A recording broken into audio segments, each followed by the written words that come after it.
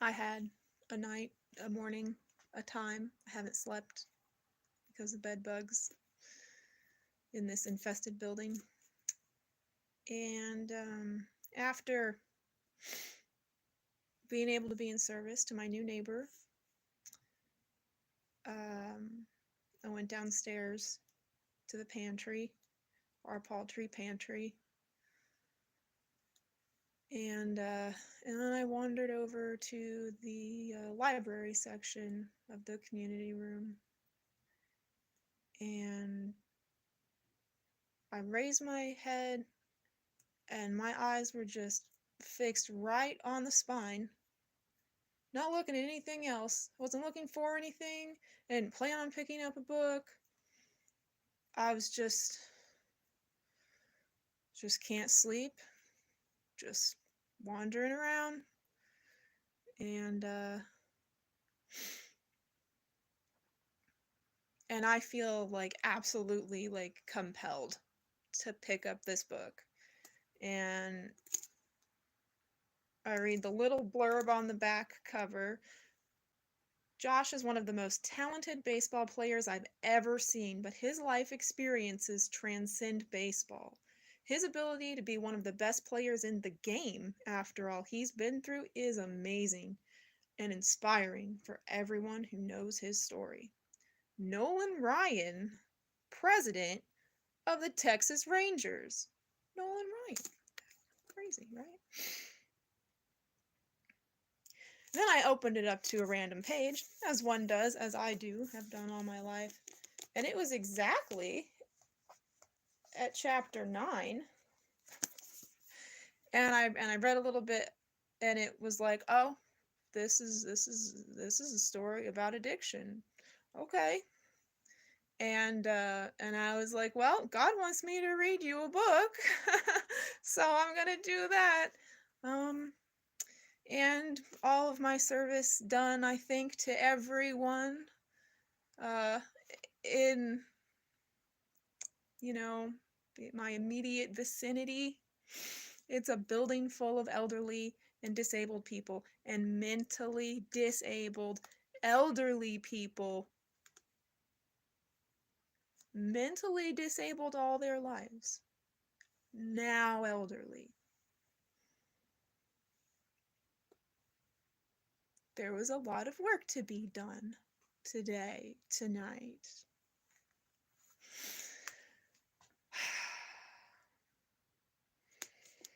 And sleep is out of the question, because anything I sit on, there's going to be a bed bug on me. That's just how it goes. So I gotta, like, find a little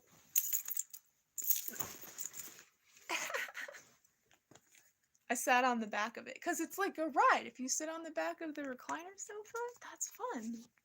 That's fun for me. Can I turn this upside down? Will it still work?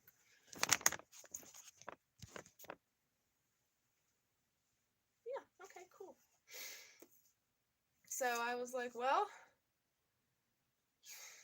time to... Oh, am I breaking something? Oh, I am.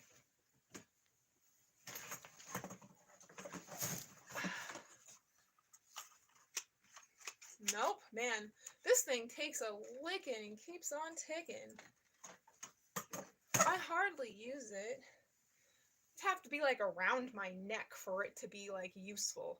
Or like someone would have to like hand it to me so I can reach or something. It's dumb. Everything about my life is dumb. We're not talking about my life. Okay. So I opened this book to read it. And I'd had the thought down in the community room right after I picked it up that, like, God wants me to read this online. But I tell you, when I picked up that book, I was like, oh, I'm just going to read this book. I'm just going to enjoy myself and have a nice time. Is it snowing? It's like, it's white. It's just white. I mean, it's so white, like, there might not even be anything rendered out there at this point. Did the world end and I missed it? That would be so like me.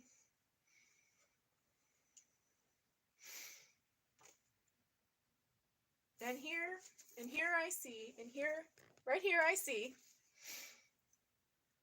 donated by Dawn Brown, September 2023.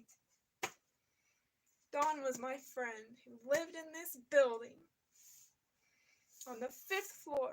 He was an artist. He was a member of Mensa.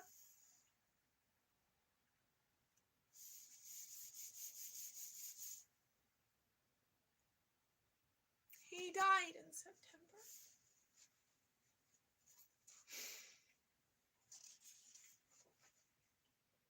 So I happened to be reading the book of one of my dear departed friends. Beyond Belief, Josh Hamilton with Tom Keown, finding the strength to come back. I probably should get some water. Is there any in this? Like, oh, I really don't want to get up. Just any. And then I wasted it. Well, it smells like it needs to be cleaned, is why I got stupid with it. That's a little better. Okay, Beyond Belief by Josh Hamilton with Tom Keown. Finding the strength to come back. Faith Words. That's like who published it. Faith Words, Hatchet Book Group, 237 Park Avenue. Faith Words, Hatchet Book Group. I feel like Hatchet did something else recently.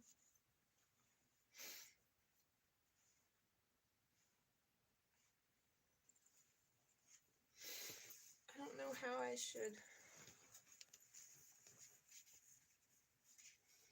Gotta be comfy.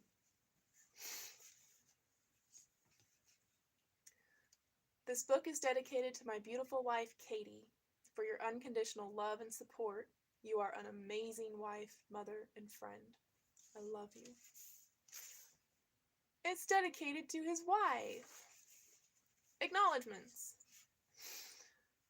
First and foremost, I'd like to thank my Lord and Savior Jesus Christ for never leaving my side through the storms.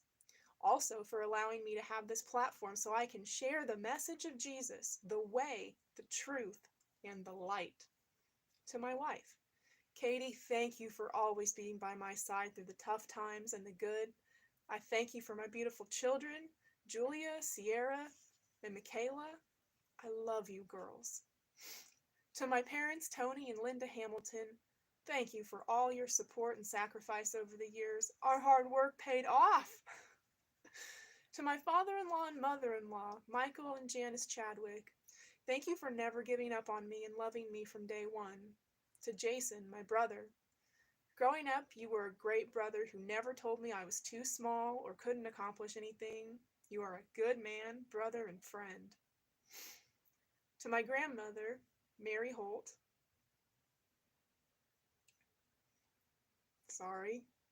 my grandma's name, Mary. Thank you for the support over the years, especially when it seemed that everyone had given up on me. You took a chance. Thank you for telling me that I could when others had lost hope. Roy Silver and Randy Holland at the winning inning, Clearwater, Florida. Without you guys, I would not be the man I am today. Thank you for all you have done for me. Jerry Nairn, thank you so much for your support. It means the world to me. You are so much more than a mentor. You are a true friend. I treasure our friendship and I'm truly thankful for you. Jerry Nairn, thank you for being a part of my first year in the big leagues. You were a great manager and friend. Steve Reed and Ken Gamble, thank you for helping and guiding my family through the difficult times and for sticking with us over the last 10 years. You are both such special people and we are blessed to know you. Pastor Jimmy Carroll, thank you for your prayers and for being there to support and love my family. God has given you so much wisdom and I'm extremely grateful for your willingness to share it. To the Texas Rangers, thank you for allowing me to be part of the Texas family and its wonderful fans. I am truly grateful for the opportunity to play for such a wonderful organization, which is so supportive of my recovery. To Richard Abbott. Abate? I'm not sure. My literary agent. Thank you for all your hard work and tenacity in making sure this process ran smoothly. To Harry Helm, my editor at Hatchet Book Group, thank you for believing in this project and having the vision to push it through. Probably gonna cry. Lastly, thank you to everyone who prayed for me. I do not take that for granted. It means more to me than you'll ever know. Prayer is one of the greatest gifts a person can give or receive. There are sure to be more storms in life, but all of you have helped prepare me for them. Thank you so much. I love you all. Beyond Belief. Introduction. In late January of 2006, on the spongy green grass of a former spring training stadium in Clearwater, Florida, I stood on a baseball field with a bat in my hands for the first time since I could remember. Clean and sober for more than 4 months, I was stringing together so many good days I was starting to believe I would never have another bad one. My wife Katie was in the stands to watch me take batting practice that day. Are they vacuuming up fucking the earth? Ugh.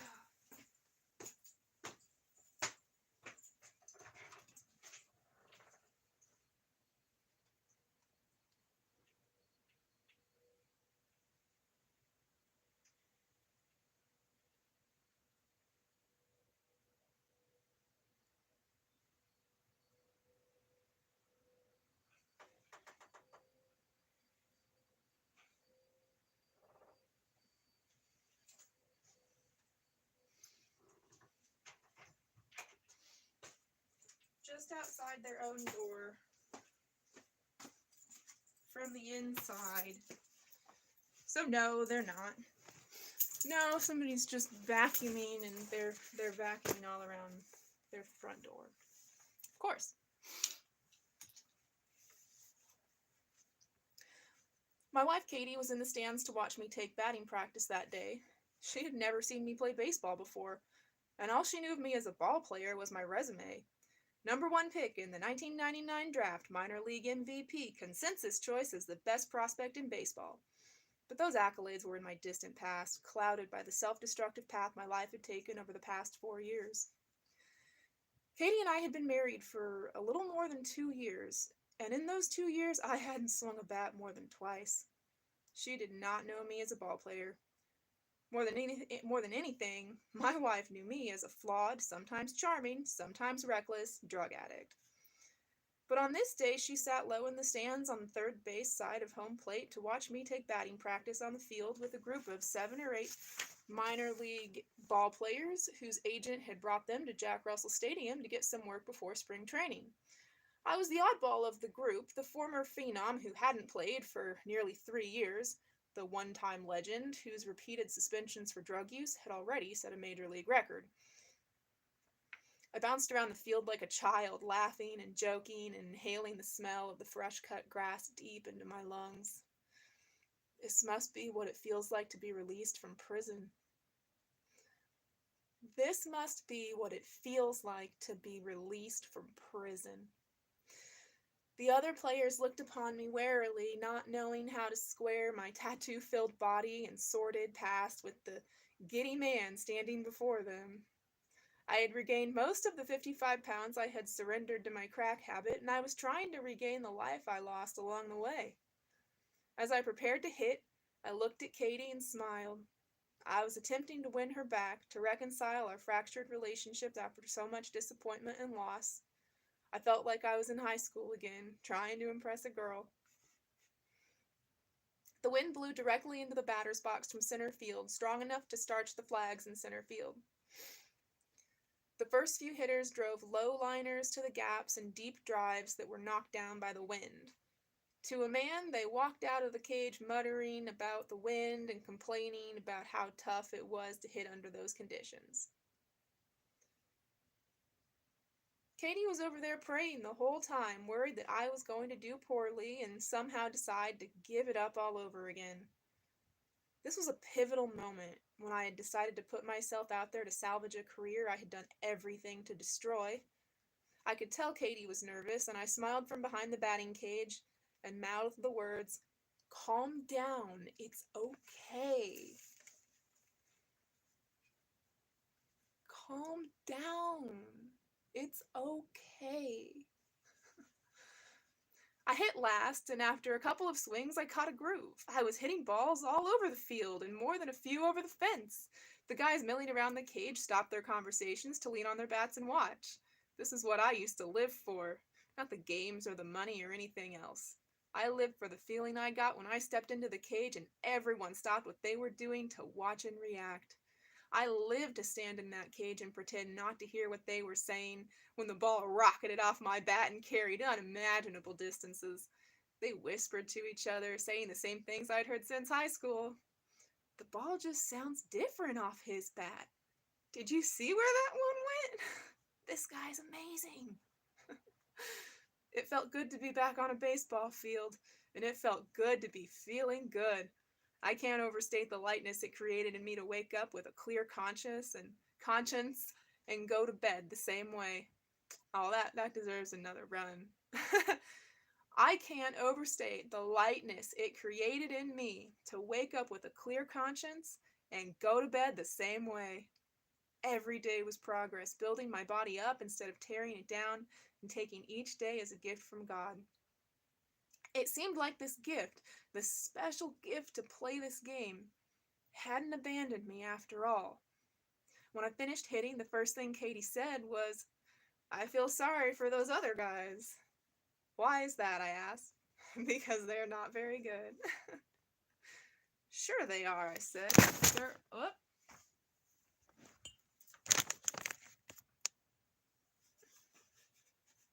Sure they are, I said. "They're all professional players. Some of those guys will be in the big leagues someday." "Well," she said, completely innocent, "compared to you, they aren't very good." I turned my head and looked at her out of the corner of my eye as if to say, "What did you expect?" That was the moment it dawned on her. All those things she'd heard about my ability on the baseball field, all those things pro scouts said about me when I was the #1 pick in the 1990 draft, all those things that made the Tampa Bay Devil Rays give me a record $3.96 million bonus out of Athens Drive High School in Raleigh. All those things were true. They were every bit as true as the nightmare she had lived with me, her drug-addicted husband, ever since we got married. Her jaw dropped open for a moment as the realization struck her. I could see her running it through her head, what she had just witnessed coupled with the torment of the past 2 years. She clenched her jaw and play punched me in the shoulder. "I'm glad I didn't know this before now," she said. "If I had known you were throwing away that kind of talent, I would have been so much angrier with you." Chapter 1. The man watched silently, his arms crossed. He sat directly behind home plate, halfway up the concrete bleachers, a lone figure in the West Raleigh Exchange ballpark. I didn't know who he was or why he was there, but occasionally I'd catch my daddy glancing up at him from his spot on the field.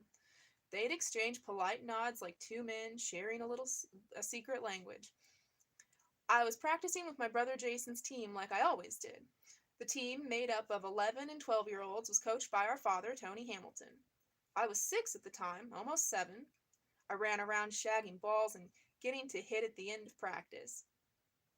Jason, whom I always called Bro, was always encouraging to me when he probably could have told me to stay home or at least stay out of the way. The day the man sat in the stands, sorry. The day the man sat in the stands, I made a diving catch in the outfield that nobody could believe. I was running from right center towards center field and diving till my body was parallel to the ground as I caught a ball about 6 inches off the ground.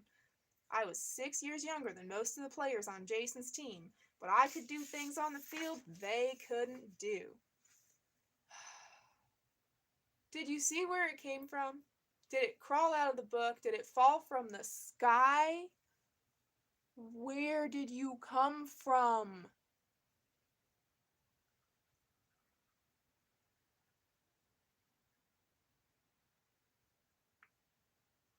I hate you so much.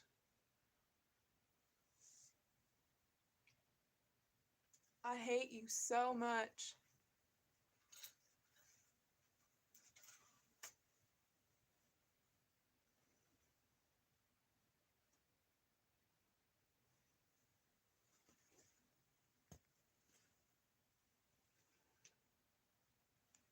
It's so flat.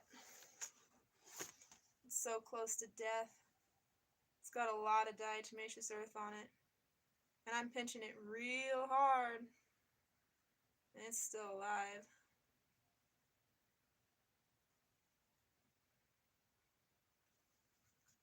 I don't know when it last fed.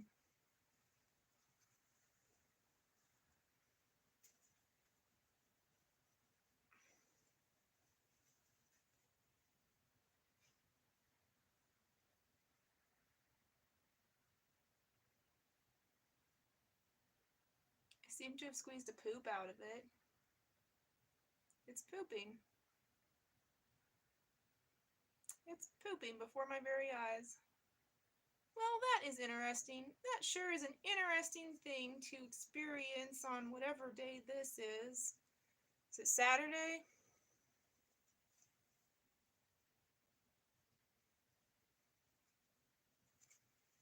Fold it in half. I've never seen one poop.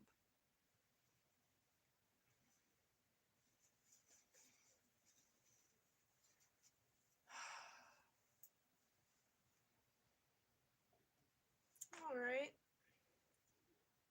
My stomach is growling. I guess I better get up and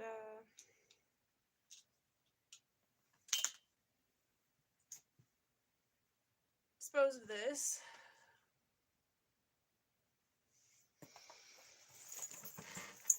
BRB. I step on fucking everything. I don't fucking care anymore. There's no point. I gotta wash everything anyway. Gotta wash everything anyway. Alright.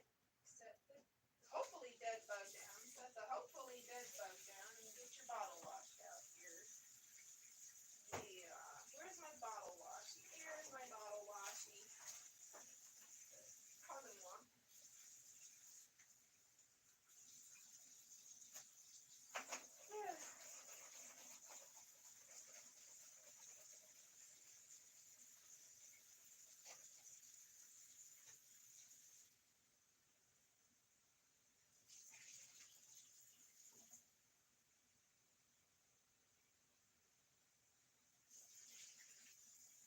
I only saw him kill 2 in my neighbor's apartment. Yeah.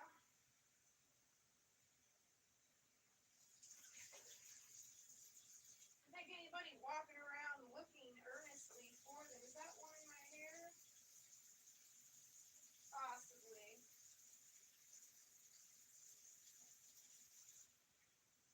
If anybody were earnestly looking for them in my apartment, I reckon you really only see 1 or 2 in here, too.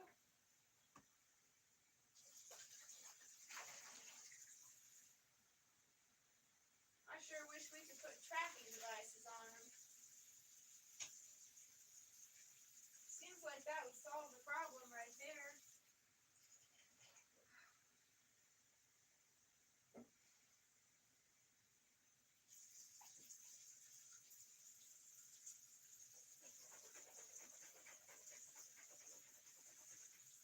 So I'm thinking if I cut myself and bleed on something and lure them out and then try to watch where they come from, that's going to mean that I just cut myself and just sit and watch my blood dry.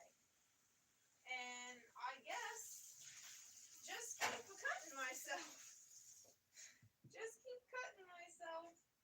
Oh, my gloves were in the sink. That's what I get for not putting my glasses on. That would have been an awareness that I would have cautioned. And I still should have. They're bright freaking pink. I'm just like, I'm keeping an eye on the thing with the bug in it. Keep an eye on the thing with the bug in it. I got a clumsy sink. That means I gotta fist it really good. My fist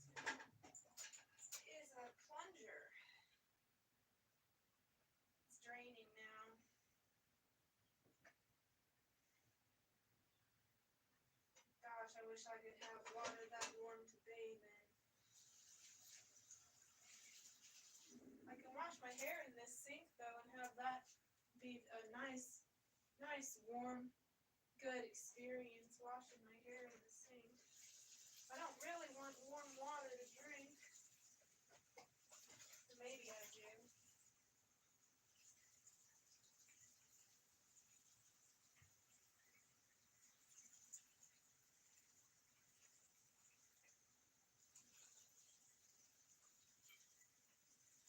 Don't dump it out, sweetie. Fill the water. Right, yes, we're drinking water. Yeah, yeah. We're drinking water. That's what we're doing. That is what we're doing.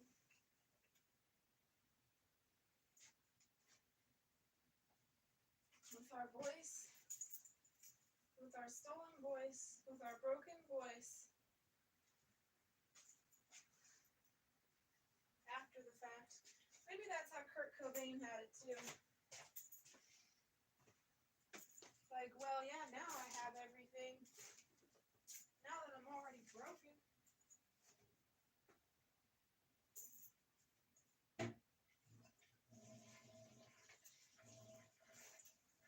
Now that my voice ain't no good.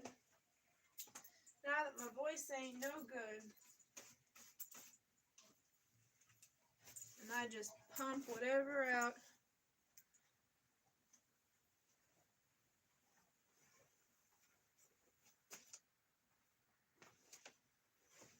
Just to be doing something.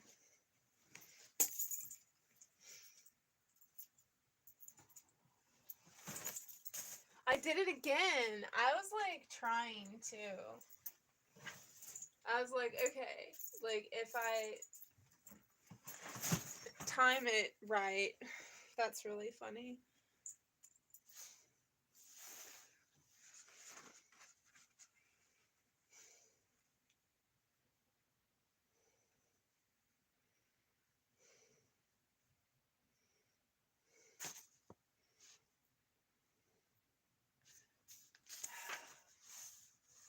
All right.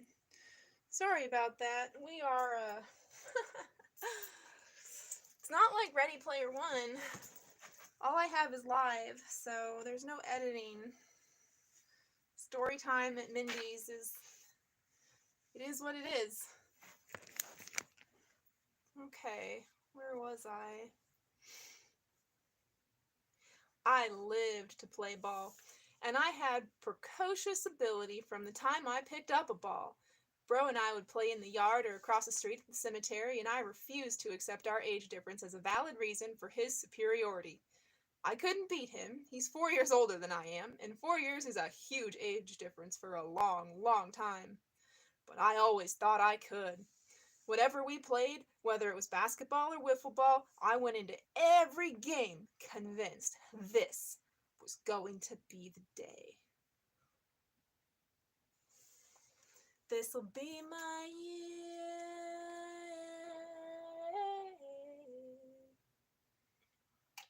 This'll be my year.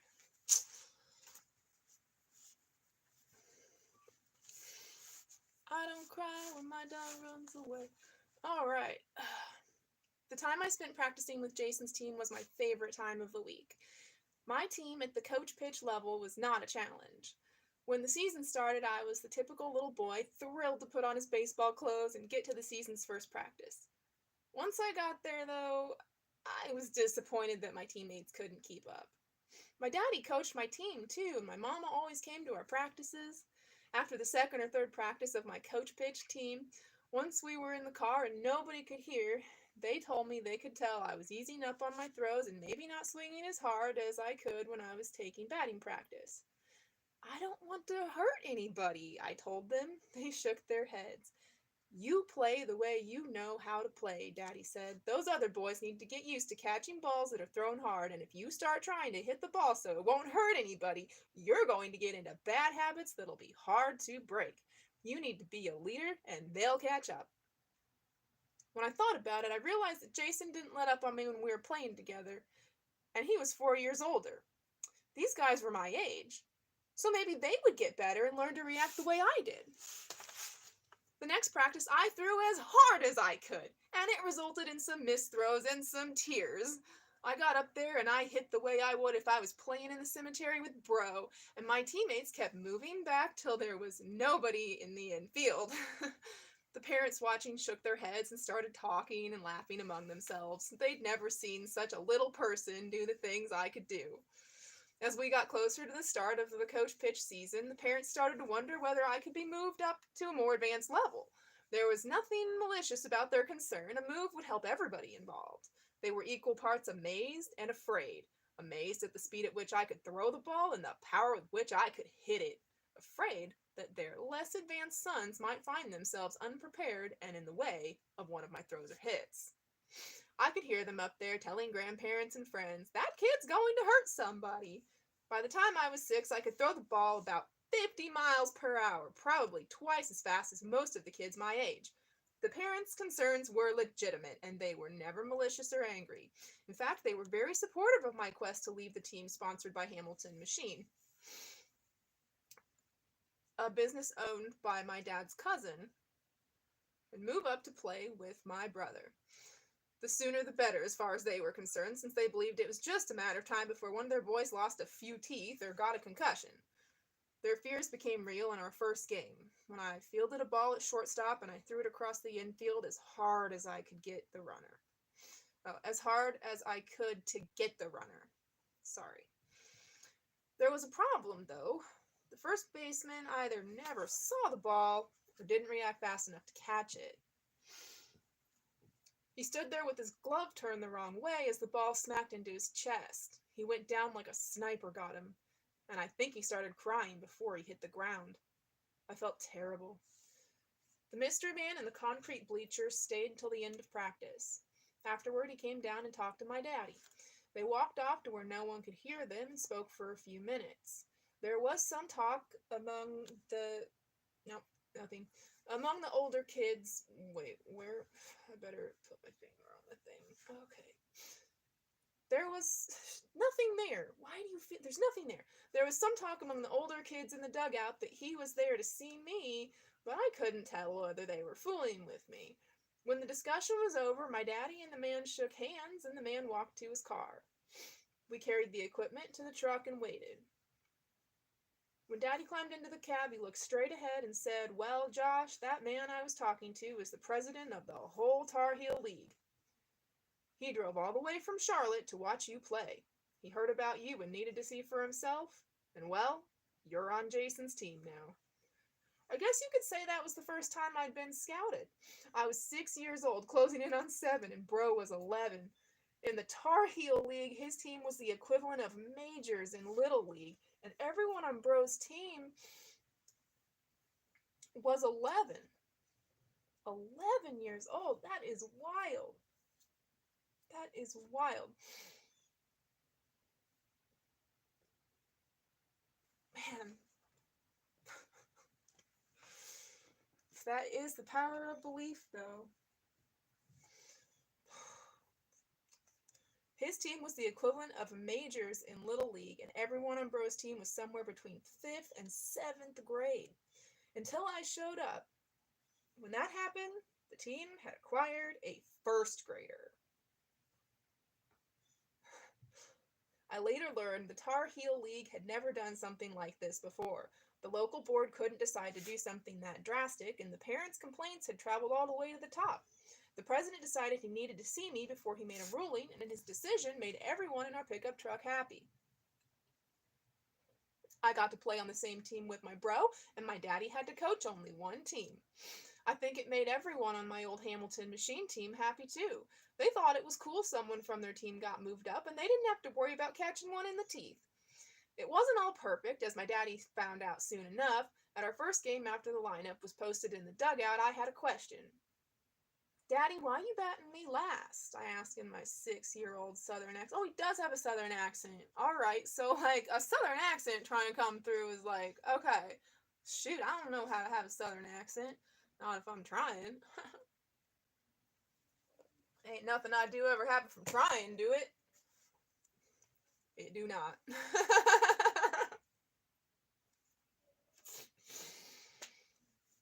'Cause you're the youngest one, that's why. I didn't like that answer, and every game I said something when I saw my name in the ninth spot in the order. Come on, Daddy, what are you batting me last for? He never budged, though. That ninth spot always had the same name, Jay Hamilton.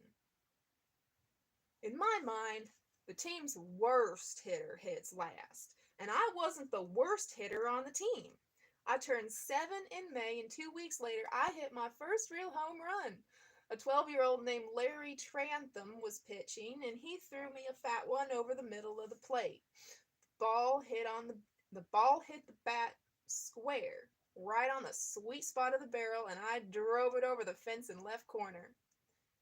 It's hard to explain, but on contact, I felt nothing. It's one of the best feelings in the world. Life in the Hamilton household revolved around family and baseball. You couldn't tell where one started and the other stopped. Not on a dare. I wasn't a bad student, but given the choice between playing ball and memorizing parts of speech, I wanted the ball. It was a family tradition. My parents, Linda and Tony, met at a ballpark.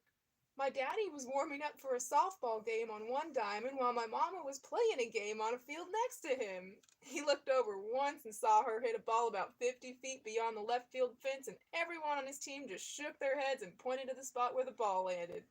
The next time up, the same thing happened, except the ball went even farther. At this point, my daddy had seen enough. He walked over to her field and told someone, "I've got to meet that girl."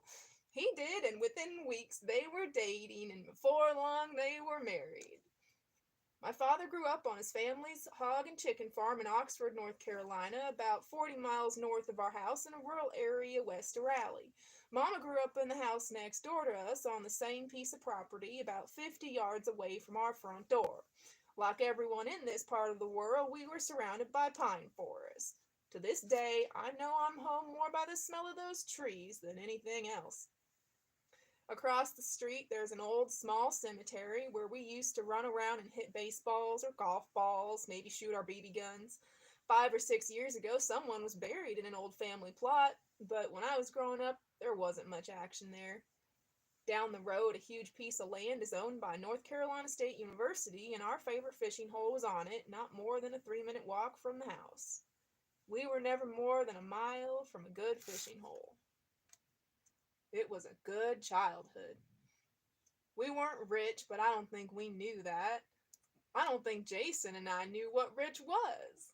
We played ball and went to school and pretty much had the run of the place. We hung out as a family and didn't see much need to go out even as we reached high school age. We were pretty content in our little corner of the world. We had everything we needed. My grandmother on my mother's side lived right next door to us in the same house my mama grew up in. This was the place Bro and I went to be spoiled with cookies and ice cream and grilled cheese sandwiches. Mary Holt is an old-fashioned Southern lady, more of a friend than an authority figure. My nickname from the time I started playing baseball was Hambone, and I called Granny Grambone. If we got in trouble at home, we'd always find our way over to Granny's house to escape. Whatever we had done to get in trouble didn't seem like such a big deal to her. She was the safe haven, and it was a role she enjoyed.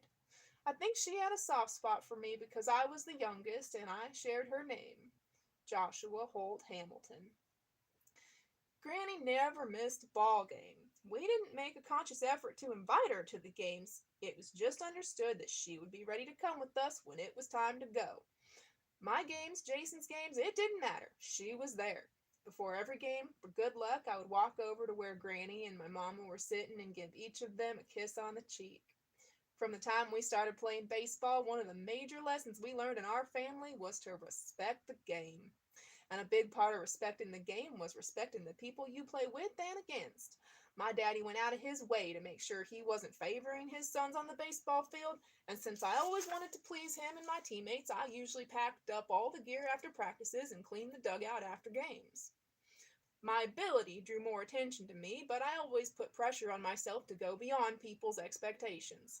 I didn't want to be treated differently because I was a good player. I loved to play the game, but it didn't mean anything beyond that. My parents taught us to be humble. My mom was an awesome slow pitch softball player, one of the best in the area. She played first base and pitched, and the tales of her hitting exploits are repeated to this day. People around Raleigh who watched her play swear she could hit a softball 400 feet. Our parents raised us on the idea that a ball field was the best place to be. They believe that sports keep kids out of trouble and headed in the right direction, whether they pick up a ball after high school or not. My daddy loved sports and played baseball, but he grew up in a family that felt it was much more important to work on the farm than to do something frivolous like playing ball. The demands of work limited his opportunities to play sports, but he played whatever he could whenever he could. Baseball, softball, football, martial arts. My daddy is big and strong, country strong, with forearms like pillars and shoulders wide as a doorway. He never had any formal strength training, but he set the unofficial YMCA bench press record in Raleigh with a lift of 540 pounds. His limited opportunity to play sports made him determined to make sure we were able to take advantage of every possible opportunity. My daddy coached Jason and me until we got to high school, and he wasn't the type of dad/coach who let us do whatever we wanted. His teams were disciplined. He made us keep our shirts tucked in, and he preached accountability, making sure we never left our bats or any other equipment for someone else to pick up. We rarely crossed him, but once when I was 11, I didn't run hard enough to first base on a pop up, and he got all over me. We were playing some kind of championship game, and he told me I embarrassed him on the field. He never stayed mad, but I knew better than to do it again. From then on, I ran out every ground ball and every pop up like my hair was on fire. I was never pressured to play ball. The perception of my parents as hard driving stage parents that was never accurate. I played because I loved to play and because I was good at it. If I had told my parents that I didn't want to play baseball, I honestly think they would have been fine with that. They would have been surprised, but they would have thrown themselves into whatever activity I chose to replace it. They made sacrifices for us. Jason and I knew it at the time, but I don't think we completely understood the level of sacrifice until we got older. Daddy was and is a hard worker who got up early in the morning to go do his job as a supervisor for the Wonder Bread Factory in town. Oh man, Wonder Bread Factory smells so good. Mm. Mama worked for the North Carolina Department of Transportation. She washed our clothes after dark when the utility rates were lowest so we could save money to spend on gas and food for our baseball trips. My daddy always made sure he had a flexible enough schedule to work around my baseball games. To do this, sometimes he had to go to work at some ungodly hour so he could get his work finished in time to leave for the game. I would hear him leaving the house at 3 or 4 in the morning during the summer after we had gotten home after midnight from an AAU baseball tournament somewhere in the state. His bosses, in general, were understanding and appreciated his devotion to both his job and his family. He got a new boss when I was 12, the summer after I finished playing in the Tar Heel League and started playing traveling AAU ball in the summer for a team in Raleigh. One Friday, my daddy did what he always did when the schedule got tight. He got to work at 2 a.m. so he could leave by noon and drive me 3 hours to a game. As he walked to the time clock to clock out for the day, this boss stopped him. "Tony, where you going?" "Got a ball game," my daddy said. "I'm done for the day." "You know I need you here this afternoon. You need to stick around." My daddy explained the arrangement he had with the bosses at the factory. As long as he completed his work for the day and it didn't cause any disruption, and it wouldn't have in this case, then he was free to go. He was a dedicated worker and went out of his way not to cheat anybody. The new boss wouldn't hear any of it. He repeated his desire to have my daddy stick around for the rest of the afternoon. At this point, my daddy felt he was being tested, challenged just to see how he would react. This was not always a smart move for the person doing the challenging. My daddy just stood there with his time card in his hand, waiting for his boss to make the next move. "Tony, I've got a question for you. What's more important, the ball game or your job?" My daddy didn't hesitate at all. He didn't answer him directly, but he looked this new boss right in the eye and slid his time card into the clock until it clicked. He put the card back in the slot, calmly walked out of the factory, and never worked another day for Wonder Bread. We went to Rocky Mount, North Carolina one year for an all-star tournament, and I pitched the first game. Early in the game, I threw a pitch behind a little kid on the other team. When it was his turn to hit the next time through the batting order, he dragged his bat to the batter's box with tears running down his cheeks. He stood outside the box crying and looking at the third base coach to see if he might spare him this moment and send him back to the dugout. Instead, the third base coach walked toward him and said, "It's okay, get up there and hit. He's not going to hit you. Be a big boy." He looked at the coach and sobbed, "It's too fast." By now, everyone in the stands was trying not to laugh at this poor kid who probably should have been allowed to walk back to the dugout and put his bat back down rather than be scarred for life by his behavior in a Tar Heel League game. Finally, he agreed to get in the box. Everyone cheered and told him he could do it. He stood as far from the plate as possible and looked ready to bail at any moment. He held his bat on his shoulder, showing no intention of even thinking of swinging. And so I wound up and threw. I was 11 years old, and I threw the ball about 70 miles per hour. The problem was I didn't always have any idea where it was going. Pinpoint control was not part of my game. I don't know whether hearing the coach promise that I wasn't going to hit him messed with my head, but I wound up and threw a fastball that dumped into the kid's back right between his shoulder blades. Oh, I felt terrible. That was the last thing I wanted to do, and maybe I tried so hard not to do it that I guaranteed that I would. I don't know, but if you thought he was crying before he got into the box, you can't imagine what he was doing now. He was lying there perfectly still and screaming at the top of his lungs. "He hit me! He hit me!" It was like the ball stunned him or something, hit him right in the spine. The coaches and the umpire ran out to him, trying to convince him to get up and take his base, and he kept screaming, "I can't move! I can't move!" The only body part undamaged, it seemed, was his mouth. In the course of all this screaming and crying, someone decided it would be a good idea to call an ambulance. I stayed on the mound, flipping the ball to myself repeatedly. It was a habit I had, part of my inability to be still, and also something I did when I was nervous or embarrassed. I didn't go down to the plate and get involved with the kid, though, because I was always taught to just throw the ball and not worry about hitting someone. I felt bad for him, but at the same time, it was his job to get out of the way of a bad pitch. He stayed on the ground for what seemed like forever, long enough for the ambulance to arrive and the paramedics to get out to the batter's box. When they lifted up his shirt, they saw the stitch marks from the baseball on his back. Eventually, the paramedics and coaches convinced him that he could stand up and go on living, that he had indeed survived his encounter with this left-handed freak of nature and his wild fastball. Years later, when I had been out of baseball and somewhat forgotten, my daddy was on a job site and he got to talking with some of the men there about baseball.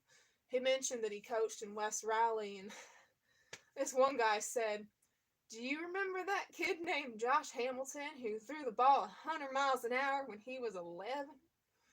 My daddy said, "Yes, I do." "Is that guy still around?" "Yeah, he's still around. Somewhere." Well, one time I was playing against him and I didn't want to bat, but they made me anyway, and he hit me right in the back. That hurt worse than anything in the world. I'll never forget that. "Nope," my daddy said. "Neither will I." "What do you mean, you were there?" "Josh is my son." The guy started laughing and shaking his head. "You tell your son I never played past Little League after he hit me. That boy scared me to death."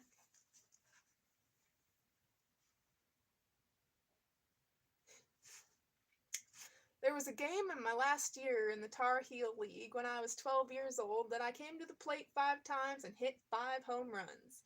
I think after the third one, the coaches and pitchers for the other team kept pitching on to me just to see what would happen. People saw me as different, something special, but they wanted me to succeed. I was always encouraged by other parents and coaches, and I attribute this to the way my parents taught us to behave. I never pimped a home run, not then or now, and I always went out of my way to praise my teammates for their achievements. I understood my talent for what it was, the ability to excel on the baseball field. It didn't deserve special treatment or a different set of rules. During that summer when I was 12, I made my parents a promise. I said, if I get drafted and get some money, I want you guys to retire. We'll use the money to pay off all your bills, and you guys can come with me. At 12 years old, I was good enough to dream. I could look around at the kids I was playing against and see that it wasn't a ridiculous leap to think that I could someday make money playing this game. My idea to free my parents from all their hard work and repay them for their devotion was a fantasy life as expressed by a 12-year-old. Playing baseball for a living was the greatest thing I could ever imagine.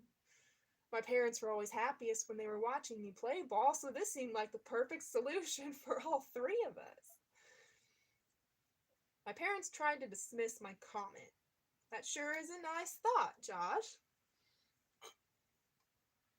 I sure did forget to walk over to that window and see what is going on. If anything is.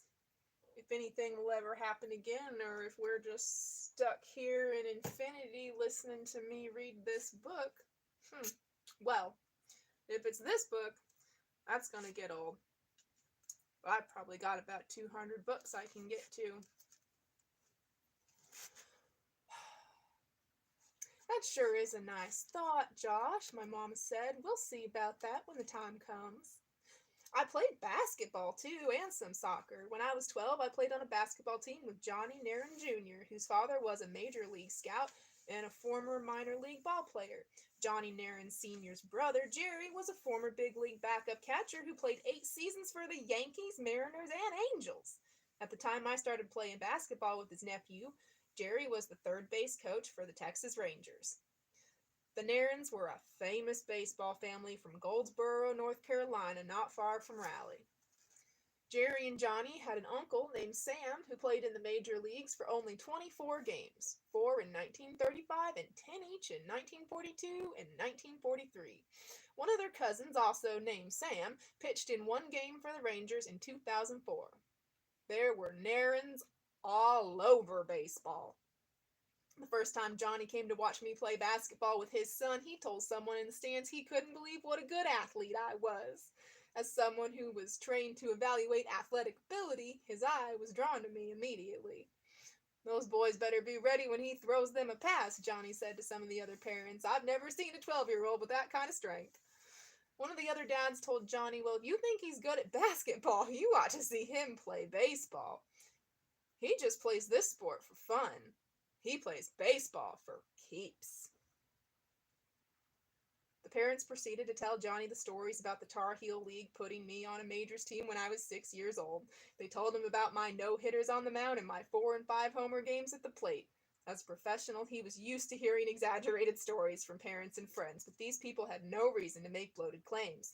He didn't let on that he was an associate scout for the Atlanta Braves at the time, but he filed it away and made a note to take the time to watch this Josh Hamilton kid play baseball before everybody knew who he was.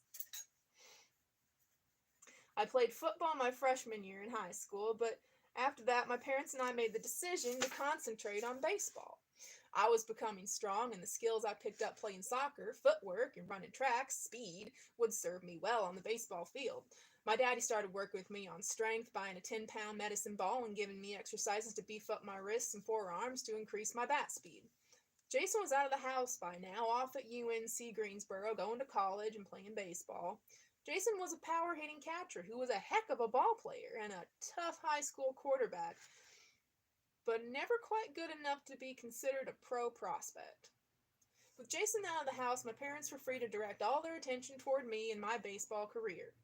I played varsity as a freshman at Athens Drive High School, and during that summer I started using a wood bat along with the standard aluminum high school bats. Without saying it, my daddy and I were pretty sure I was going to have the opportunity to play professional baseball directly following high school. That was the goal anyway, and anything that helped me get there faster was worth the effort. And since professional scouts said their toughest job was projecting how well an amateur player could make the transition from metal to wood bats, we decided we would remove the mystery as best we could. We thought of everything, or at least tried to. And if it sounds like pressure, it really wasn't. We were preparing for pro ball by the time I was 15, but the only pressure I felt was the pressure I put on myself. Baseball is a game of failure. You can't expect to succeed every time you go to the plate, or strike out every hitter, or throw out every base runner. Accepting failure was the toughest lesson I had to learn. I was so hard on myself I had to fight the urge to expect perfection. Johnny Nairn returned to my life when I was 15 years old. He asked me to play for a fall. Did the lights just flicker, or was that my consciousness? He asked me to play for a fall prospect team he was coaching. Johnny, who was still scouting for the Braves at the time, handpicked the team based on ability. Johnny's son was on the team, and so was Matt Robertson, whose father, Jax, is an assistant general manager with the Pittsburgh Pirates. Johnny couldn't wait for his brother Jerry to come home after the big league season so he could watch me play. He told Jerry, "You've got to come see this kid. You're not gonna believe him. I was playing anywhere. Pitcher, first base, outfield, catcher, shortstop. I didn't care as long as I was in the lineup and having fun. I love to catch." Johnny would tell me, "Josh, there aren't any left-handed catchers." And I would say, "I don't care. It's a lot of fun." I don't know whether Jerry Nairn got sick of hearing about this 15-year-old kid in Raleigh, but Johnny didn't get sick of telling him about me. The big league season ended, and Johnny got right back to telling Jerry that he needed to come see me play. "I'm coming out to see your son Johnny play," Jerry insisted. "Oh yeah? Come see Johnny play." Big Johnny said, "But you've got to see this kid Josh Hamilton." Johnny tells stories about what I did when I played on that team. Once we were running fast in third plays in practice, I was catching and Matt Robertson was playing shortstop. I came up and threw the ball to Matt, who was cutting the ball off behind the mound, and it got on him so fast he either never saw it or couldn't react in time. It hit him right in the neck, and he went down like he might never get back up. Another time, I threw a ball from first to the shortstop to start a double play during infield practice, and the ball tailed off just as it reached Johnny Nairn. I threw it hard, probably too hard, and he couldn't stay with it. It caught him square in the ankle, and he walked with a limp for about a week. That was a 15-year-old prospect team, and everybody on the team was identified as a potential star player in high school. I was part of the first wave of the specialized baseball teams, the travel teams, prospect teams, AAU teams that are now a huge part of youth baseball. There weren't many rules. Coaches or local scouts put together teams and then tried to find similar teams in the area to build a schedule. I probably could have been playing with the 18-year-old prospect team, but I was with my friends, and besides, it was another example of people not wanting to set a precedent by advancing a player beyond his age group. As Johnny Nairn Sr. said, a lot of times you see a 12-year-old who is physically advanced, and eventually the other kids catch up to them. The strong kid matures earlier and is stronger, but he tops out. Things even out by the time he reaches high school. But in Josh's case, nobody ever caught up with him. Ever since I was 12, when I dreamed out loud about signing for enough money to pay off my parents' debts and bring them to the pros with me, I had my sights set on being a professional baseball player. I wanted to make sure I took care of the details, and decisions such as hitting with the wood bat were calculated to maximize my chances. This was a family thing. Everything I did was a family thing, baseball foremost among them. My daddy was part of the decisions I made, from using a wood bat to choosing the right summer team. But what some people perceived as pushing was simply supporting. The issue of hard-driving parents pushing their kids to earn a scholarship or get a contract is a serious one, but that wasn't what Tony and Linda Hamilton were all about. Yes, we were preparing for the day when I could reach the level I wanted to reach, and yes, they were part of it. But they weren't stage parents or helicopter parents or whatever other negative descriptions you want to use. My parents never berated a coach or forced me to do anything I didn't want to do. I honestly think I could have decided to quit baseball and they would have been fine with it.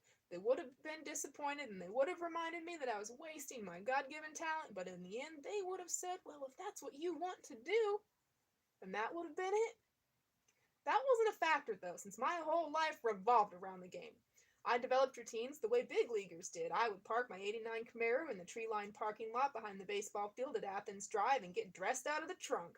I always blasted the same two songs, Double Trouble by Lynyrd Skynyrd and Brand New Key by Melanie. They were my baseball songs, and I never got sick of them. And I continued to kiss my mama and my granny before every game. My daddy stopped coaching me before high school, and I brought the values he instilled in me to high school baseball. I always made sure to be respectful of the other team and the umpires. I always made sure to clean up the dugout after the game. There were a lot of people who helped me improve by giving me either instruction or opportunity. One of the men I always admired was Clay Council, who helped run the American Legion program in Cary. My brother played Cary Legion, and Coach Council was an assistant coach on that team. Whenever I didn't have practice or a game, I would go to Jason's practices and shag balls and hope to get in a few swings at the end of practice. That's how I met Clay. He would always have time to throw a few to the 13-year-old who was hanging around with his older brother. And he'd always smile and talk to me at the games when I was chasing down foul balls so I could get the free hot dog that came with every ball you returned to the concession stand. Coach Council was a quiet, friendly man with a deep North Carolina drawl. He was about 60 years old when I met him, and he had already devoted a good part of his life to helping local teenagers become better ball players. He was a great batting practice pitcher, and it seemed he could throw for hours and hours. As long as someone wanted to hit, Coach Council was there to throw. He became part of the landscape of amateur baseball around Raleigh, and even though I played on the Fuquay-Varina Legion team, I would occasionally see Coach Council at the various high school fields, always throwing to whoever wanted to hit. But my daddy was someone who volunteered his time to coach youth baseball. Because my daddy was someone who volunteered his time to coach youth baseball, I was always aware of the sacrifices other coaches were making for me and my teammates. I noticed that ball players didn't always thank him for his time, and it made me more conscious of thanking him or any other coach. Clay was one of those men who get forgotten when the boys pass through high school and move on to the college or the pros. He worked at the Raleigh-Durham Airport and spent much of his free time helping kids. He kind of blended in, never demanding anything, giving only instruction and encouragement. He and I both loved baseball more than anything in the world. I never felt as happy as I did when I was on the ball field, and he looked like he felt the same way. After I got drafted, I saw Clay at one of the fields during a Legion game, and I told him right there, if I ever get asked to be in the home run derby, I'm going to ask you to throw to me. I told him that every time I saw him after that, and he always had the same answer. That's nice, Josh. I'd sure like that. This man, what? His life, his parents, I never had a problem with being the center of attention on the baseball field. It started when I was little, back when the president of the Tar Heel League showed up to watch me shag baseballs in the outfield of my brother's practice. I never sought out attention, but my ability brought it to me naturally. In a lot of ways, my parents and I, is making sure it's still recording, looks like it is. In a lot of ways, my parents and I had prepared for a time when the attention would turn from parents and teammates to scouts and college coaches, so when I entered my senior year at Athens Drive High, I had a pretty good idea of what to expect. Or at least, I thought I did, until it became a reality, and then I realized there was no way to prepare adequately for this amount of attention. Baseball America magazine and every other publication that cared about amateur baseball rated me as one of the top 5 high school players in the country. I pitched, played the outfield, and sometimes played first base if I needed to either rest my arm after pitching or save it for an upcoming game. The only real issue for major league teams was whether to draft me as a pitcher or an outfielder. My preference was to be an outfielder so I could play every day and do what I loved best: hit. But I had spent the time since the end of my junior year working out with rubber strength bands, and by the time my senior year started, my fastball was clocked as fast as 97 miles per hour. I understood it was a temptation for teams to consider using me as a pitcher since left-handed power pitchers are the rarest and most valuable commodity in baseball. By the time my senior season began, I had been told by more than one scout that I would be one of the top 2 picks regardless, pitcher or outfielder, and it didn't really matter. In one of our early season games with the line of scouts behind the plate, I was the starting pitcher and came out throwing bullets. The kids on the other team had no chance. My daddy was sitting close enough to see the readings on the scouts' radar guns. They were consistently 95 to 96, and after the second or third inning, he walked down toward our dugout and got my attention. "Josh, take a little off," he whispered. I was confused. Nobody could touch me. I was blazing everybody. Why? Because if you keep throwing like that, all these scouts are going to want to make you a pitcher. Tone it down to about 90. You still won't be able to hit it. If the scouts were unsure whether I was a pitcher or a position player, later in the game I gave them something that either further confused them or set their minds at ease. On one of the few decent pitches I saw, I hit a 450-foot homer into the football practice field beyond the fence in right center. I was also walked intentionally 3 times, an event that happened way too often for my and the scouts' liking. They would grumble and groan about not getting a chance to see me swing the bat after they'd driven all day to watch me play. Some of the coaches played against understood what was going on and actually allowed their pitchers to throw to me so the scouts could get a look. I hit over .600 my senior year, and I learned to become a pretty good bad ball hitter because I was never sure I was going to get a decent pitch to hit. On the days I pitched, I became accustomed to the choreography of the scouts as I stood on the mound and looked in for the catcher's sign. Dang it, I'm going to put my glasses on.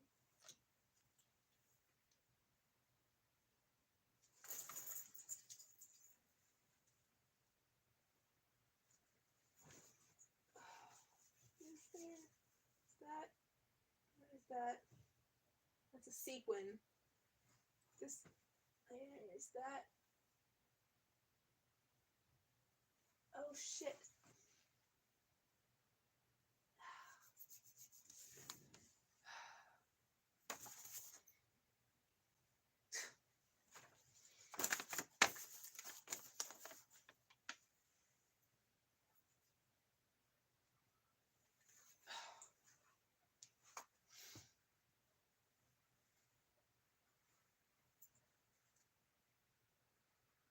No, that thing's dead.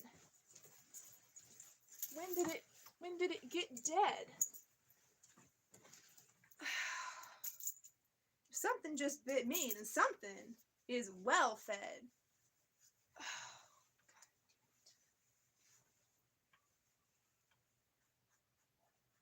Ugh.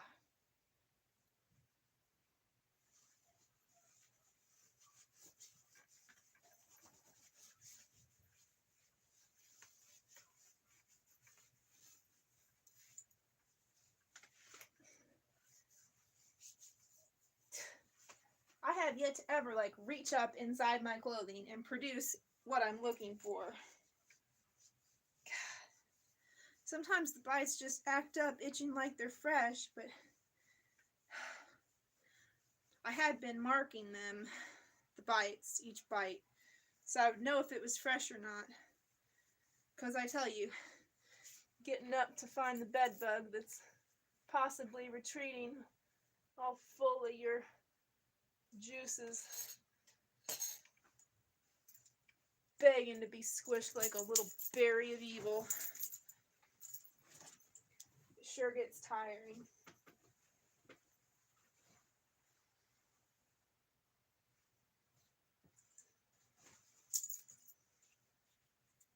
Alright.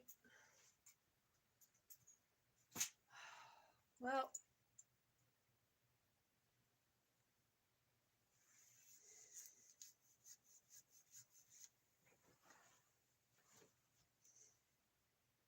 if my butt's itching.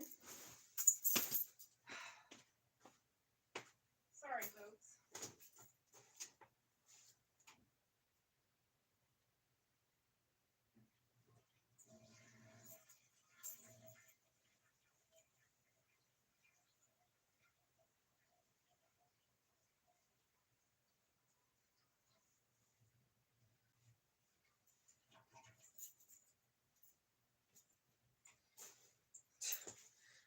stepping on everything.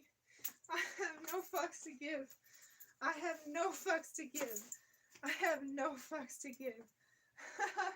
Oh man, I get real worried when when that happens. But I've got a good project here. I'm stepping over to see. Oh wow. Huh. No, it's not snow. It's just an incredibly dense fog. Alexa, what time is it? Good morning, Mindy. It's 9:07 a.m. Huh. It is sure late for this fog. Wow. Yeah. Oh, I love it. That's great. Wow.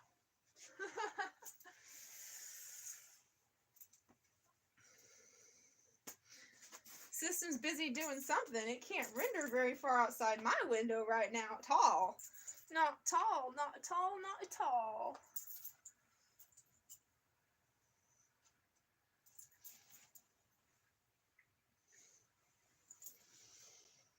I get confused about the spots that have they're already dead ones.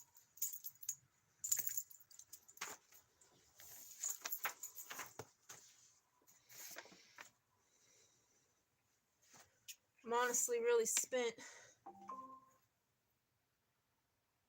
Alexa, check notification. One new notification from Amazon. U.S. National Weather Service has issued a dense fog advisory for Kansas City. It'll be in effect until December 2nd, 9 a.m. CST.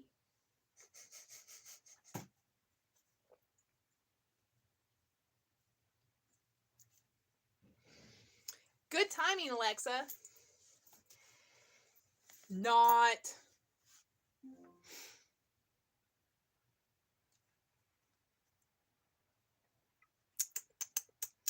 On the days I pitched, I became accustomed to the choreography of the scouts as I stood on the mound and looked in for the catcher's sign. They stood, sometimes as many as 60 of them, behind the chain link backstop and raised their radar guns to eye level in unison every time I started into my windup.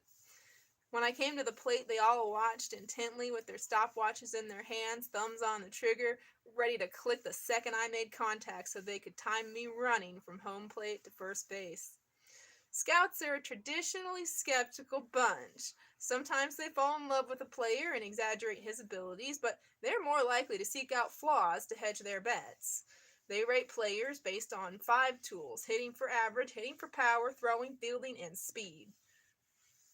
A player who is above average in 3 of those tools, or in the scouting lexicon, plus in 3 tools, is considered a definite pro prospect. Scouts throw around the phrase 5-tool player the way they throw around concrete pillars. It's the most exclusive description in baseball, and from the time I was a sophomore in high school, it was the term most often used to describe me. Some of the quotations from the scouts in the newspapers were so flattering they bordered on embarrassing. They were comparing me to the great Mickey Mantle and saying I was the best high school baseball player they'd ever seen. The scouts did their homework too. They left nothing to chance. When it became clear that I was going to be one of the top 2 players taken in the June draft, the intensity escalated. The Tampa Bay Devil Rays had the number 1 pick and Florida Marlins had 2nd pick, and both teams made sure they knew all about me in advance of the draft. They interviewed me, my teammates, my friends, my coaches, my parents, my brother, and pretty much anybody else they could think of. They would have interviewed my girlfriend if I had one. I'm trying to break that thing. I am just like trying like hell.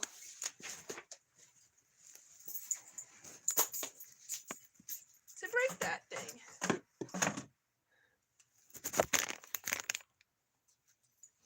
You don't need to see me. I don't think it adds or enhances the experience in any way, shape, or form. Poured quite a bit of water somewhere. Or maybe it does.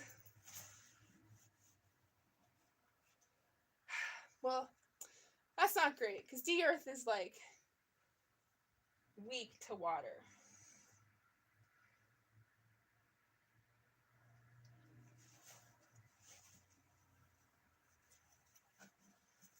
Eh. I'm not. I'm not. I'm not. Not. I'm not dealing with it.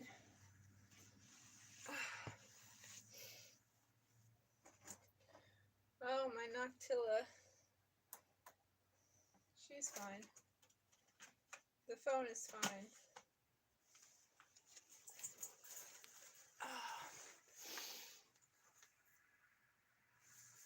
Let's see, if I had had a girlfriend, they would have doodle-doodle-doodle-doodle-doo. They put me through psychological testing to see how I'd respond to tricky situations. They asked me unusual questions to judge my ability to think on my feet. My senior year was like one continuous audition for the draft. My job was to impress these men who came to my games and came to my house to get to know me better. I already knew all the area scouts, the men whose job was to scout the rally area for major league teams, but my senior year brought out the cross-checkers and the player personnel guys from the team offices. When a team is looking at drafting a player high in the draft, they don't rely on the opinion of just one person. The investment involved dictates a variety of opinions, and national cross-checkers are the seasoned scouts who travel around the country assessing the players already recommended highly by the area scouts. My status as a potential top pick increased the scrutiny exponentially.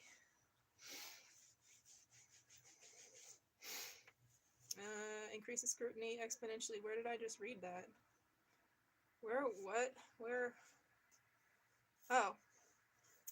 The teams drafting near the top sent not only area scouts and cross-checkers, but scouting directors and even general managers. Even teams that realistically had no chance of drafting me, teams drafting after the 5th pick sent cross-checkers to my games in case every team in front of them passed on me. I talked to college coaches also, and I made a verbal commitment to North Carolina State, about 3 miles from home, to make sure the pro scouts knew I understood the process and wasn't going to leave myself without leverage. But everyone, including me and my parents, knew college wasn't a legitimate option for someone who was being talked about as one of the top 2 picks in the country. Faced with the possibility of being given the job of my dreams after high school graduation, choosing professional baseball over college was an easy decision. The talk of the draft created a buzz around the Athens Drive High campus, too. I'd walk out of a classroom and be met by several other students holding baseballs for me to sign. I always signed, even when it meant being late for my next class. Kids and even some adults crowded around after games to ask for my autograph, and I always took it as a compliment instead of an imposition. At the beginning of finals week at the end of my senior year, I was faced with the daunting task of writing a final term paper for my senior English class. Reading and writing have never been my strong suit, an opinion shared by my English teacher. He offered me a deal. I could either write the paper or sign a dozen baseballs in exchange for an A in the class. That was an easy decision for me. I have to admit, I signed the baseballs. And I can tell that story now only because he no longer teaches. With all this attention swirling around me, I knew that I had to be smart about what I did and who I hung out with. I was a homebody anyway, so it didn't take much effort for me to lay low in anticipation of the draft. I just didn't want to jeopardize what I'd worked so hard to achieve. I was a public figure and my actions were being dissected from every possible angle. This was a strange situation for a 17-year-old, and I dealt with it by avoiding any situation that might turn out to be compromising. I didn't go to the prom my senior year because I didn't want to find myself in a guilt by association position. If someone around me was doing something wrong, I didn't want to be close enough to get implicated. In a funny way, it might seem that I had more sense and a stronger moral compass as a high school senior than I did later in life.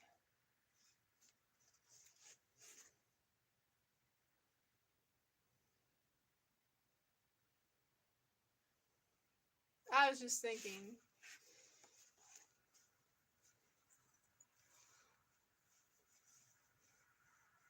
the babe said something. The kids have more sense than us. We lose it along the way.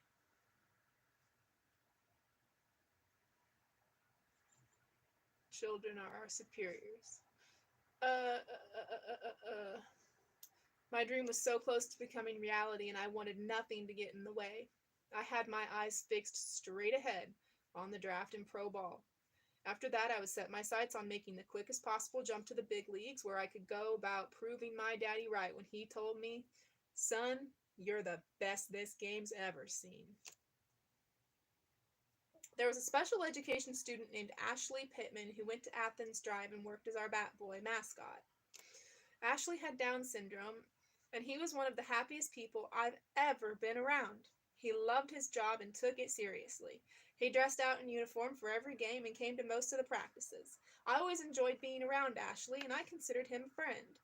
One time, Ashley came home with me for lunch, and Granny cooked us some grilled cheese sandwiches. This was a big deal to Ashley, and he was so appreciative you would have thought Granny bought him a new car. We played in the state playoffs my senior year, advancing to the semifinals. We lost in that game, and afterward, as we were riding home on the bus, I noticed Ashley sitting by himself crying. I moved up to his row and sat next to him. "What's up, Ashley?" I asked. He didn't always understand why things happened on the baseball field, and for reasons known only to him, he thought he was the reason we lost the game. "I'm sorry, Josh," he said. "I'm sorry I lost the game."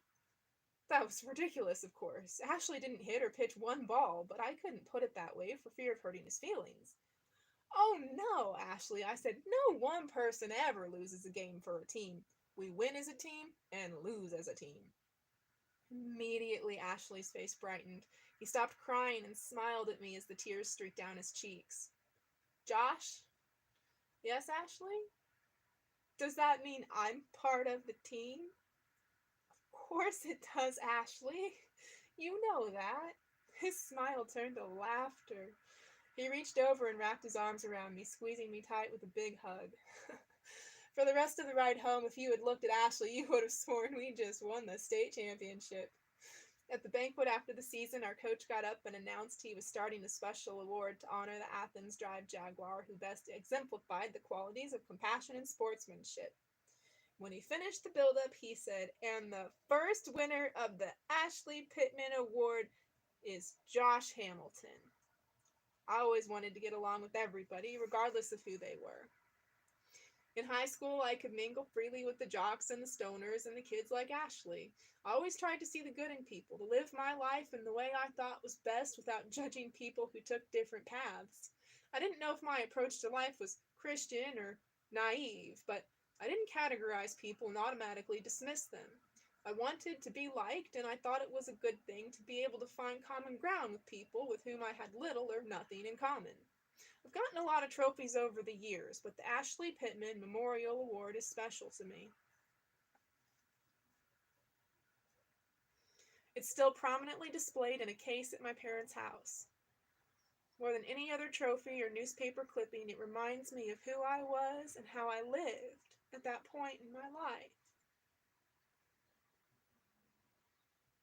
I was just thinking of this guy that I ran across on YouTube, and he was a basketball player, and there is not one shred of evidence that he did that in his home, present day.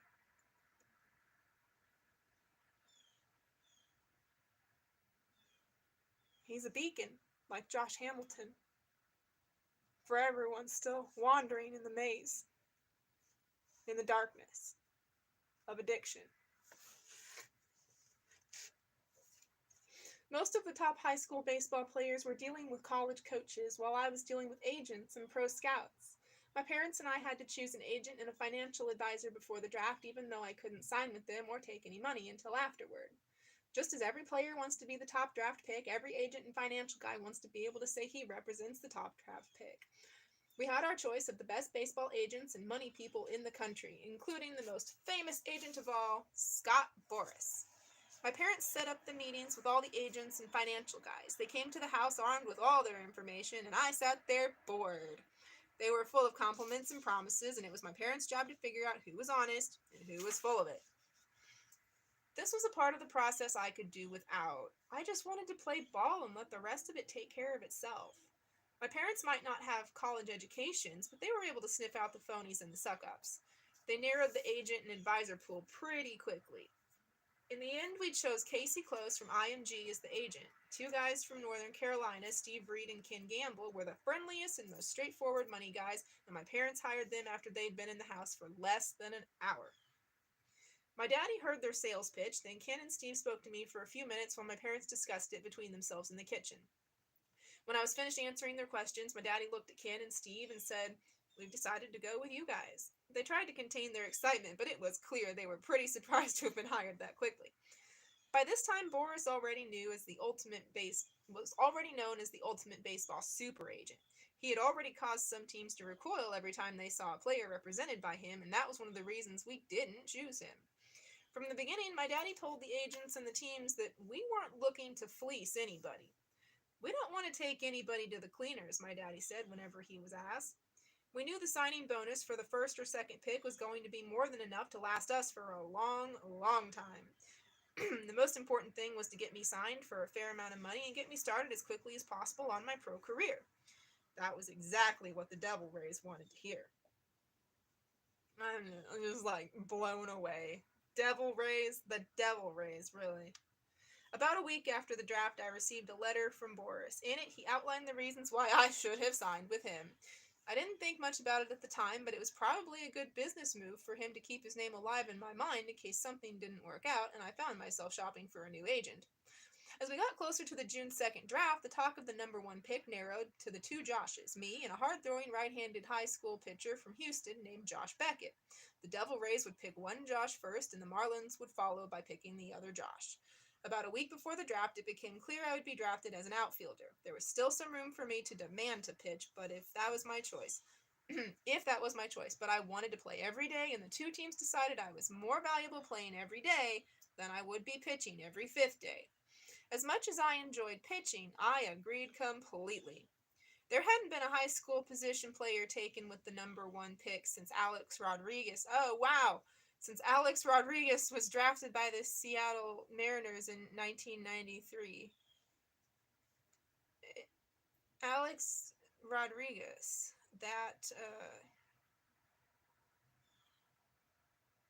My backyard neighbor growing up?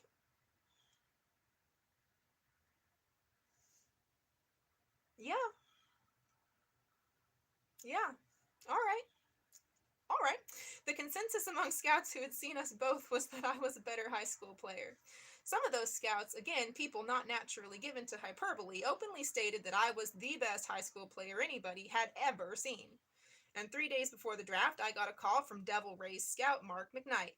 As the Devil Rays area scout for North Carolina, he had become a fixture around my high school games. It's a once-in-a-lifetime experience for an area scout to be in position to recommend a player to be the top pick in the draft, and by the time the week of the draft arrived, McKnight probably knew more about me than I did. After I came to the phone with so many people calling, I made it a point not to answer the phone during this stretch. McKnight said, "Josh, I'm calling to let you know we've made our decision. We're going to pick you number one in the draft." This wasn't completely unexpected, but when he said the words, all I could think to say was, "Wow." I thanked him and hung up, then told my parents the news. There wasn't a huge celebration, just some hugs and handshakes and congratulations. I didn't know how I would react if that dream came true, and when it did, I wasn't prepared for how humbling it was. Of all the amateur players in the country, all the high school and junior college and college players, I was going to be the first player taken in the draft. That's so wild. I kept lining all those players up in my head, endless rows of uniforms and equipment stretching to the horizon. And me, a kid from a corner of North Carolina, coming from a high school with no special tradition of baseball, a kid who learned the game from a father who never played baseball in high school, was about to have his name announced first on the morning of the 1999 baseball draft.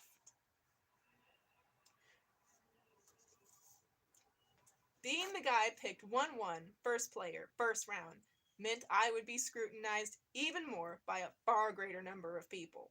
More than any other player in the draft, I would be subject to the instant analysis of my performance.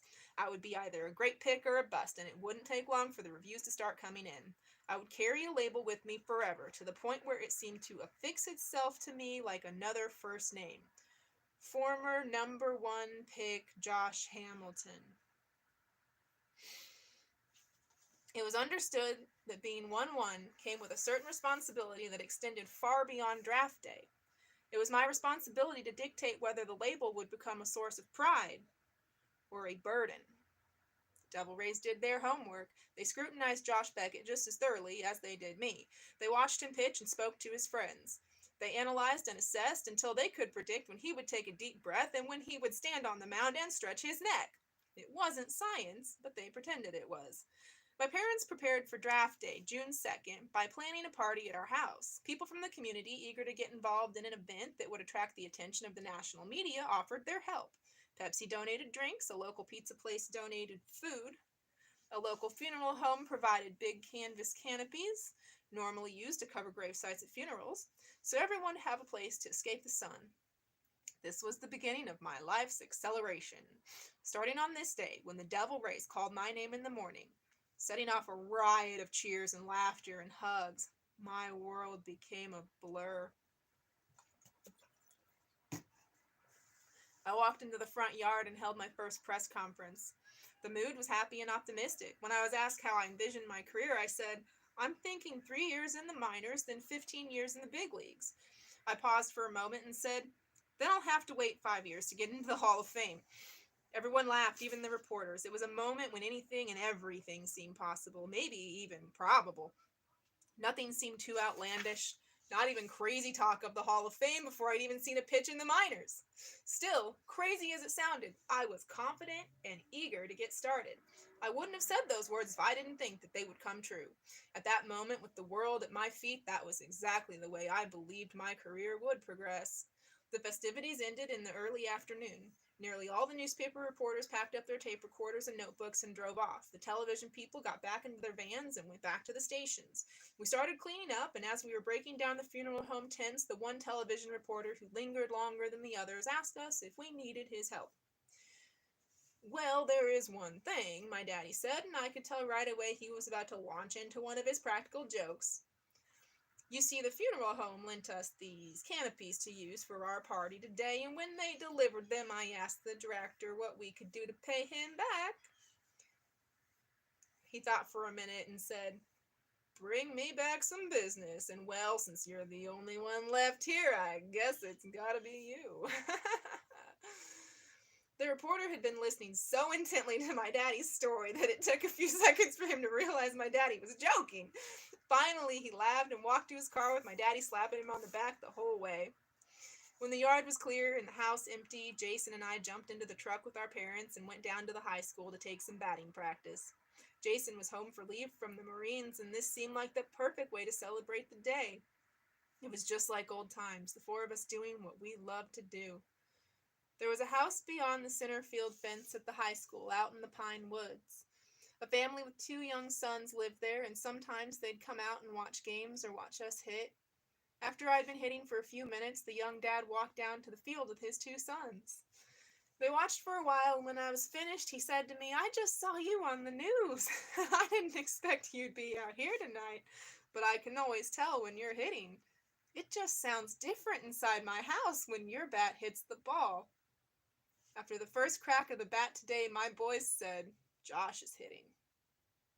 In Houston, after being named the number 2 pick in the country, Josh Beckett was given a Marlins cap to try on for the cameras. The cap was an adjustable fit model, and as he worked to line up the holes and find the right fit, Beckett joked about the Marlins not being able to come in with a form-fit model. Come up with a form-fit model. In the Rally News and Observer the day after the draft, McKnight explained why the Devil Rays ended up picking me over Beckett.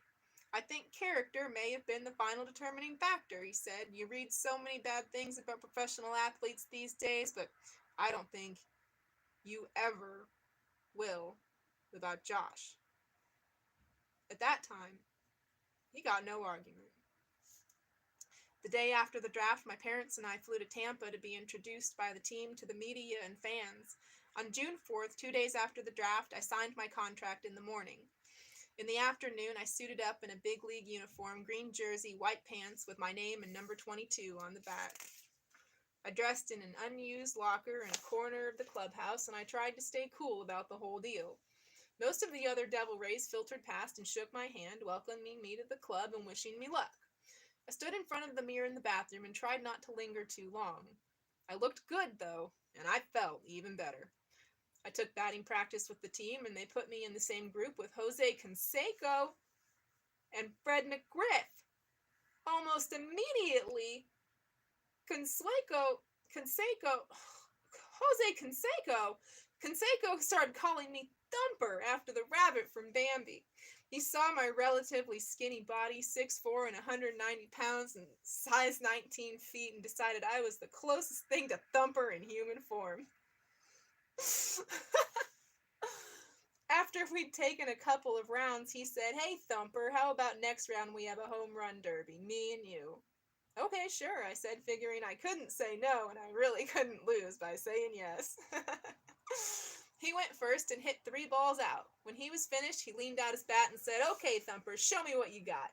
Surprisingly, I wasn't nervous. I thought it was funny, and I knew there was no way a kid 2 weeks past his 18th birthday could disrupt Jose Canseco's ego.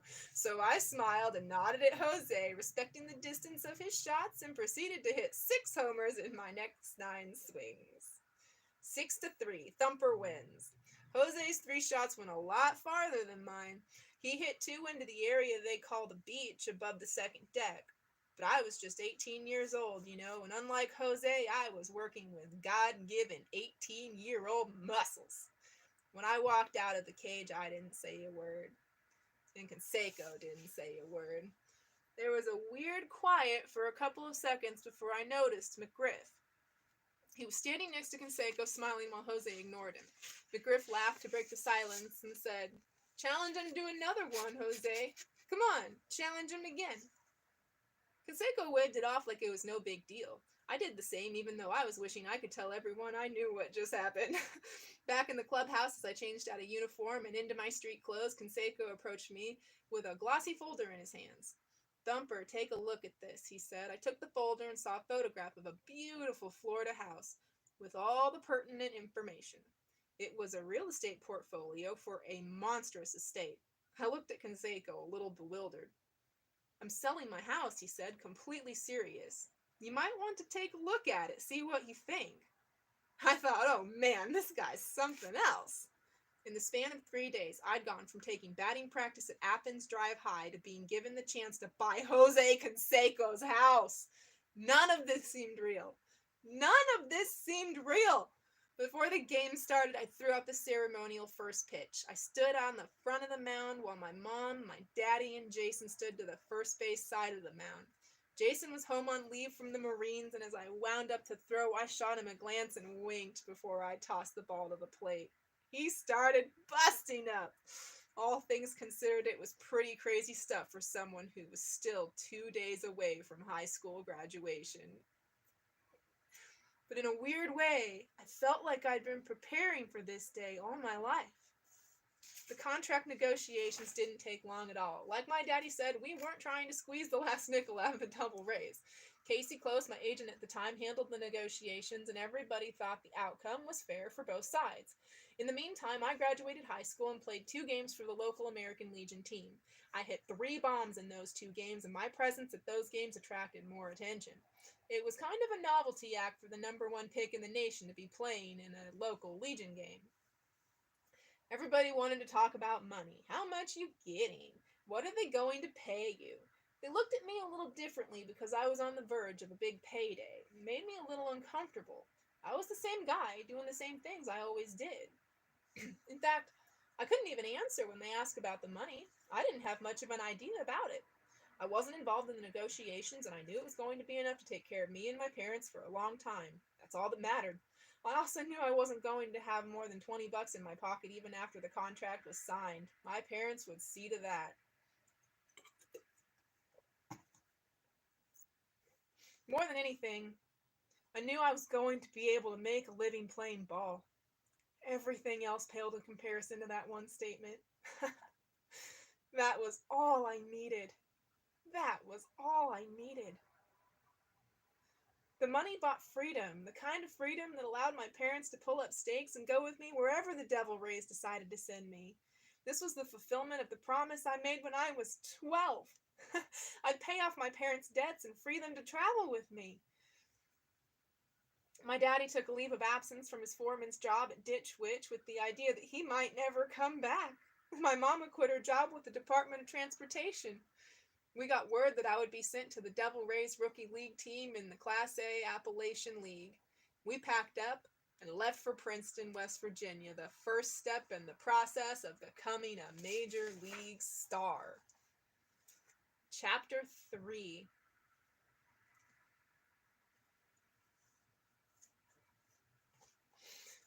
I got off to an inauspicious start. On the drive from Florida to West Virginia in the second week of June, we stopped at a gas station to fill the tank and get some food. I was starving. I wasn't sure we were going to stop again, so I ordered a huge amount of gas station fried chicken.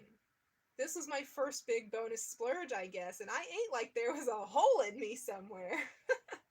Within a couple of hours, I was sick as a dog, with vomiting and diarrhea like I'd never had before.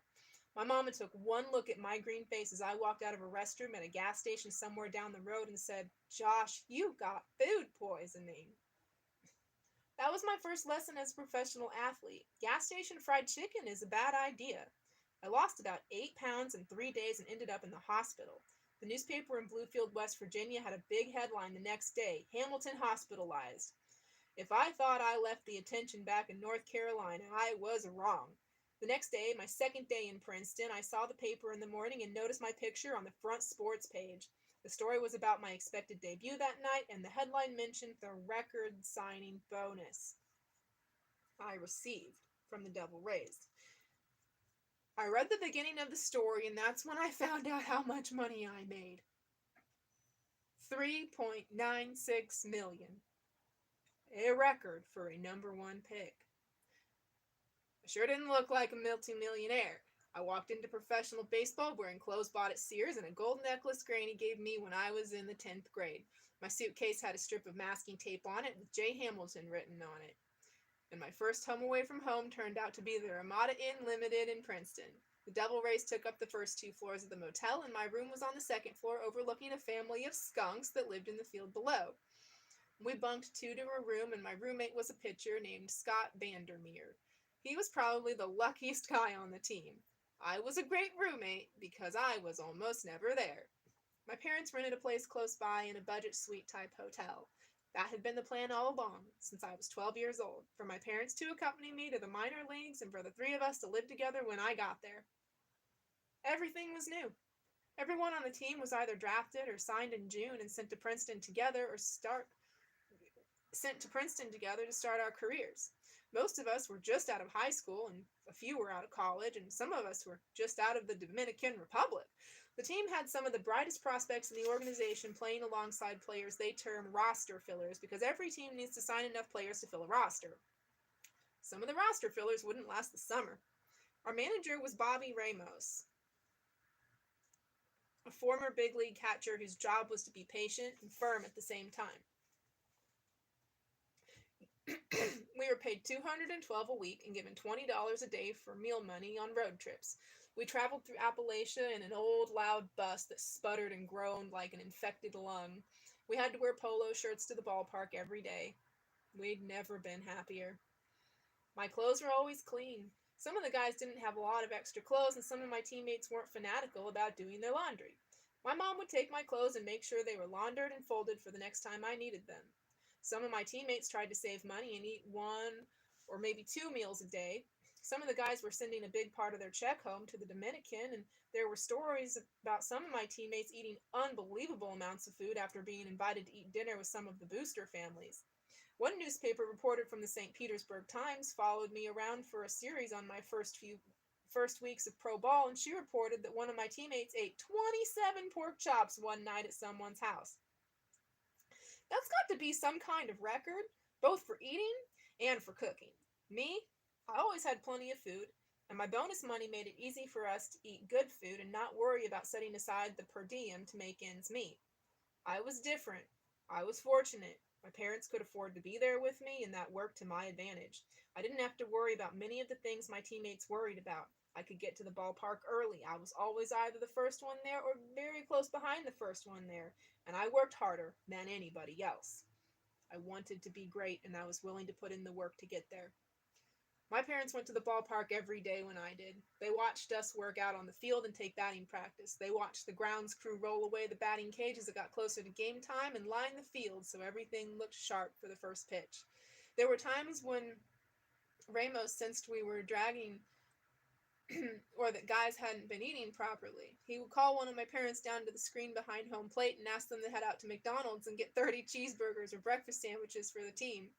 He'd always try to hand my daddy some money through the screen, and my daddy always waved him away and went out to buy the food himself. I can't count the number of times my parents got into the truck and drove one of my teammates who needed a ride back from the ballpark to the hotel, or someone who forgot something and needed to run back to the hotel to get it. In the Tar Heel League, we always had team moms, and it seemed to me like my parents served as the team parents for the Princeton Devil Rays. Even without Granny, I continued the tradition of kissing my mama on the cheek before every game for good luck. It was also a way of thanking her for being there. I saw no reason to change just because I was being paid to play. The place changed, but the particulars of my life didn't. In high school, my mama would get off work and come to the field to watch practice, and now in Princeton, my parents came to the park early to watch batting practice and then waited for me in the parking lot after the game. From there, we'd get something to eat, usually at Applebee's, and talk about the game. I'd either head back with them or sleep in their suite or go back to the Ramada.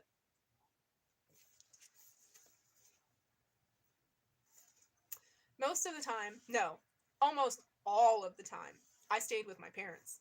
I didn't have any clue this would be seen as a bad thing, but after a few weeks I got the vibe that it was. The folks who ran the Devil Rays thought my parents' involvement was getting in the way of my becoming a man and learning to cope with life on my own.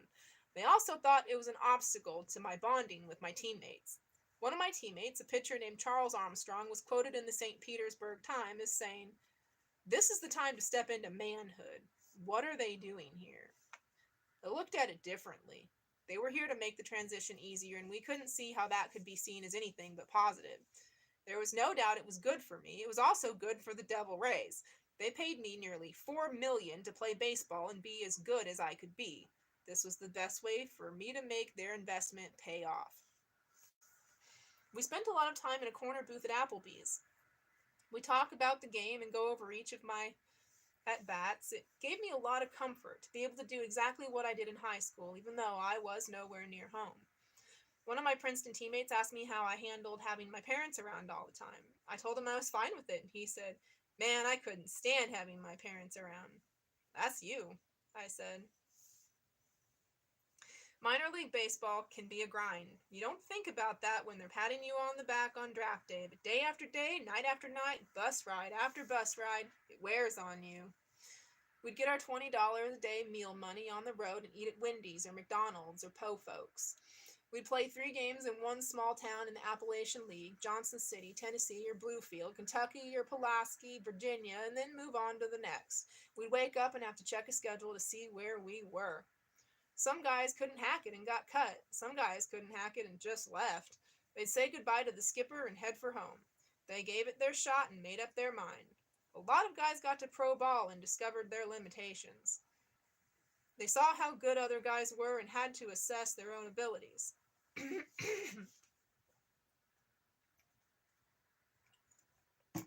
don't know. I don't know how to live. I don't know how to live. Don't ask me. Just go until everything gives out and I die. That seems to be what we're doing today. I mean, not die, but sorta.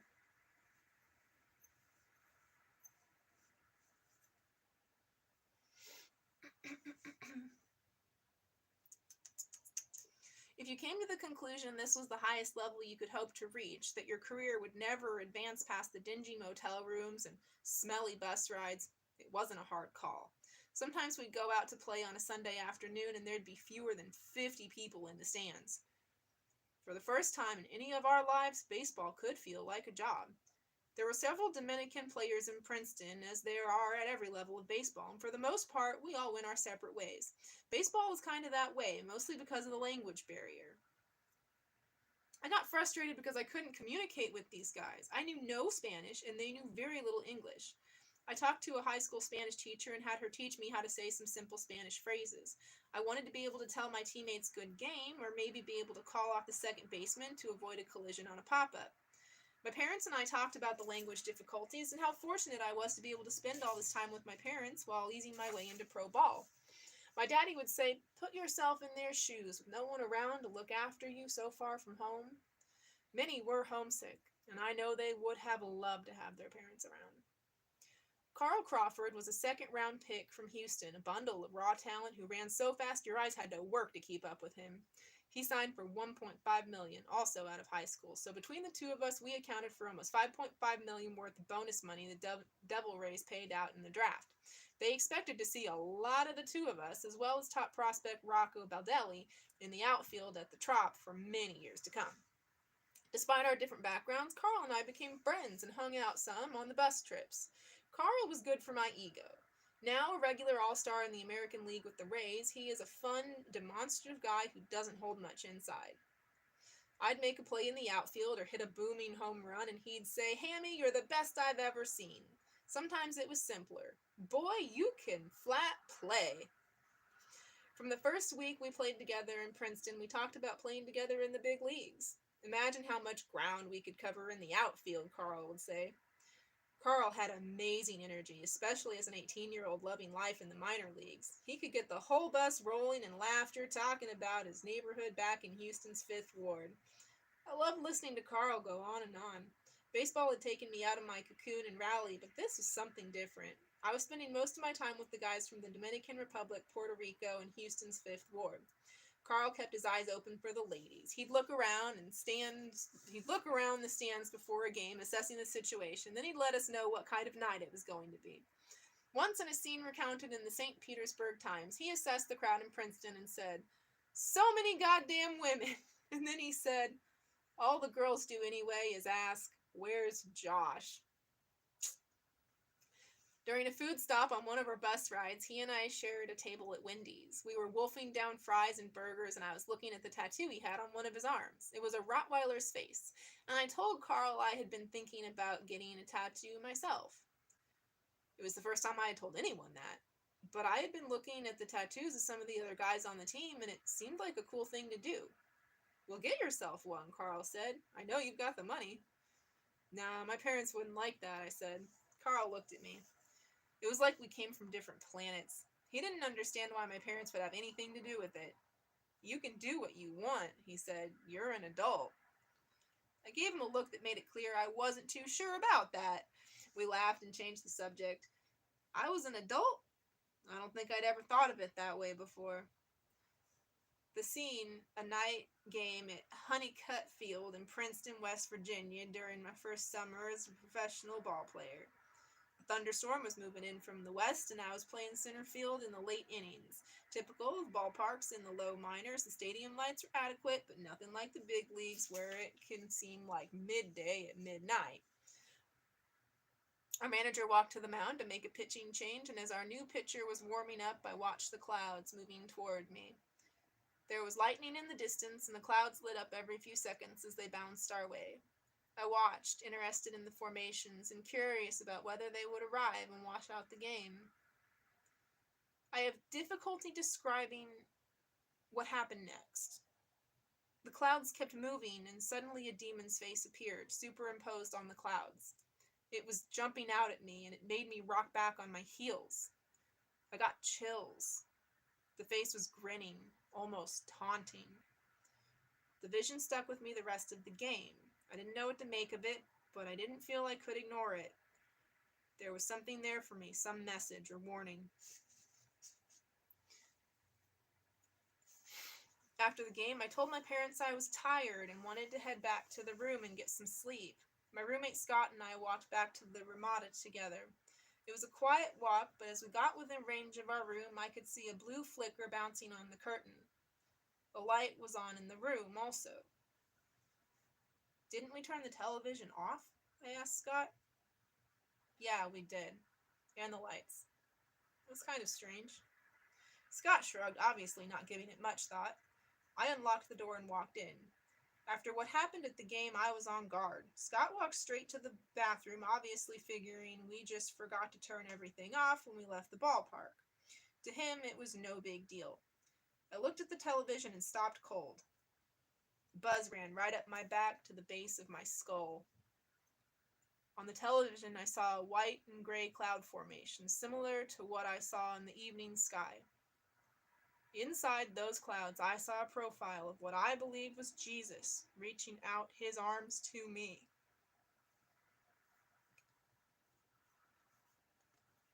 It really do be like that? Wow.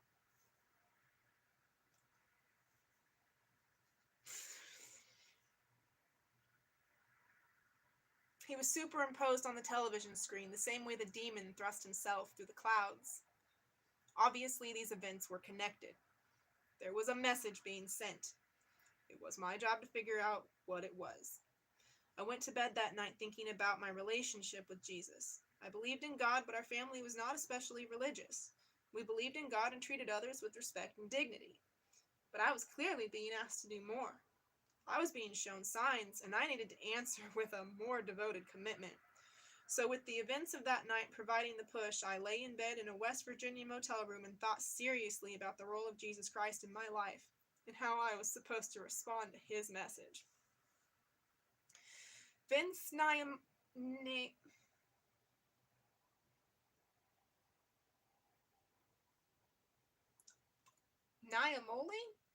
Vince Niamoli. Vince Niamoli, the owner of the Devil Rays, flew into Princeton on August 16th to watch us play before the season ended. This seemed kind of different. Why would he want to be in West Virginia in August? Ha! But what did we know? We were first-year ball players just out of high school or college or just off the island. We weren't exactly experts on the behavior of big league owners. By the time we got to the park, word had circulated that Niamoli was there to watch me play. I had lived up to the lofty expectations so far, hitting well over .300 with power. That night, with less than 2 weeks left in Princeton's season, I hit for the cycle for the first time as a professional.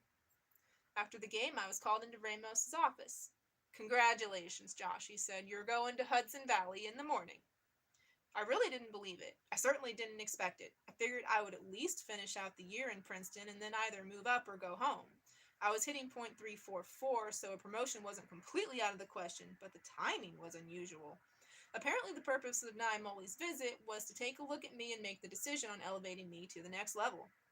After he assured me he was serious, Ramos reached under his desk and pulled out a box of brand new Appalachian League baseballs.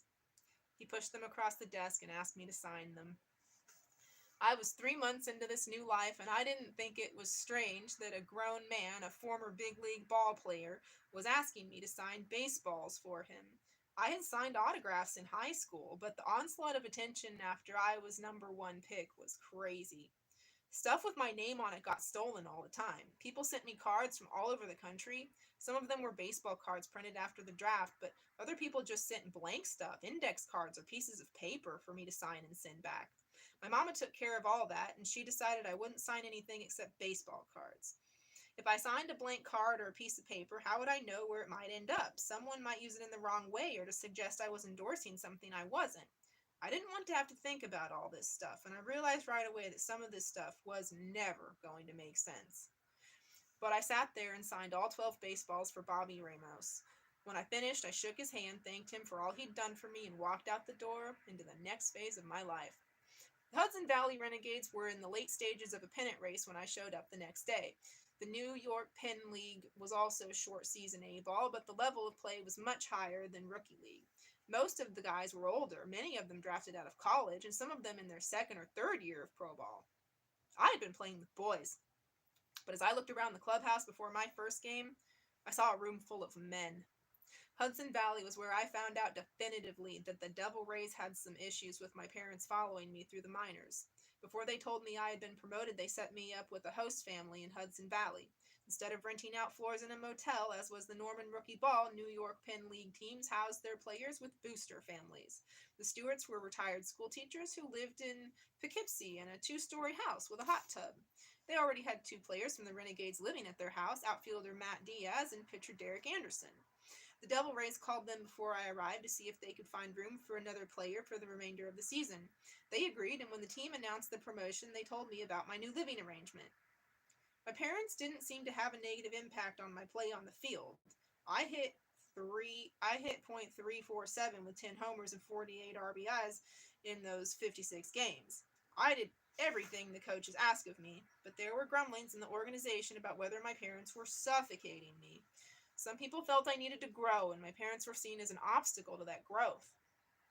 This is what got lost in the concern over my parents. They never meddled.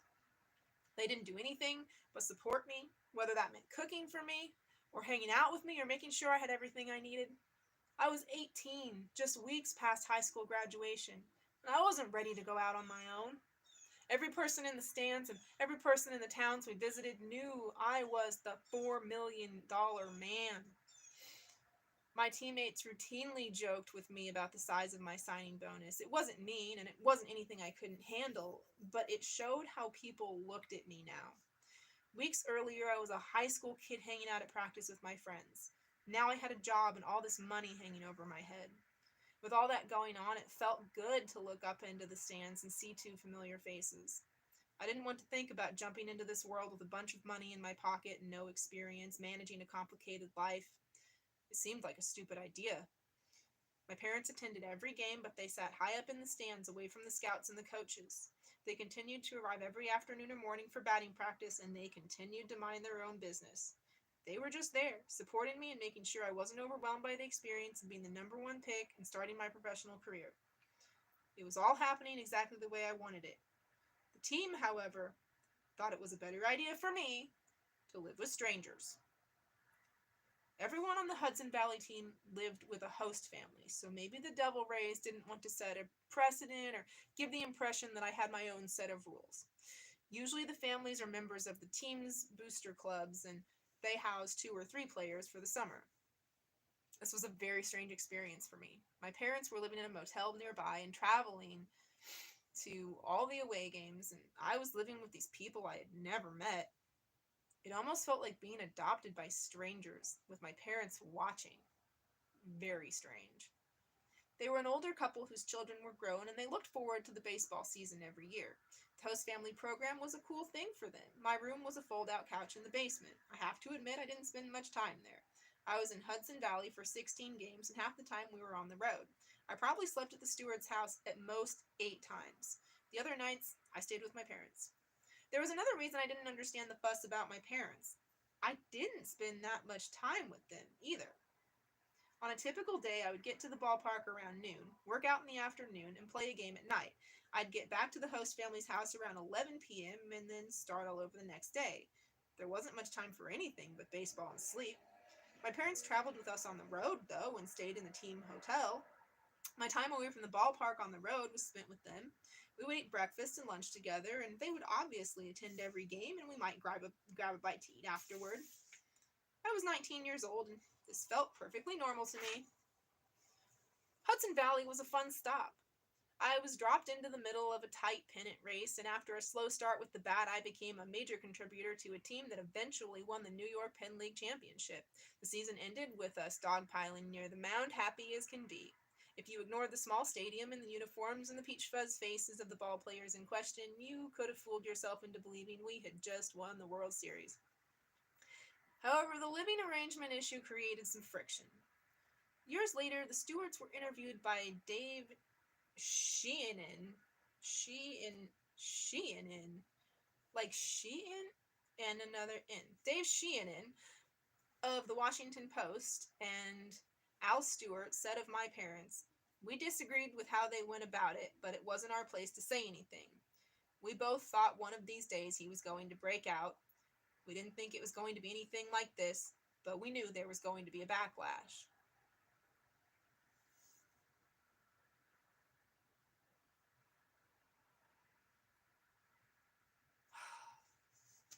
I feel you, bro. Ugh.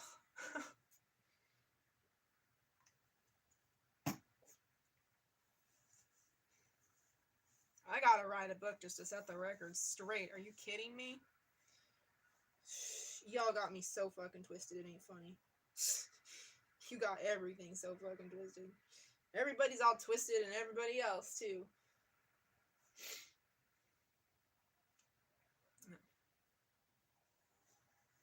I guess everyone is an expert after the fact. However, I find it funny that people who knew me for maybe 2 weeks tops could make such sweeping proclamations about me, my parents, and my character. Spending time with my teammates away from the ballpark was never a priority for me. My parents discouraged me from going out with teammates after games, mostly because most of the post-game activities, drinking, hanging out at bars, staying up too late, were not positive. It's a fact that baseball players do things after games that aren't productive.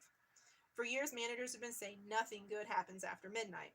I was serious about my job, and my job was to be ready to play every day to the best of my abilities. I didn't know why I should be judged by what I did away from the field. I had great relationships with my teammates at the ballpark, and I was never accused of setting myself above my teammates. They had their lives, I had mine. Why was it better for me to live with strangers rather than my parents? I never got a satisfactory answer to that question.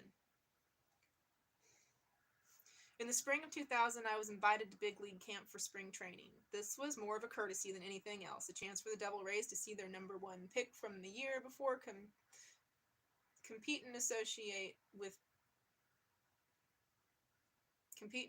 is that a thing? Before compete and associate with big league players. Obviously, after 1 year in the low minors, I had no delusions of grandeur. I knew I was ticketed for another year in the low minors, and so it was no surprise that I was assigned to the Class A Charleston River Dogs of the South Atlantic League. The Sally League, as it's called, is a higher level than the short season leagues I had played in during my first year, and many of the players had been in pro ball for 3 or 4 years. My parents and I went to Charleston to look for a place to live. We were on our own this time, and we met a man named Richard Davis. He was a Charleston guy who loved baseball and helped us find a condominium to rent. Richard became a good friend of ours, and we spent a lot of time with him in Charleston. My parents' routine didn't change. They continued to arrive at the ballpark early to watch batting practice. They traveled to all their road games and stayed in the team hotel in each city. To them, it was like being a fan of a team and having the means and the opportunity to follow it around for an entire season. Again, to me, it was no big deal. I don't want this to be misconstrued as bragging, but I have always loved to listen and watch people's reactions when I'm taking batting practice. With the River Dogs, my teammates look forward to watching me hit every day. The opposing team would look up from their... Is it still going? Yes. The opposing team would look up from their stretching to see how far I hit the ball. The fans in Charleston and the other South Atlantic League towns got to the park early so they could watch. It was the first time I became aware of being good for business. The best feeling in the world is to be standing in the batting cage, hitting bombs and hearing people oohing and awing as they watch the flight of the ball. It's even better when it's coming from players, guys who are pretty good themselves and not always free and easy with the compliments. I came to believe the 4 greatest words in the English language were, "Did you see that?" I was selected to play in the Futures All-Star Game, which was held July 9th, the day before the Major League All-Star Game at Turner Field in Atlanta. I played right field for the United States team against the world team. I went 3 for 1 in that game, and we won 3-2. 3 for 4 in that game, and we won 3-2. The game served as an exhibition, a chance for baseball to showcase its best young talent and get some of our names and faces into the minds of the fans. The big news, if there was big news to come out of a minor league all-star game, came during batting practice when Beckett and I met for the first time while standing in the outfield shagging baseballs.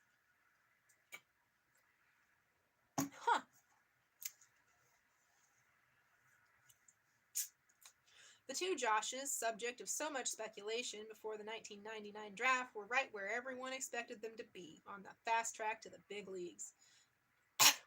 We spoke briefly in the outfield, and he lent me his sunglasses when I realized how much trouble I was going to have with the late afternoon sun in right field. I had forgotten mine.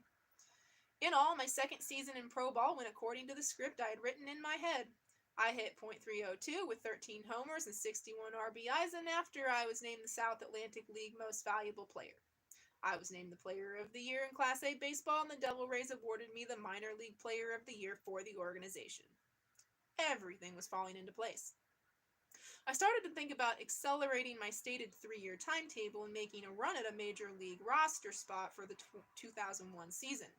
The Devil Rays big league team completed another last place finish, and the team seemed intent on going with younger players for a few failed seasons with a roster of veterans. The Jose Canseco Greg Vaughn era didn't work, so I was hoping they'd try out a Hamilton Crawford era. I was getting stronger, becoming more of a man and less of a boy, and I vowed to use the off-season to increase my strength. When they announced I had been given the league MVP award, my daddy shook my hand and said, "You're on your way, Josh." He was proud and I was happy, but there was a sense of inevitability about the path my career had taken. After all, this was the way we expected it to be. Certain milestones needed to be met on the way to the ultimate destination. A Class A MVP award was nice, but I had to believe there was more out there where that came from. That's how you do. In the winter months after the 2000 season, with an MVP to my name and thoughts of the big leagues bouncing through my head, I spent a good part of the off-season in the Tampa area, in a small house we bought to use during spring training and, with any luck, the regular season. My parents stayed home in Garner, outside Raleigh, in the big ranch house on 22 acres we bought to be our family's main home. While I was working out and getting ready for the season, I made a decision. I would get a tattoo. A growing number of players had them, and since that day in Wendy's with Carl Crawford, I had secretly, at least secretly as far as my family was concerned, wanted to get one. I found a tattoo shop and walked in and asked for my nickname, Hambone, to be tattooed in all caps around my right biceps. I didn't announce the tattoo's arrival to my parents, but the next time I was home, I showed it to my mama, and she was predictably upset. "God gave you a beautiful body," she told me. "Why are you ruining it?" "I don't know, Mama," I said when I saw how much it bothered her. I said, "I promise I won't get no more." The promise was half-hearted. To me, a tattoo wasn't an act of rebellion. I'm sure there was some declaration of independence included in the decision to do this, knowing they wouldn't approve, but I wasn't actively attempting to make anyone angry. I just wanted a tattoo. That's all. They didn't understand that. And over the next few months leading to spring training, I decided I wanted 5 more.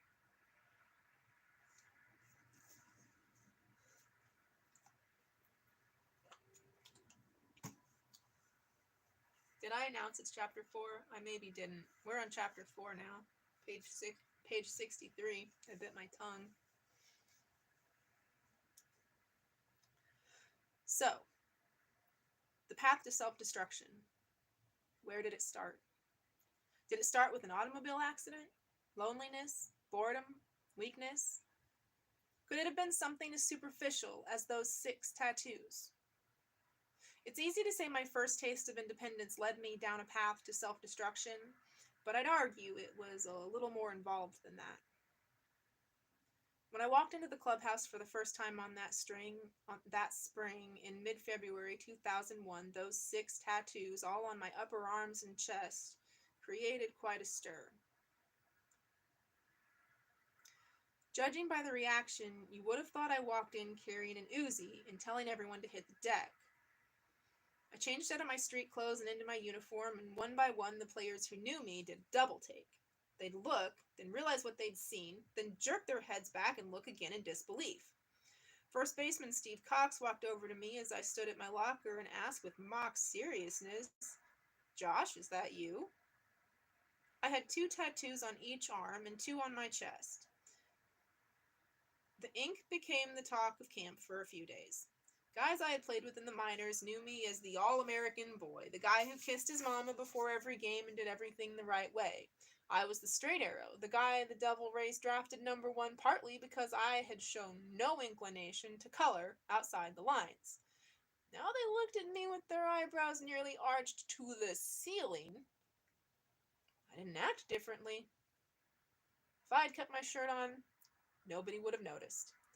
The next day in the St. Petersburg Times, Mark Topkin wrote, Hamilton showed up early for spring training, saying the attention and accolades of being one of the game's top prospects hadn't changed him, that he was still the same shy and humble kid from North Carolina who lived with his parents.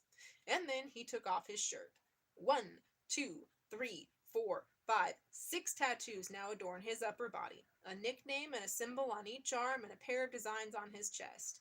You only had to watch and listen to the reactions of the other players to understand what a shocking development this was. There was hammer on one arm and ham bone on the other. They were tribal designs on my chest. There was a part of me that enjoyed surprising them in much the same way I enjoyed hitting a ball in batting practice that has everyone buzzing and trying to figure out how far it went. This story went beyond the tattoos and into the issue of my parents' influence on my career.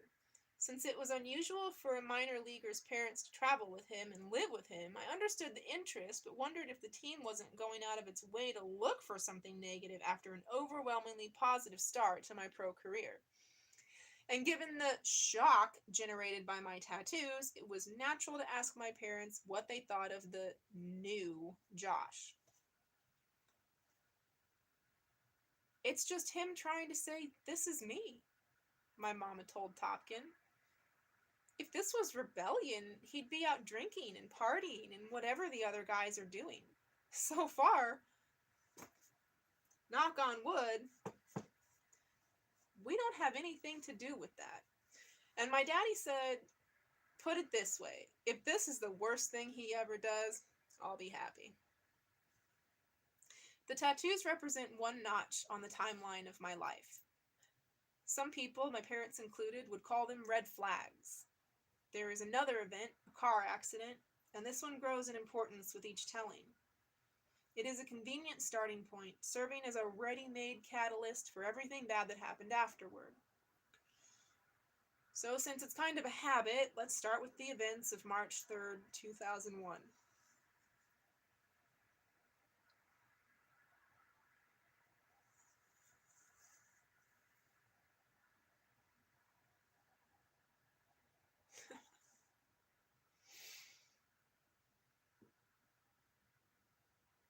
We had just started spring training games and I got to the ballpark in the morning in preparation for the game that afternoon. I was having a good spring training and there was some discussion circulating about the team that I might have a chance to break camp with the big club and start the season in right field. I got called into manager Larry Rothschild's office. He waved me into a chair on the other side of his desk and shut the door. I had absolutely no idea why I was there. This was my second spring training with the big leaguers. The year before, it was more of a courtesy, a nod to my status as the #1 pick. It gave the folks running the team a chance to see me interact and play on the same field with the older guys. This time, though, there was a new feel to it. It was the feeling that comes with expectations. Rothschild took his seat and leaned back. "Josh, if it were up to me, you'd start the season with us," he said. "But it's not up to me, and the decision's been made that you're going to start the season in the minors." I was disappointed, but not completely surprised. I hadn't played above Class A and knew it was a long shot, but I thought I'd get a chance to play at least 2 weeks of spring games before a decision was made. This removed the suspense pretty early in the process. From that standpoint, I left the manager's office a little deflated. It made me wonder if the behind-the-scenes concern over my parents' presence in my life was an excuse to keep me in the minors for another year. The fans were clamoring for change, and if the Devil Rays didn't think I was ready to step into the big man's world of the major leagues, they could point to my parents as an indication of why I wasn't quite ready. After the game, I got into the... Is it still... Yeah. After the game, I got into the truck with my parents and told them what Rothschild said. "Guess I won't be in the big leagues this year," I said. My daddy reminded me that I always said 3 years in the minors, and this would have put me a year ahead of the schedule. "Not many guys make the big leagues at 19, he said, so keep your head up, have a good season, and you never know what might happen." We talked about that day's game, as always, and I told them I was going to be starting the next day against the great Greg... Is it Maddow? Is it Maddox? It looks like Maddox. There's not letters that make me that do mad out. I don't know why that was my first go-to. Greg Maddox. I'd heard so much about Maddox that I was excited about facing him. It was like stepping into baseball history. We were driving through Tampa to our house near Bradenton, down one of those endless four-lane roads that connected Tampa with the outlying cities. My mom was driving our Chevy Silverado Southern Comfort Edition. I was in the passenger seat, and my daddy was in the seat behind me. We were the third car in line, and as we drove through the intersection of Victory Road and Interstate 301, a yellow dump truck ran the red light and headed right for the driver's side of our truck.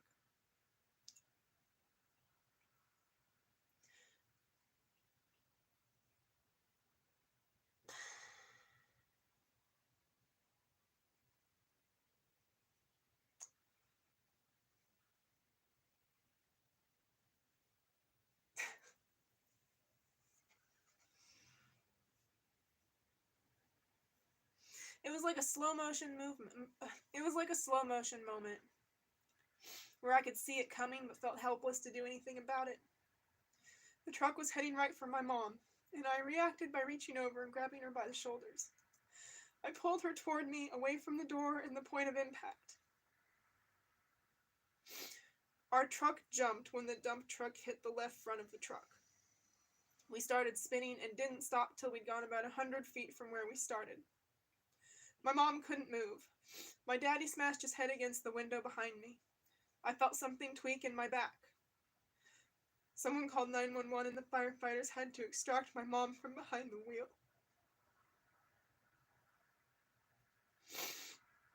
They weren't sure she would have made it if she had stayed close to the door.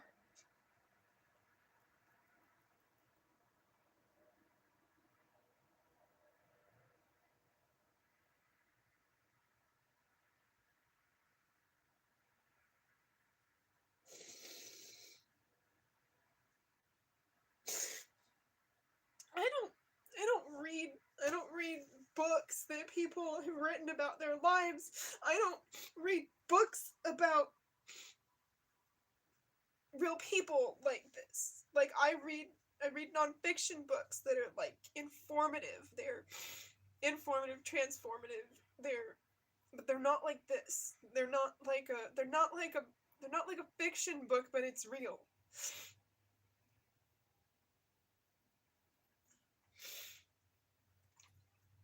This is an experience for me.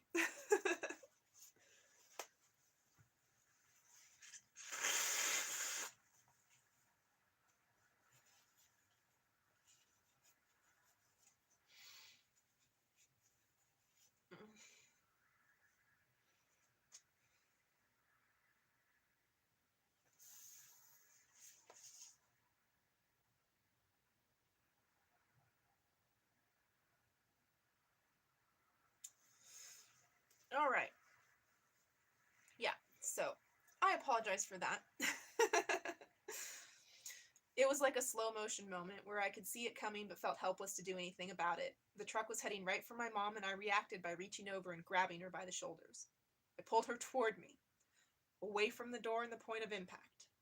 Our truck jumped when the dump truck hit the left front of the truck. We started spinning and didn't stop till we'd gone about 100 feet from where we started. I've also personally lived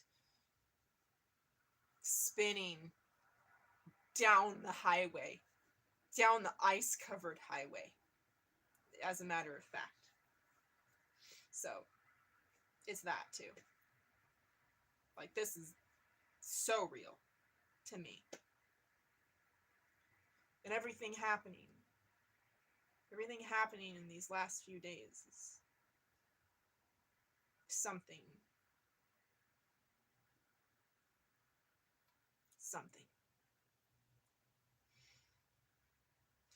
We started spinning and didn't stop till we'd gone about 100 feet from where we started. My mom couldn't move. My daddy smashed his head against the window behind me. I felt something tweak in my back. Someone called 911 and the firefighters had to extract my mom from behind the wheel. They weren't sure she would have made it if she had stayed close to the door. My mom had had neck surgery 6 months before, and a jarring automobile accident definitely wasn't in the doctor's post-op orders. She and my dad were taken to Memorial Hospital, where an x-ray showed that my dad had a skull fracture. My mom's neck was sore, probably nothing more serious than whiplash. I was the luckiest. They couldn't find anything wrong with me. All in all, considering what could have happened when we got hit by a dump truck traveling at about 40 miles per hour, it seemed like we got lucky. We took inventory of ourselves and thanked God for our good fortune. It shook us up, but it certainly didn't feel like a watershed moment in my life. Shortly after the accident, my parents left me in Tampa and returned to our house in Garner. Oh.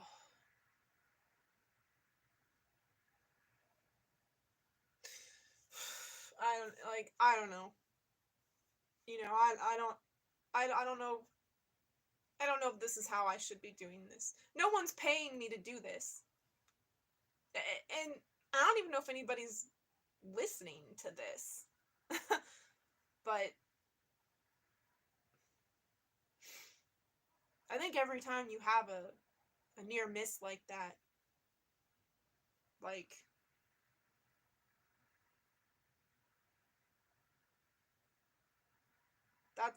that's a splitting. That's a splitting in the timeline, and you didn't make it. You didn't make it in one of those timelines. And you're now going to participate in a timeline with a whole new set of rules that you don't know and you don't know how to play by. It's very similar to where you were. But going around again.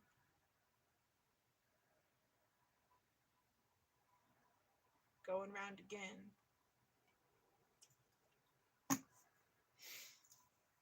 Seems we just descend into hell. Anyway, I stayed by myself in the house we had recently bought near Bradenton. This is where you should hear the ominous music in the background, portending disaster. Alone for the first time, the sheltered young man faces an uncertain future.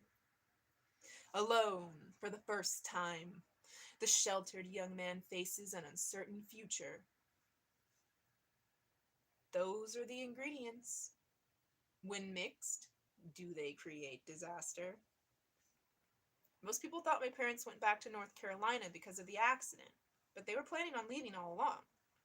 The accident had nothing to do with it. My mom had to go back to be near her doctors to continue treatment for her neck. I knew they were leaving before the dump truck entered our lives. I knew they were leaving before the dump truck entered our lives. Like, ugh.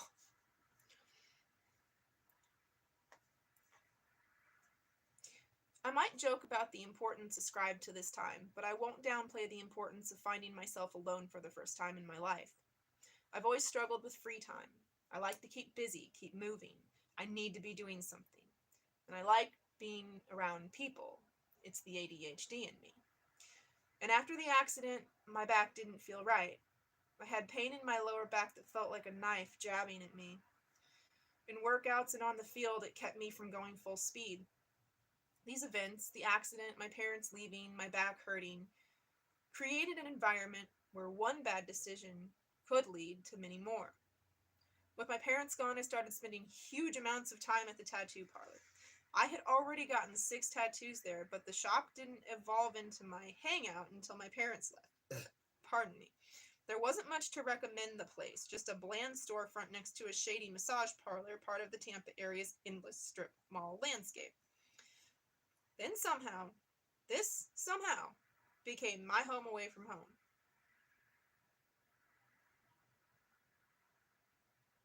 Man,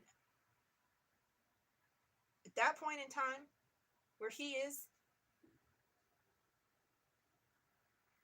that's exactly where I wanted to be.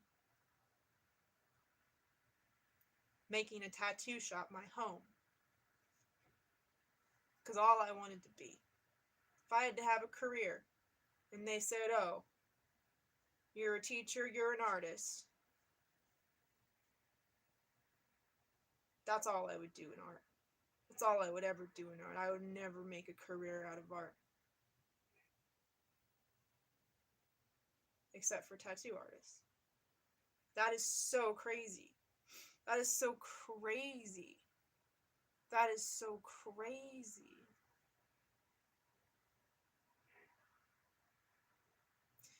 I sat in the chair and got tattoo after tattoo. Some days I'd get 3 or 4. Some days I'd sit in that chair all day long, feeling the needles mark up my body. I was troubled. My back kept me off the field, and none of the Devil Rays doctors could understand what was wrong. They put me through a battery of tests, MRI, CAT scan, and gave me cortisone shots in the area of pain. No test showed anything, and none of the shots helped, which made me more frustrated. I knew what I was feeling, even if the test didn't agree. The team started to believe I was losing interest, that maybe I didn't want to play. I settled into a routine. My mornings were spent at the spring training complex getting treatment for my back and trying to figure out what was wrong. The afternoons were spent in the tattoo parlor. My life had been blessed. My life had been blessed. I was 19, a few months from turning 20, and I was close enough to the big leagues to spark discussion and apparently disagreement within the Devil Rays organization. From the outside, it looked like a perfect life. My path paved with gold. The Devil Rays didn't pressure me to produce. If anything, I thought my career could have been accelerated faster than it was. I agree with Rothschild, of course, because I felt like a big leaguer and wanted to be a big leaguer. It seemed like a natural progression. The pressure I felt came from me. I've always expected more of myself than others have. So what was wrong? Why didn't my life feel as good on the inside as it looked from the outside? To me, the problem was incredibly simple. My back hurt, and nobody knew why.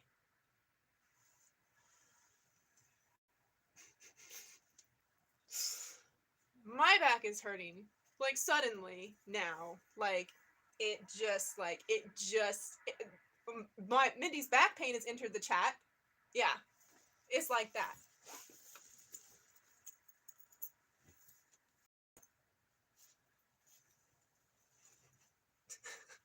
I gotta, like, perch, like, as as high as I can.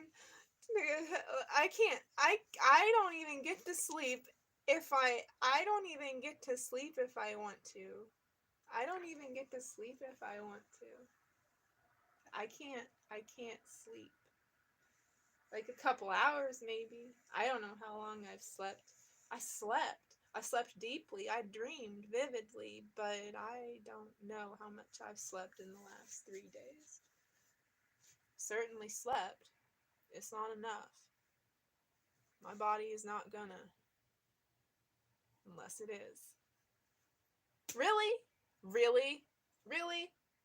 Really? Everyone who's been here witnessing me exist? Really? I don't know, man, yeah.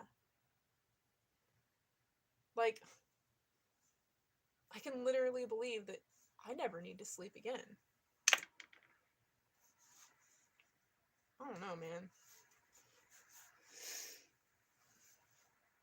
Ever since the accident, I couldn't shake the stabbing pain I felt whenever I changed directions quickly or attempted to make an explosive movement. To that point in my life, I'd never been alone. To that point in my life, I'd never been without baseball. To that point in my life, I'd never been without my parents. I could sense the doubts from the team about my back, and I began to wonder too. The pain was there, it was real, but nobody could find anything wrong with me. Doubt started to work its way into my mind too. Was I imagining it? Did I really want to play baseball? My mind started to mess with me. My back hurt, but was it real? Were the doctors and coaches who looked at me sideways right? So maybe it was inevitable that I would find a place outside baseball to hang out, and maybe it was inevitable that once I found a place where I felt I belonged, even if it was a tattoo parlor, I stayed there. It was non-threatening and comfortable, and nowhere else in my life could I find a place that was both. The guys in the shop became my friends, I guess, but it seems like I slid into their lives through osmosis. A guy named Kevin did most of the work on me. He would work and I would sit back and we'd talk about pretty much nothing all day long. I didn't have much in common with the guys who worked there. They weren't baseball fans, although they came to know who I was and what I did for a living. They were what you'd expect from guys working at a tattoo parlor, I guess. Young and kind of aimless. Kevin had a young son, about 3 or 4 at the time, and the little boy was around the margins of life at the shop. For me, the chair was an escape. I could sit there and escape from baseball and all the people who wondered why I wasn't playing and the whispers that suggested I wasn't really injured and had lost my drive for the game. With my eyes closed and the ink taking shape under my skin, the world got a lot smaller. There were no expectations, nobody telling me how great I was or how great I could be. There was nobody wondering when they were going to see a return on their nearly $4 million investment. If I had been peppered with baseball questions while I sat in the chair, I would have found somewhere else to hang out. The hours I spent inking my body could be seen as self-punishment, maybe even self-mutilation. I'm sure a psychologist would have a field day with that, and several of them tried. Even an amateur could see I was abusing myself on the outside to mask the pain on the inside. But what caused that interior pain? I'm still not sure, but like everybody, I have my theories. My entire life had been devoted to baseball. I'd been playing since I was old enough to remember, and from the time I turned 7 years old, people who watched me thought I was destined for the big league. All around me, they would whisper, "That's Josh Hamilton. He's going to make it big someday." And not just the big leagues, but big league stardom. And not just stardom, superstardom.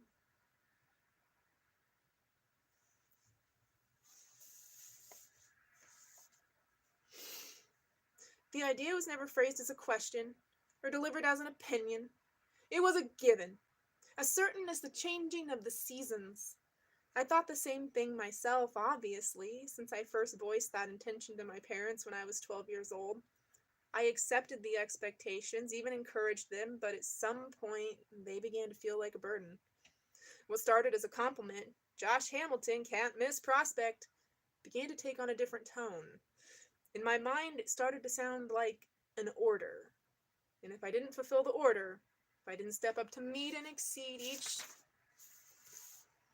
of the expectations placed upon me, did that by definition make me a failure? I expressed none of this verbally, of course, because it wasn't something I owned the words to articulate.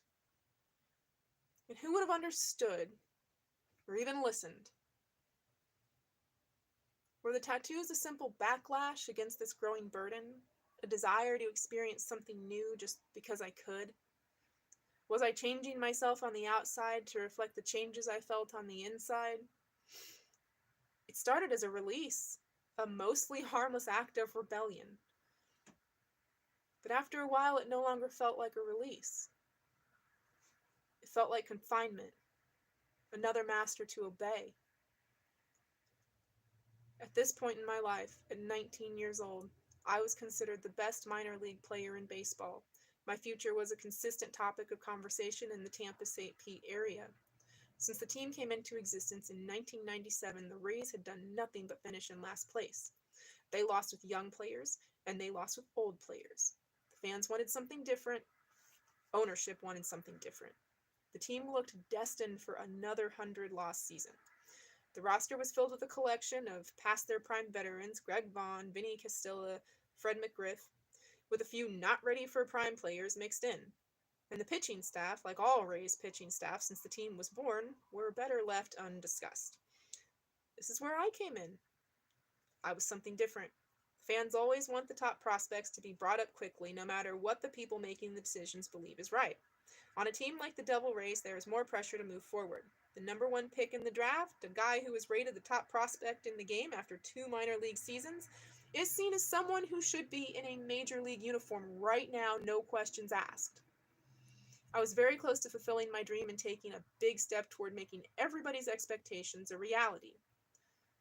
And yet I was in a state of mental anguish, unsure how to escape. Was the pain a backlash against baseball? Against expectation? Was it a fear of failure? Or a fear of success?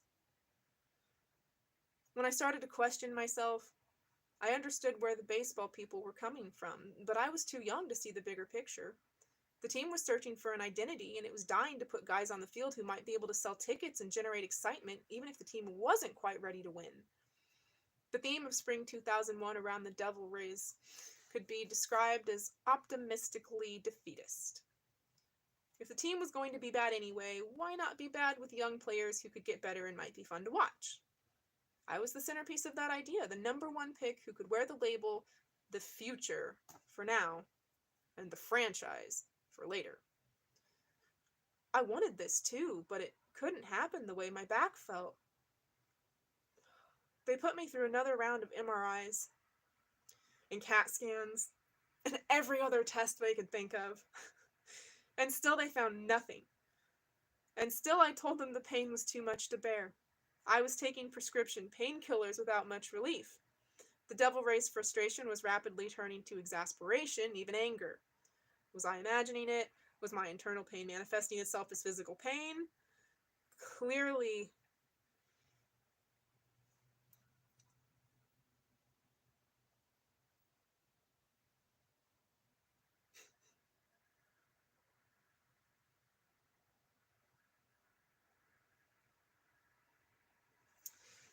the designs that kept springing up on my body, working from the top down, were an exterior sign of my interior confusion.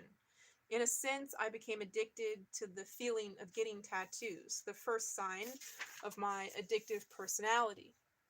I almost laugh when people ask me to explain the meaning behind each of my body's 26 tattoos. The truth is, most of the time, I wasn't interested in what they were putting on my body. Some of the symbols really didn't mean that much to me, and some of them meant nothing at all. The artists were in charge. They'd make suggestions, and I'd take a passing glance at what they were going to do and give it a shrugging okay. I had 6 tattoos by the time my parents went back to North Carolina. I had more than 15 by the time they came back. My mama likes to say she knew things weren't right from the moment she saw the first tattoo. She saw it as an omen. When I walked in the door and she saw the word hammer across my right biceps, she closed her eyes tight, as if hoping she could wish it away. And there were more. There were many more. Blue flames running up my forearms, various demons on my legs, the devil on the inside of my left elbow, an eyeless demon on my right leg.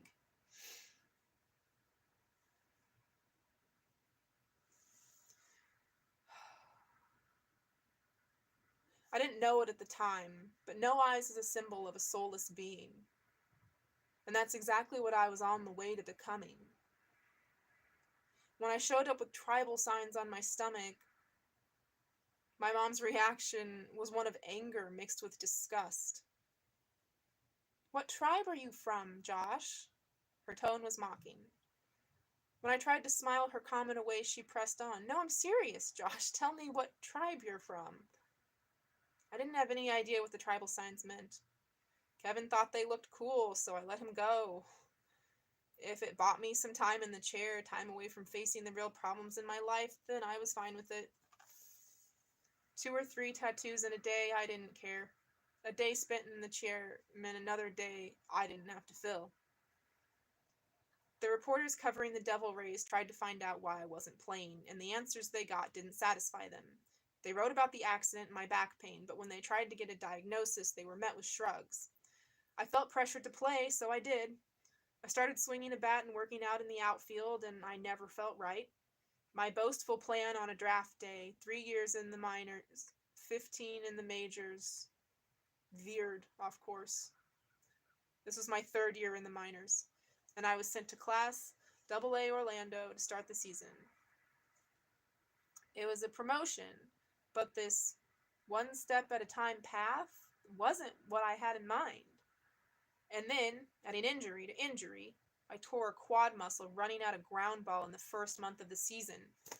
Young, confused, and impatient, I sat around waiting for my leg to heal, and then I ended up back at Class A Charleston on an injury rehabilitation assignment.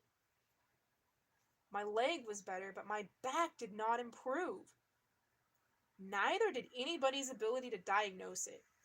The pain and the uncertainty showed on the field. My mind wasn't right at any time during this season. I hit .180 in 20 games for Orlando.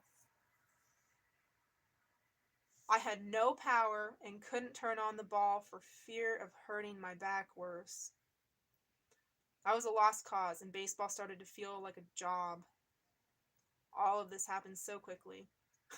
I went from being on the fast track in February when Rothschild told me he thought I was ready for the big leagues to being stuck in neutral by the middle of May.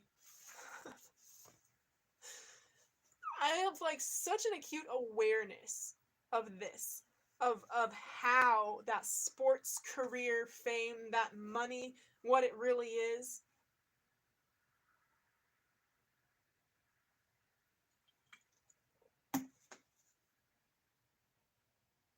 And I just remember when I realized that that sweet boy on TV was Mahomes. Oh my gosh, a football player. And I just blessed his heart. To my astonishment, to my bewilderment, I am suddenly invested in the Chiefs.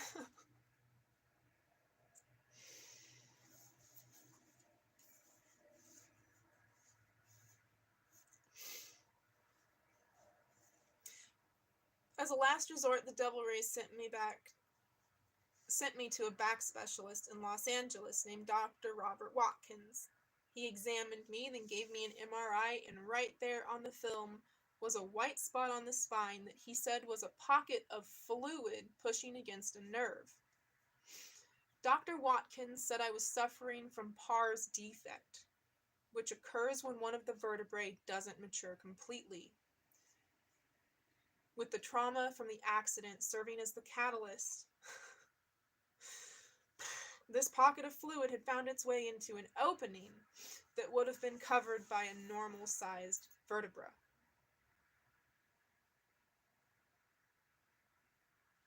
"There's your pain," he said, pointing to the white spot. I could have kissed him.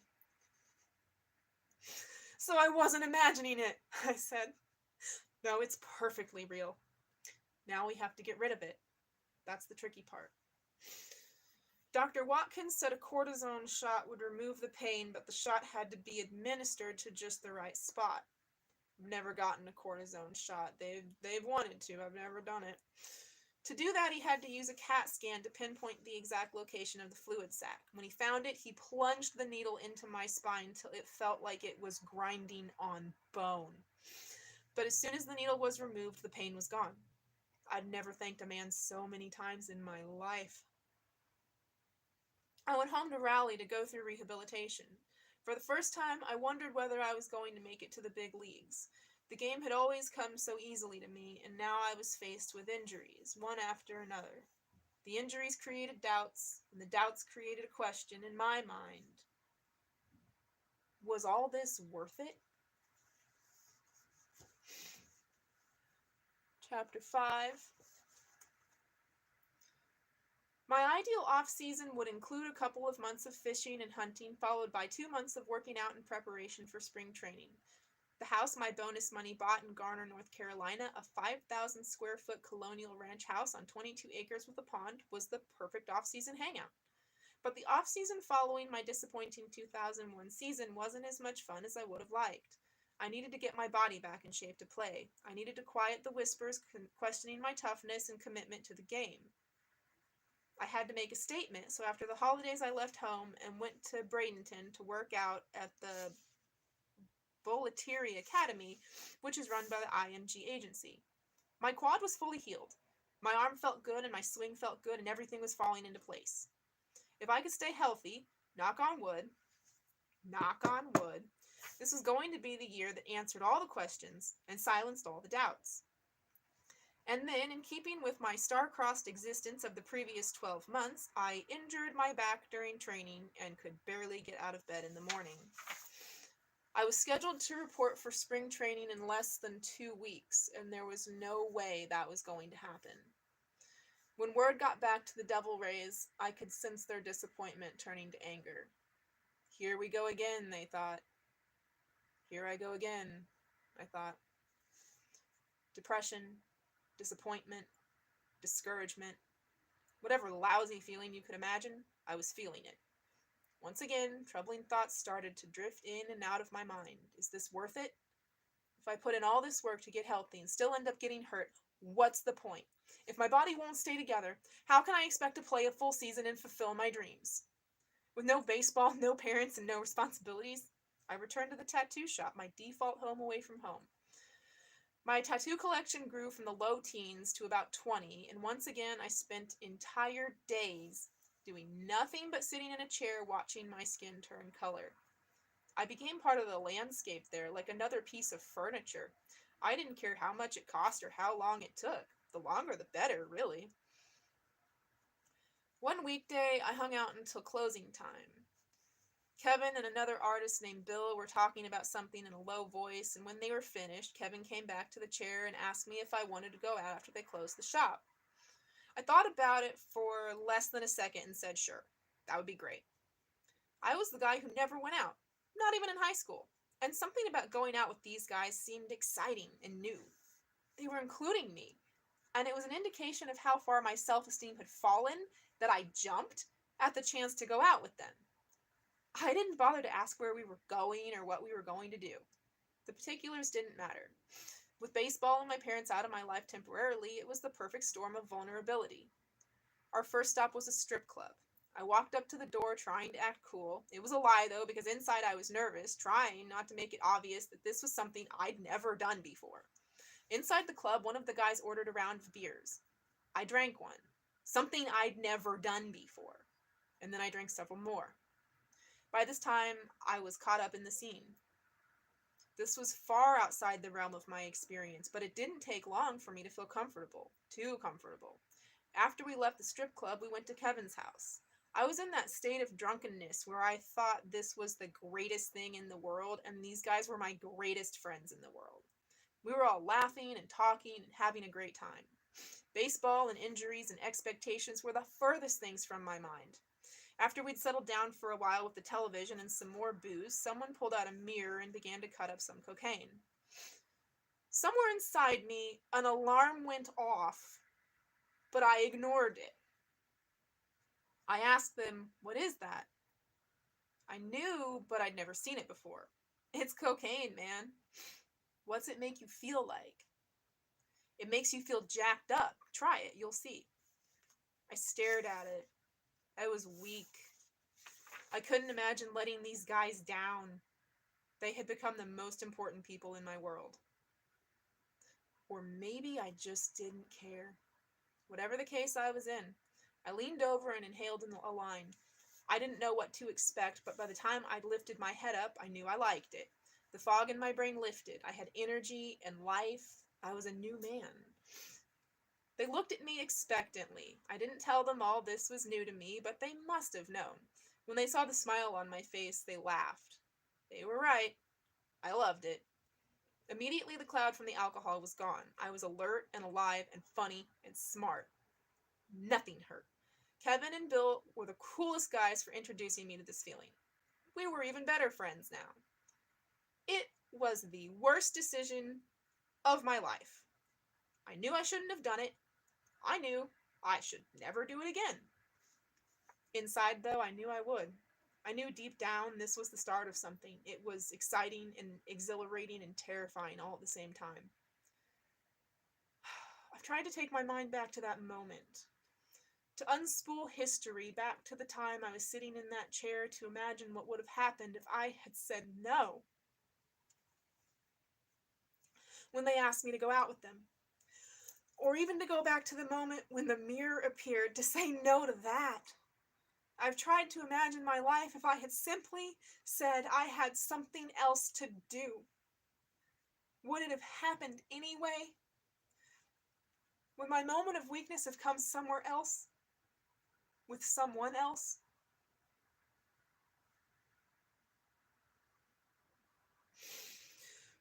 That one decision triggered a series of events that nobody could ever have imagined. So many lives changed in the wake of that decision. I considered myself a Christian at this stage of my life. I had always been a Christian, but I had given it more thought since the night in Princeton, West Virginia, when I saw the face of the devil in the face of Jesus on the same night. Those visions prompted me to seek a greater understanding of what it means to be a Christian, and a month after my first professional season ended, I went to my Uncle Joe and Aunt Mary's house to have a serious discussion about Jesus' role in my life. My aunt and uncle were always the strongest religious presences in my life. When we went to church on Sundays, they were the ones who provided the push. So it was natural for me to seek them out as I sought answers. Sitting in their living room discussing what it means to accept the Lord, I felt his presence in the room.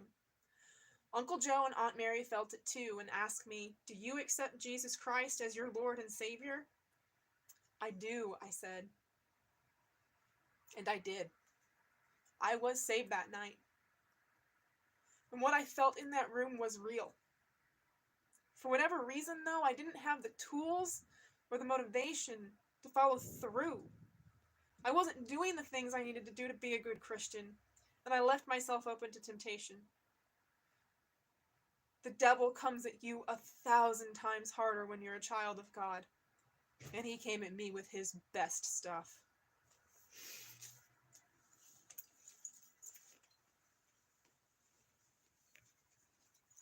I don't know.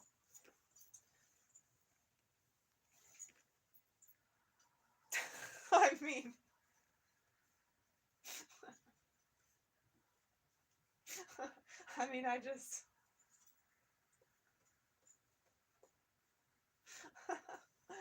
oh, oh, child of God.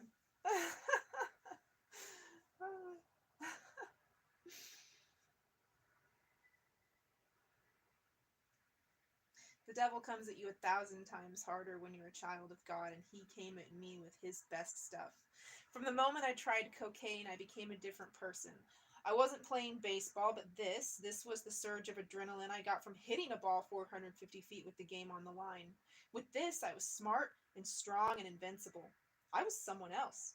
Gone was the guy who lived for baseball and family. Gone was the guy who didn't go to prom in high school because he was afraid of being around people who might put him in a compromising position and jeopardize his career.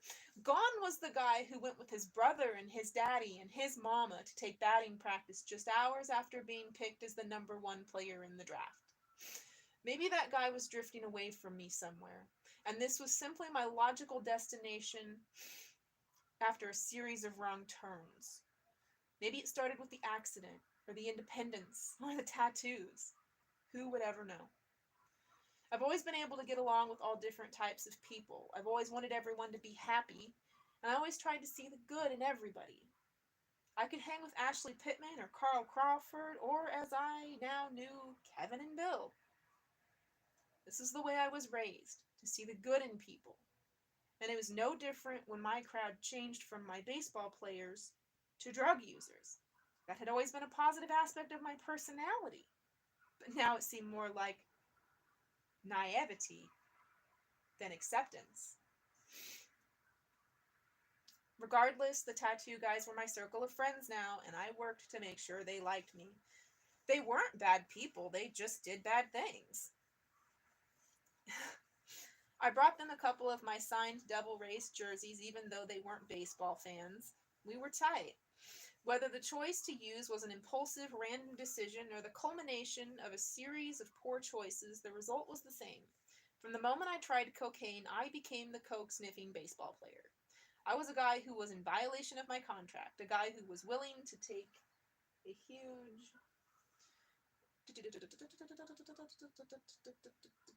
huge chance with his talent and his career. A guy who was willing to trade everything he'd achieved for temporary acceptance from a bunch of guys he didn't really know. On that one night, with that one moment of weakness, I made a decision that will stay with me for the rest of my life.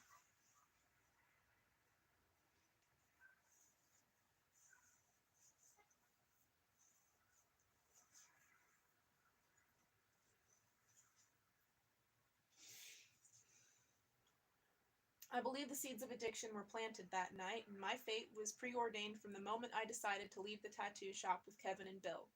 With that one decision, I embarked on a journey that took me to a place I never could have imagined, where nothing else in life mattered as much as that drug. Because I didn't stop drinking and doing cocaine. The buzz of that drug lingered. I did not go out the next day and use, and I didn't allow it to rule my life until much later. But it did stay with me. 2 days later, I used, and using became a recreational thing from that point forward. Every other night, maybe 2 nights in a row, hey, I had money and time and opportunity. Why not? There was no one around to stop me. The events of that first adventure with the guys from the tattoo shop led to more.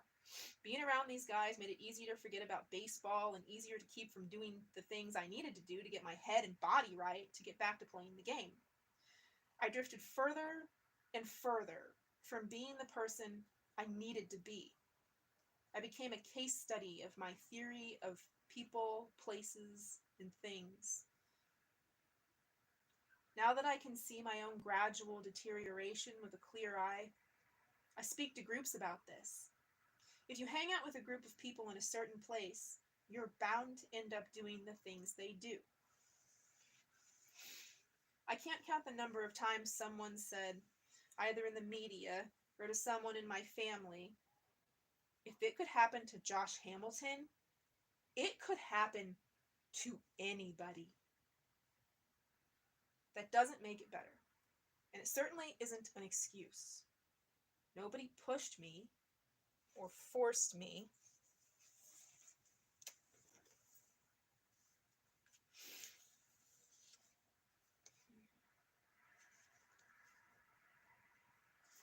I walked out of the tattoo shop with Kevin and Bill. I walked into the strip club. I leaned over the mirror and inhaled the cocaine into my system. But I believe if it could happen to me, it could happen to anybody. I believe I am a good person who made bad choices. I believe I am living testimony to the power of addiction. I'm the cautionary tale. I accept that.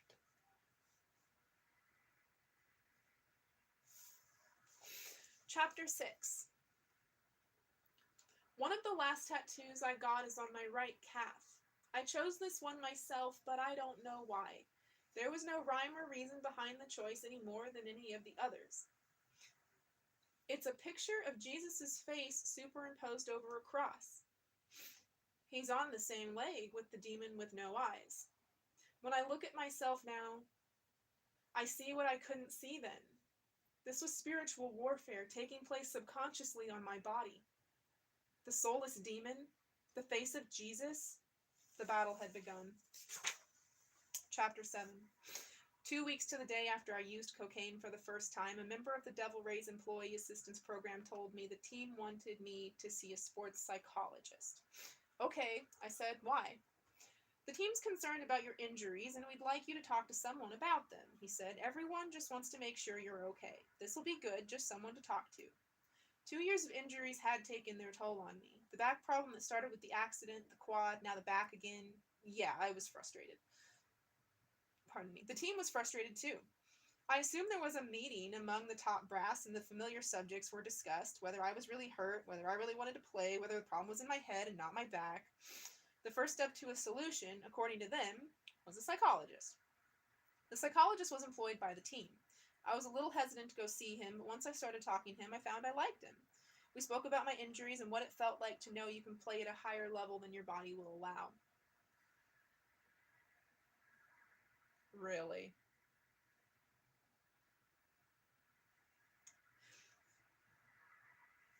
We talked about expectations, my own as well as the team's, and he caught on pretty quickly to the idea that I'm my own worst critic.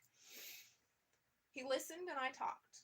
It was pleasant enough, but I wasn't entirely sure how it was going to make my back feel better to talk to him about it. As the conversation started to die down, we both sat there awkwardly until he finally asked, well, is there anything else bothering you? Anything else you want to talk about? I could have said no. Shook his hand and left the office. It would have been that easy. Instead, I sat and thought about it for a minute. I ran it through my mind at warp speed over and over. Should I trust him, or should I leave? I stayed in the chair. What if I had gotten up and left? How different would my life have been? There is something, I said. Yes? The last couple of weeks, well, I've kind of been experimenting with drugs. No shock registered on his face.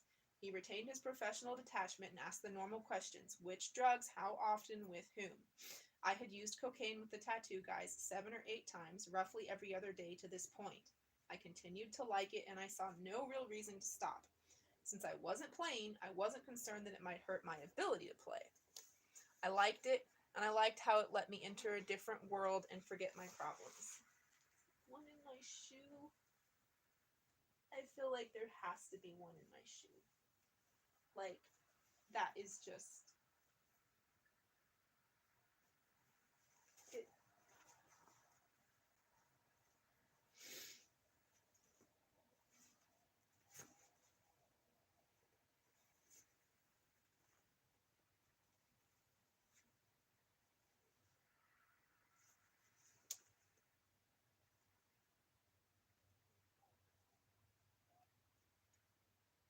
What is that?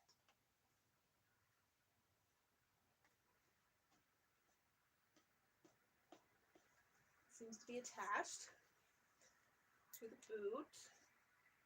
Obviously, I can't...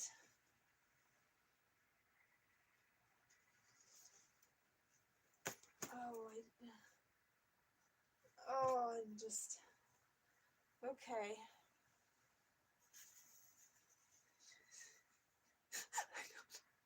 I don't deserve this.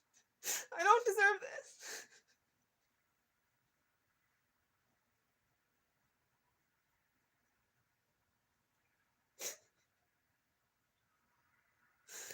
I don't deserve this.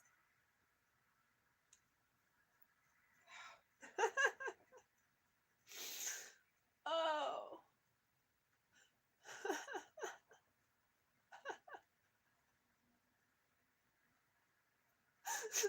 There was nothing there. There was nothing there. The first time that I saw bugs on me and felt itchy and dug holes in my skin, there was nothing there. There was nothing there. There were no bugs. There were no bugs anywhere.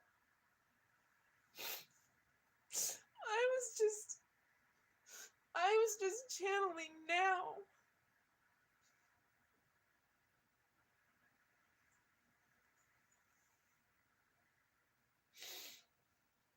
There's no bugs, just bug bites.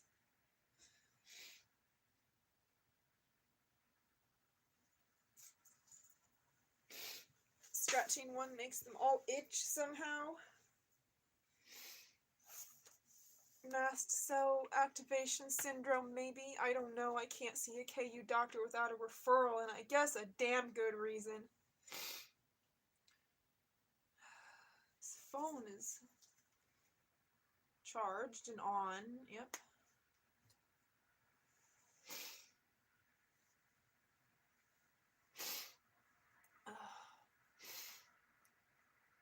Oh, God.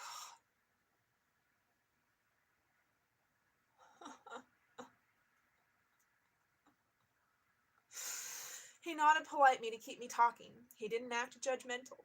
We talked about the set of circumstances, frustration with injury, boredom, loneliness, that led me to make such a flawed decision.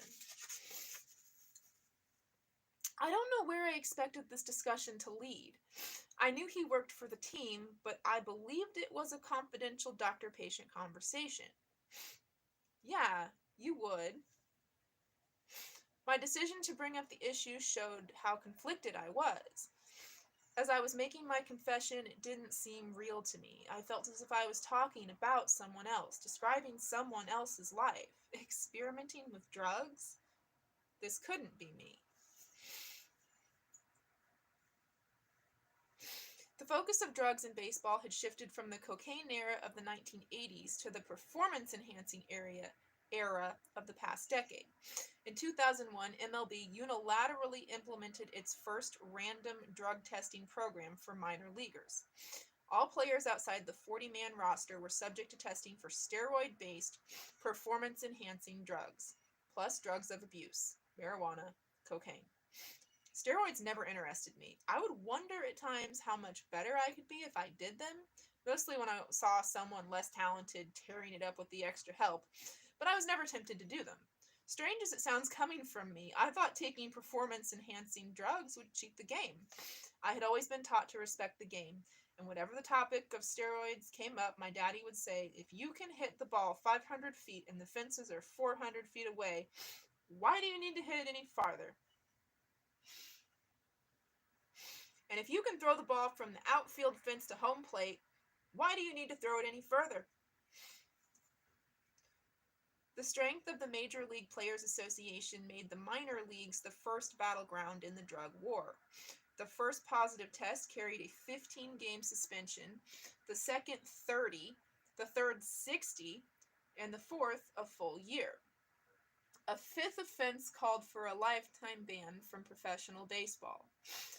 The morning after I met with the psychologist, I received a call from the same EAP employee who had arranged the appointment. Josh, we're sending you to the Betty Ford Center for rehab, he said. His words took my breath away. Rehab? You mean drug rehab? The doctor turned me in? He went right back to the Devil Rays and told them what I confided. I couldn't speak, but my mind raced. I couldn't keep this secret. People will find out. I'll have to tell my family. This will follow me wherever I go. He kept talking, but I wasn't really listening. Something about leaving tomorrow, a plane, 30 days in treatment, the best thing for me, get my head straight, come back ready to play. I didn't really know what to say, but I blurted out something that probably made no sense. I was in shock. I had no idea how that conversation had led to this. I had tried cocaine 7 or 8 times, and now I was branded an addict? I was going to Betty Ford? I hadn't failed a test. I had simply confided in a professional. I hung up the phone and tried to make sense of the past 24 hours. Right there in the drug policy are the words, the EAP director will arrange for an appropriate and confidential medical evaluation of the individual and will assist in prescribing the appropriate treatment, counseling, and aftercare. Confidential is written right on that page. I've often thought about that episode, how it happened, whether it was right, if I should have questioned the confidentiality aspect of my conversation. I always come back to the same answer. It needed to happen that way. The script was being written somewhere else, and even though the sequence made no sense to me or anyone around me, it made sense to someone somewhere. That night I made the toughest call of my life. I punched in my parents' number back in Garner, took a deep breath, and prepared myself for the worst. I closed my eyes as it rang, wanting to hang up, but knowing I couldn't. My daddy answered. We made small talk for a few seconds, but there was no hiding my mood. Daddy knew there was something going on, so I stopped trying to pretend otherwise. I'm going away for a while tomorrow, I said. Okay. What for? You're back? No, the team's sending me to Betty Ford. No response. The silence was thick as he tried to digest the information. What? Wait, what are you talking about, Josh? I could hear my mama in the background reacting to his disbelief. He held the phone away from his ear for a second and said, They're sending Josh to Betty Ford. Betty Ford? She asked. The rehab place? I sat there in an empty apartment in Florida listening to this drama play out in the big house in North Carolina. They were shocked, angry, confused, but there had been signs. The tattoos, the injuries, the time away from the game. Believing I was a drug user didn't take the huge leap it would have just 2 years earlier. Feeling the need to fill the silence, I said, They sent me to talk to someone about my injuries, and I told them I've been experimenting with drugs. They called me back and told me I'm going to Betty Ford. They were helpless. They didn't understand. Nobody did, least of all me. They wanted to come down, but I was leaving the next day. They wanted to go with me, but they knew they couldn't. They wanted to rewind and start over. Figure out how to keep this from happening in the first place. That was impossible. They didn't want to hang up, but there was nothing left to say. Chapter 8. The driver picked me up at the airport and drove me through the desert and past the rows of palm trees to the front of the famous Betty Ford Clinic, a sprawling single-story white complex in Rancho Mirage. I walked through the doors that had opened for hundreds, maybe thousands of well-known people seeking to reassemble their lives. This whole trip was a shock to me. I didn't know what to expect, and I didn't really know why I was there. I was met at the desk by an intake coordinator who gave me a quick tour of the facility, dining room, meeting rooms, all very nice, before showing me to my room and introducing me to my roommate. I shook his hand, but the name filtered in and out without registering. I wasn't interested. I walked around in a daze, looking and nodding, but not really hearing or seeing. I'm probably going to be getting more of my blood on Grandma's blanket, but there's already blood on Grandma's blanket because the bugs are filled with my blood.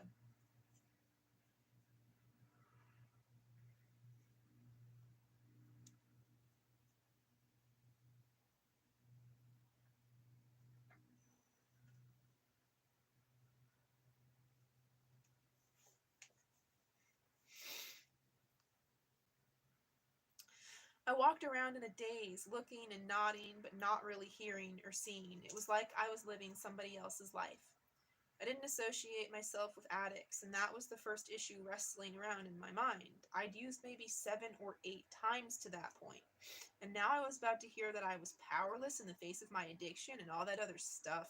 It just didn't compute. The label addict had been attached to me just the day before, and sitting there in my room with a suitcase at my feet gave me some time to sort through the events of the last 24 hours. My attitude began to change from one of straight confusion to one of anger. I didn't know why the Devil Rays would unilaterally decide to ship me off to a treatment center where the label was affixed permanently. I didn't believe I was an addict, but here I was. I didn't associate myself with any of the people here, but here I was. This would be my home for the next 30 days. The first step was to be interviewed by a therapist. When he used the word addict, I was ready. I immediately challenged him. I'm not an addict, I said. He sat there calmly, like he was dealing...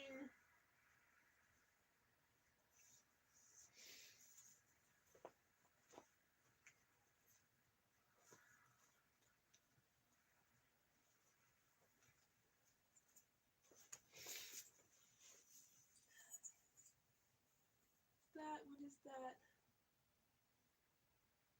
Nothing. What is that? Nothing. Nothing.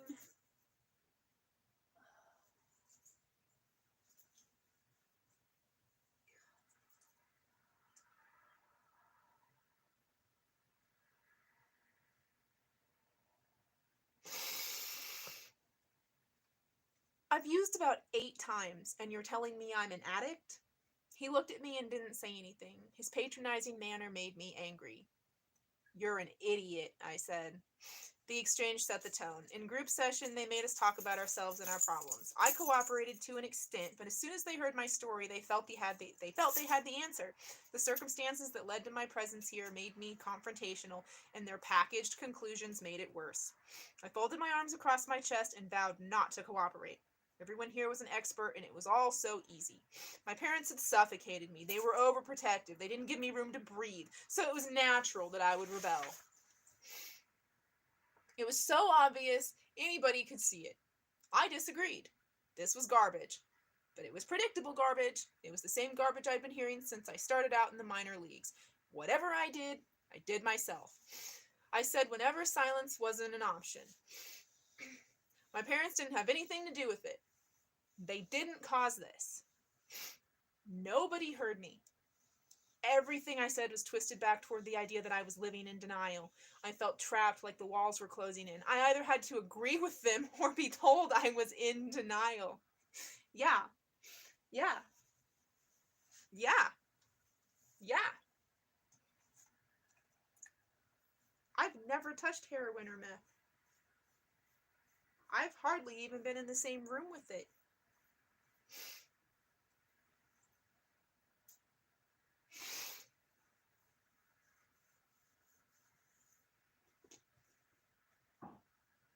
When they decide what you are,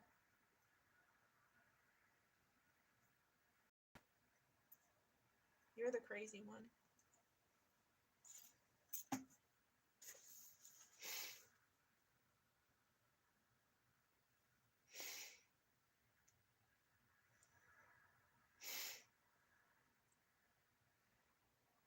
There was no other right answer.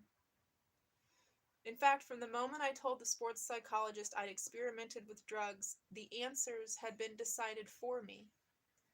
1, I was an addict, and 2, my parents caused it. I got pissed off. I got quieter with each passing day. I seethed. I didn't speak to my roommate, and I tried not to make eye contact. I didn't want to be there, and I didn't hide my feelings. I spent more and more time with earphones in place, listening to music and tuning out the world. By the 4th day, I was uncooperative in the meetings. I sat there and let everyone tell their stories and work out their problems while I stared off into space. All this therapy seemed pointless, someone else's problem. I needed to get healthy and get back on the baseball field, that's all. I'd done cocaine a few times, big deal. I was still alive, and I wasn't an addict, and nobody really needed to know my business anyway. My increasing noncompliance was noted by the people in charge, I'm sure, and it only cemented their views that I was in dire need of help. At this point, I wasn't buying into the idea of myself as an addict, no matter where I was or how many times someone tried to attach the label. On my 8th day at Betty Ford, during a break from group, I walked back to my room, packed up my stuff, and walked out the door. I couldn't take it anymore. I didn't acknowledge anyone or say goodbye, and nobody tried to stop me. I called a cab to take me to a hotel where I used my credit card, one of the few possessions I brought from Florida, to secure the room.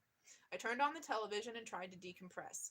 I made no attempt to understand what I'd just been through, probably because I had yet to understand the actions that brought me to this point in the first place. After a while, I picked up the phone and dialed the house in Garner. I knew my parents had just purchased 2 plane tickets to fly out to attend the Family Days portion of the treatment program, and I winced when I considered what would go through their minds when I told them the latest turn my story had taken. "Hey, Daddy," I said when he answered. "I need to come home." Just when they thought their minds couldn't spin any faster. You couldn't fuck my mind any harder if you tried, Mindy. You couldn't fuck my mind any harder if you tried, Mindy. You couldn't fuck my mind any harder if you tried.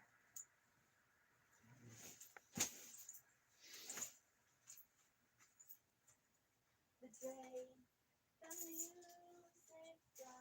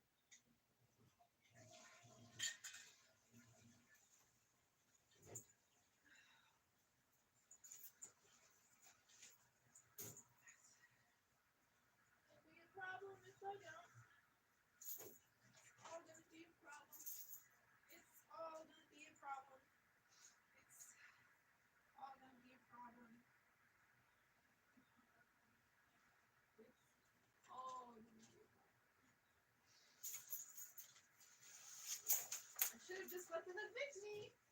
I should have just gone to live with Sean. I should have just let them evict me. I should have just let them evict me. That moment, that moment, that moment. Attorney, so sad, so young. Oh, he fought so hard for me. Don't throw this away. Don't throw this away. You'll ruin it. You'll ruin it if you do that. You'll ruin it if you do that. Maybe it needed to be ruined. Huh? Did you ever think about that? Did you ever think about this is not where I should be fighting to stay? Did you ever think about that? Did you ever think about that? Did you ever think that I might just be better off sharing my testimony on the street, living for Jesus on the street? No. No. No. No. No. Everyone thinks I can't do it. Everyone thinks I can't do it, and that just makes me want to do it more. Just makes me want to do it more, and I already wanted to do it. Shit, I love a challenge. I love a fucking challenge and adventure, and you put me in survival mode. You keep me in survival mode. And I'm ready for war. I stay ready. Ninjas don't sleep.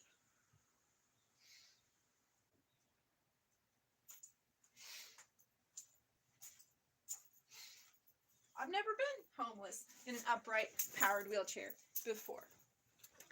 It'd be such an interesting challenge. Such an interesting challenge. Oh, and I could do it. Oh, yeah, for sure. Yeah. Yeah. It's summer that's hard for me. Winter's a cakewalk.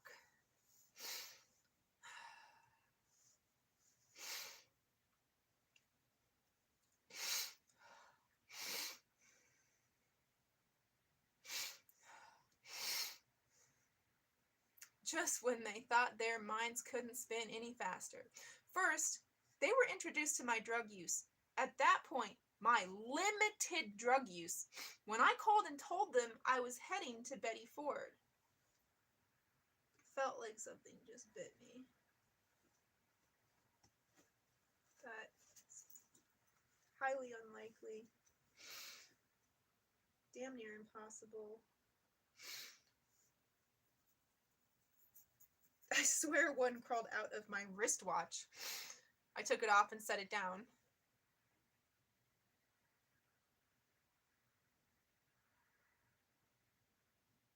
They were packed into Mark's pocket knife.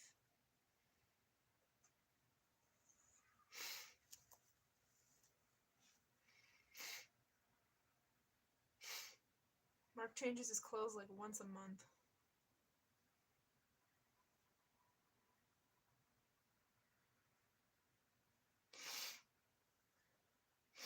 His pants, anyway.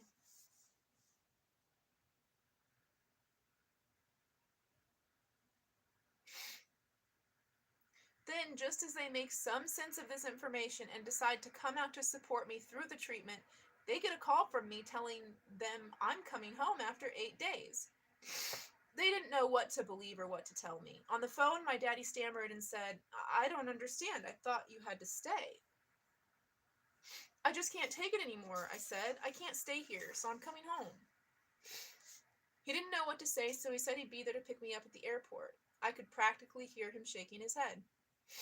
Word traveled back to Raleigh in whispers and raised eyebrows. First it was the tattoos. I hear Josh Hamilton is covered in tattoos. And then the drugs. You're not going to believe this, but they're saying Josh Hamilton is doing drugs. I left Betty Ford, flew back to Raleigh, and then returned to spring training. The Devil Rays didn't ask too many questions, and I didn't offer too many answers. In a strange way, I think the 8-day break from baseball gave my back the time it needed to quiet down and feel better. When we broke camp, I was sent to Class A Bakersfield in the California League. My career was treading water. The year before, when I was 19, Larry Rothschild had told me he would have kept me on the big league roster if it had been up to him. Now, a year and one trip to rehab later, I was starting my third straight year in Class A ball. The California League is considered high A ball, but still. The number one pick, the guy chosen, 1-1, should be far beyond a ball by his 21st, far beyond a ball by his 21st birthday. The meteoric rise I had predicted on the day I was drafted was officially out of the question. This was my 4th year as a pro, and instead of becoming a big league all-star, I was closer to becoming a major disappointment, both personally and professionally. I went to Bakersfield on my own. I drifted from my parents as might be expected, and I got myself an apartment near the ballpark and set out to put my career back on track.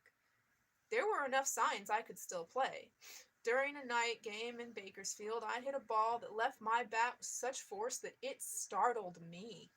It rose through the minor league lights and the Bakersfield Moths and kept right on going, right over the fence and clear out of the stadium.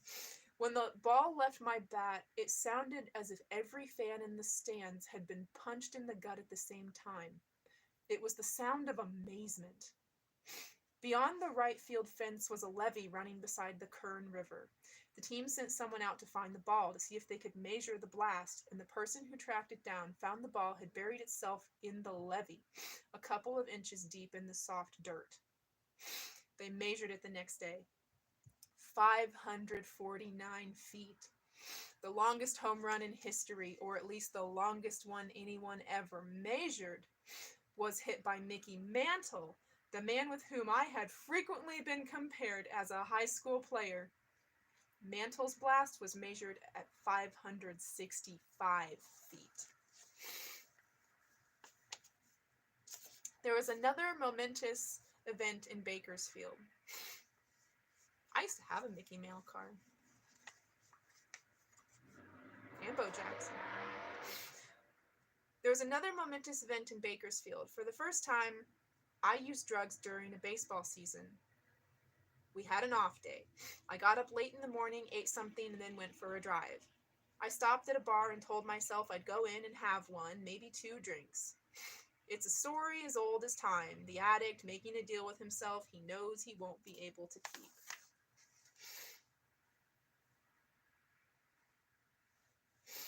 I had developed a liking for Crown Royal.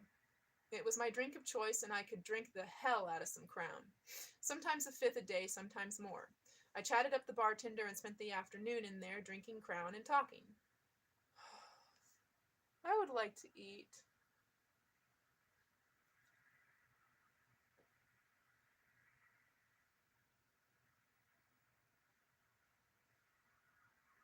I don't really want to eat an onion. Or a can of beans. Yeah, peanut butter and jelly. Yeah. Yeah, peanut butter and jelly. I've been good with my bread. I still have bread. I can have peanut butter and jelly.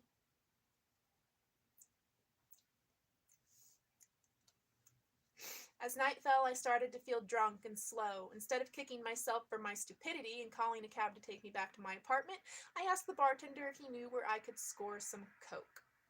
Of course he did. Sure enough, one phone call and 10 minutes later, I was in possession of an 8-ball. I wasn't surprised this transaction happened so quickly and easily. The surprise would have been if it didn't. I did a little cocaine with my connection to commemorate our new relationship. He also worked as a security guard and had to make his rounds. Since I didn't have anything better to do, I made them with him. Over and over, throughout the night, I walked the perimeter of a building with a stranger, stopping occasionally to do more coke. I can't remember a thing the guard and I talked about that night. I'm sure none of it was important. But I can close my eyes and see that building in the parking lot. I can feel the aimless sadness of one and an endless string of wasted nights. There was no sleep for me that night. I went back to the apartment at some point the next morning, wired to the heavens.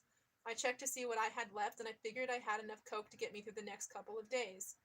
We had a game that night, though, and I began to panic about getting my mind straight in time to make it to the ballpark. When I got to the clubhouse, I was still hyped, but my strongest emotion was fear. I was afraid that someone would find out.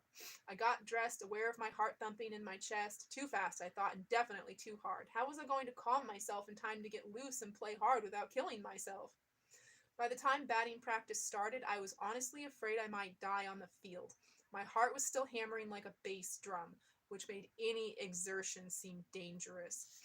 As I did my pregame sprints, I prayed my heart wouldn't just race out of my chest. Stopping wasn't an option, though, because I firmly believed any change in the regular routine would raise suspicions.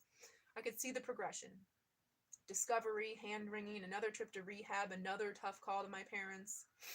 The psychologist was right. The $4 million bonus baby was a drug addict. I stood in the outfield that night thinking, I will never, ever do this again. I went through my get me out of this foxhole prayers. Jesus, if you let me pull through this, I'll never do this again. I saw the error of my ways and I would never do this again. Not in a million years. I made deals, promises, vows. The next day I needed a line or two just to get me through the day. Oft injured, troubled. These were the adjectives that began attaching themselves to my name like leeches. It was always written that I was the former number 1 pick in a manner that dripped with disappointment. It was hard to argue. My 2002 season ended after just 56 games in Class A Bakersfield. This time it was my elbow, which began hurting about a month into the season and grew progressively worse until the doctors decided I needed to shut it down. This time the MRI showed the problem immediately, and the Devil Rays sent me to Birmingham, Alabama to see Dr. James Andrews, a famous orthopedic surgeon who cleaned up bone chips in my elbow. I came home to Garner and hung out, idling away the days. I met up with a guy from high school named Wayne, and we started hanging out pretty much every day. People would see me with Wayne and look at me funny. He was not someone I had hung out with in high school at all. In the high school world of labels, jocks, geek, stoner, he was at one end of the spectrum and I was at the other. I could read the faces of those who had known me for a long time. When they saw me with Wayne, their thoughts were so obvious they could have been printed on their foreheads. Everything they're saying about Josh must be true. At this point, I wasn't sure who I was or who I should be hanging out with. My sense of self was gradually eroding, so maybe it wasn't that unusual that I gravitated towards someone who wasn't at all like me. Wayne was a guy with no direction in high school. He was a guy with no direction when we started hanging out.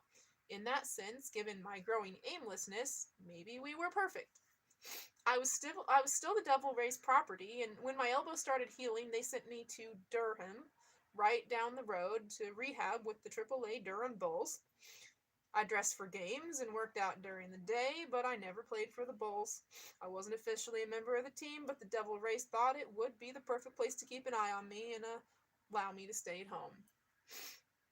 Even though I wasn't playing, I was still subject to the same rules as any other minor leaguer, which meant I was subject to random drug testing. And one day before a game in Durham, I was given a cup by a drug tester and told to pee while he watched. My cocaine use was nearly every day, but I peed in the cup with the confidence of a man who had yet to realize the extent of his problem. I wasn't panicked or nervous. I was untouchable. Bill Evers was the manager of the Bulls, and he called me into his office a few days later. He brought me in, closed the door, and said, "Josh, we got a failed test." "What, of mine?" "Yes, yours." And so with that, I entered into Major League Baseball's drug treatment program. I would be subject to stricter testing and a 15-game ban from playing.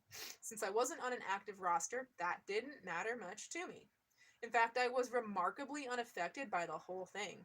I convinced myself it wasn't real, and I didn't fail a test. It must have been a false positive or some other mistake. Maybe they got my sample mixed up with that of somebody else, a real drug user. That must have been it. It couldn't have been me. Wayne thought it was a big deal to hang out with me. I don't like to say that because it sounds conceited, but it was true. Wayne got some mileage out of hanging out with Josh Hamilton, especially since nobody would have ever suspected it was possible. It didn't take long for our relationship to center on drugs. Wayne served a purpose for me. I could send him out to get stuff and have him hold it for me. I always felt cleaner and less guilty if I wasn't the one driving out to buy it or the one holding it. I had to watch myself. At this stage, with baseball still in the picture, It felt like less of a problem, less real, if I could just sit back and use the stuff when it was presented to me without having to do the dirty work. One day in August, I had seen a high school classmate of ours named Katie Chadwick. She was a pretty single mom with a daughter about 18 months old. Katie and I knew each other in high school, but we weren't really friends. She was not a baseball fan and never saw me play, and she was unimpressed and mostly unmoved by the Josh Hamilton phenomenon that swept through Athens Drive High School during my senior year. When her friends were walking around the hallways with baseballs for me to sign, she asked them, "What are y'all doing? Is that something I should be doing?" But when I saw her this time, I told Wayne I wouldn't mind getting to know her better, and before I knew it, he was on the phone to her. "Katie, I've got Josh Hamilton here and he wants to meet you." For Katie, this was confusing on many levels. She wasn't a friend of either of us in high school, and now she was being asked to digest a bunch of conflicting information. First, it was hard for her to get her mind around the idea that I was even associating with Wayne. She didn't know me that well in high school, but she knew me well enough to know I didn't hang out with guys like Wayne. Second, she didn't know whether to believe I really wanted to meet her because we had had no contact since high school, and the only things she knew about me were from the newspaper reports of my baseball career. She agreed to meet with me anyway, and we began dating. I immediately fell in love with Julia, Katie's daughter, and I used to change her diaper and play with her all the time. Katie and I got along well, but she soon discovered that her suspicions were correct. If I was hanging out with Wayne, I must be using drugs. After 4 or 5 months, we broke up. My drug use was the big factor in ending our relationship. There were times when using and hanging out with Wayne and some other hangers-on was more important to me than being with Katie, and that wasn't what she had in mind for our relationship. Katie's father, Michael Dean Chadwick, was a recovering addict who grew up in Baltimore selling and using crack on the streets. He was a remarkable success story, having overcome his past to become one of the most respected and successful home builders and developers in the Raleigh area. Katie's mother, Janice, stayed with Michael and helped him beat his addiction. The Chadwicks also drew on their faith to get them through the tragic death of Katie's little brother, 9-year-old Mikey, who was killed in an automobile accident. Katie's dad told the family's story at local churches, and his speeches were dynamic and motivational. Katie understood addiction, but that didn't mean she was willing to accept whatever I threw at her. We liked each other and we got along great, but this one thing stood between us, prying us apart. Chapter 9. Oh, yeah. The last place I should have been during February 2003 was at a major league spring training. I was a mess using every day, growing increasingly paranoid and defensive, listening to nobody. And yet there I was at the Devil Race Spring Training Complex in St. Petersburg, trying to hide my addiction and make the ball club. The second half of that statement is debatable. My first drug suspension was over, but I don't know how hard I tried to make the club or even whether it was a possibility. My head wasn't in it, and my heart followed. The Rays made a big move before the 2003 season, bringing Lou Piniella out of retirement to manage the team. Lou was known as an old school hard ass, the kind of guy who flourished working for George Steinbrenner and the Yankees. He was going to usher in a new era of Rays baseball where guys played hard and were held accountable, and failure would no longer be seen as a byproduct of wearing the uniform. To me, it didn't really matter. Drugs had taken over. They'd gone from a recreational mistake, something I stupidly thought I could control or ignore or deny, to a full-blown personal disaster. It was astonishing and perfectly natural how quickly drugs and the drug culture had taken up residence in my life. By the time spring training started, I had cocaine with me nearly all the time. It was with me at my apartment, but I couldn't leave it there when I left for the ballpark in the morning because I might need it. I couldn't leave it in my truck in the players' parking lot. I was too worried about what might happen if someone either saw it or broke into my truck and found it. The cocaine would stay in the pocket of my pants, I decided. Inside the pants, it would stay on a hook, hanging inside my locker while I took the field. Freaked, I would spend my whole time on the field worried the clubby might go into my locker to hang something up and accidentally knock the pants off the hook, spilling a vial of cocaine all over the clubhouse floor and exposing my secret for the world to see. While I was in the shower, I worried that one of my teammates might reach into my locker for some deodorant or toothpaste, or inadvertently catch a finger on my belt loop and up in my pants, spilling a vial of cocaine all over the clubhouse floor and exposing my secret for all the world to see. It wasn't rational. but nothing about me was rational. Baseball wasn't fun. I was on guard all the time protecting my secret. I avoided people, even teammates who had been my friends, like Carl Crawford. I couldn't see people for who they were. I saw only the reflection of me I could see in their looks and behavior. I couldn't relax to save my life. Carl and I share business manager Steve Reed, and early in spring training, Carl called Steve and asked him what was up with me. Steve said, "Nothing as far as I know. Why?" "I don't know, man," Carl said. "Your boy's changed. You might want to see what's up with him because he's tense and edgy all the time. Guys are wondering what happened." Not surprisingly, my play on the field was erratic. I'd have days where I felt like the old Josh, ripping balls over the fence in batting practice and doing all the things that made me one of baseball's top prospects. But most of the time, my mind drifted and I played like a guy who had lost interest. I struggled to do things I used to be able to do in my sleep. I could hide the cocaine in my pants pocket, but I couldn't hide its effects. I was sick, and that was impossible to hide. During the second week of spring training, I stayed up most of the night, went to sleep around 5 a.m., and didn't wake up in time to get to the ballpark in time. I was about an hour late, and in spring training, nobody, and I mean nobody, shows up late. On my drive into the ballpark from home, I settled on a story: car trouble. Not very imaginative, I know, but that's not the point. The point is, I convinced myself it was true. I repeated it for 20 minutes on the drive, and by the time I parked in the player's lot and walked into the clubhouse, it was no longer a story. It was the truth. Besides, I couldn't tell Lou that I was out all night and couldn't get up in time to be at the ballpark by 8:30. My behavior in the first 2 weeks of spring training had already caught the attention of the team and Piniella. I couldn't just hand over the evidence. I told Lou my story, and he just looked at me and said, "Okay, don't let it happen again." 2 days after, I was late again. This time I drove to the park perfecting a story about my alarm clock. I walked in with a sheepish look on my face and muttered something about oversleeping. This time Lou just looked at me and nodded. My ability to concoct stories and convince myself they were true was the same ability that allowed me to deny a positive drug test. At some level of my soul, I still couldn't come to terms with my drug use. The truth was too hard to face, so I denied tests and made up excuses and somehow convinced myself I could believe both.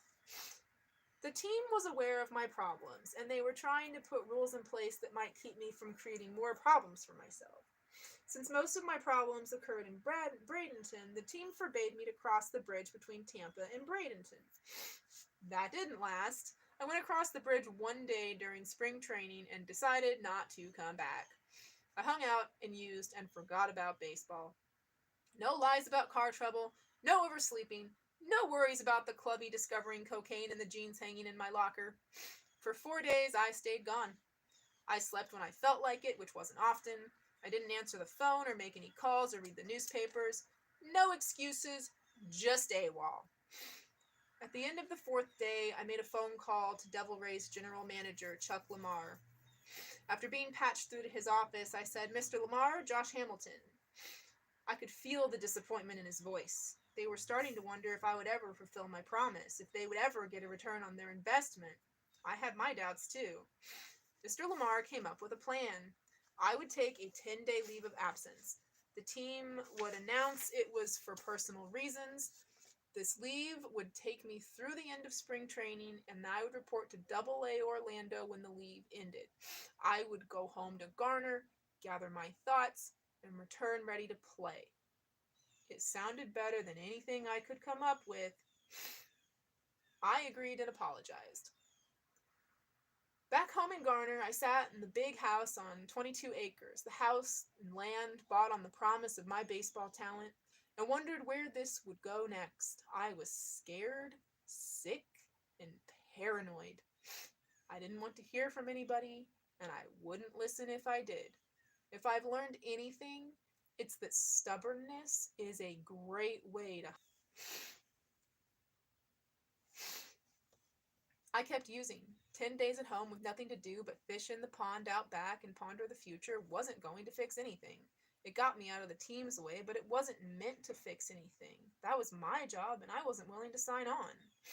My parents knew, but they couldn't reach me. Nothing worked. After the personal leave, I was sent to AA Orlando. Because of my previous failed drug test, I was in the program and subject to regular testing. I had been told I would be tested the day I showed up in Orlando, and still I used that day and showed up at the ballpark knowing I would fail that day's test. And so, on the afternoon of May 14th, 2003, the drug tester brought me the cup and stood by to watch and make sure it was my urine that ended up in it. My heart racing and my mind surprisingly dead to the world, I peed in the cup, watching the stream carry my career away with it. This would mean a suspension of 30 games. And after that, I would be subject to more testing and more severe penalties. This didn't feel like a temporary disruption, another in a long line of them, as much as a conclusion. This felt like the end, the final straw, the last act of self-destruction. I put on my uniform thinking it might be the last time. I went through the motions of pregame warm-ups, but since I wasn't in the lineup, I didn't overexert myself. When the game started, I sat next to hitting coach Steve Henderson, a former big leaguer and a good man. I trusted Hindu, and seeing him made me realize I had let good people down. I was staring out at the field, trying to keep my mind on the present, trying to calm the frantic beating of my heart. The scene before me was so familiar and normally so comforting.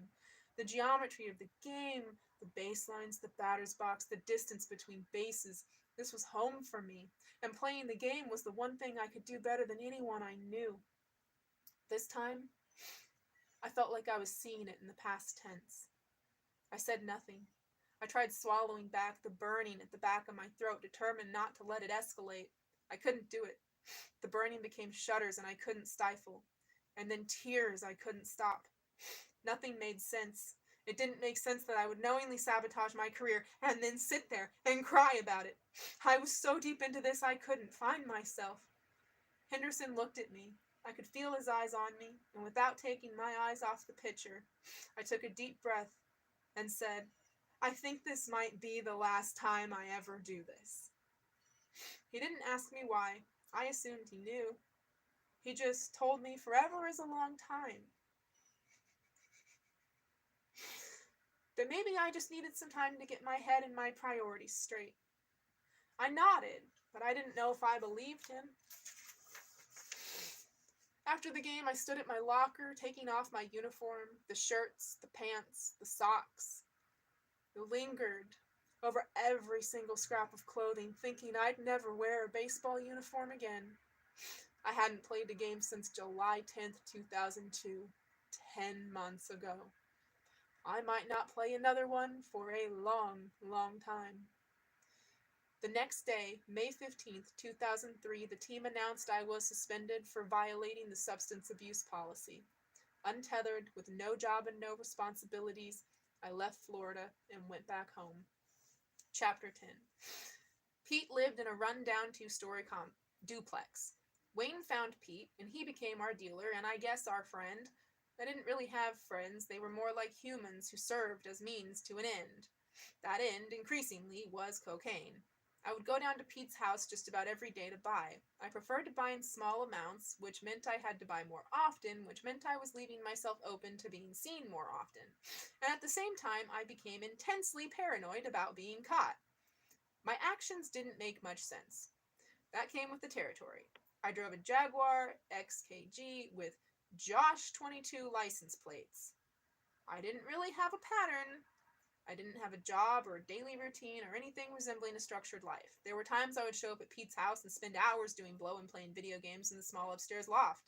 There were other times when I would show up at the door, pay my money, get the drugs, and be back in the Jag in less than a minute. I could fool myself into thinking this was freedom. In reality, I was trapped. The addiction was growing, and the paranoia grew with it. I was addicted not only to the feeling the drug produced, but also to the pursuit and the secrecy involved in getting it. My frequent trips to Pete's house worried me, so I began altering my driving route to avoid detection. Like a CIA operative dropping a tail, I would drive miles out of the way to get to his house, all in the name of avoiding some unseen and non existent follower. The location of the house reduced the number of ways I could approach it, but I did my best to vary the routines I took to get there. The other option was to send someone else. This worked for me too. I had some friends, or people I thought were friends, who would come over and get the money and bring me drugs in return. I paid these guys something for their time, either in money or product. Which brings me to another habit I developed. I began to overpay for drugs. In my twisted mind, this was a good business decision. Maybe this was my last hope of retaining my status as the guy who signed for $4 million out of high school. I had been reduced to this. I wanted to be liked, and what better way to be liked than to let Pete keep an extra $20 for his services? You can trace this mentality back to the tattoo shop, where I made bad decisions in the interest of making or keeping what I mistakenly thought were friends. The overpayments were also down payments on future bad times. The addict's mind is always thinking ahead, perhaps understanding things will always get worse. If I overpaid now, I figured they'd cut me some slack if the time came when I needed to use but didn't have enough money to support the habit. Whatever the case, I had money when I was dealing with Pete, and he was always happy to see me. No wonder. It's funny that I cared enough about what a drug dealer thought of me that I overpaid for drugs, because I didn't care a whole lot for the people in my life who truly loved me and cared for me. And I certainly didn't have enough regard for myself to step back and see how people in the community saw me. I was buying and using drugs on a regular basis, not more than a mile from the high school baseball fields where so many people had watched me play. Fathers would bring their sons to watch me play ball there. Scouts and media people from all over the country came to shake their heads in wonder at my abilities on that field. My senior year, I signed autographs between classes while walking down those halls. And now those memories were starting to fade, and I was becoming known as a big waste of talent.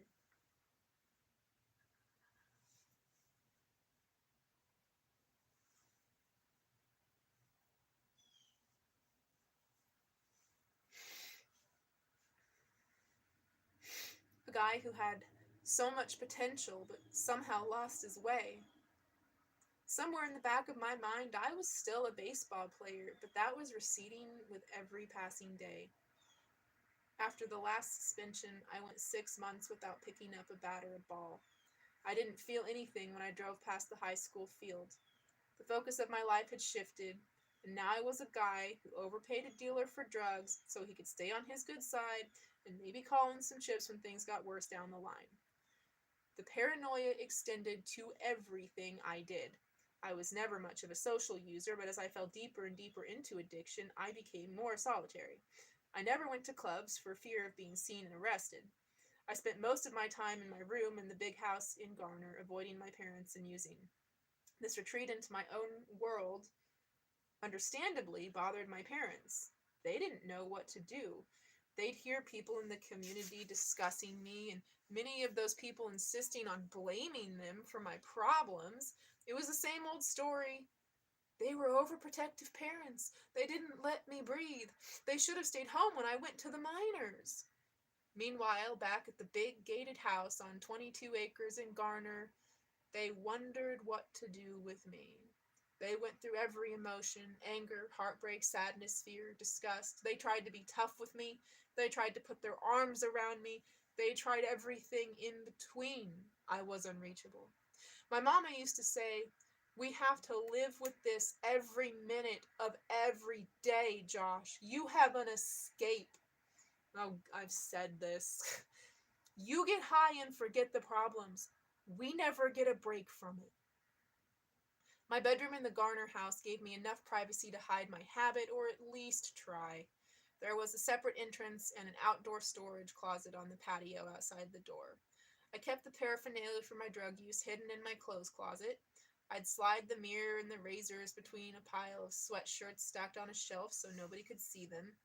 It was a good hiding spot, and it provided easy access.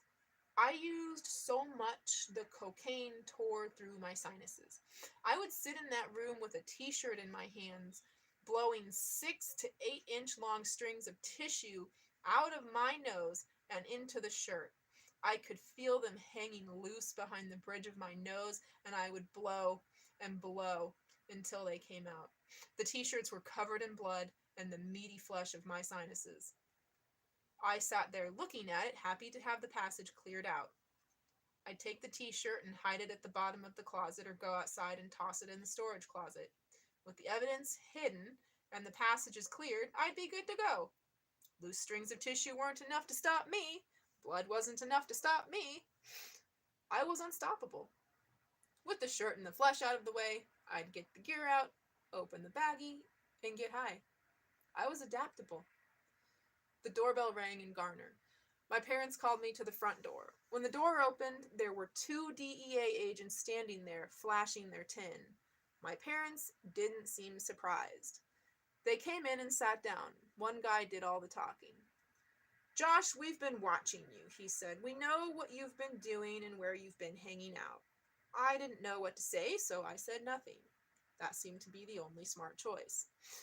"If we have reason to believe there are drugs in this house, we can come in here and take everything you own," he said. "But we're not interested in you. If we were, we could have gotten you last year." He then ran down where they had seen me the year before and what I'd been doing. 4 days after I left for spring training in '03, they raided a drug house where I'd spent a lot of time. He was right. They had been watching me. "We could have had you a bunch of times." Just because you're paranoid doesn't mean they're not watching you. Just because you're paranoid don't mean they're not after you. Gotta find a way, a better way. They were here now because they were after a dealer in the second-story apartment in Fuquay Varina.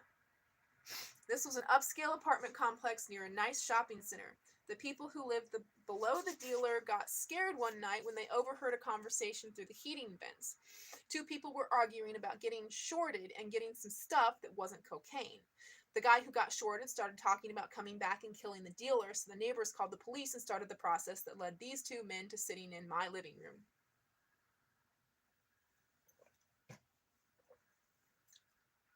The more they talked, the clearer their motives became. Part of me was relieved that I wasn't going to be leaving the house in handcuffs, but another part of me didn't want to hear what I knew was coming. "We'd like you to help us," one of them said. I listened to their proposal. They were trying to get Pete in order to get someone above him. It was just like in the movies. You help us and we'll agree to leave you alone. They also suggested, with some force, that I change my habits as soon as I finished this operation. It didn't sound like there was much of a choice to make. I could either cooperate or be arrested. I told them I'd do what I could as long as it didn't threaten my safety. They didn't need me to change my routine much. I had to keep doing what I was doing, keep going to Pete's house to get drugs, but they wanted me to do it while wearing a wire. So I did. Twice. This didn't have the intended effect on me. It should have been a sign that I was so deeply buried in the drug underworld that I was being used by both sides. This development did not cause me to pause and reflect on the wayward course my life had taken. I'm sure many people around me, my parents primarily, allowed a flicker of hope to enter their minds when the DEA agents came to me with their deal. This would have to provide the wake-up call, right? The scared straight moment? If he's facing the possibility of arrest and jail time, he's got to seek treatment and make a concerted effort to get better. Right? Wrong. This was no different from every other red flag raised since I began taking drugs. Since I didn't know how to stop, this simply became another no big deal. I could shrug this off too. Watch me. The treatment centers run together in my mind. I have to think hard to remember the dates and the places and the particulars. There were 8 of them, all of the best places in the country. Betty Ford in California, Hazelden in Minnesota, Sierra Tucson, Turning Point in Florida, twice, expensive, exclusive, and for me, pretty much worthless. There's a term addicts use for these centers, spin dry clinics. You show up, dry up, and then work to transfer the principles of the 12-step program to your daily life back in the real world. It works for a lot of people. I wasn't one of them. The real torment inside me couldn't be addressed in a group setting. I respect the work they do in the clinics, and I have applied many of the teachings to my own sobriety. After all, a reliance on a higher power is the second of the 12 steps, and without Jesus, I would have been dead long ago. But I got the impression I don't know why that's so hard. I'm just like kind of, it's like a lump behind my right ear. It's kind of hard to hear out of that ear. It has been lately. Okay. I don't know how to get a keloid back there, but a keloid to rub out? I don't know.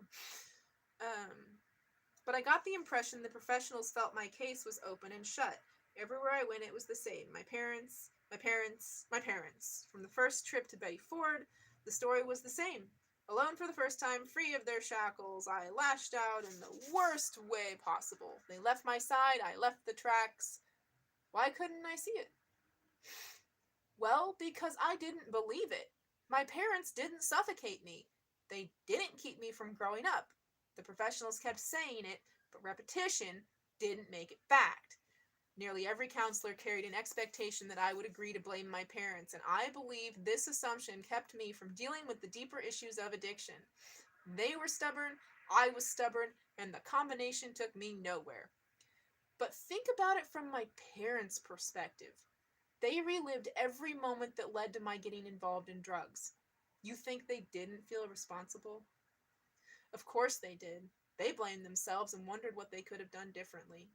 I can't count the number of conversations with my mom that started with her saying, "Josh, what did we do wrong to make you want to do this?" Over and over, I gave her the same response I gave the therapists. Nothing. You did nothing wrong. I did this myself. And who knows what would have happened if they hadn't picked up their lives and taken care of me. Maybe it would have happened sooner, or not at all, or exactly the same way. Who knows? Nobody. And that's why it doesn't do anybody any good to assign blame anywhere but with me. It was my life and my decisions, and I pray every day that I continue to make good ones. During my first stay at Turning Point, I sat in a group session where everyone discussed their problems and the group chimed in with opinions. One guy, a middle-aged drug dealer addict who thought he had all the answers, decided to educate me on my problems. He followed the company line and started in on what my parents had done and how it led me to where I was at this moment, sitting in an uncomfortable folding chair listening to him lecture me. "Your parents were overprotective," he said. "You needed to learn to live on your own." I started to get angry, and my anger grew the more he spoke. I spoke up for myself calmly in an attempt to get him to stop. "I made the decision to use," I said, "not my parents." He kept going and my anger built. I was not a patient man at this time, but I tried to calm myself by ignoring his words. "This too will pass," I told myself, or something like that. It didn't work. He kept going, as if taunting me. I was the big baseball player with the wasted talent, and he took it upon himself to teach me a lesson. He was going to let me know what I gave up for drugs, as if I didn't already know. I wanted to walk across the circle and tear into him, to beat him until he had no choice but to shut his mouth. Fortunately, I didn't do that. Instead, I stood up. "I'm done with this," I said. I turned and left the room. I walked to my room and sat on the edge of the bed. I was furious, and I didn't know what to do with my fury. I wanted to hurt somebody. No, that's not right. I wanted to hurt the guy who had pissed me off. I didn't know what to do with myself. I didn't want to be there. I didn't have anywhere else to go, and I couldn't handle the emotions that were raging through my system. I lit a Pardon me. I lit a cigarette, took a couple puffs, and then put it on the top of my left hand with the burning end on the fleshy part between my thumb and index finger. I've pierced that before. Then I took another cigarette, lit it from the first one, and put it next to it. Then I took another one and did the same. Then another. By the time I was finished, I had the burning ends of 4 cigarettes lined up in a semicircle on the hand that once held the baseball that held my future. I sat there and looked at it. Feeling the heat expand and grow, the flesh began to redden and sear, my world reduced to this hemisphere of pain. Teeth clenched, I watched. The pain reached a peak and held steady. I could feel it burning through layers, the skin peeling back and curling like newspaper in a fireplace. The smell of my own burning flesh reached my nostrils. I sat transfixed. The burn grew to about the size of a $50. I took the cigarettes off my hand, one by one, and stubbed them out in an ashtray on the dresser. I let my body fall backward onto the bed and stared at the ceiling. I took a deep breath. I felt better. So much better. The drug tests came 3 times a week, as stipulated in the player's agreement. In September '03, I blew one off. Failing to take the test is the same as failing the test, so another suspension was in order. 60 games now. 60 more games on top of the 30 I'd already missed. 60 and counting. The next failed test would cost me a full year. I was lost, emotionally lost, physically lost, mentally lost. I didn't know where to turn or what to do. Part of my problem, although I didn't know it yet, was denial. I couldn't believe I was using, so I felt I had no choice but to pretend I wasn't. A positive drug test? I could explain that away. It was a false positive. It was something I ate. It wasn't my pee. I couldn't believe I was using. That wasn't me, not Josh Hamilton, not the All-American boy. And so I denied it. It got to the point where I could convince myself I wasn't using. I operated under a simple principle. If you think it's the truth, then how can it be a lie? Somehow, I knew enough to know I needed help. I didn't know where to turn, but I knew I had hurt my parents enough to make any meaningful conversation with them impossible at this point. So I made a decision I still don't know how to explain.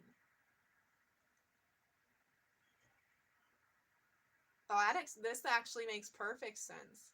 This is the very logical, next right step to make. I took a drive that ended at the house of Michael Dean Chadwick, the father of my ex-girlfriend, Katie.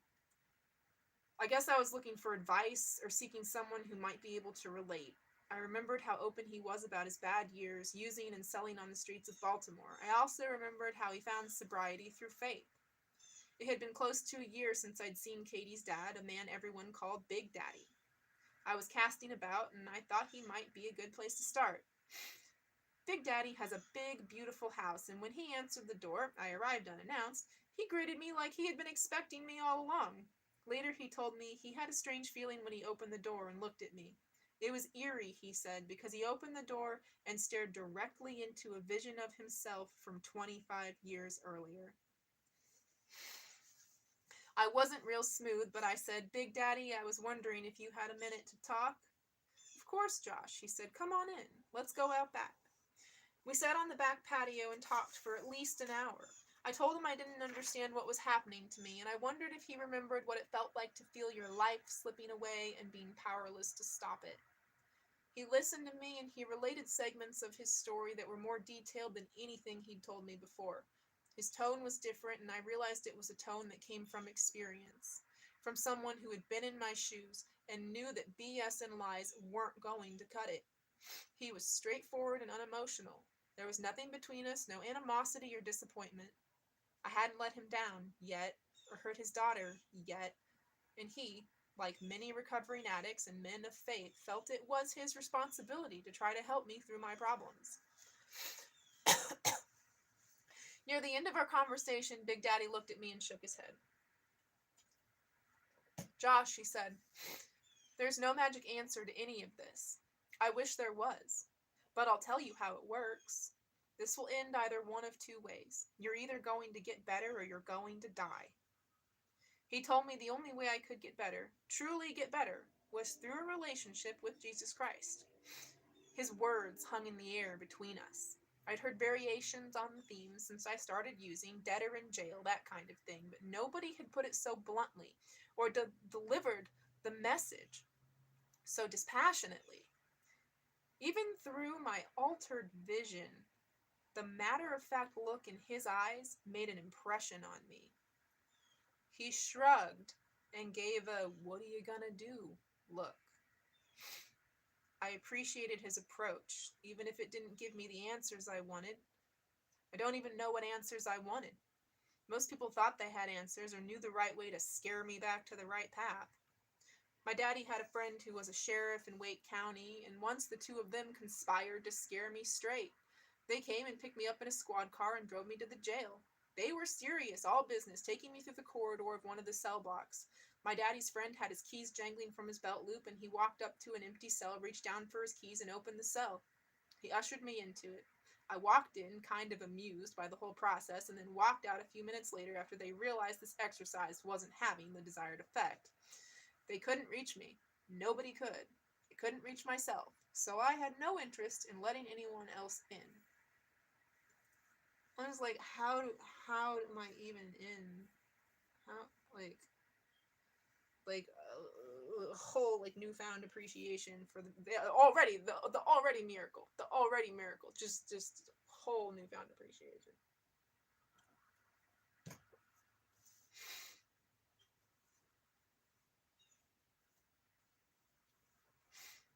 I acted like I had all the answers, even though I had none. But Big Daddy's words cut through me.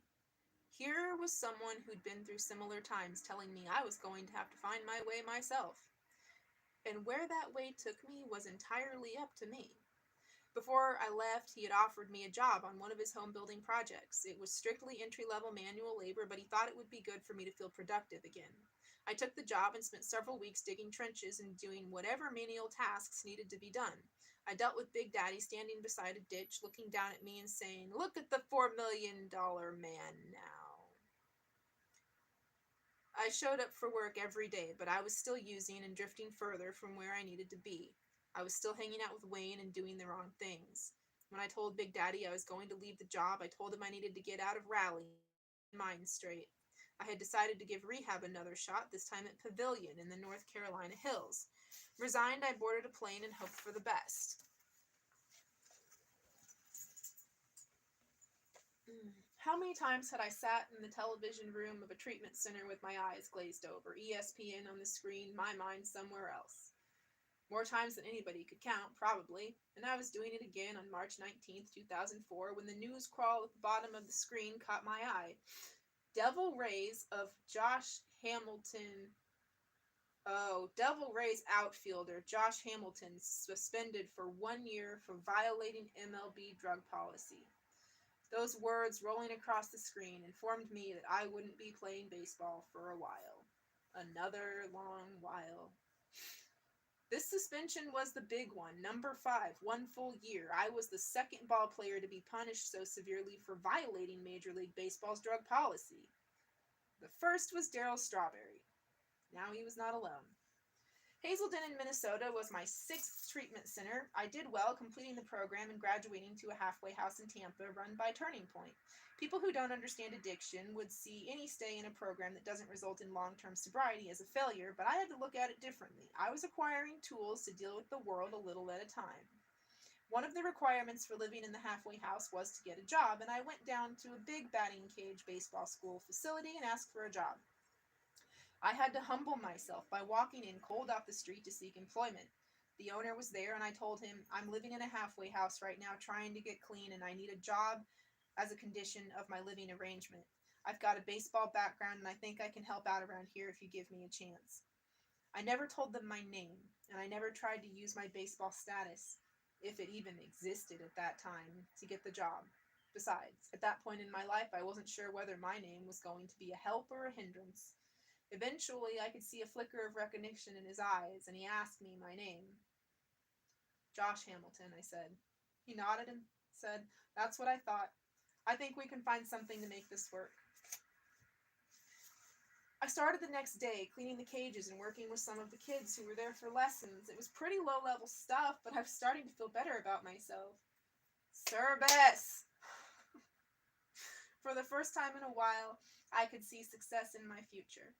I stayed clean for 4 or 5 months. I felt the urges constantly, and I fought them the way I'd fight off a tough two-strike slider. I tried to keep busy with work and the program. I went to meetings and followed the rules. Then one day, in a scenario repeated millions of times by millions of addicts, I gave in to a moment of weakness. I left the batting cage one night and stopped at a winghouse restaurant on the way back to the halfway house. I had a few drinks and left, and when I walked back into the facility late, I was forced to admit to the relapse. I was probably 4 miles from resisting temptation and getting back to the halfway house. If I had taken a deep breath and driven straight through, the temptation would have passed.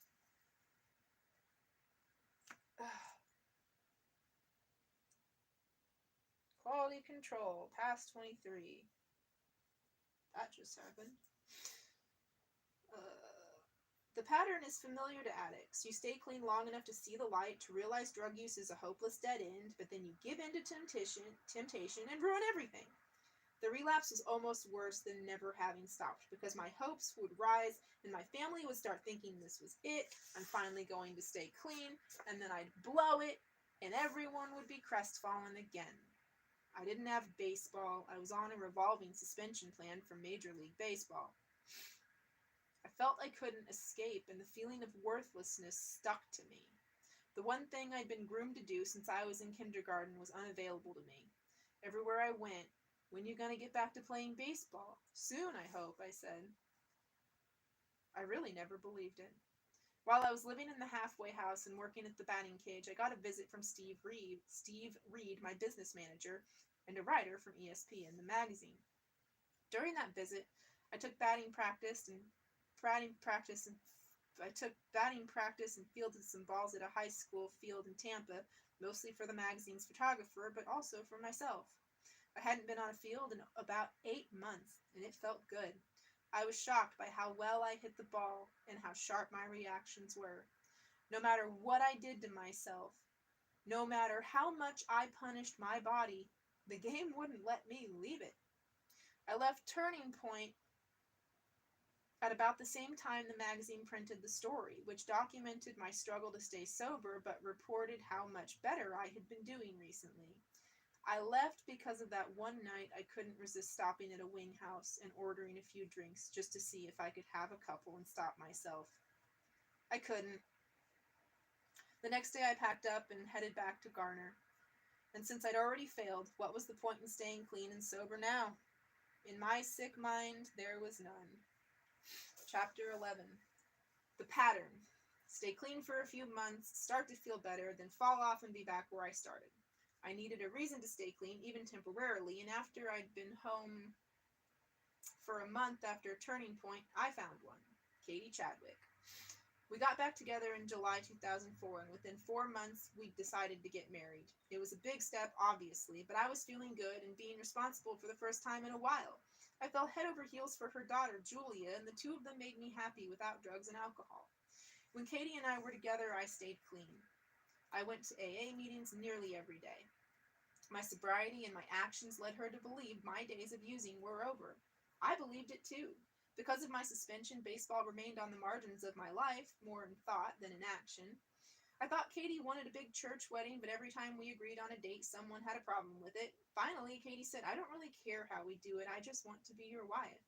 I said, "Great, let's get married tomorrow." So we did. We were married at the Raleigh Courthouse on November 10th, 2004, before an audience of my parents, Katie's parents, and a few others. For a honeymoon, we spent a couple nights at a bed and breakfast outside Raleigh. I was tied to the AA meetings, so we decided on a short honeymoon that didn't take us very far away. In December, Katie got pregnant. Everything moved fast, faster than I expected. We bought a house in the town of Fairquay, Verena, a few miles from where I grew up. It was a big house in a cul-de-sac with a large lot. It was less than a quarter mile from a nice fishing pond, and we were happy to start a new life together. I still considered myself a ball player, and I started to believe I could wait out the suspension and get back in the game. Katie had never seen me play baseball in high school, and since we reconnected, I had been either injured or suspended. To her, I wasn't really a ball player, and I might never be again. That didn't matter to her. She was willing to accept me with all my problems attached. But at the time, other than not really having a job, I didn't have that many problems. I was clean, I was married, I was relatively happy. Then in January, less than a month after we learned Katie was pregnant, and we still alive, I relapsed. I traveled the well-worn track of my addiction. First, too many drinks in a bar, then some coke, then back to the bar. In my experience, it's common for an addict to slip up and then set off a major binge. The guilt of relapsing takes over and you figure, what's the use? But this time, I got myself back together, shrugged it off as a one-time thing, and got back to my life. For 4 months, I stayed clean. Then on my 24th birthday, Saturday, May 21st, 2005, I brought a bottle of Crown Royal with me to an afternoon birthday party at Katie's parents' house. After the party, the plan was for Katie, Julia, and me to meet my parents for dinner at a local restaurant. Over and over, I left the party for a few minutes to sneak to the truck. I would then re-emerge, drunker each time. There was a cake, and one of Katie's first hints that I was messed up came when she watched me fumble and stumble as I tried to cut the cake. I had been so good for so long, she was completely shocked this was happening.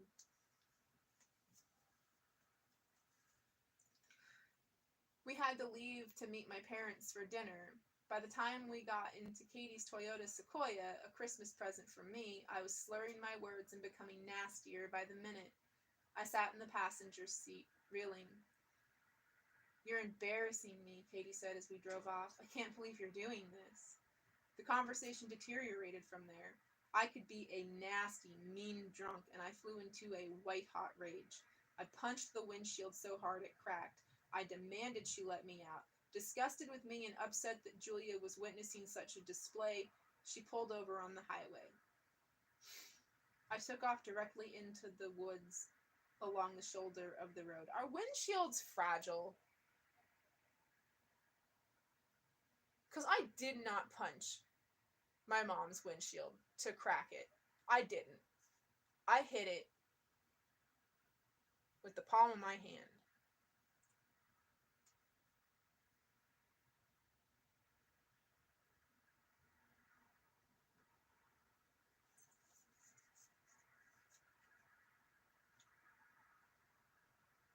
You didn't say that like windshields are fragile.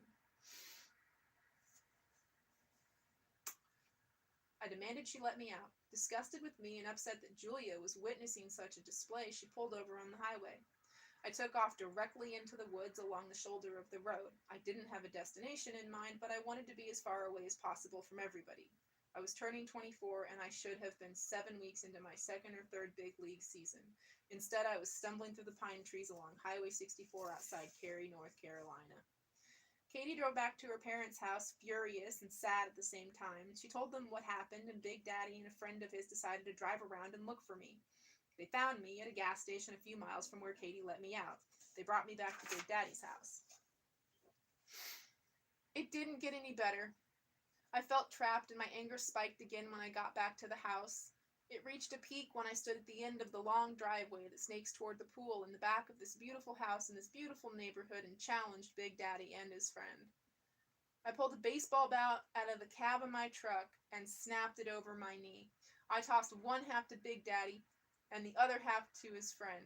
Then I shouted, "You're going to need those if you plan on coming after me." I had incredible strength when my mind was altered. I once picked up my daddy and moved him away from the doorway in our Garner house because he tried to stand between me and the door. My father is a large man, thick and strong, and yet I moved him the way I would a kitchen chair. On this night, I felt strength and rage coiled inside me. I was trapped by addiction and by my inability to do the right thing. And after I broke the bat and challenged them, they told me to leave or they would call the cops. I responded by slamming my fist against one of the side view mirrors of their friend's truck. Justifiably fearing what I might do next, they called the police. 2 cops showed up at the house and I went with them without much fuss. They took me to the station and put me in the drunk tank to sober up. Disgusted and angry, I sat there silently and slept a little. I had blown 4 months of sobriety, and blown them big time. and my reaction was to stay pissed off at the people around me and pretend the drinking was no big deal. I didn't use, I just drank. What was so bad about that? The next morning, a Sunday, they called me out of the tank and sent me on my way with no charges filed. Instead of calling Katie to pick me up, I took my belongings, headed out the door, and started walking. The police shrugged and gave me a suit-yourself look when I told them I wasn't calling anyone for a ride. I decided to head for my grandma's house, to the one place I could always go to relax and avoid judgment. She'd opened the door, no questions asked. It was a 10-mile walk, but I didn't care. I was in no hurry. I walked 10 miles to my grandma's house. Shit, man. That 10-mile walk to grandma's house, man.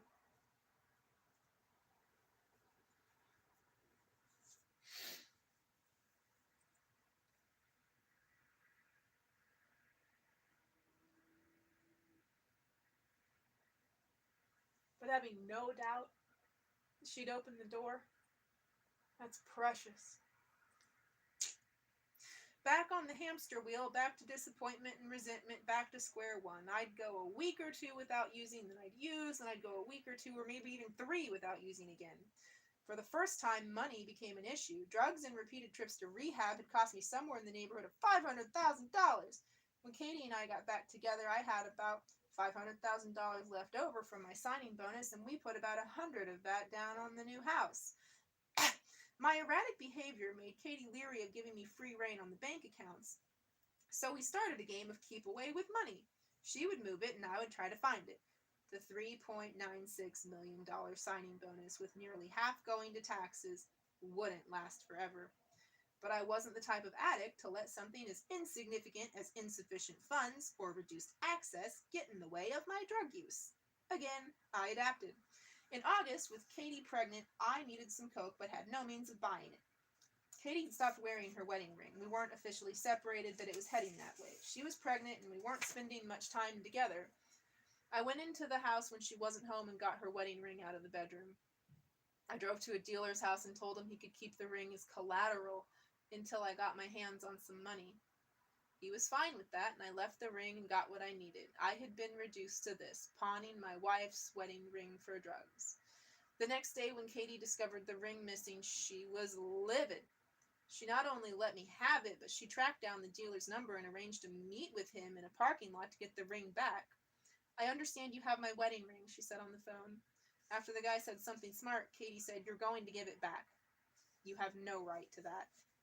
The dealer agreed, providing he got some money in return, and my pregnant wife drove to a parking lot, met with this character, and made the exchange. She had never been so scared in her life. But no matter what she thought about me at that time, she wasn't about to let my lifestyle destroy all the dignity in our life. Sierra Hamilton was born on August 22nd, 2005.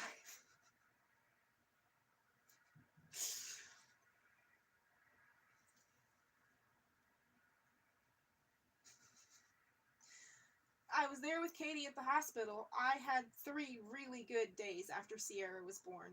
And on the 4th day, Katie sent me out to the drugstore to pick up a prescription for her. Instead of going to the drugstore, I went to a bar. I didn't want to be good anymore. I couldn't handle the pressure or the responsibility or the feeling of being fenced in by a family and a life I wasn't sure I deserved. I drank. I used. I took off on a wild ride that would have killed most people. I became impossible to live with. I would leave to get a can of dip and not come back for 3 days. Katie would call and get the same answer. "This is Josh, leave a message." How many times did she call me with a newborn and a 4.5-year-old to care for, hoping just to hear my voice, to know that I was alive, only to get that recording?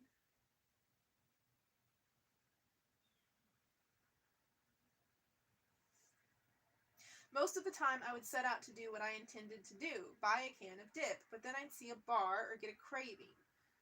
Once that happened, nothing else mattered. I could walk into a bar, order a Crown Royal, and be done with the real world for the better part of a week. In my mind, I didn't have anywhere to be, no job or obligations, so who really cared how I spent my days? The pattern was strikingly similar. I would begin to drink, then I'd start to get drunk, Then I'd want some Coke so I could keep drinking and stay up and do whatever I felt like doing. Restaurants and bars, in my experience, are rats' nests of drugs. I could sit at the bar minding my own business, and within no time I could identify the people working there who would be able to get me drugs or know who might. It was like picking up the spin of a curveball in the millisecond after it leaves the pitcher's hand. Sometimes Katie couldn't take not knowing where I was. I was sitting at a bar in Cary, hanging out with a group of people, when Katie walked in and strolled right up to the bar. I noticed her feet. She wasn't wearing shoes. She was so frustrated with calling me and not getting an answer that she got in the car and went searching. She didn't bother to wear shoes, probably because she had no real hope of finding her vagabond husband. So when she saw my truck in front of the restaurant not that far from our home, she was so pissed she got out and came in to get me. And even though she might have wanted to haul me out of there by my ear, she didn't. Maybe she knew that was a hopeless cause. You just never understood why I would prefer this life. She just never understood why I would prefer this life. I had a wife and 2 little girls at home, including a beautiful newborn. I had a wife who loved me despite everything. I had a support structure of my parents and in-laws and my brother and my grandma. I had a life out there, a good life, and Katie couldn't understand why I turned my back on it to live a life of random encounters with strangers who shared nothing more than a desire to get high. I didn't understand it either. I just did it. I never gave much thought to it. It controlled my life. Everything I did seemed to revolve around it, wanting it, getting it, using it, wanting it all over again. It's a cliche to call it a vicious circle, but that's exactly what it was. The drug's greatest power is to make you want more. As soon as you get it, you start thinking about getting more. It's the hamster wheel of drug abuse. You keep running, you get nowhere. I stopped claiming I was going to clean up. I stopped pretending, I guess, and I stopped saying things because I thought people would get off my back if I could convince them I was willing to try one more time. One day I was sitting alone in our house in Fairquay Varina, just sitting in the front room watching television, when I heard something out front. When I looked out through the living room window, I saw a SWAT team assembling in the street. They were all suited up in their riot gear, and they were preparing for an assault on my house. I panicked. I had an 8-ball, an eighth of an ounce of cocaine in the house, and I was sure they were preparing to bust my door down to come and get it. I ran to where I had stashed it and proceeded to sit down and inhale it. All of it. In a matter of seconds. This was enough coke to kill some people. It was insanity, a death wish, like pulling out my heart and smacking it with a 2x4. Most people, even hardcore users, would have flushed the stuff down the toilet and been done with it. Not me. I couldn't waste it, so I used it. My heart started pounding in my chest, faster and faster, till I could see it bouncing through my shirt. The doorbell rang. It was somebody selling something. It's painful to recall these memories. I'm not proud of any of them, but I'm confident someone can learn from them. I'm confident there's a higher purpose, that everything happened so I can be here now, sharing my story, sharing his story. I need to turn this pain to joy. I made several trips to the emergency room. Sometimes I took myself, sometimes other people took me there and dropped me off. If I hadn't been so young and strong, I doubt I would have made it. I stressed my heart so many times I don't know what lies ahead, but I try not to think about that. The mornings were the worst. I would wake up or still be awake after a night of heavy using. I would feel my heart beating in my chest and swear it wasn't working right. It was too fast or irregular or pounding so hard it might spring through my rib cage. I would fixate on it, feeling it and watching it and believing I could hear it. Every time I was sure I was going to die. I was completely sure, no questions asked, so I would drive in a state of panic to the hospital and walk into the emergency room. I never consciously tried to kill myself, but there were many times when I ingested enough cocaine to accidentally overdose. It's only by the grace of God and my big, strong body that I didn't end up dead. These trips to the emergency room all happened before Katie and I got married, and each time my parents were forced to come to the hospital. Worn down by the constant worry, they were left to hope that I would reach bottom and be forced to get clean. They had lost faith in the treatment centers and scare tactics and tough love that had failed over and over. I very nearly overdosed and found myself in the ER during one period of binge usage. My mom came into the room and stood next to the bed. She had long since lost her patience for my behavior, and my shame was clear. I pretended not to care what anybody said or thought, but I was in anguish. I could tell by the look on her face how bad I must have looked and how badly it hurt her to sit there and look at me. There were tears in her eyes. I wanted to stop, but I couldn't promise anything. I didn't know where to start. She sat there for quite some time in a thick silence. I had nothing to say, and an apology seemed inadequate at this stage of my deterioration. In a voice barely above a whisper, she said something I couldn't quite hear.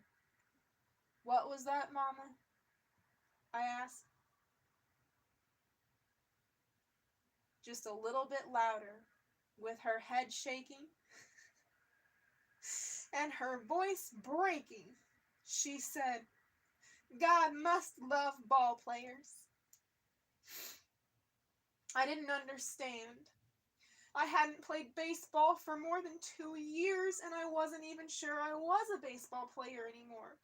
Normally, I ignored or shrugged off everything someone said to me, especially if I thought it was just more browbeating intending to make me stop using drugs. But this confused me and made me curious. Why was she bringing up baseball? "What are you talking about, Mama?" "It's simple, Josh," she said. "If God didn't love ball players, you'd have been dead a long time ago."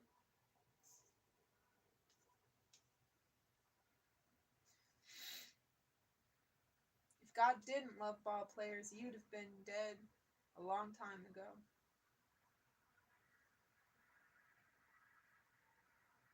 It's simple, Josh. If God didn't love ball players, you'd have been dead a long time ago. Katie was on her own. She didn't know what happened to me or whether this was temporary or permanent. This was supposed to be the happiest moment of our lives, bringing our beautiful newborn home to our house. And here was Katie, all by herself, wondering where the hell I was and what I was doing. She lived in a world where she could send her husband to the drugstore for a prescription and end up with neither the medicine nor a husband. I missed Katie, I missed Julia, and I missed Sierra. It didn't matter, though, because the tidal pull of drugs was so much stronger than any guilt or responsibility I might have felt toward them. Justifiably, Katie wondered whether I would ever make it home again. One night, about 3 weeks after Sierra was born, I befriended a guy and his girlfriend at a bar. I was craving some Coke so I could keep drinking, and I identified them as likely suspects. When I asked them if they knew where I could get some, they did me one better. They said they knew where we could score some crack. By this time, I wasn't particular about my drug use. I couldn't stomach downers. I never tried heroin. Marijuana made me vomit, but if it was a stimulant, I was good with it. These two were telling me my life would never be the same after crack. The high was so much better than powder. Okay, I said, I'm up for it. They didn't need the hard sell.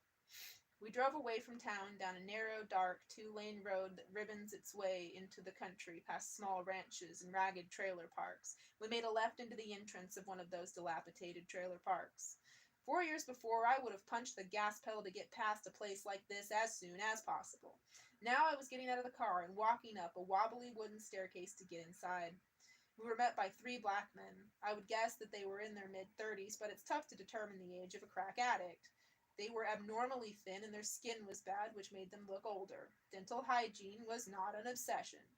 The trailer was dirty and hot, and the guys, they were introduced to me as Murd, Leon, and Lester, struck me as kind of scary.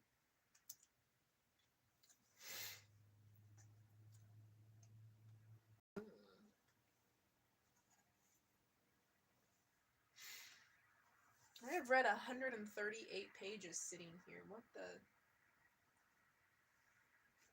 No matter. They had something we wanted. We paid for the stuff and sat down to get started. I didn't know much about crack, but I learned. You can either poke a hole in a Coke can and smoke it through that, or you can stop at a convenience store and purchase one of those fake roses in the plastic bud vase they keep near the register.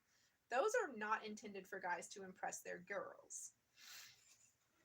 They're cheap and easy crack pipes. For the price of a 99-cent rosebud and a box of Chore Boy scouring pads, you can be in business. Pop off the removable cap at the bottom of the rosebud, pack it with Chore Boy, and burn it till all that's left of the Chore Boy is the copper wire. The copper wire serves to hold the rock in place and as a filter to allow the smoke to go through. I watched as they went through this process, then took the pipe and once again changed my life. From the moment the drug hit my brain, I was hit with a rush of euphoria that could never be replicated. It was a feeling I'd want again and again. I proved it over the next 6 weeks when I burned through about 100,000 on drugs. Crack was my new best friend. Money accelerated from a concern to an obsession. Katie was trying to keep our household going with no income and an erratic and uncontrollable outflow from my drug use. As if she didn't have enough on her mind, she had a new household task: keep me away from the rest of our money. Something changed inside Katie when she found I was using crack. Cocaine seemed controllable, treatable, maybe even understandable. But crack was low life. Dead end. You did crack when you didn't care anymore. The crackhead occupied society's basement. You did crack as a sign to the world that you'd given up. Yeah, man, crack is a fucking game changer. We had that very fucking conversation, and still, here we sit.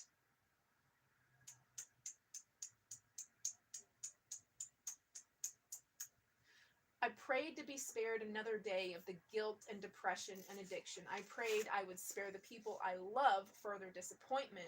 I prayed to be taken away.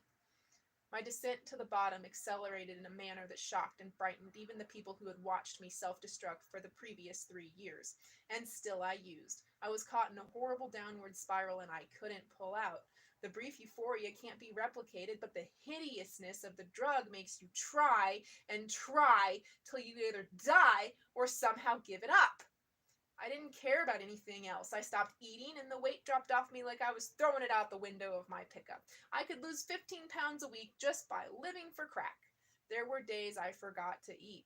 My relationship with Katie disintegrated, and yet one day she looked me in the eye and said, God spoke to my soul and told me someday you're going to be back playing baseball, Josh. There's a bigger plan for you. When you come back, it's going to be about more than baseball. Katie was not a baseball person. She was not with me because of baseball. The game was never more than a shadow in our relationship. I couldn't look her in the eye. There was something about the way she was talking, something about the intensity of her words and manner that made me look away. Yeah, quit talking to me, I said. Okay, but just remember what I said. Here's a funny story. After my freshman year in high school, I played on an American Legion summer baseball team, and one week we took a trip to Johnson County in the heart of the North Carolina tobacco country. It was midsummer and the weather was unbearable. It was something like 98 degrees with a 98% humidity. The tobacco fields began just a few feet beyond the outfield fence and kept going as far as you could see. Behind the left field fence there was a tobacco processing plant.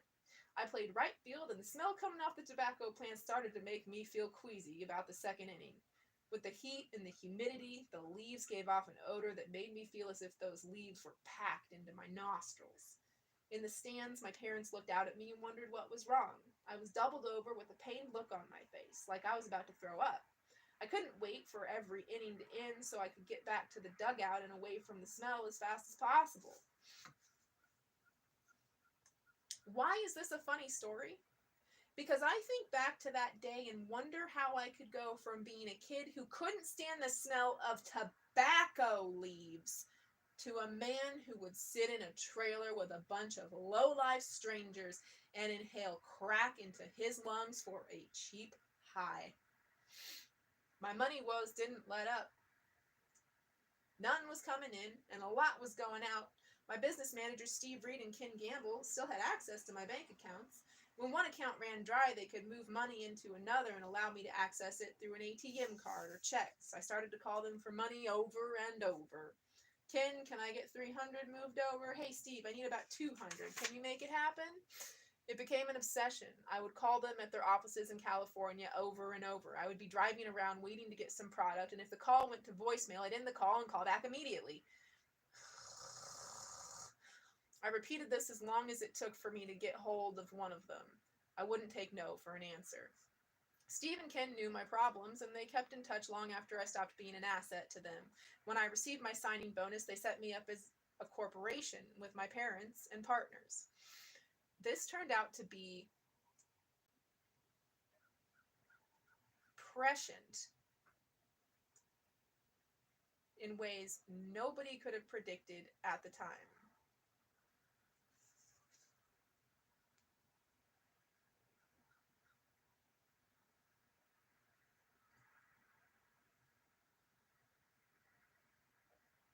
When my drug use veered out of control, Steve called my daddy and told him the time had come for him to invoke power of attorney through the corporation. There was no brake pedal in my life. It was all accelerator all the time, and I was going to keep flooring it until there was nothing left of me or my bank account. This way, by invoking power of attorney, my parents could take control of my money and keep me from bankrupting myself. Despite all the problems and heartbreak I had caused, I think deep down my daddy still had hopes I would get better. He wouldn't allow himself to believe otherwise, and the idea of wresting control of my finances carried a sense of finality, of surrender, that he tried hard to avoid. What Steve presented was a realistic view of where my life stood, though, and what could happen in the future. It was difficult for my daddy to absorb. After the proposal was laid out to him, my daddy thought for a moment and said, "Boy, Steve, I don't know if I want to do that to him." "I know you don't," Steve said. "Nobody does, but your son's going to kill himself the way he's headed.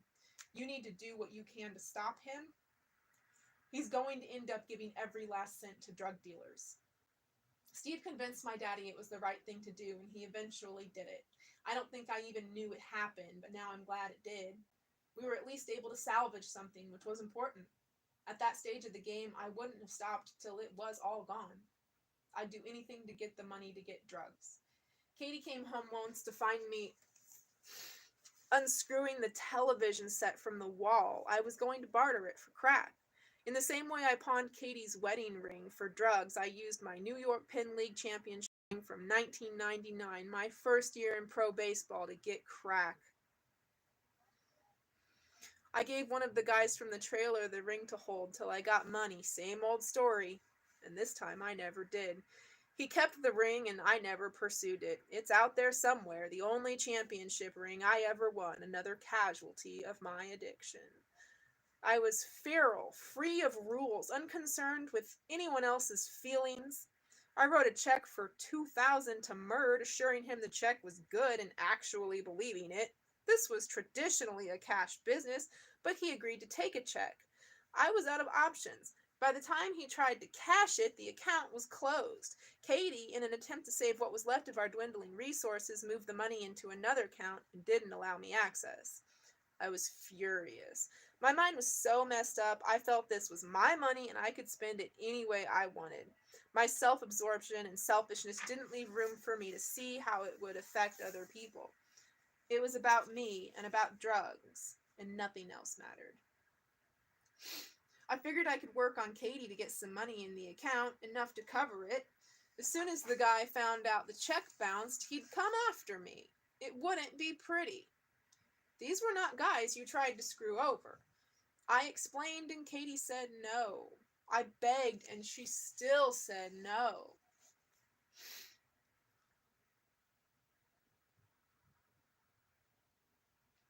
I tried to scare her, to tell her what might happen to me, to her, to the kids. She stood firm. The guy began to call. He threatened me and gave me a deadline. Just like the movies, I had 48 hours. Katie was scared, but she wouldn't budge. She did, however, tell her father about my predicament. Big Daddy called me and said, Josh, give me his name and phone number and I'll take care of it. No, I said, I don't want you involved in this. I have the money. I just need Katie to let me have it. But Big Daddy can be pretty forceful when he needs to be. He told me no matter what I said, he was not going to allow Katie to release that money. I still disagreed, but I had no choice but to give in. I didn't want anyone else in my business, but he was solving a problem for me. Big Daddy called the guy to set up a meeting to hand over the cash. Will you be packing? Do I need to be? Big Daddy answered. That was all Big Daddy needed to know. If they're asking, the answer is yes, you need to pack. They set up a meeting in the parking lot of a shopping mall. Both of them were packing when they got out of the car, and before Big Daddy handed the cash to Murd, he said, let's get something straight. I'm paying you this one time, but if you ever try to sell Josh drugs again, I'm coming after you. The guy laughed. Who was this crazy SOB? But while they laughed, Big Daddy never took his eyes off them. Listen to me, he said. I've been where you guys are. I'm a little bit crazy, and I'm not afraid to die. So you have to decide if you want to take the chance. They stopped laughing. The look in their eyes was a little bit different. They took the money and nodded. Now, I'm not kidding, Big Daddy said. Remember that.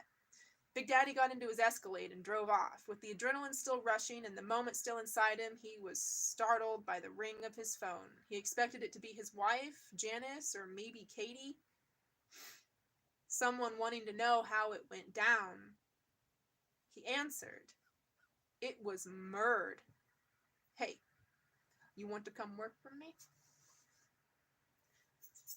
Katie talked to me about disappointment and loss. Her parents talked to me about disappointment and loss. Everybody talked to me about disappointment and loss. Mostly my parents spoke to me about disappointment and loss.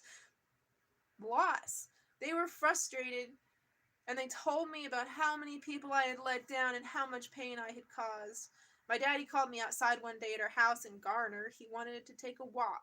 We walked around the pond below the house, not saying much, the shambles of my life caught in the silence. Finally, Daddy said, Josh, you know it hurts me to see you waste away before my eyes, don't you? I nodded, steeling myself for another in a long line of lectures that I had no interest in hearing.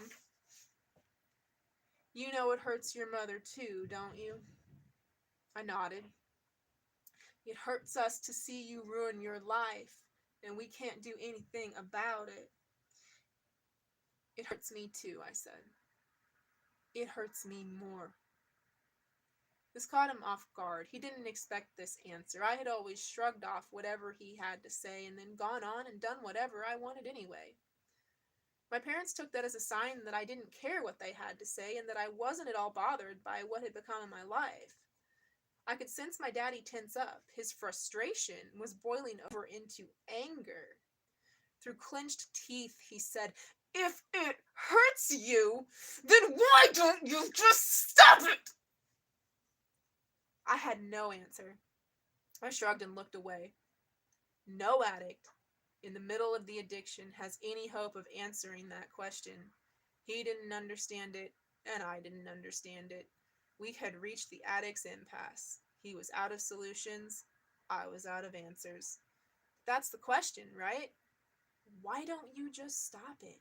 That's the central question asked of every addict by every person who loves him. It's the question you would have asked and the question I would have asked if the roles had been reversed. If you know you're hurting people and you can see it and you know what's causing it, why don't you just stop? If only it were that easy. If only. I was disintegrating. There was no getting around it. My life narrowed to the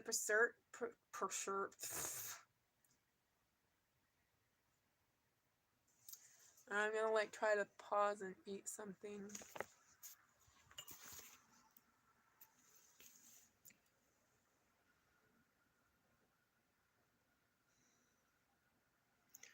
Ugh.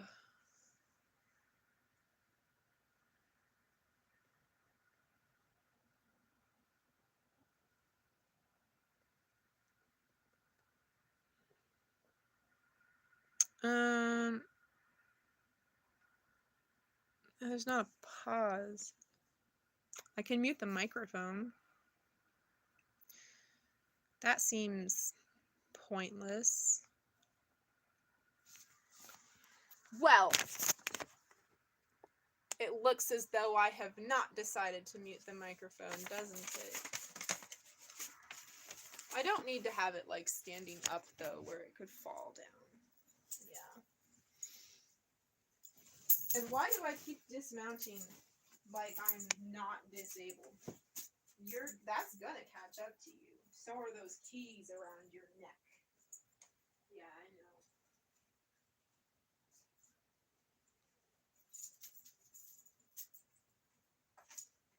No more keys. No more keys. All right.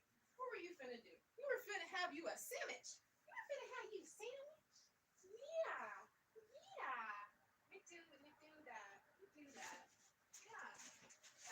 That's the bread goes in there. This is my last loaf of bread.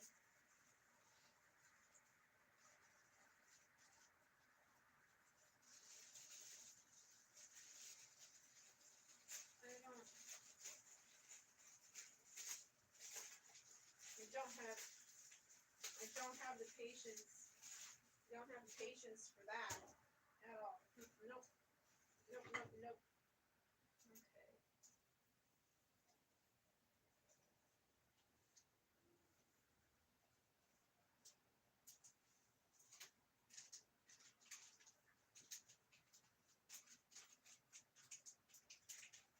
I'm almost certain that the reason this bread is like $8 or $9 a loaf, although it is like a third of a fucking bread loaf of fucking Wonder Bread, is the packaging of it. I mean, what is this fucking like surgical grade plastic? This is crazy, man. Oh God, it's so delicate. I don't have the fucking Gur-arg, right? Just Gur-arg. Is this wet? No, it's fine. Alright. Well, don't smell it. It doesn't smell great. It's a good one, though. It is a good one. It's, fucking, oh, man. My mom got a, like wannabe King's Hawaiian bread, not rolls, but bread from like, God, I almost want to say Louis. Yeah, I don't know, man. I almost do though. Want to say Louis. I don't believe that myself, but here we are. Oh, I need to charge my chair, don't I? When did I go take that trash out? I missed a fucking box, motherfuck. It doesn't really matter. I just get frustrated with myself rather easily because doing things is rather a pain in the ass, and I have to pass through that fucking curtain of fucking bed bugs every time I fucking leave my fucking house.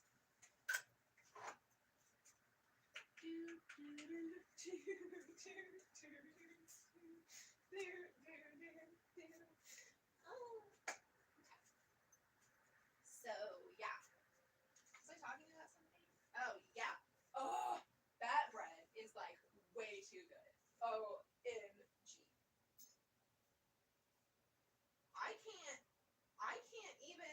I cannot even be bothered. I cannot even be bothered to do anything to it. And if I did, it would be so good. And it's tiny little bread loaf.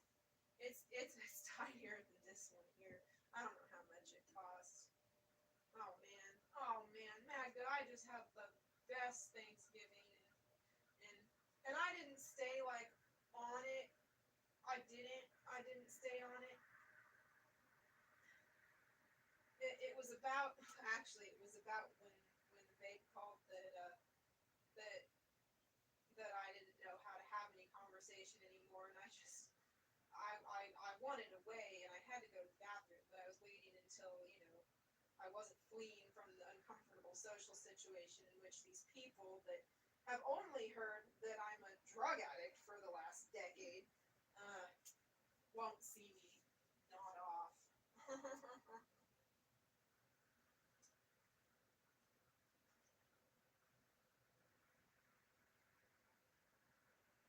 Or check out.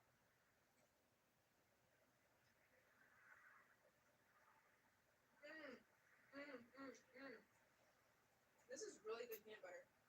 This is just great value peanut butter. Oh, I'm just starving. Yeah.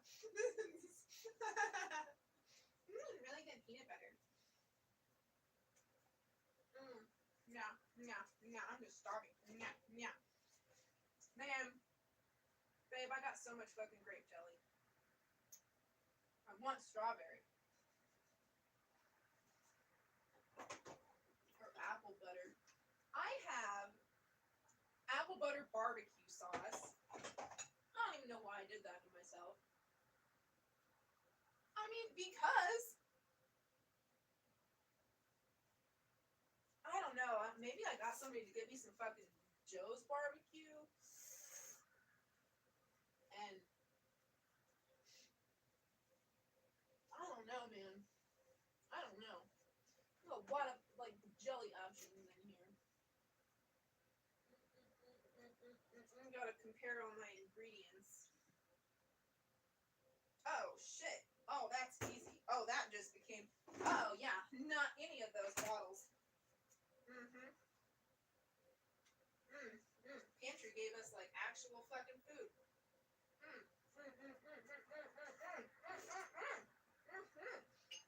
This is exciting. Oh man.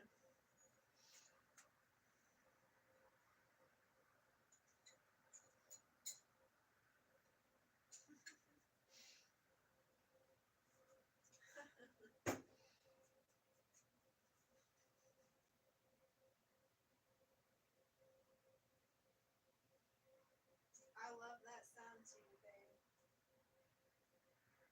Bananas bring us the apple of my eye. Stay with me tonight, 'cause we're having the best time of our lives.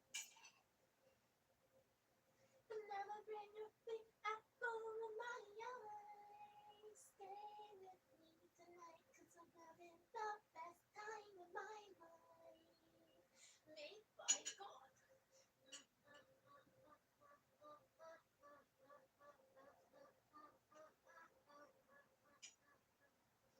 Movie 1, movie 2, bouncing like a Looney Tune.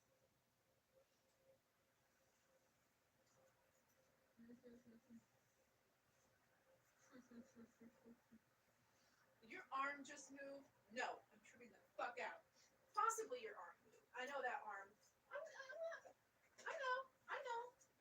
No, you're not spooking me. Shit. Magda, how long have we been doing this? No, I'm really asking because, like, for all I know, you've been here a lot longer than I had your name coming through. You know?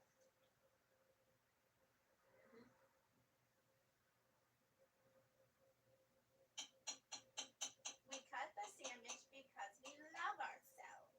Remember, I called a suicide hotline. I was like, I am a suicide hotline. I am now calling a suicide hotline, and it was so useless. It was absolutely useless. Like, I needed to reach me on the other end of that line, and this lady told me to make a sandwich. But now, for the rest of my life, 2013 forward, I remember making that sandwich.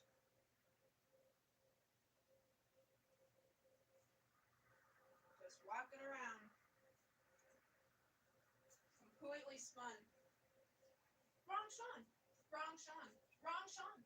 Wrong Sean. Oh, I already blew this. If I'm here, it's because I'm somebody's slave. And they need me to do something. Because I already lost the game. They already own me. Yep. Yep. Yep. I don't know if freedom is on the table. I don't know what this is for me. May Bobby go on. Oh.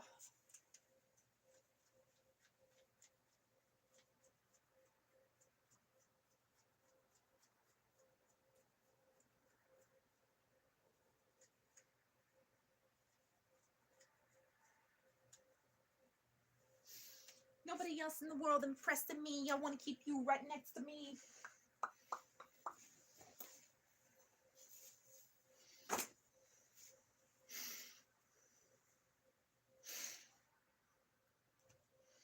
Baby boy, I'm so blessed to be the girl chilling with you right next to me.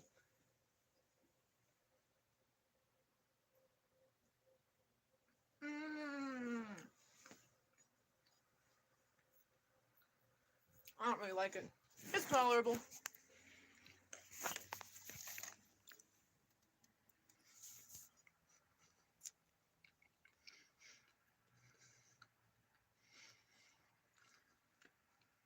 I think eating makes the bug bites like start itching again. Dude, my face is old.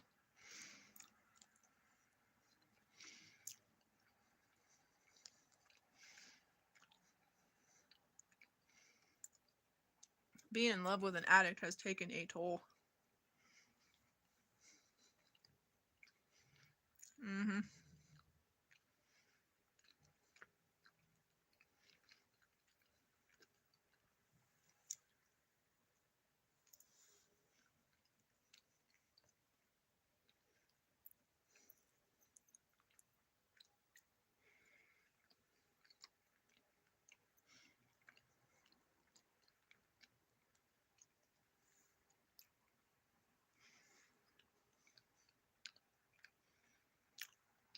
It feels like there's something in my eye. Like,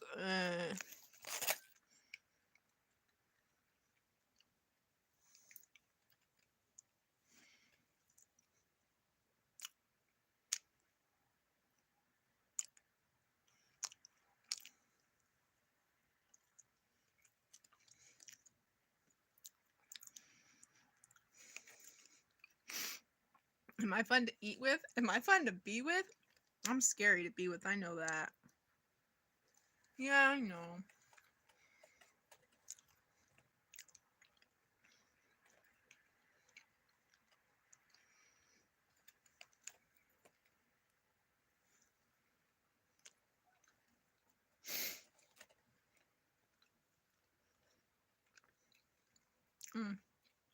That's exciting though, that's thrilling.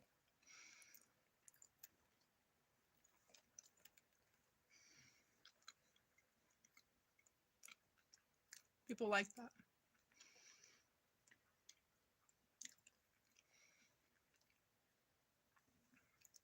And it's not their life I destroy when I snap. I don't have anybody to hand the leash to. Except for Jesus Christ.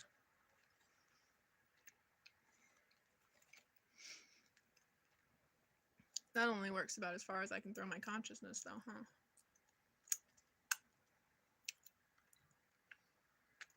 Got me here.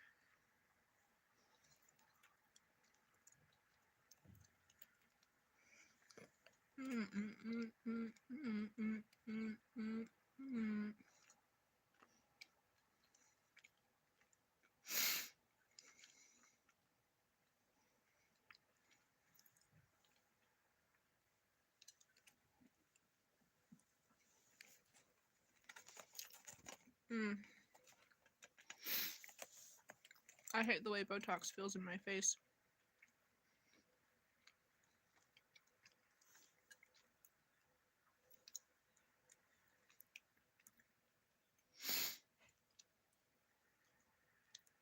I think I might need a nose job.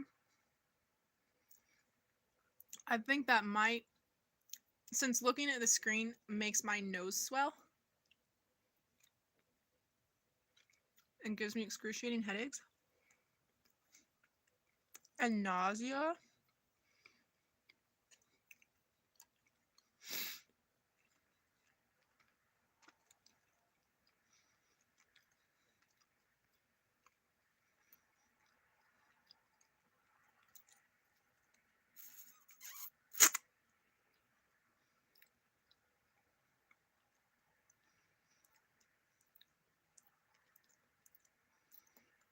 No, no Cliff's Notes.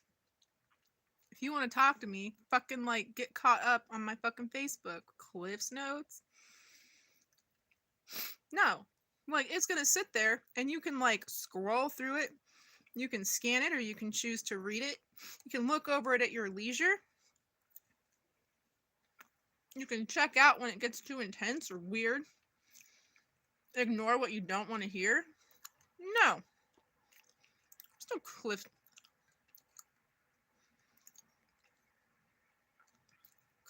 Notes. What a joke. Have you met me?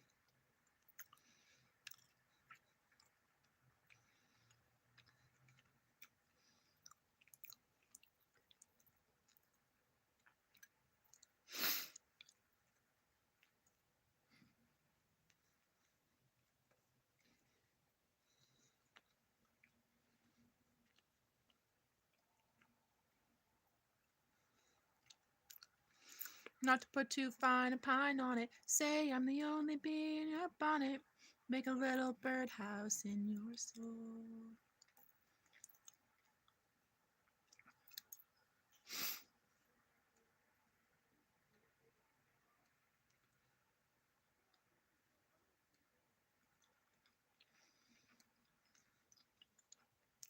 Oh, here we go.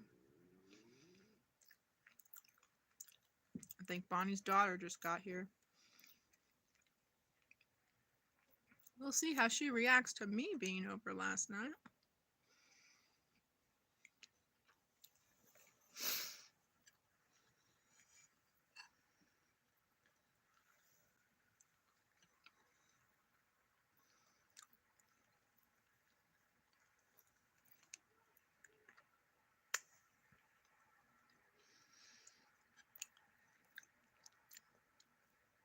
I just have to like catch her and ask what we're dealing with, you know?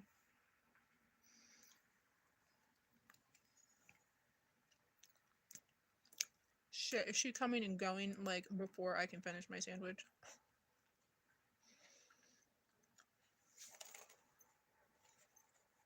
Man.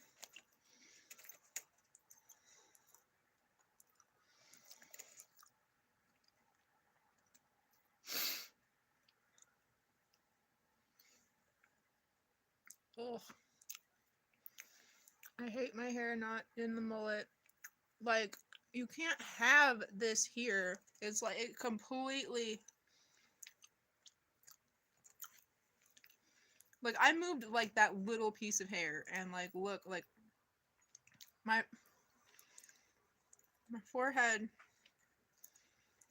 like this being so much less wide than my jaw.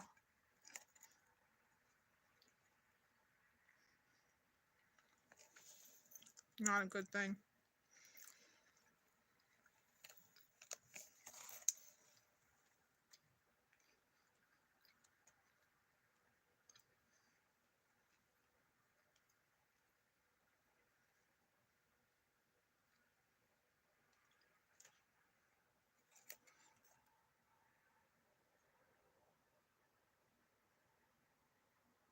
Is there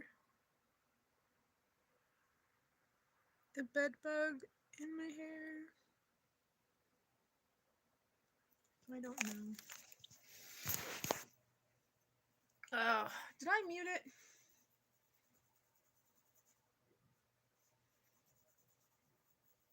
Okay, seems to be no bed bug.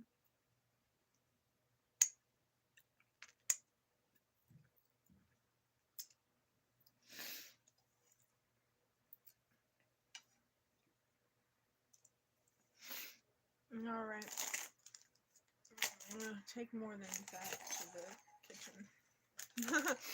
Yeah, you'll bust everything in there, and then you'll be like, "Son of a bitch! How is there not a spoon and a cup? Like, I thought that I wouldn't have to grab those things. I thought those would be in the living room already." And then they're not, and I'm like, "Oh God, why do I pick up after myself? Ain't nobody here but me."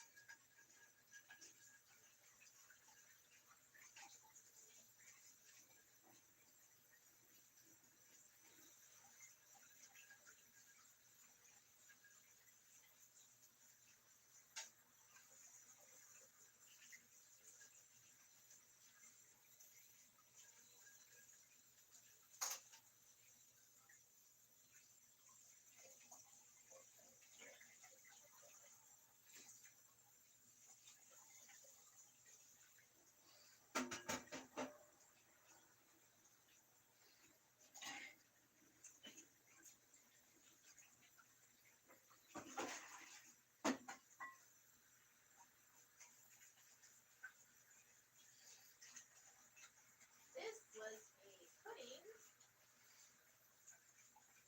It had a lot of magnesium in it.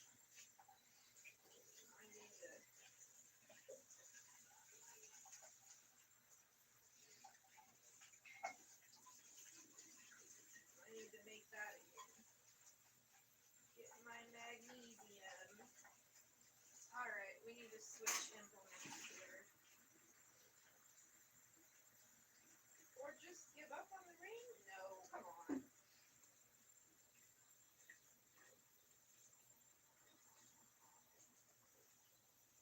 More elbow grease.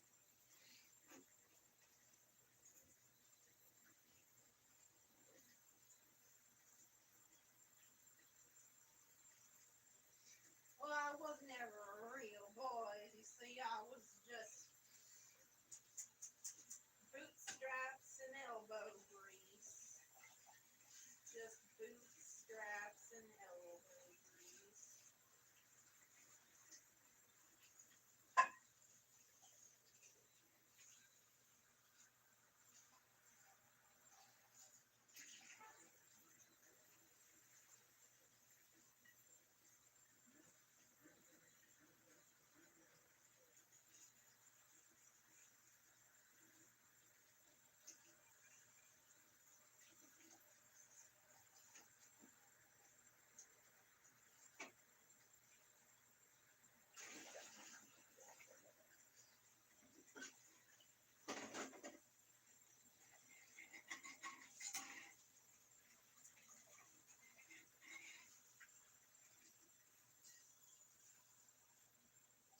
It's too hot to put the water under.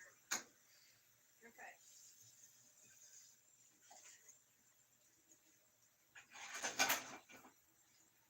Well, maybe I should have had some onion with my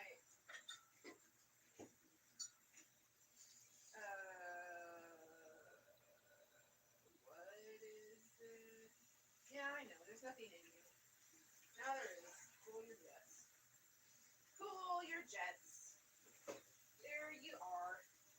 There you are. Oh wait, I'm doing this wrong. That goes into here. That burner is going to take a minute though. This needs to be flipped. That needs to be washed. We're not doing that right now. The pot sits right there. Get this off the NutriBullet. Thank you. No more water running constantly. All right. This is probably going to be just the rest of the cacao in here, I'm thinking.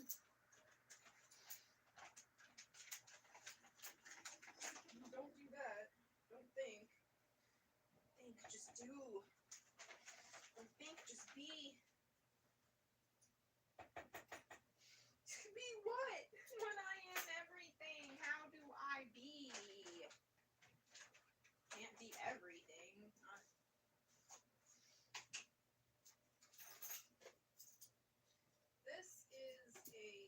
teaspoon situation.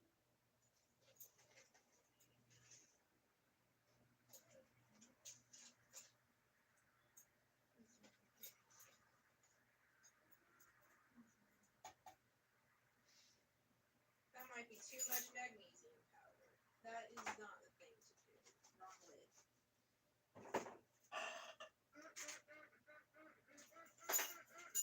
This is a tablespoon, isn't it? Yeah, it is.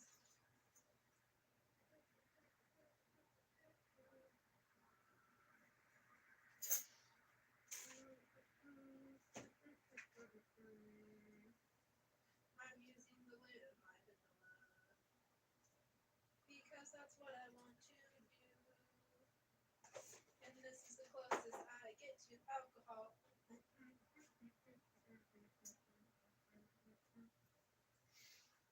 Turn it down.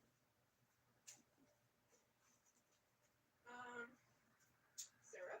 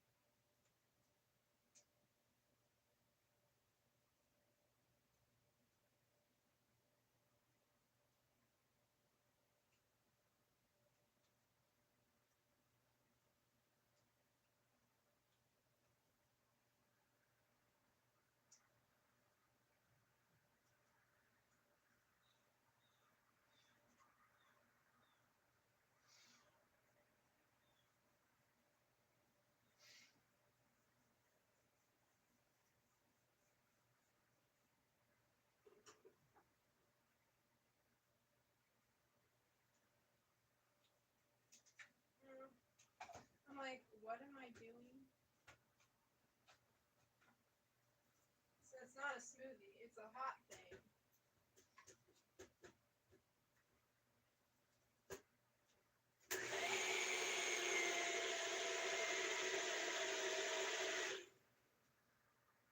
Alright.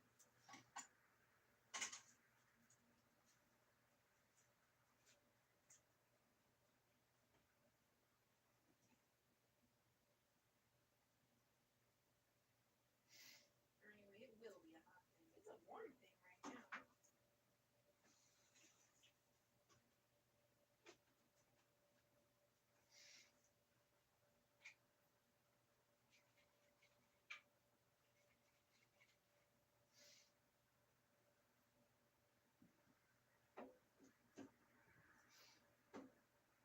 Oh, hey, look at me.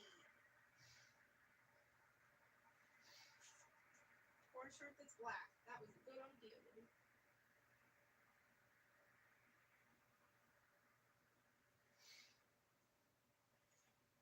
It is a very classic. It is a very classic corn shirt. I did okay. I just really wanted the one that Sean got. But I cared at that point about looking like a copycat. Like I don't have a fucking personality. Like he might be thinking I'm out here like front. I can't even. As if I could run to this point. That's funny. That's a good one. That's a good one. That's a good one. Alright. How do I have to like no, I don't. But I can get this soda. That's fine. You can fully clean that fucking NutriBullet right now though. Yeah. I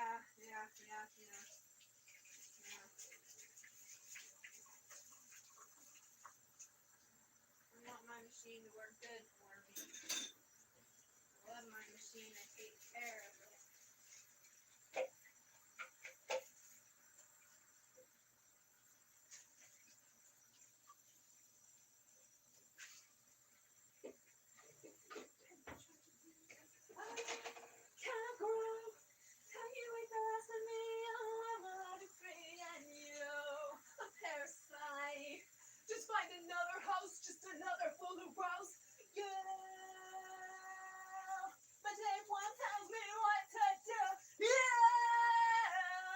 I'm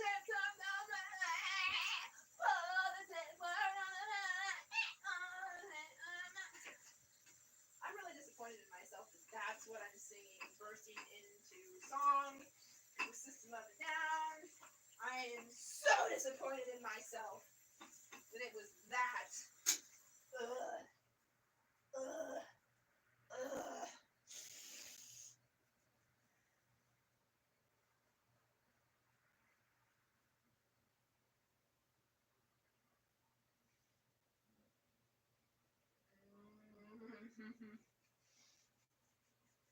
Itchy. The Itchy and Scratchy Show. Oh. Oh.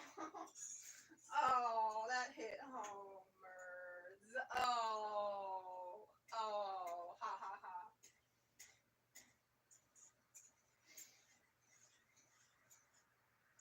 This is getting really foamy. I don't know about this, bro. I don't know about this. Is it good?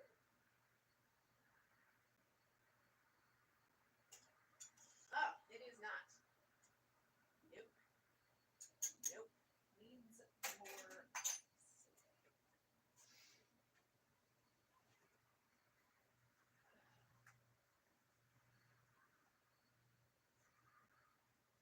Mmm. Mmm. You can't make a high pitched sound. I can't have. You can't do that. Whatever that is. You can't do this. What is it? Is it this? Is it the wheelchair? Oh, that's not good. Oh, that's not good. I can't usually hear that. I'm usually not on this level. But when I am, put it under the cushion of my chair, like so.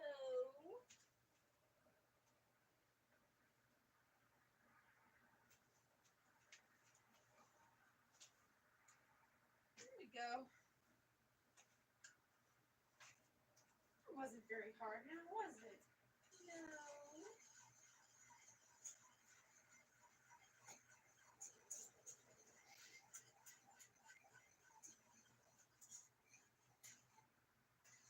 I don't know how to I don't know. I don't know. How do I? Woo, all right. Don't be a bitch. Like, if fucking strangers, if my mutuals who are fucking strangers on the internet get caught up with my every post, and you want to be my friend in real life, and you don't want to fucking go to my, like,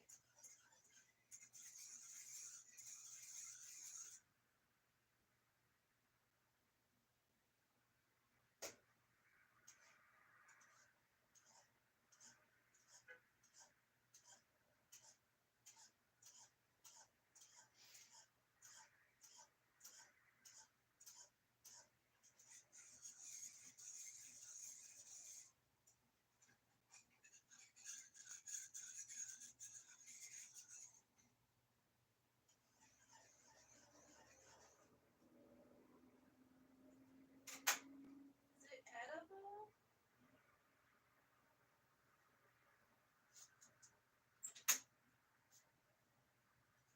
Edible swill.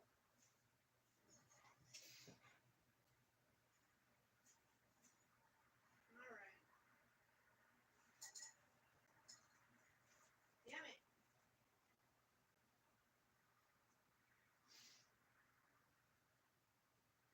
I mean, the interesting thing here is quite interesting indeed.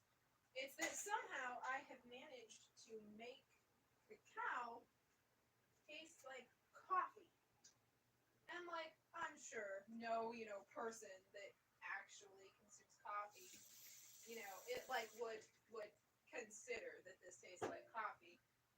But as a person who does not consume coffee, I'm just like, oh, this tastes nasty. Like, oh, that's right, the cup my mom got me burns my fucking hand. All right.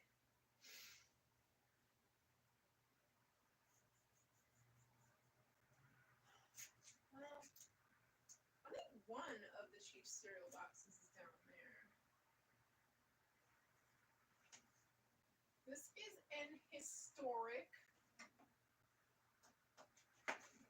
moment in Chiefs history. So we gotta have our little Chiefs kombucha bottle. It looks like coffee. What have I done? How? The magnesium? The gelatin? I don't know.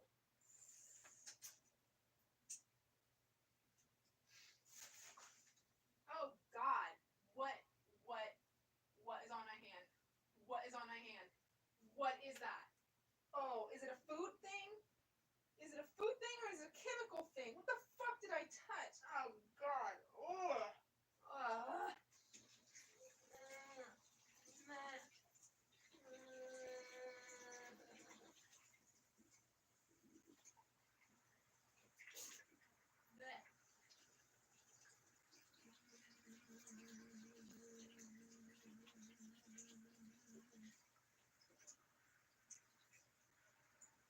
Oh man.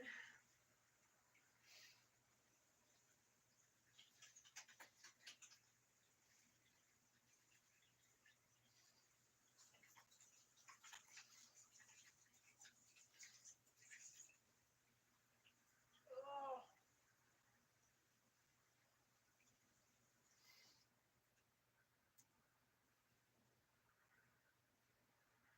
I'm not sure where my small lid to that saucepan is. It has one though.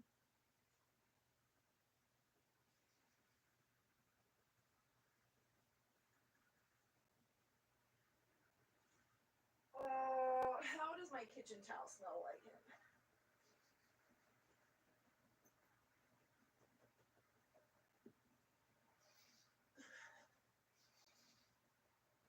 Because you're beating yourself in the face with it. You're getting like the merest whiff.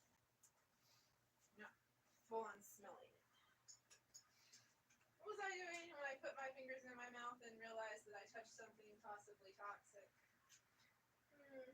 My tongue feels like it had something poisonous chemical on it. Maybe that is just magnesium powder.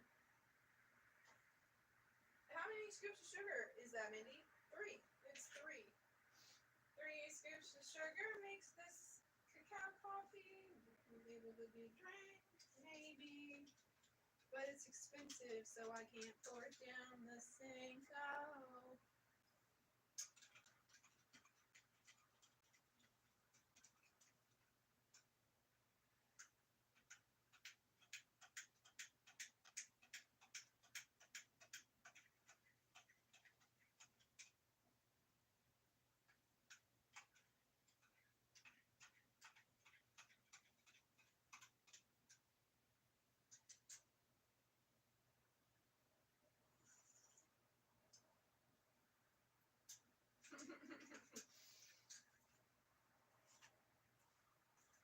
It tastes like a cup of hot sugar.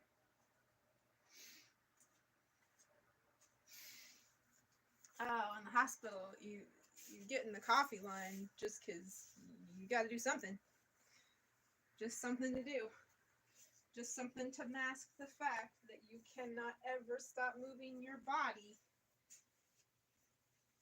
Because if they know that, they're gonna give you something else to put you down at night. So you gotta pretend that you're sleeping. And part of that act is drinking coffee, the bedtime routine. Just do what the humans do.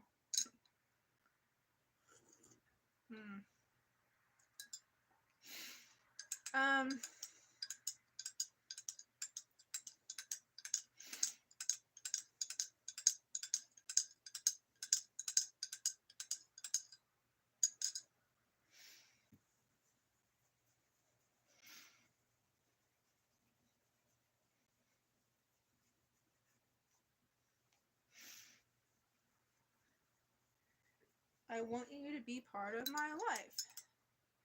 Catch up. Silly face. It's really too much sugar, probably. Definitely.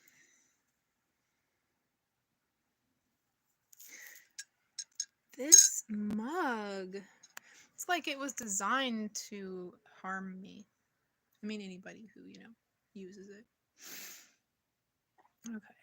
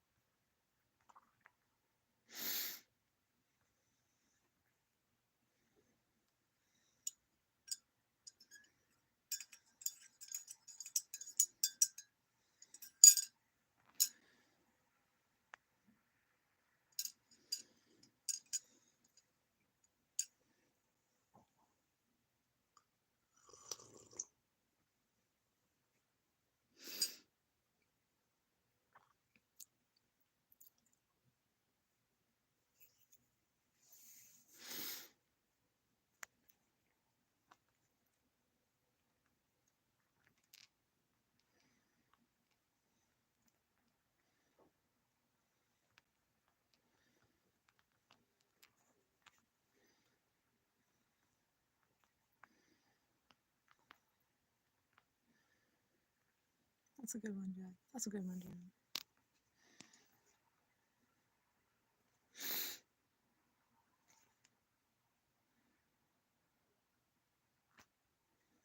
Good one, Jack.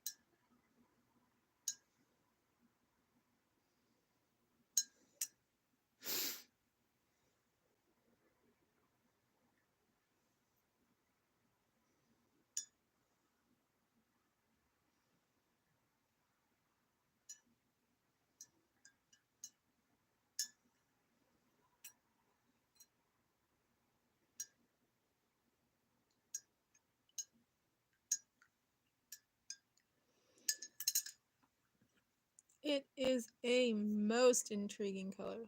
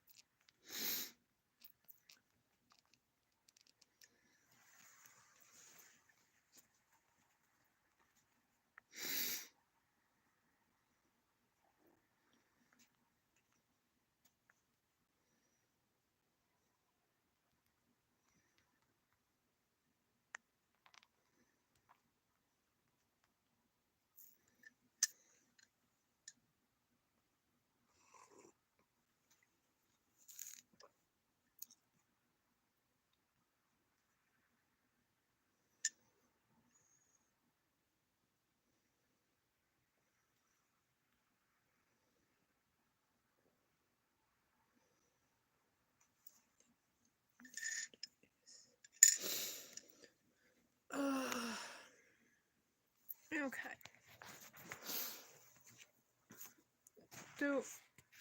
Does it have to rotate the device? Is that necessary?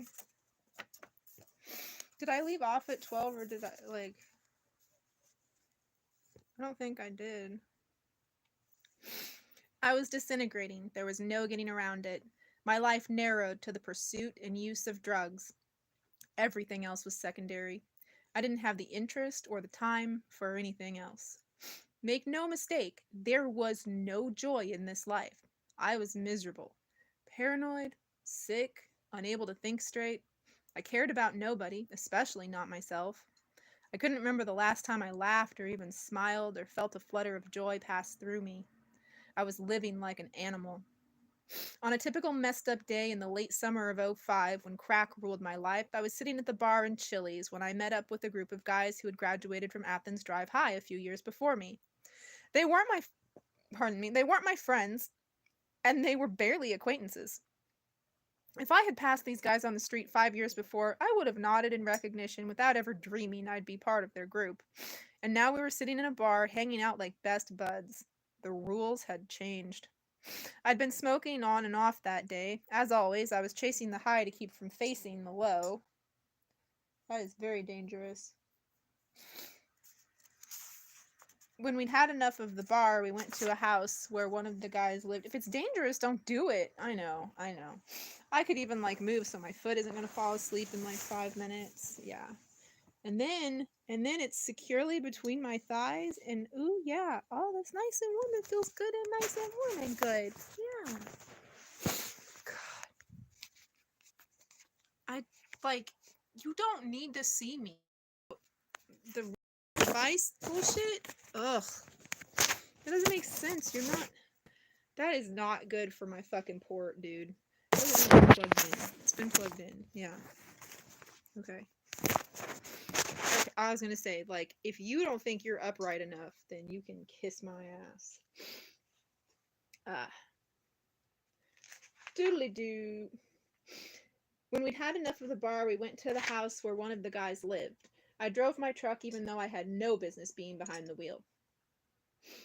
When we got there, I smoked more and drank more. One of the guys had some pills, and he told me he had something I needed to try. At this point, I had crossed every threshold, so why not? He handed me half a Klonopin.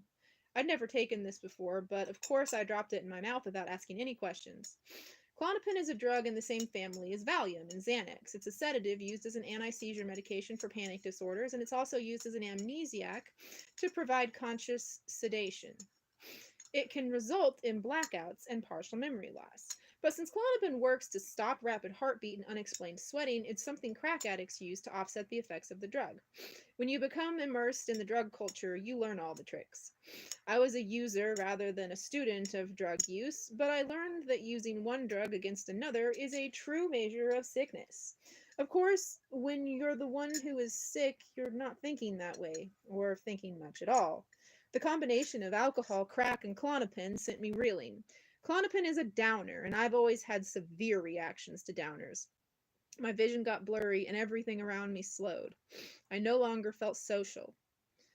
Eventually, I blacked out, but I didn't have the good fortune of passing out. I was in the fog world of the consciously sedated.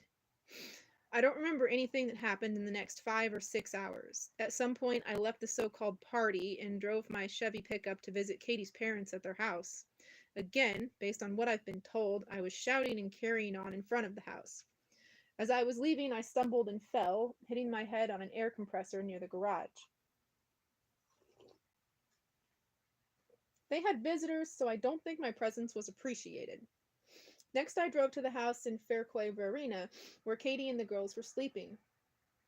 I was a frightening sight, all glassy-eyed and incoherent.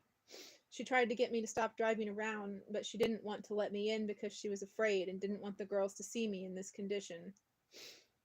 She went back into the house and prayed through her tears. I left. Apparently, I decided to head for the trailer park where I could get more crack. I had a one-track mind, and I didn't even need to be conscious to want more. Over time, users build up a resistance to crack and reach the point where they need more and more to recapture the feeling of the first high. In the vicious cycle of drug use, crack is the end game. It eats you up from the inside out. I got back into the truck and headed out for the 20-minute drive from my house in Fairquay Verena. Fuqua? I don't know. It's like fuckery. fuckery marina. Perfect place. To the crack house. The road is a 2-lane country highway, narrow with almost no shoulder, flanked by pine forests and farmlands. It was late, after midnight, and I was consumed with the idea of getting to my guys Murd and Lester and Leon. I guess I had a few bucks in my pocket, enough to get a couple of rocks that would get me through what was left of the night. At some unknown point along the highway, my truck ran out of gas. I got out and left it, so consumed by my mission that walking must have struck me as a sane option. So I walked, and walked, up and down the hilly terrain and along the extended stretches of straightaway through landscape alternating between pine forests and farmlands. Every so often, a nice new McMansion sit alongside the road not far from a trailer park or a rundown farmhouse. This is country, which means the stars and the moon serve as street lights. Traffic is not a big concern. The cicadas and crickets were chirping, and my t-shirt was soaked in sweat on the hot night. I don't know how long I'd been walking when I suddenly emerged from the fog and became aware of my own existence. It was like surfacing after being underwater. I had long since lost the ability to surprise myself with my powers of self-destruction, but what I saw when the blackout lifted took me a moment to comprehend. Yeah, that's what I figured. Between my feet, I saw the double yellow center stripe in the middle of the road. Ahead of me, about 100 yards, I saw a pair of headlights moving in my direction. I was walking down the center of the highway, oblivious. What a sad sight I must have been, disheveled, wobbly, haggard, covered in tattoos advertising who I once was, walking miles away from my abandoned truck in a quest for more crack. I was a shell of a human, a soulless being. I had stripped myself of self-respect and lost my ability to feel love or hope or joy or even pain. After I awoke, after I became aware that I was walking down the middle of a narrow, pitch-black 2-lane highway with headlights approaching, I didn't change anything. I stayed where I was, right down the middle of the road. A car came up from behind, slowing to a crawl, inching next to me. The driver was a Mexican man in his early 40s. The look on his face expressed concern, a mixture of concern and fear, as if he wasn't sure he should be stopping, but couldn't live with himself if he didn't. Tentatively, he asked, "Do you need some help?" "Buddy, I thought you don't want to go there." "I guess I ran out of gas," I said. "I need a ride up the road." I was hot and sweating, and I'm sure I was a hell of a sight. I'm sure there was a crazed look on my face, a look you might associate with a guy who would walk for miles in the dead of night to get crack. He thought for a moment, probably assessing his chances to survive the trip, and then told me to get in. We started up the highway, winding our way through the darkness. He dropped me off in front of the trailer park. I thanked him and stumbled down the gravel road past a row of trailers that popped up like mushrooms amid the pines. My good Samaritan sped off quickly. Murd and Leon were awake, of course. That's one thing about crackheads. You usually don't have to worry about waking them up late at night. They liked to see me coming because they remembered the days when I paid for more product than I got. Those were my days of high liquidity. Did my phone just do a thing? Battery power. Come on. Really? That doesn't compute. That's stupid. You're stupid, phone. You're stupid.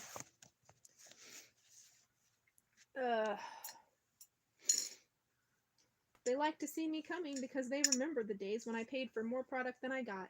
Those were my days of high liquidity, and those days were permanently in the past. During summer of '05, I flew through 100,000 on crack and other drugs.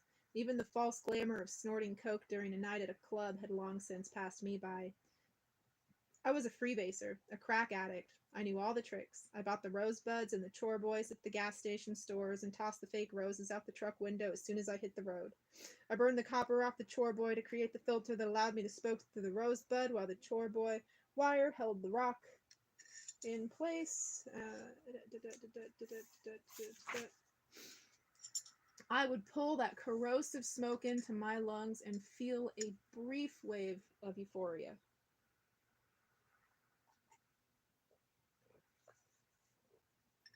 And during my time with the guys in the trailer, I picked up another handy skill. One night Murd got out the baking soda, 1 part, and the Coke, 2 parts, and taught me how to cook cocaine into rock form. The night of the blackout, I passed out on the dirty floor of the trailer. I had stopped caring, or maybe I stopped being able to care, and spending the night in this unsavory place with these sketchy characters was yet another example. I was rapidly losing touch with who I used to be. The athlete, the son, the husband. I had to think hard to remember who that guy was. The photos at my parents' house of me in my various uniforms might as well have been old family photos of a deceased relative. I prayed to God to take me away, to release me from this hellish life. I couldn't escape on my own. Death was the only possible relief. I woke up that morning in an empty trailer. The heat was stifling. It was so hot and humid inside that metal trailer that I felt like I had been wrapped in aluminum foil and placed in an oven. I pulled myself to my feet and went outside. I felt terrible. My truck was parked in front of the trailer. Someone went out and got my truck during the night, which wasn't that surprising. When I started running low on available cash, I used my truck to barter for drugs. I'd let them make their runs in my truck in exchange for drugs. Hey, whatever it takes. As I climbed in that morning, I noticed the quarter panel on the driver's side was bashed in. Did I do that? Or did they? Either was possible. I didn't ask and I never found out. It just didn't seem that important at the time. Chapter 13. You still with us? Yep. Okay. Granny was awake when my truck rumbled up her driveway at 2:15 a.m. I parked and staggered up the walk to the wooden door at the front of the screened-in porch in the house 50 yards from where I grew up. I was weak, strung out, emaciated. I was coming down from another major crack binge with Murd, Lester, Leon, and a couple of other guys I barely knew in the dirty trailer outside town. I couldn't remember the last time I had slept. My clothes hung off me, the emptiness, a pathetic reminder of who I used to be. My once strong body was reduced to 180 pounds. I was a waste. Before I arrived at Granny's, I left the trailer and started driving. Where? Home? Hardly. Katie got a restraining order against me so she could sell the house in Fairclay Verena without worrying about me showing up in God knows what condition. My parents didn't want me, and who could blame them either? There weren't many doors that would open for me. There weren't many doors that would open for me. Drugs had destroyed my body and my mind and my spirit. I could no longer experience happiness or surprise. I couldn't even remember the last time I felt spontaneous joy. Why was I even alive? Why was I still here? Why was my life spared? Was it because, as my mama suggested, God loves baseball players? Or was it because, as Katie swore, God had bigger plans for me? It was October 1st, 2005. The Major League Baseball pennant races were in final stage, a fact that couldn't have been further from my mind. I was no longer a baseball player. I was a crack addict, a junkie. Granny didn't know I was coming. She hadn't seen me in 2 or 3 months. It was 2 in the morning. I had no money, no place to stay, and no plan for any of it. I was reverting to the actions of my childhood, when Granny's house served as my haven, a refuge when I needed to feel comfortable and wanted. I wasn't thinking straight, but somewhere inside me I knew I would be welcome at Granny's, and that I didn't have to worry about being judged. I was a wreck. Dirty, twitchy, barely coherent. I was so absorbed in my own world I didn't consider the circumstances of my presence here. I didn't think about the rudeness of showing up at the doorstep of a 72-year-old woman in the middle of the night. This house afforded me the best chance of finding temporary shelter, so here I was. Here's how my mind worked. If Granny let me in, and I knew she would, I could stay here for a day or two until I could figure out where I could find some money and get back to scoring drugs. Granny met me at the door in her robe. She must have heard me rumbling into the driveway, or else she was already awake. I didn't have the wherewithal to ask. She opened the door and said simply, "Josh." She hid the shock she must have felt at the sight of me. There was food on my t-shirt. I was fidgety and sweating. I couldn't stand still. My nose was congested, causing me to sniffle constantly. There was blood caked on the outside of my nostrils. I had a nasty cough. Hi, Granny. You think I could stay here for a little while? You don't look too good, Josh. How about you come in and get you something to eat? Once I got into the house, Granny suggested I take a shower while she cooked me some eggs. There was no doubt I needed to clean up. When I got out, she had a plate of eggs waiting for me. She was in the spare bedroom fixing up the bed. Shame began to creep into my thoughts. What was I doing? What was I putting her through? But I was desperate, too, and the desperation overrode the shame. I needed to be somewhere, and this was the last refuge. I sat down at the small table in Granny's kitchen and silently ate the eggs while Granny watched. I was unsteady and unsure of myself. Even the smallest actions were a chore. When I finished eating, Granny told me to come to bed. She led me to the bedroom and stood beside the bed, pulling down the bed covers. Like a child following orders, I lay down. Granny pulled the covers up to my chin and leaned over. She kissed me on the forehead without saying a word. I hadn't been in a bed for days, maybe a week. Granny turned out the light and closed the door.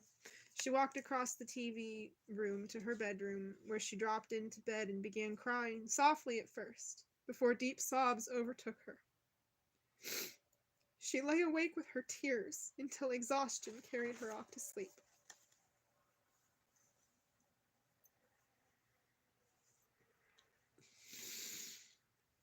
The next morning, Granny went to work.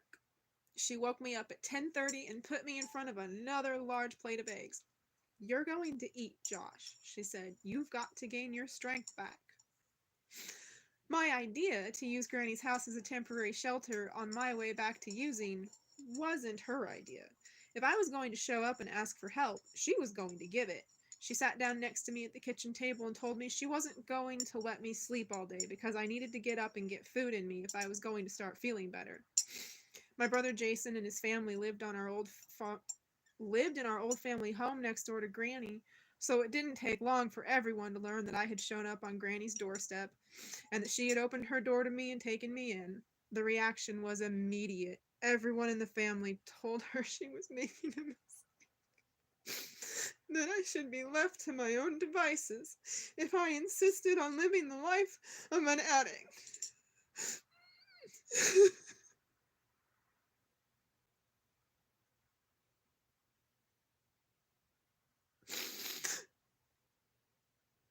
Granny disagreed. She is a headstrong Southern lady, and all the warnings that she was enabling me, that I needed to hit bottom, gave her more reason to dig in her heels and prove to everybody that she knew better. She could cure me, she thought, if she had enough time to make it work. My mama told her, you don't know who he's been hanging out with. You don't know who he owes money to. And if they show up at your door looking for him, you could get hurt too. And Granny, seeming bigger than her small stature, she's not much over 5 feet tall, stood over me and said, you can get better, Josh. You can get all the way better and get back to playing ball.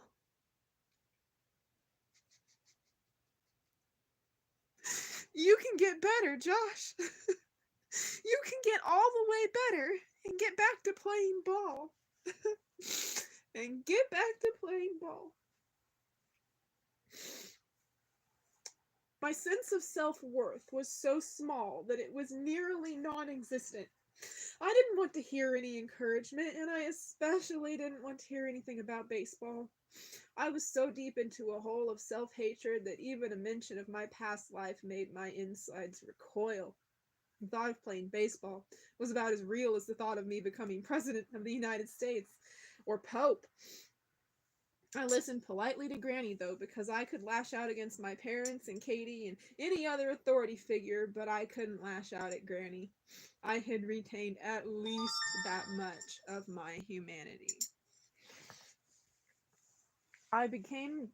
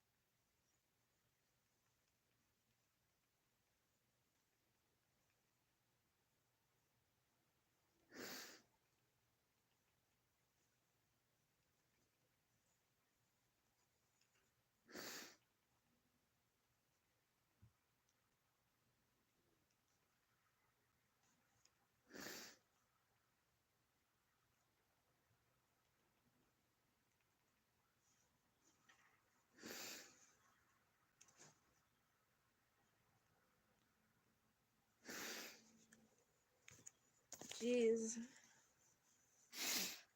Timing.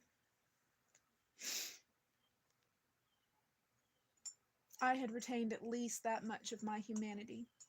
I became Granny's cause. She lived alone and filled her days with errands and television shows and conversations with family.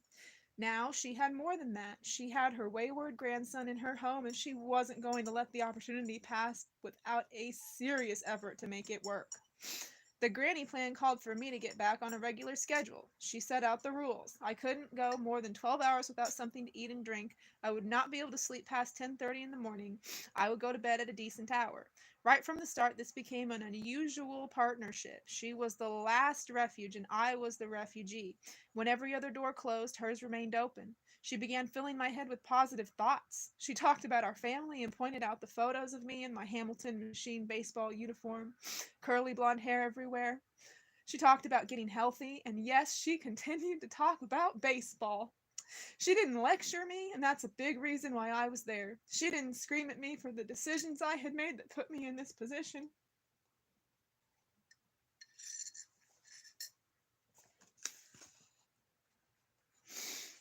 I felt comfortable and safe for the first time in a long time. I felt like I could start being myself again. And after 3 days of eating and resting under Granny's roof in the early evening of October 3rd, I went out and bought more crack. The addiction proved more powerful than the shame or the regret or the unconditional love of my grandma. I scrounged up some money, drove out to the trailer, and bought as much as I could. Perhaps as a sign of my shame or a weird pull of responsibility, I had no interest in hanging out and using at the trailer. I stopped and got a rosebud and a box of Chore Boy and drove back to Granny's house. I retreated to the back bedroom, which is separated from my grandma's bedroom by the TV room. I closed the door and, under my grandmother's roof, proceeded to get high.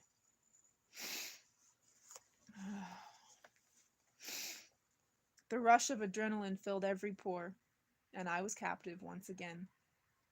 Within minutes of lighting up, I heard Granny outside the door. "Josh, I smell something funny. What are you doing in there?" Panic. It was a warm night, and my one-track mind had failed to notice the air conditioner was running. My single-minded obsession had also kept me from realizing I needed to open the bedroom window and blow the smoke through the screen. "Nothing, Granny," I said in a tone that couldn't have been very convincing. "Well, I smell something." I hid the stuff and opened the door. There, about 3 feet from me, was Granny, standing in a blue haze of crack smoke. My heart sank. The acrid smoke blew through the vents and circulated throughout the house. Granny was watching television as the smoke started drifting under the bedroom door. She knew. Of course she knew. But she didn't say anything more. She just looked at me with a forlorn look of hurt and disappointment. It was a look I had seen on so many faces for so many years.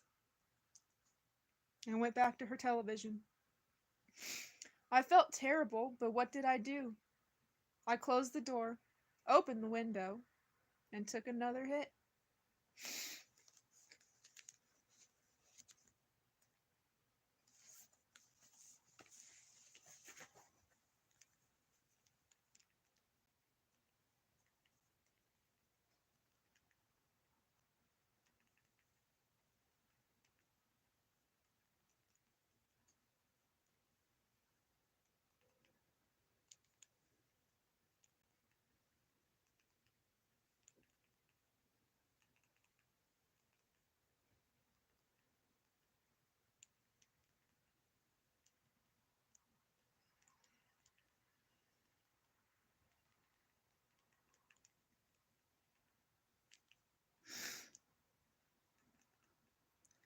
Hamel.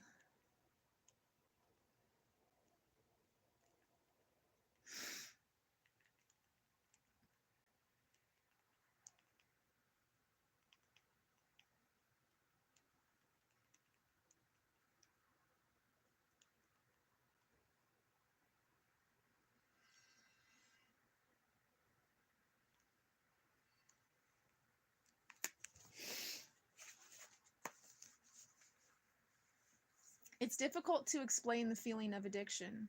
I can't adequately express how the desire for the next fix swarms over you and sweeps away any other desire or thought. Sitting in the den with my grandma, watching television while she encouraged me to get my life together and build my body back up to strength, I knew I had to get clean. I knew I needed to get clean. This knowledge was the easy part. When I thought about acting on it, though, I felt trapped and hopeless. On October 5th, I repeated the events of 2 days previous. I went back to the trailer, got some more crack, and returned to the back bedroom. This time I opened the window before I started and blew the smoke through the screen. I sat there by myself, the world a distant rumor, and retreated into my own altered state. I got high and stayed high, through the afternoon, into the night, and straight on through morning. Granny went about her business without bothering me. She let her rules slide. I went past 12 hours without food, past 16, past 20. I was holed up for hours doing nothing and feeling nothing. I couldn't deal with my problems, so I shut them out. In some distant part of my brain, I thought I could make those problems go away by smoking crack out of a rosebud vase packed with Chore Boy. When I finally emerged from the room at some time during the morning of October 6th, Granny was waiting for me in the hallway. I wanted to walk past, but she wouldn't budge. My eyes met hers. I could see the tears building in her eyes as she stood there staring at the human wreckage before her. This time, though, there was something different. Along with the sadness in her eyes, there was something else. Anger, bordering on rage. She was determined to make this work, and I had crossed her. I had betrayed her loyalty. Worst of all, I was making everybody's prediction come true. I was proving that I couldn't be trusted and proving that opening her door had been a mistake. I can't take this anymore, Josh, she said. I can't sit here and watch you kill yourself, and I can't sit here and watch you hurt all the people who love you. We're all dying inside because of what you're doing to yourself. Her voice was firm but not loud. She stood almost coiled, the words measured and direct. I was defenseless, speechless. She had always been the safety net, the one person who wouldn't judge or preach. Now I could see the stark reality before me. I was in danger of losing her. Without her, I had nothing. Without this partnership, I was on the street living for the next hit. Through the lingering haze in my brain, I could feel the buzz of shame coursing through my veins. I looked at the floor, hoping to disappear. You are such a good boy, she said. There is so much good you could do with your life, and instead you are wasting it. I will not let it happen under my roof. If you're going to continue to do this, I'm kicking you out. It's your choice. My eyes met hers. She gave me one last look with that mixture of sorrow and anger before walking away. I didn't make any promises or apologies. I didn't say anything at all, but I walked back to the room and thought about what my life had become. Who was I?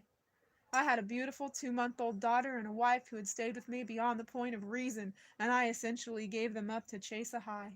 I thought about baseball, about how good I was and how much I enjoyed the game and how much talent I had wasted. And then I thought about my daddy who once told me, "You know the biggest sin of this whole deal? It's you depriving the people of watching you play ball." I had been given so much, and yet I found my life reduced to this, a series of cheap highs in a borrowed room in my grandmother's house. This wasn't life, this wasn't living. I had lost the joy that came with being an honest man.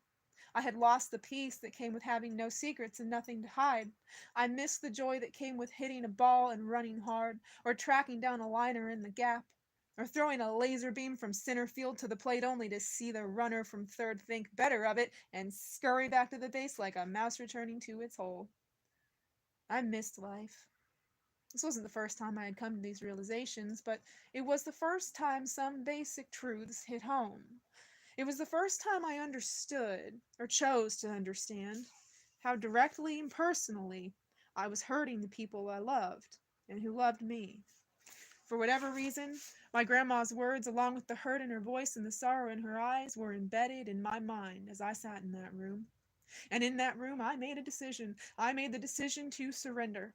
My problems were too big for me, and I concluded I could no longer kid myself into believing I could solve them by myself. I could no longer fool myself into believing I'd get around to straightening up after just one more high. I could no longer fight alone. In the past, my response to helplessness would have been to use. Using was the all-purpose reaction, good for any occasion, suitable for any emotion. Sad, use. Happy, use. Angry, use. Use. Afraid, use. The problems changed, but the response never did. This time, I began to pray. I dropped my 180-pound body to its knees and asked for help. Tears filled my eyes as I pleaded for mercy. I knew God wasn't going to come down and smooth out the world for me, but I knew I needed Him if I was to have any chance of getting through this. I had tried the get me out of this foxhole prayers too many times, and I knew they weren't what God wanted to hear. He didn't want that kind of relationship. This time I wasn't trying to make a deal with God. I was admitting my weakness and telling Him I was ready to live for Him and what is right. I wanted Him to do with me what He would, whether that meant recovery or death. I would go wherever He led me, whether to redemption or to an early grave. Either one would provide relief from this lingering hell. I was at His mercy. As I sat there on the bed, feeling my granny's pain, no, my whole family's pain, through the walls of her house, I realized this wasn't the reason I was put on this earth. After so many years of bringing joy to people through my abilities on the baseball field, after so many years of being someone who could bring a smile to the face of a young kid at a ballpark or a young man with Down syndrome, I was now just a conveyor of pain and disappointment. When my daddy said my biggest sin was depriving people of my ability, he was telling me that my talent wasn't strictly my talent. It belonged, by extension, to all the people who made a special trip to a ballpark in Florida or West Virginia or New York to watch some kid from North Carolina hit or field or throw. There was a Bible in the room, and I picked it up and absent-mindedly started thumbing through the pages. I read a few verses and moved on. I didn't know what I was looking for, or really that I was looking for anything at all, but I ran across a verse. James 4:7. That caught my attention. Humble yourself before God. Resist the devil, and he will flee from you. I read that over and over, committing it to memory. I vowed to change, to make every move from here on a positive one. I battled vicious physical cravings, the devil coming at me hard, and as soon as I felt one coming on, I would repeat the verse. If you could tear one piece of paper out of the Bible, if you could choose only one verse, and that's all you had for the rest of your life, what verse is that?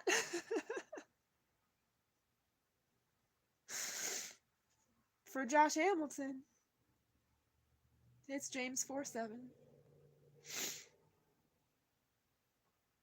With God and Granny by my side, I white-knuckled my way through the first week. The cravings were impossible to ignore. My hands got clammy and cold, and then my palms would start sweating. Humble yourself before God. Smells got to me. I would pass a burger place while driving with the window down, and it would remind me of the smell of crack. Humble yourself before God. Everything became a reminder, whether it was a smell or a sight or something that took place entirely in my head. Humble yourself before God. A restaurant reminded me of a drinking or scoring drugs from someone on the staff. I started coughing up black stuff, tar, black, crack soot out of my lungs. I would cough and spit out chunks of black sputum that must have been caked to my lungs. It was like I'd worked in a coal mine all my life. I spoke to the devil. He came at me with cravings, tempting me to yield to his evil power. I convinced myself the cravings were nothing more than thoughts created by the devil, and out loud I told him, these are just thoughts. I am not going to act on them. Those are my words too, Josh Hamilton. The physical act of voicing their existence and then dismissing them emboldened me. I spoke to the devil. It gave me a measure of control. Through it all, Granny stood beside me. She was my confidant, pushing positive thoughts on me the way Murd pushed crack. She cooked me good old country dishes, steak and mashed potatoes with gravy, pork chops and biscuits with squash. She cooked me breakfast every morning. Most mornings, the first thing that hit me after Granny woke me up was the smell of bacon making its way into the back room. How are you feeling today, Josh? She asked most mornings. Not too bad, Granny, I'd answer. You ready for your bacon and eggs? I'd been sober for less than a week when I had my first bad dream. When I was using, I never dreamed. If I slept, it was the deep, dreamless sleep of a stalled brain. It was the sleep of the dead. This dream caused me to wake in a panic, covered in sweat. It was 3 a.m., and it took me a few seconds to take inventory of my situation. I had slept in so many places and awakened in so many different stages of disorientation that I needed to run down a checklist. In my grandma's house, check. Safe, check. Sober, check. Grandma's house is rural, not quite country, but the nights carry the kind of dead silence that fills a room. I was suddenly aware of the silence, and the vivid scenes from my dream were a physical presence. In the dream, I was fighting the devil. He wasn't the classic red-horned beast, though. He was a man. A large, unsmiling man who was terrifying in his intensity. It was the same vision I had seen in the clouds above the stadium in West Virginia 6 years before. In the dream, I was holding a stick, or maybe a baseball bat, and I kept hitting him, and he kept getting back up. I would swing my hardest and knock down the devil, but over and over he got back up. My best shot couldn't wipe him out. Eventually, I became exhausted. My swings got slower and less powerful, and just as it appeared the devil would overpower my wrung-out body, I woke up. The dream hung with me. I couldn't dismiss the vision of the devil as a gross distortion of an ordinary man. I tried to get back to sleep, to ignore the dream lingering in my head and the silence bearing down on me from all four walls. I had never felt more alone. And I had been alone for so long. All the time I was using. I was alone with the fears and the sadness and the emotions I worked so hard to kill with the drugs. But now I was truly alone, fighting the urge to use but afraid of what reality might bring. I had no idea how hard this might get, and no idea what might come next. I got up and sat on the edge of the bed. Humble yourself before God. I looked around the room and tried to calm myself. It was no use. The loneliness scared me. I got up and opened the door and walked out of the bedroom and through my grandma's television room. I stood at the closed door of Granny's bedroom. I was a 24-year-old man, a former professional athlete, the #1 pick, the $4 million man. I knocked gently, opened the door, and walked in. Slide over, Granny, I said. I'm scared. My weight rose from 180 to 205 within weeks. My ribs were filling in.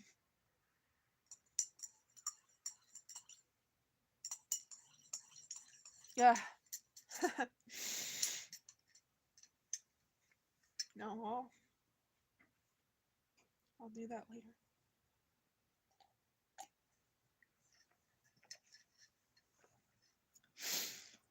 My shoulders and legs were gaining strength even though I wasn't doing anything but eating and avoiding drugs. The black soot in my lungs turned gray, then disappeared altogether. The dreams stayed away. I brought a scale into the bedroom and weighed myself every morning. Granny kept waking me up to get food into me. I had been sober only a short time, but this time felt different. When I surrendered to God, He took care of the rest. I had a peacefulness inside me, a calm that I hadn't felt since I started using. I took a quick inventory every morning. Sober? Yes. Safe? Yes. That was all I needed. From there, I set out to make that day as positive as I could. There were so many mornings I woke up disoriented, not even knowing where I was. I can't begin to explain the simple pleasure that came with going to bed at a decent hour and waking up at a decent hour knowing I hadn't hurt myself or anybody else the night before. Word spread to the family first, then beyond. Granny says Josh hasn't used for 2 weeks now. I saw Josh the other day and he looks pretty good. I saw Granny at the store and she says she can't buy enough food to feed that boy. I couldn't do this on my own. I prayed that Jesus would lead me to the right path, and I believed in the power of being positive. Granny told me every day how good I looked, and as the scale inched up, I even started to believe her. It seemed the only two people who believed I could be salvaged were in this house. I had been sober about 3 weeks when Granny looked at me, shoveling food into my mouth, and said, "You know what, Josh?" "What, Granny?" "You're doing this, Josh. You're really doing it." Between forkfuls, I said, "No, you're wrong, Granny. We're doing it." She got up from her chair and turned to the sink, pretending to be interested in the dishes. "It's all you, Josh," she said quietly, wiping away a tear. About this time, Granny started talking about baseball as if it were a foregone conclusion. She'd just mention it in passing, something like, "When you get back to playing ball," or something. Sometimes she'd say, "You can still play ball, Josh. You're a young man, and once this is all behind you, you'll get back to it." I listened, but I didn't really believe. I desperately wanted to play again, and I desperately missed it, but I felt so defeated that I couldn't bear any more disappointment. I remembered my daddy telling me how I deprived everybody of seeing my talent, and remembered Katie telling me how God spoke to her and said I'd be back playing baseball for a cause bigger than the game. But it didn't compute. Not yet, anyway. I was off the hamster wheel, and for now, that was enough. I was still figuring out how to get better, and it was a monumental task. I was doing this for me, not for baseball, and I needed to keep it that way. It was overwhelming to think about dealing with my addiction while getting ready to play baseball again. That felt like scaling Everest and seeing Kilimanjaro sitting on top of it. Who would take a chance on me? How would I be received if someone did? As soon as those questions popped into my head, I had to get them out. Too much, too soon. It was easier to just give up on baseball, or at least put it aside. Priorities. Life first, baseball second. Then one day, Granny was doing the dishes, and I was sitting at the table eating. It seemed like I was always eating. "Granny," I said, "I don't think I'm ever going to play baseball again." Granny knew. As soon as I told her I didn't see myself playing baseball again, she turned back to her dishes and smiled to herself. Why was she smiling? I wasn't telling her something she wanted to hear, and yet she responded as if I had relayed good news. What was she thinking behind that smile? Along with being headstrong, Granny is observant, and she smiled because it was the first time I brought up baseball on my own. "This means you were thinking about ball," she told me later, "and that's when I knew you'd get back to playing ball." She'd been waiting for that moment. When it came to baseball, she was persistent. She worked me, filling me with positive thoughts, but she never pushed me so far that I'd push back. Every once in a while, she'd tell me again that it wasn't too late, and as the clean days rolled from one into the next, she picked up the pace, sometimes finishing sentence about the future with, "But that'll be when you're playing ball again." She was subtle, and she was smart. I know she missed watching me play, and being around her day and night like this made me realize how much hurt I'd caused and how much promise I'd wasted.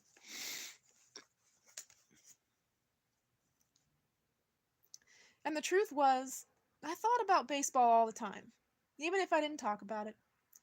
Since the suspension started, the game had become something of a millstone around my neck. It was always around when someone wanted to remind me of who I'd once been. From the moment I surrendered and asked God for guidance, I began seeing myself in the clearest possible terms. I was a guy with a serious problem who needed to solve that problem to save his life, not his baseball career. I needed to get clean for me, not for baseball.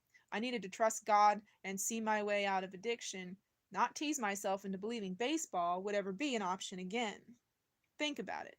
I'd made a solid effort to destroy my body for nearly 4 years straight, and I had no idea what kind of damage I'd done.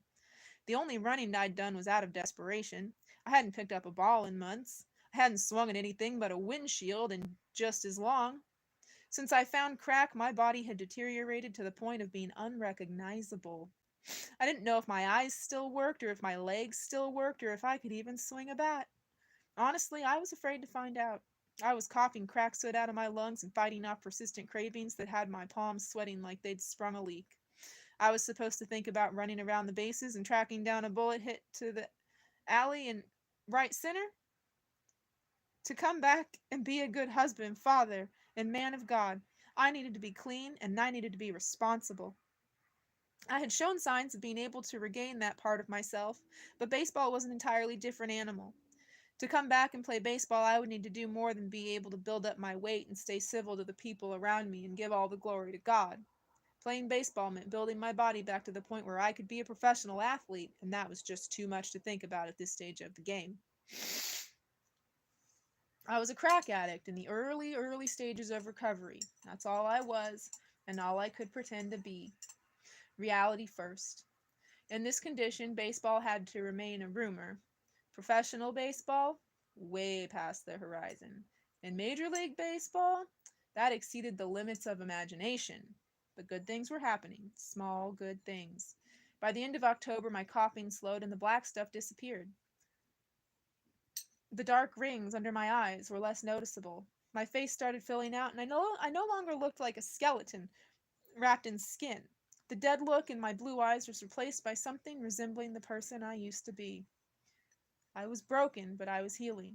Piece by piece, I was healing. Every morning, Granny would tell me how well I was doing and how good I looked. I had surrendered to God, but I never asked for Him to heal me. But there was no denying something was happening inside me, both physically and spiritually. My faith in Jesus grew, and my faith in myself grew along with it. October became November, and every day got easier. I could feel the pounds and the strength gradually return to my body. I was eating grits and grilled cheese sandwiches and pizza.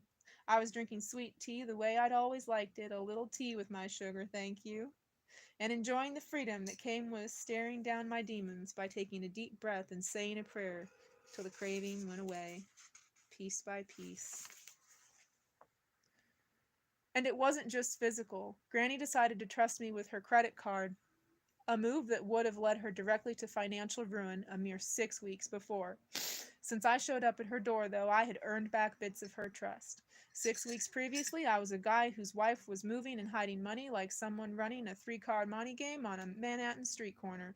Now I was being trusted with a credit card. It was intended only for me to buy pizza over the phone, but still, piece by piece.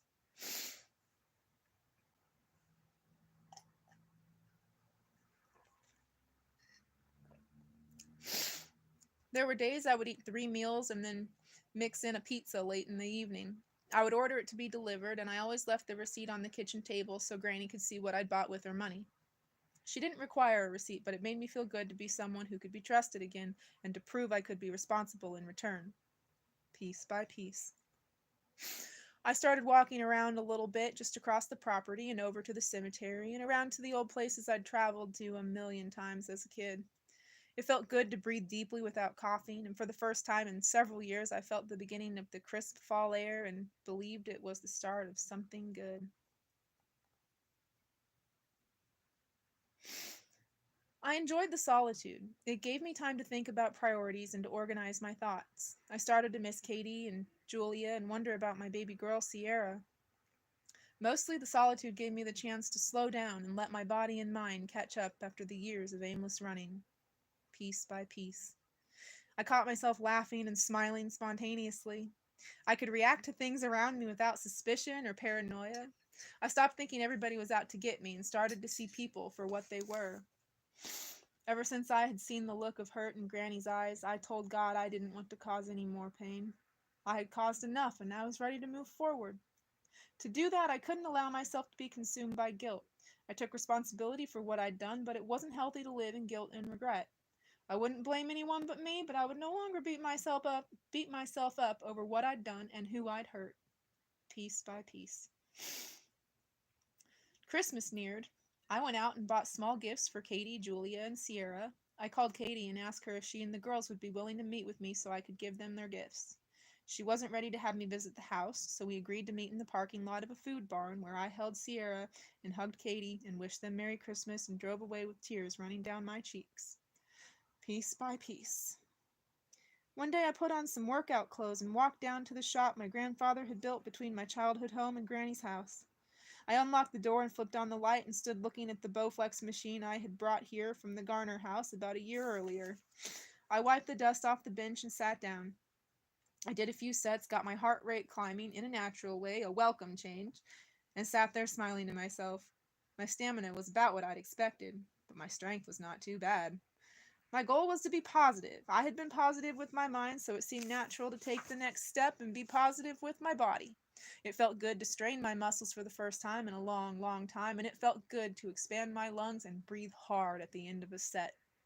The next day, my chest and arms were sore. Soreness never felt so good. Piece by piece. This was another step, another small but positive step. I was taking them regularly now, one at a time.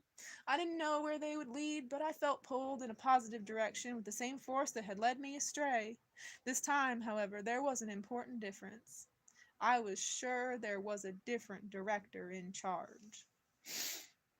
While I was at my grandmother's house putting the pieces together, Katie was having an ordeal of her own. She was trying to come to terms with her anger. I don't think either of us had it easy. The ripples of my addiction spread in concentric circles, and Katie was in the first circle. She got the tallest waves and the most severe swells.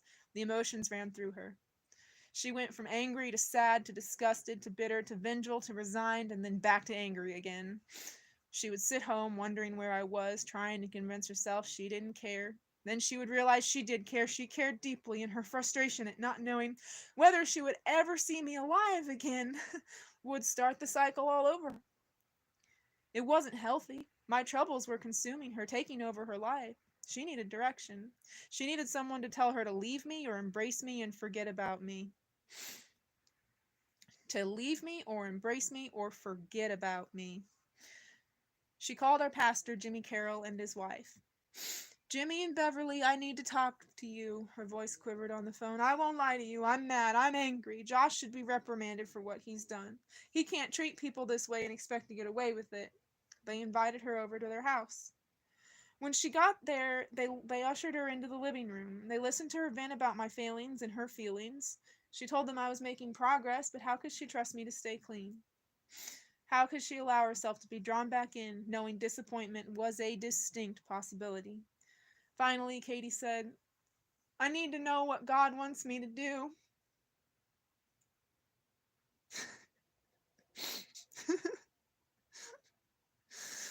Jimmy folded his hands in front of him and said, I can tell you're angry and you might not like what I'm about to say. Katie just looked at him, wanting to know what she should do. More than anything, I think she wanted to know if there was anything she could do. Jimmy said, You know what God wants you to do, don't you? No, that's why I'm here. Katie, God wants you to forgive Josh. Katie had all this anger, all this frustration, all this resentment, all those worried phone calls that went straight to voicemail, all those nights spent sitting up waiting for him, knowing he wasn't planning on coming back. All that time sitting around wondering whether to give up on him or give him one more last chance.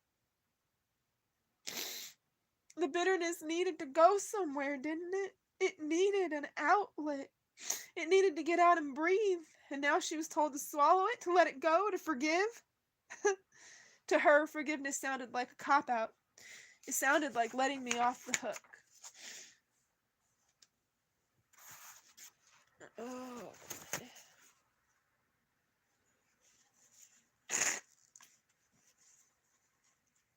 oh gosh. Oh, baby, if I'd done things because I thought you... For revenge? Revenge things? Oh, sweetie, revenge things. That would be very different. That would be very different. Mhm.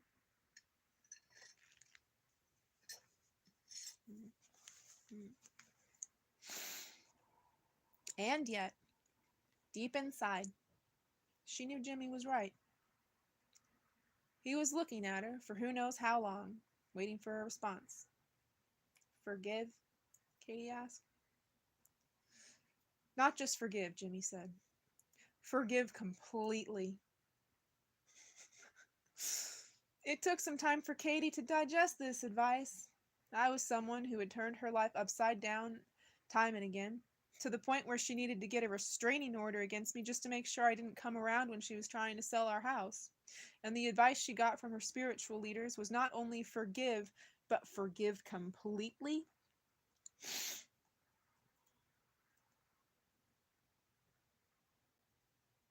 I don't know how it's the hardest thing and the easiest thing to open that door again and again. I don't know how forgiveness is the hardest and easiest thing at the same time.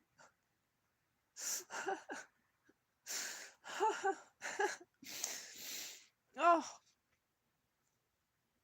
where was I? She'd waited a long time to give me what I had coming to me. I'm sure it had been planned and replanned in her head a million times. And now she was told that Jesus would forgive and forget. Forgive and forget and not mention it ever again. She shook her head but accepted it. How hard was that? They sat and prayed about it. Jimmy and Beverly knew it wouldn't be easy, but they knew it wouldn't work any other way.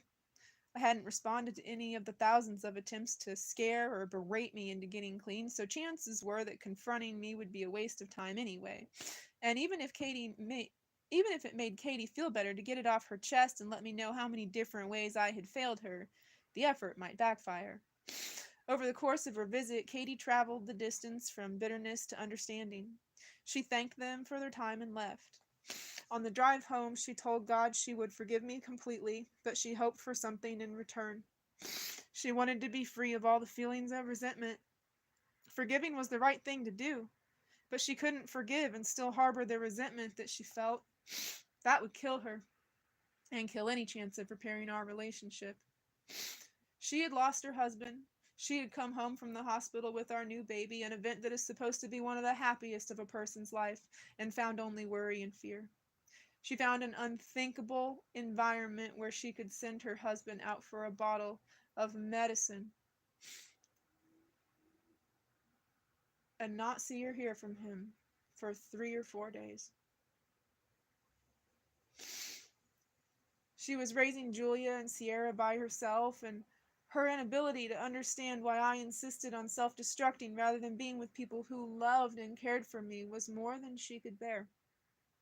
And now all she wanted was freedom from those feelings in the same way I wanted freedom from the shackles of my drug use. When Katie got home from the pastor's house, she picked up the phone and called my grandma's house. She asked to speak to me, not knowing whether I was going to pick up the phone. When I answered, she got right to the point. Josh, I just want you to know that I forgive you, and I also want you to know that I won't hold anything you've done against you from now on. If you can keep getting better and we can work to reconcile our relationship, I promise not to bring any of this stuff up again. My body was adjusting to the shock of getting off drugs. I was filling my days with positive thoughts to offset the cravings that rocked me and made my palms sweat in an air-conditioned room. I was making progress. I spent my days praying for the strength to string together one more good day, just one more good day, and those days were building. My surrender to God's will and my plea for His help led me to an understanding of the nature of this fight. As Katie's father once told me, I would reach a point where it was do or die. I would either get better or die. When I walked up the path to my grandma's front door, I had reached that fork in the road. When Katie finished, I offered only a quiet thank you before hanging up, but her call came at a crucial time. Granny filled my head with positive thoughts throughout the day, and now Katie was offering her unconditional forgiveness. I had become accustomed to the opposite approach to people reminding me constantly what a disappointment I was to them. These new attitudes, mine, theirs, gave me not just faint flickers of hope, but rays of hope. I didn't want to jinx it, but I closed my eyes that night and repeated the verse that had become my new mantra. Humble yourself before God, resist the devil, and he will flee from you. And once again, I let the thought creep into my head. I think I can do this. Gradually, I made my way back into the world. Big Daddy, my father-in-law, put me in touch with a psychiatrist at Duke University named Dr. Keith Brody. Dr. Brody was the former head of the school's psychiatry department as well as the former president and chancellor of the school. Big Daddy knew him, and he believed I could be helped by sitting down and talking to him. From the moment Dr. Brody and I had our first conversation, I felt a connection with him that I hadn't felt with any other doctor. He knew the mind of an addict, and he knew the mind of an athlete, and our sessions were immensely productive. Dr. Brody understood one undeniable fact about my life to this point. I got into trouble when I didn't have baseball. It was the catch-22 of my problem. I just cannot believe this man's life is just incredible. Thank you, God, for Josh Hamilton. Without baseball, I had little reason to stop using. While I was using, I would never be allowed to return to baseball. So, with repeated suspensions lining up around me like prison walls, I had trouble seeing a way out. Whenever I got clean before, for stretches up to 4, maybe 5 months, I would end up looking down the road and seeing another 6 months before I could even apply to reinstatement and play again. The road was long and my patience was short. But now, with my sobriety unconnected to baseball,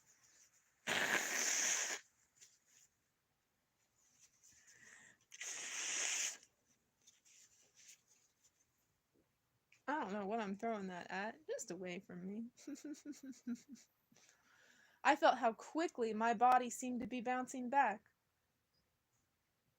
I was encouraged and a little bit amazed every time I started to do something physical.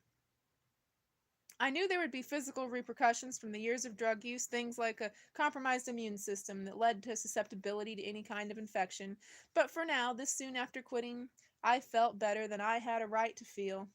With Dr. Brody's urging, I started to think the unthinkable. Could I really get back into the game?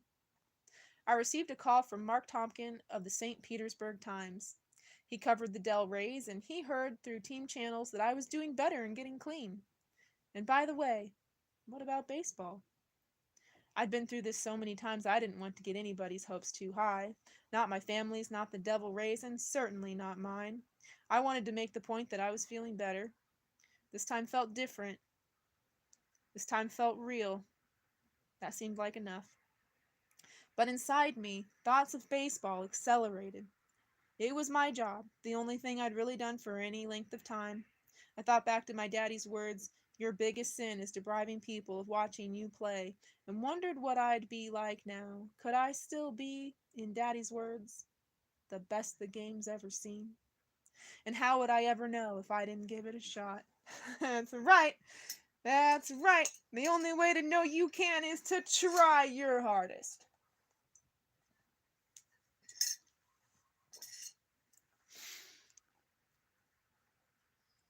Up until then, you're just thinking you can't. And thinking you can't ain't gonna get you nowhere. The story appeared in the St. Petersburg Times, informing the baseball world I had once again begun thinking about resuscitating my baseball career. That afternoon, the phone rang, and Granny handed it to me, shrugging her shoulders to tell me she had no idea who it was. "Josh, this is Roy Silver. My partner, Randy Holland, and I run a baseball facility in Clearwater called the Winning Inning. We saw the story in the paper this morning, and we'd like to offer you a place to stay and a place to work out."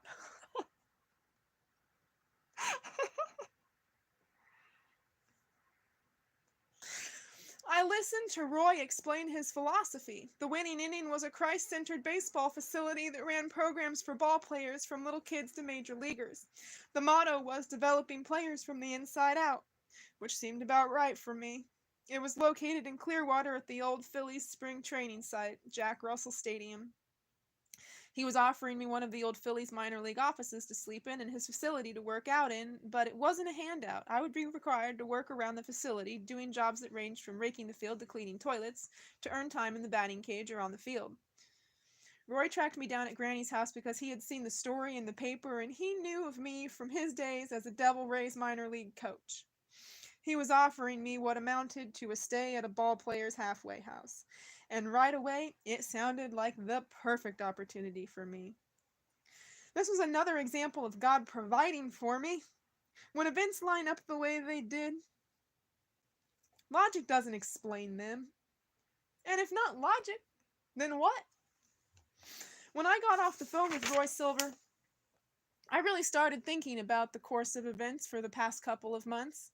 From the moment I had wobbled to Granny's screen door to being offered a place to get back in baseball shape under the eyes of two Christian men with my best interest at heart, I could only say the logic of it all continued to escape me. I came to the only logical conclusion. It was a God thing.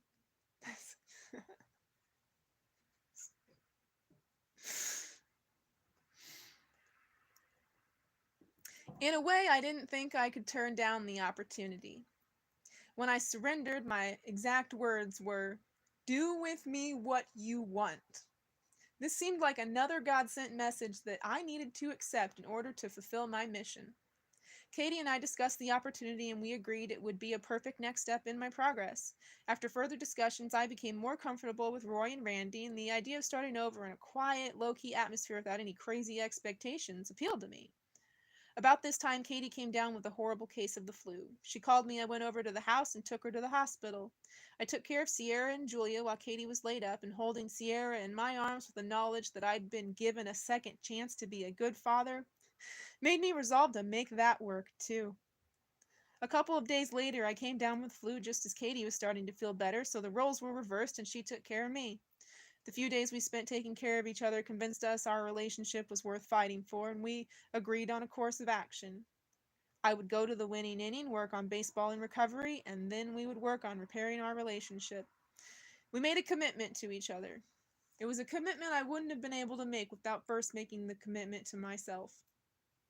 My life was coming together. On January 17th, 2006, 3.5 months after I showed up at Granny's doorstep, I left Raleigh and headed for Tampa to take a shot at resuming my baseball career. Piece by piece. Before I left, I wrote a letter to Granny, sealed it in an envelope, and left it on the kitchen table. I hugged her and thanked her, and I told her I would never forget what she did for me. In the letter, I wrote, "People talk about tough love, but you showed me true love."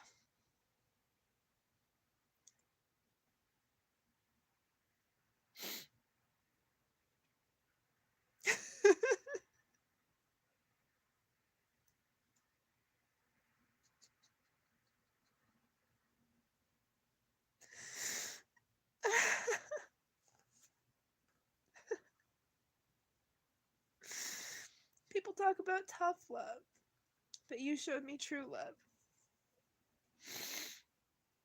Nobody could say I was spoiled. At the winning inning, I slept on an air mattress in an old upstairs office formerly used by some long-gone Phillies manager. I showered in an old clubhouse and hung my clothes in an open locker. I did not feel like a pampered athlete. Every day I cleaned toilets and mopped floors and raked the fields. Roy and Randy kept an eye on me, but they gave me my space. I did my work throughout the day to earn time in the batting cage in the evening. I worked out and ran and tested my body for the first time since I got clean. There were worries about how I would handle my freedom, or more like semi-freedom, this time around. My parents were worried, Katie was worried. Their worries were understandable, but I left with a newfound confidence and calm. I wasn't venturing back into the world alone this time. I had God on my side, guiding me to make the right decisions.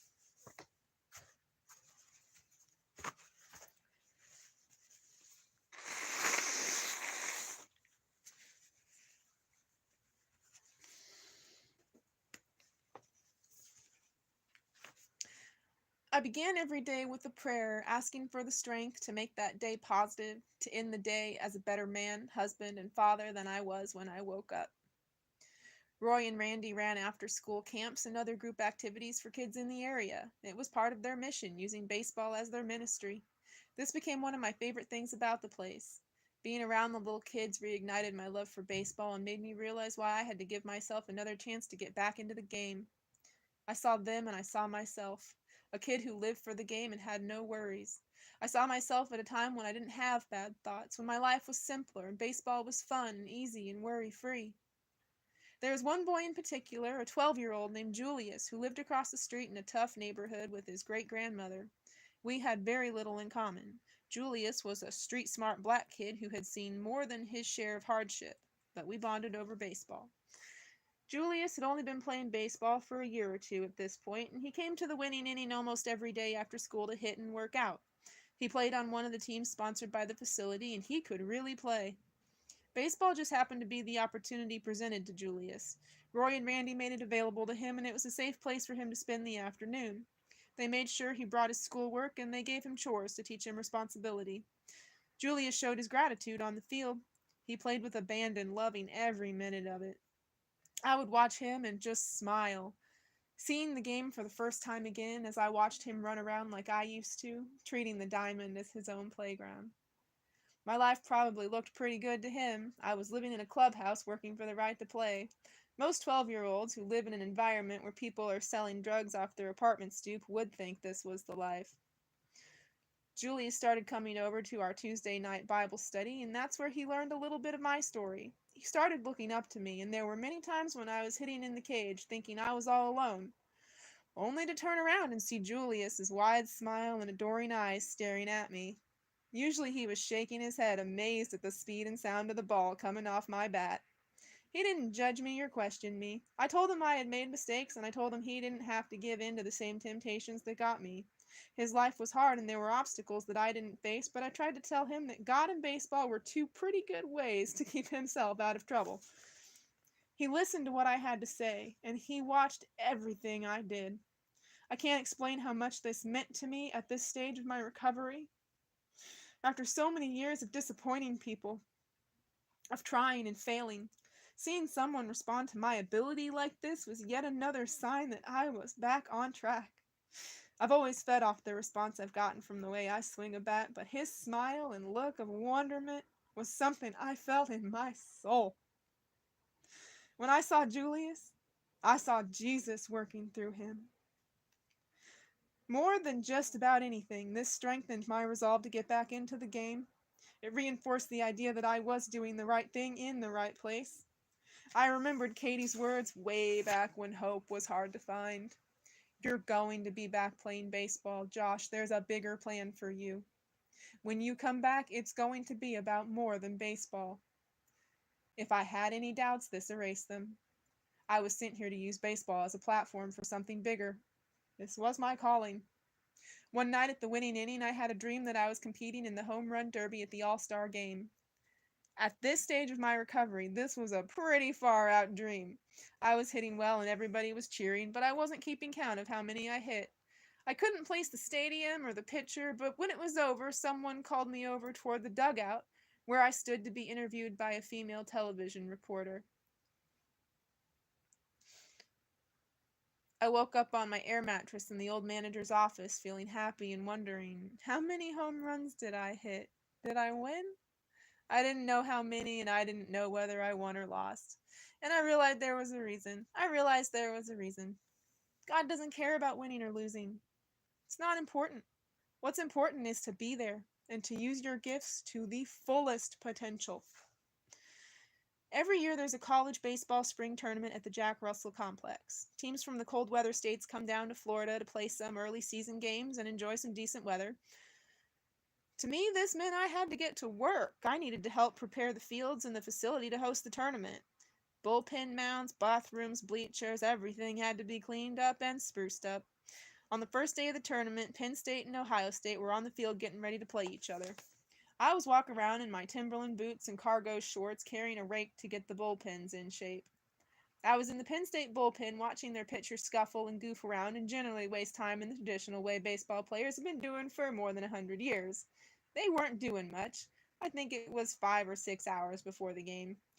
We were talking back and forth about not much of anything when I noticed one of their catchers was standing there in full gear. I nodded toward him. Hey, can I throw a couple? They had no idea who I was.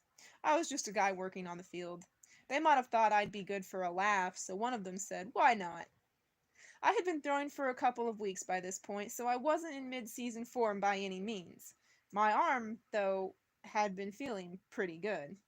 I borrowed a glove and tossed a few to get loose. Then I backed up to the mound and told the catcher to get into his squat.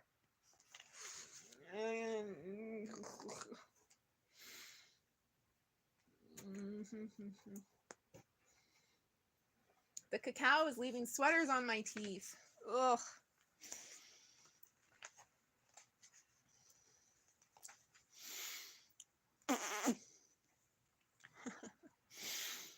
After 2 pitches, their eyes were wide and they were looking at me like I was something they'd never seen before.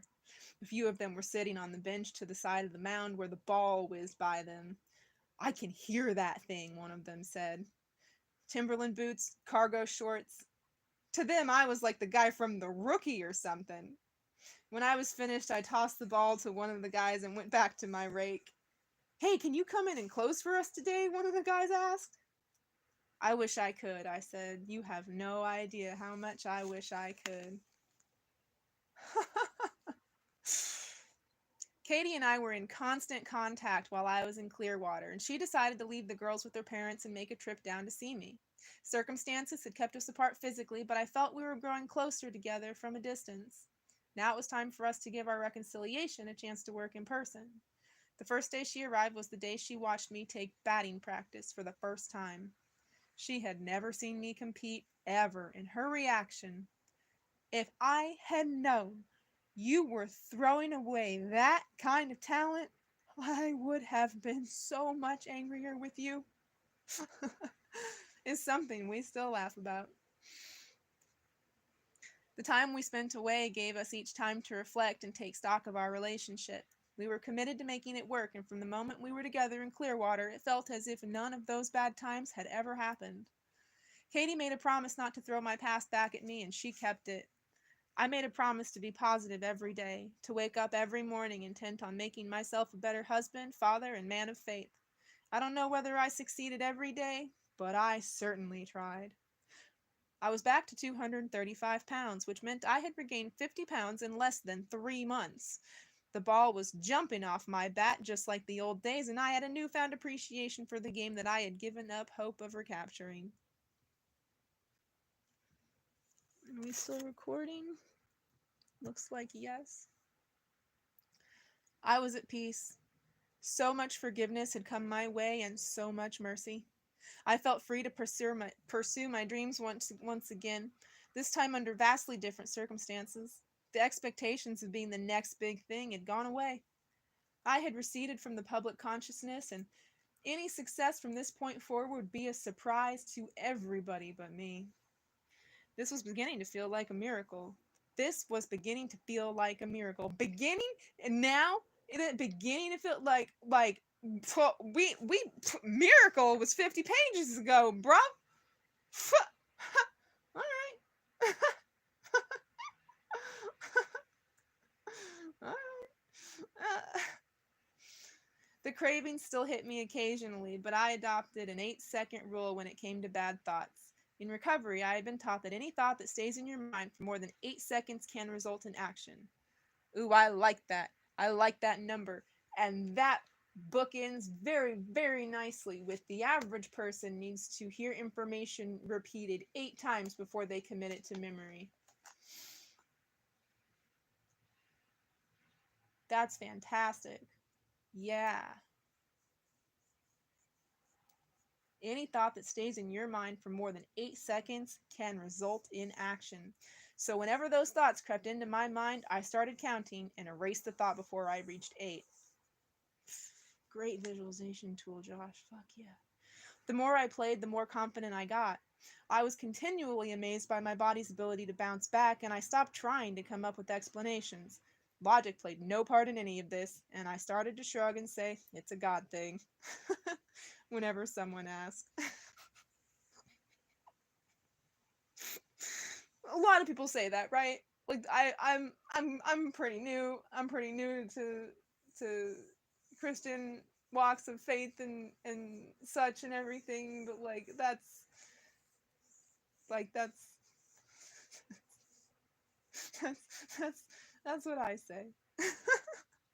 That's what I've been saying. That's what I say. Well, it's a good thing I came up with, it's a good thing, that I have other brand ambitions.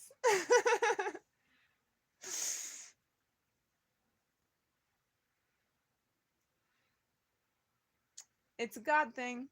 Whenever someone asked, it was the only answer I knew. I started to believe I could do this. The game was back inside me, and I needed to make a statement to Major League Baseball that I was serious about my commitment to the game. I needed them to take notice of me and understand I was more than a name on the suspended list. But if I couldn't play in the minor leagues, what were my options? There was really only one: independent league baseball. There are teams unaffiliated with big league organizations, and they are traditionally last chance outposts for players trying to hang on to their dreams. Richard Davis, my friend from my days in Charleston in 2000, had become a part owner of an independent team called the Brockton Rocks near Boston. He was a successful real estate man who co-hosted the A&E television show Flip This House. Richard suggested I try to get the Devil Rays in Major League Baseball to sign off on my playing for his team, since we figured the suspension applied only to teams officially under the MLB umbrella. Brilliant. Richard and Steve Reed, my business manager, who was now working as my de facto agent, thought it would be worth a shot to go up there and play. At the very least, it would show the people in the commissioner's office that I was serious about resuming my career and staying clean. This was May 2006, and I had been clean for 7 months, the longest stretch of sobriety I had achieved since I started using back in early 2002. I had owned up to my mistakes and taken positive steps to become a man of faith and honor. The only thing missing, it seemed to me, was the ability to go back out on the field and earn a living at the game I was born to play. As I've said a million times, baseball was really the only thing I've ever been really, really good at doing. I was ready for the game to come back into my life full time. In fact, I needed it. Is it raining? And another day has gone by that I did not equip the windshield of the hearse. Let's sigh. I like actual sigh. Katie and I made the decision. We would take the kids and move up there. I could work out in a batting cage in a town called Rentham and wait for Major League Baseball to rule on my appeal. It was unclear whether my suspension applied to independent league teams, but I wanted to go through the proper channels. The last thing I needed was to be seen as a renegade. Knowing this was a big step, one that could create heartbreak if it didn't work out, Katie and I prayed on our decision. In the end, we felt it was a chance worth taking, and I hoped my willingness to move my family up there for a chance to play again would emphasize my dedication to the game. The next step was to convince the decision makers that I was a changed man. The Devil Rays wrote a letter to Commissioner Bud Selig. My father-in-law, Big Daddy, had written 2 letters to Selig and received polite replies each time. He wrote another letter in support of me. Most important, Dr. Brody wrote a letter to Selig recommending I be reinstated by MLB to pursue my career. He wrote that a return to the game could go a long way toward helping my recovery. The final letter had to come from me. I knew everything I wanted to say, but I needed to organize my thoughts and make sure I said everything the right way. This felt like a monumental task, but it got easier when I made a decision. I would write it from the heart. I sat down and wrote about where I'd been and where I was now, and how my life changed when I didn't have baseball. I took responsibility for my failings and asked only for a chance. I told them I truly believed everything that happened to me was part of a bigger plan, and now the plan called for me to return to the game. I wrote that baseball was the third and final piece to my recovery, behind God and family. If I could only return to the game, if I could only get a chance to make up for the sin of denying myself and the others the benefit of my talent, I could complete this circle. We were asking MLB to bend the rules for me. By the letter of the law, I should have remained suspended and on the restricted list through the end of the 2006 season. But I felt my circumstances were extraordinary, and I was willing to play independent league baseball for next to nothing to see if I could get back on the field. This argument was a last chance argument. I wanted the decision makers to know that my sobriety was different this time around, that it was a choice made for me and my family with God's guidance. My previous attempts at sobriety had been intended to make someone else happy, or to help my chances of getting back into baseball so I could stop being such a disappointment to everybody. This time, I honestly thought baseball was just the final piece of the puzzle. It was a means to an end, and not the end itself. For the first time in a long time, I felt hopeful about getting back in the game. I knew the call would come from the Devil Rays, thumbs up or thumbs down. Now all that was left was to wait by the phone. I told Katie the call was coming, and I told her I felt good about it. She told me not to get my hopes up too high, for fear they'd be dashed and I'd be worse than when I started. Every day we waited seemed like a week. We were taking Sierra to the pediatrician's office to get her ears checked one afternoon, June 20th, 2006 to be exact, when my cell phone rang. We had just gotten out of the truck to get Sierra out of her car seat when my cell phone rang. I saw the 813 area code come up on the caller ID. This is it, I told Katie. Sorry. She didn't say anything, but she prayed to herself. Please, God, let this be it. I took a deep breath, shot Katie a hopeful glance, and answered. It was Andrew Friedman, the Devil Rays general manager. Josh, you sitting down? Is it that bad? No, it's that good. He didn't have to say anything else. I knew exactly what that meant. I was back. Not only was I back, but the commissioner's office had decided that if they were going to reinstate me to play independent league baseball, they might as well allow me to return to the Devil Rays. I was being allowed to report to the Devil Rays' extended spring training camp in Tampa with the idea of returning to the minor leagues at some point before the end of the season. The biggest chill I've ever felt ran through my entire body. Katie knew immediately from the look on my face. I started crying, and I cried and laughed and tried to make sense of it all. Katie started crying, and in the middle of a pediatrician's parking lot, we stood there and made a scene, crying and laughing and hugging and bouncing around like school kids. One more chance, one more last chance. God had given me a new life and presented me with a miracle. I was back in the game. I stood there looking at my wife and baby. The tears rolled down my cheeks and lost themselves in my smile. I was proof that hope is never lost.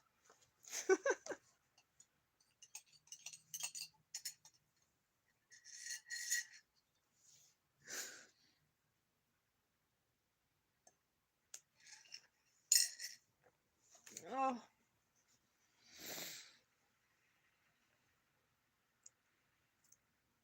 A few weeks after my reinstatement, the devil reappeared in my dreams. It was the same dream. I kept hitting the devil with a bat or a club, and he kept bouncing back, rearing up at me with his hideous, cold face. He seemed unbeatable, unstoppable. Just as I felt my strength wane and my resolve weaken, just as the devil was about to win, I felt a presence by my side. I turned and saw Jesus fighting beside me, fighting with me. And suddenly I was filled with the strength of 1,000 men. We kept fighting, and finally I struck the devil, and he did not reappear. He stayed down. We had won.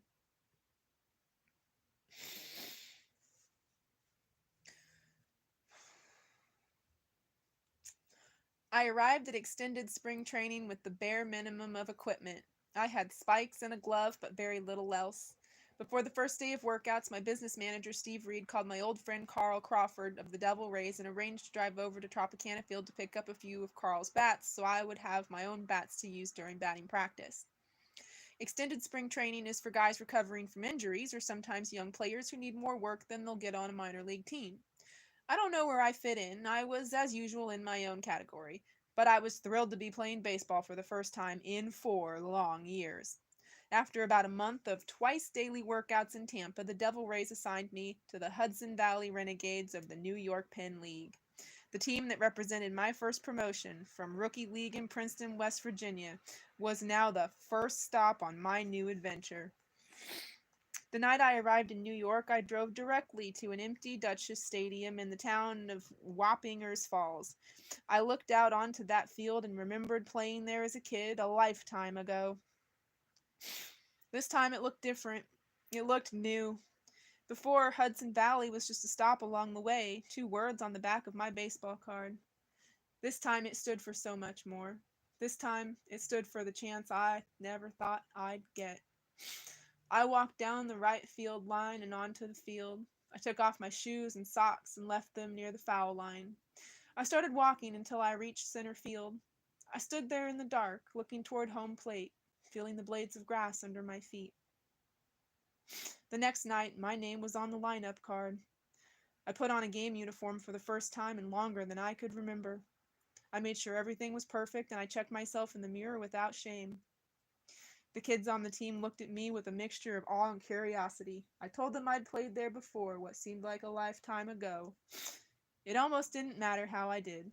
I had proved to myself I could make it back, that I could turn one positive day into a whole stream of positive days, and all those positive days could combine to create a day as wonderful as this one. Katie, Julia, and Sierra sat in the stands that night. I choked back tears during the national anthem. When I came to the plate for the first time my wife had seen me in a competitive baseball game, Katie sat in the stands with her hands covering her face and cried.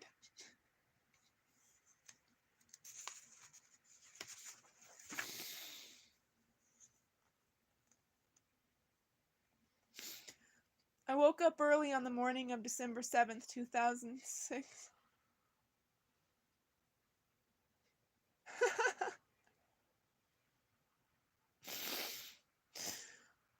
Whew, that was a hard day to wake up. Oh, that's a hard day to wake up to be the first sentence in chapter 16. Oh, that's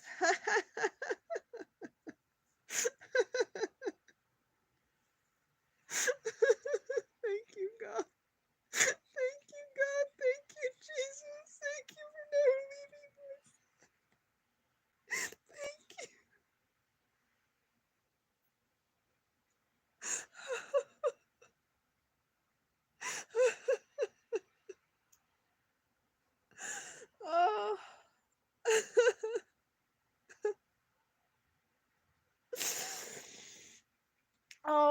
I did right by Dawn. I could have done better. I should have made more Taco Tuesdays.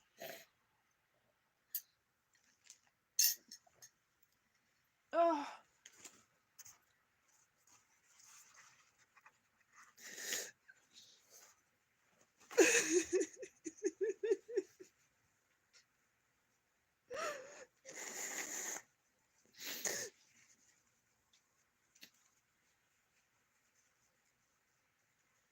Oh.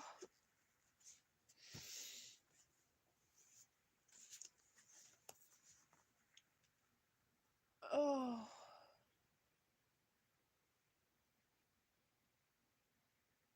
December 6, 2006 for me was the day that I had surgery for endometriosis. But they found an inoperable tumor, and I had uterine cancer.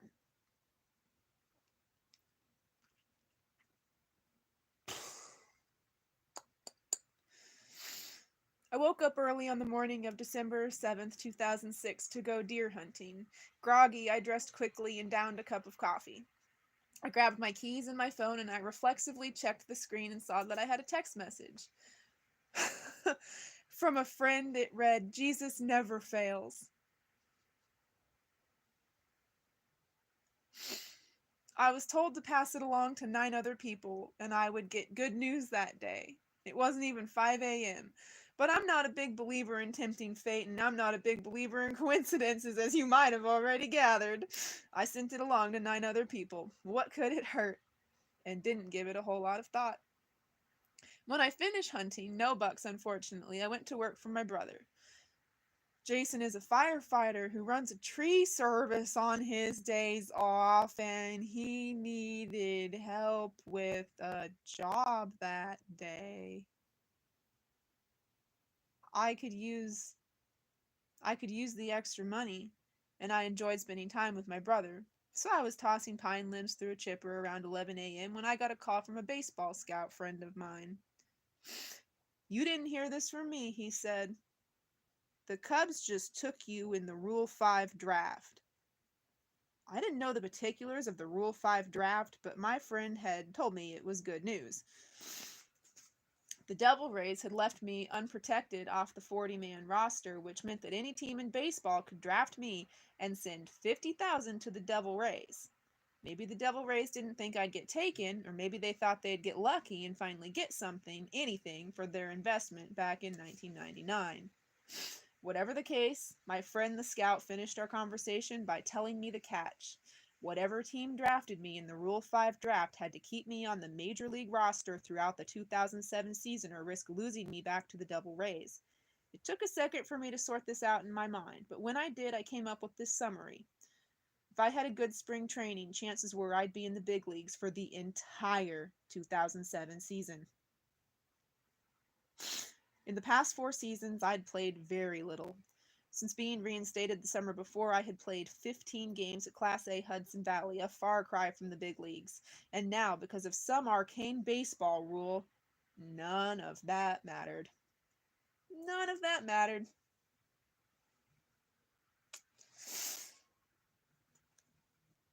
God's got it. I told Jason the news, still not sure how excited I should be. He seemed to know more about it than I did. He shut off the chainsaw and looked at me with big eyes. "That's awesome," he said. "Do you understand what that means?" Just then my phone rang again. It was the scout again. "Check that," he said. "What I told you before was true, but the Cubs just traded you to the Reds. They made a deal before the draft. The Reds wanted you, so the Cubs agreed to draft you first and sell you to the Reds." The Cubs, the Reds, who really cared? Nothing against the Devil Rays, but there was probably too much history there for me to ever truly break out and succeed. But inside a ballroom at the Walt Disney World Resort in Orlando, my name had been called twice, and my life had taken another unexpected turn. And this time, miracle of all miracles, the tide seemed to be going my way. This was the kind of news I was afraid to pray for. This was sent directly from heaven, a phenomenal opportunity. Number one draft pick or not, I was a 25-year-old man with a history of serious drug problems and less than 100 at bats above Class A. In the past 4 years, I had played a total of 15 games, all at low-level Class A. And now I was being given the opportunity to make a major league 25-man roster with a productive spring training? Really, all I had to do was show promise, and the Reds would most likely keep me around for a while to see what I could do. Ugh, I couldn't help but think of the next text message I might receive that morning. Jesus never fails? I guess. Good news? That was ridiculously good news. My interest in the tree job immediately disappeared. I got a call from Rob Butcher in the Reds Media Relations Department telling me the Cincinnati media wanted to talk to me. We arranged a quick press conference over the phone, and within an hour I was sitting on a tree stump talking to reporters on my cell phone, being asked what it felt like to be a major league ball player. In the background, Jason stood there waiting for me to finish. With a smile on his face, every so often he'd yell something about needing me to get off the phone and get back to work. Didn't these people understand he had a job to finish here? It was a pretty cool moment to share with Jason. When he would yell out, I'd try not to laugh while holding my hand over the mouthpiece. We'd gone through a lot over the past 6 or 7 years. After being inseparable as kids, we had drifted apart as the drugs took me away from family and friends. He had a life with his 2 children and his 2 jobs, and I was the irresponsible one, the prodigal son even, who squandered everything he was given and still remained the center of attention. As I sat there talking on the phone and trying not to let Jason make me laugh, I remembered standing on the mound at Tropicana Field 2 days after the draft, winding up to throw the first pitch and winking at Bro just before I threw it. We hadn't shared many pure moments since then, but this one felt like a beginning of something and the end of something else. I made it through the press conference, and I have no doubt my disbelief about the entire turn of events came through loud and clear. I still didn't entirely understand what had happened to me, but I walked away from my last tree job knowing I had to get to work to make sure the Reds' confidence in me. Or was it more of a hunch or a calculated risk? Was deserved. Either way, the Reds showed remarkable confidence in me by giving me a chance to play at the big league level. The compliment to me was directed more toward my recovery than my baseball ability. It was easy to place a bet on my ability to hit a baseball and track down a fly ball, but based on my personal history, it took serious guts to believe I could stay clean and sober. Even as I talked to the reporters and expressed my excitement, my confidence was building. I knew that once I got on the field, everything would be just fine. I could play. I could always play. And now my mind was as straight as my body. Get your mind right. I remembered when Katie had told me back when I was in the process of wasting my gifts and endangering my life. God spoke to my soul and told me someday you're going to be back playing baseball. Josh, there's a bigger plan for you. When you come back, it's going to be about more than baseball. I told her to be quiet back then when she said those words. Now when I got home on the night of the Rule 5 draft, I told her about the text message I had received that morning. Then I hugged her and said, "It looks like you were right all along." The signs had been there for some time, ever since I sat in Granny's back bedroom fighting off the cravings with scripture. This was a God thing. How could it be anything else? Reds general manager Wayne Krivsky called his manager after the Rule 5 draft to tell him the news. Wayne was excited about drafting me and giving me a chance to fulfill all the promise I had misplaced along the way. And when he told Jerry Narron that he had drafted Josh Hamilton, Narron couldn't believe it. "I've known Josh since he was a kid," Narron said. Krivsky had no idea. He didn't know I played basketball with Johnny Narron's son when I was 12, or that I'd played for Johnny when I was 15, or that Johnny had begged his brother Jerry to come watch me play, promising, "You've never seen anything like this, kid." Jerry Narron contacted me, and I got back in touch with Johnny. I started working out even more seriously, intent upon making the most of this chance. I worked out with weights, something I'd done only intermittently in the past. I worked with a medicine ball to increase my bat speed and core strength. Johnny still lived in Raleigh, so he helped me by throwing batting practice and hitting me fly balls. My recovery was a big topic.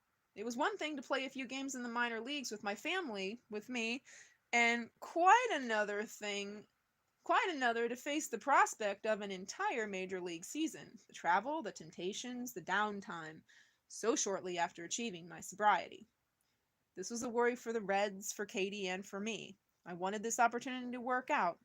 I wanted it more than I'd ever wanted anything, but I wanted to make sure it was done with my long-term health in mind. This was part of my new priorities: God, family, and baseball, in that order. And if I took care of the first two, the third would follow naturally. The more time I spent with Johnny Nairn, the more comfortable I felt. Johnny is a fatherly man whose personal values fit well with mine. He is a man of faith who practices what he preaches in a quiet manner. His calm demeanor and laid-back North Carolina temperament allowed us to get along like lifelong friends. The Reds agreed to give Johnny a job as the team's video coordinator. Mostly, he was hired to be with me. I don't like the term babysitter because I don't think it's fair or accurate, but Johnny essentially was hired to play the role my parents had played in my early years in the minors. He was with me, would look after me, and cared about me. I know it was an unusual agreement for a big league player, but my situation and my circumstances were unusual. In the event I ended up making the team, Johnny, Katie, and I made a plan for road trips. At the beginning of every road trip, big leaguers were given an envelope full of cash to handle meal expenses for the trip. It's nearly $80 a day, and we decided right away that Johnny would take my meal money and dole it out to me as I needed it. He would accompany me to the ballpark and back every day, and he would be available to me if I needed him, wherever or whenever that might be. Johnny's hiring had the potential to be controversial. However, I looked at Johnny as an insurance policy for the Reds. They were making an investment in my talent, and Johnny was there to help ensure that I got the most of it.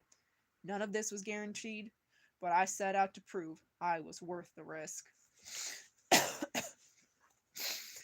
One afternoon, a few days before I was to report to spring training in Florida, one of my brother's firefighter friends called me to ask a favor. "Josh, would you consider talking to my son? He's a good ball player and a good kid, but he's made some bad decisions and I'm worried about him." The boy was flunking out of his senior year in high school. He had moved out of his parents' home and was living with his girlfriend. He was smoking a lot of pot and listening to nobody. He had admired me as a ball player in years past, and his dad thought I might be able to reach him. I agreed to try. Katie and I had done some speaking in local churches on forgiveness and redemption, and I had grown comfortable professing my faith to large groups. We spoke about our relationship to 5,000 people at Hope Community Church in Apex. All we had to do was be honest and tell our stories, and let the power of our words and God's mercy carry the day. This, however, was different. I was a little nervous about a one-on-one with a troubled teenager. I had my story, and he had his. I know from experience that people in trouble are often the last to recognize it, and they don't always listen. The next day I went to Clayton High School with my Bible in my hand. I went to the office, found what class he was in, and asked them if they'd mind pulling him out of class to talk to me for a few minutes. He had no idea any of this was planned, as the look on his face showed. I introduced myself, he knew who I was, but still, and then walked with him to the school's baseball field. "You know your parents are worried about you, right?" "Yeah, I guess. I've made some mistakes. I know how hard it can be, but there's a better way." He listened but said little. I opened the Bible to a passage I had chosen before leaving home, Romans 7:14-17. I read to him. "For we know that the law is spiritual, but I am unspiritual, sold into slavery to sin. For I do not understand what I am doing. For I do not do what I want. Instead, I do what I hate. But if I do what I don't want, I agree that the law is good. But now it is no longer me doing it, but sin that lives in me." I discussed the meaning of the passage and how Paul battled with sin. It's the battle that is waged within all of us, the battle between sin and salvation. "It's never too late," I told him. "Just look at me." Before I left for spring training with the Reds, I had to take care of an important piece of unfinished business. Julie and I made the decision to formally be welcomed into our faith and be baptized together by our pastor, Jimmy Carroll of Journey Church in Raleigh. With the new, unexpectedly wonderful opportunity in front of me, it was the perfect time to give thanks and praise to God. Our church wasn't completed yet, so there was no baptismal pool. This called for some ingenuity and resourcefulness. Pastor Jimmy arranged for us to be baptized at the Gypsy Divers Aquatic Shop in Raleigh, where we would use one of their diving pools for the ceremony. The symbolism of baptism, as it is related to my story, made it even more important and poignant. Being immersed in a pool of God's healing water, even in a dive shop, is just an outward sign of an inward transformation.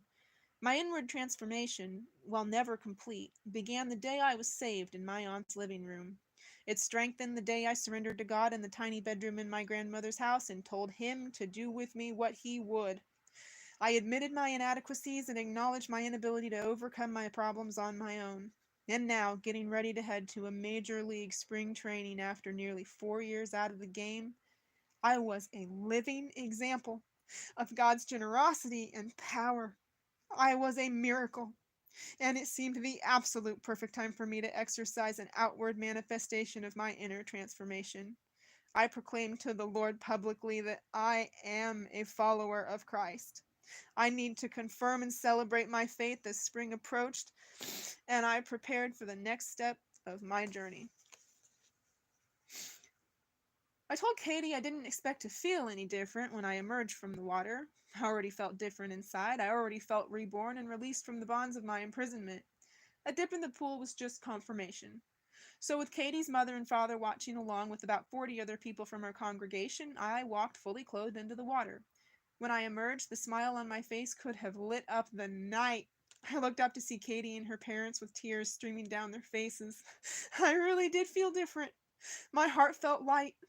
That was a moment of pure happiness. I stayed in the water and Julia joined me. Katie says the smile that stayed on my face was the biggest she had ever seen. When I walked out of the water with Julia, I felt a lightness and happiness that surprised me. Chapter 17. I'm blowing my nose again. Are we still going? It looks like. Oh, what is my foot? Oh, no. Just move it, maybe.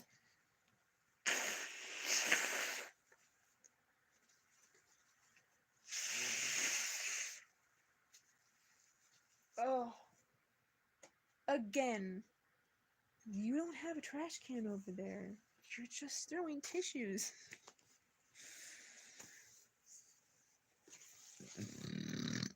Oh, that felt good. Oh, tears are drying from my face. On February 15th, 2007, I arrived at the Reds complex in Sarasota and walked into a spring training clubhouse for the first time in 4 years. The butterflies bounced in my stomach like 1,000 jackrabbits.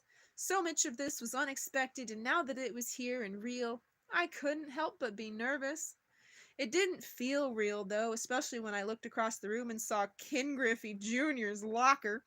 I didn't have any idea how I'd fit in, whether I belonged here either mentally or physically. I had played 8 Class A games in the past 4 years, and I had never played a single inning at a level above Class AA. What was I doing here? Following the script, I guess.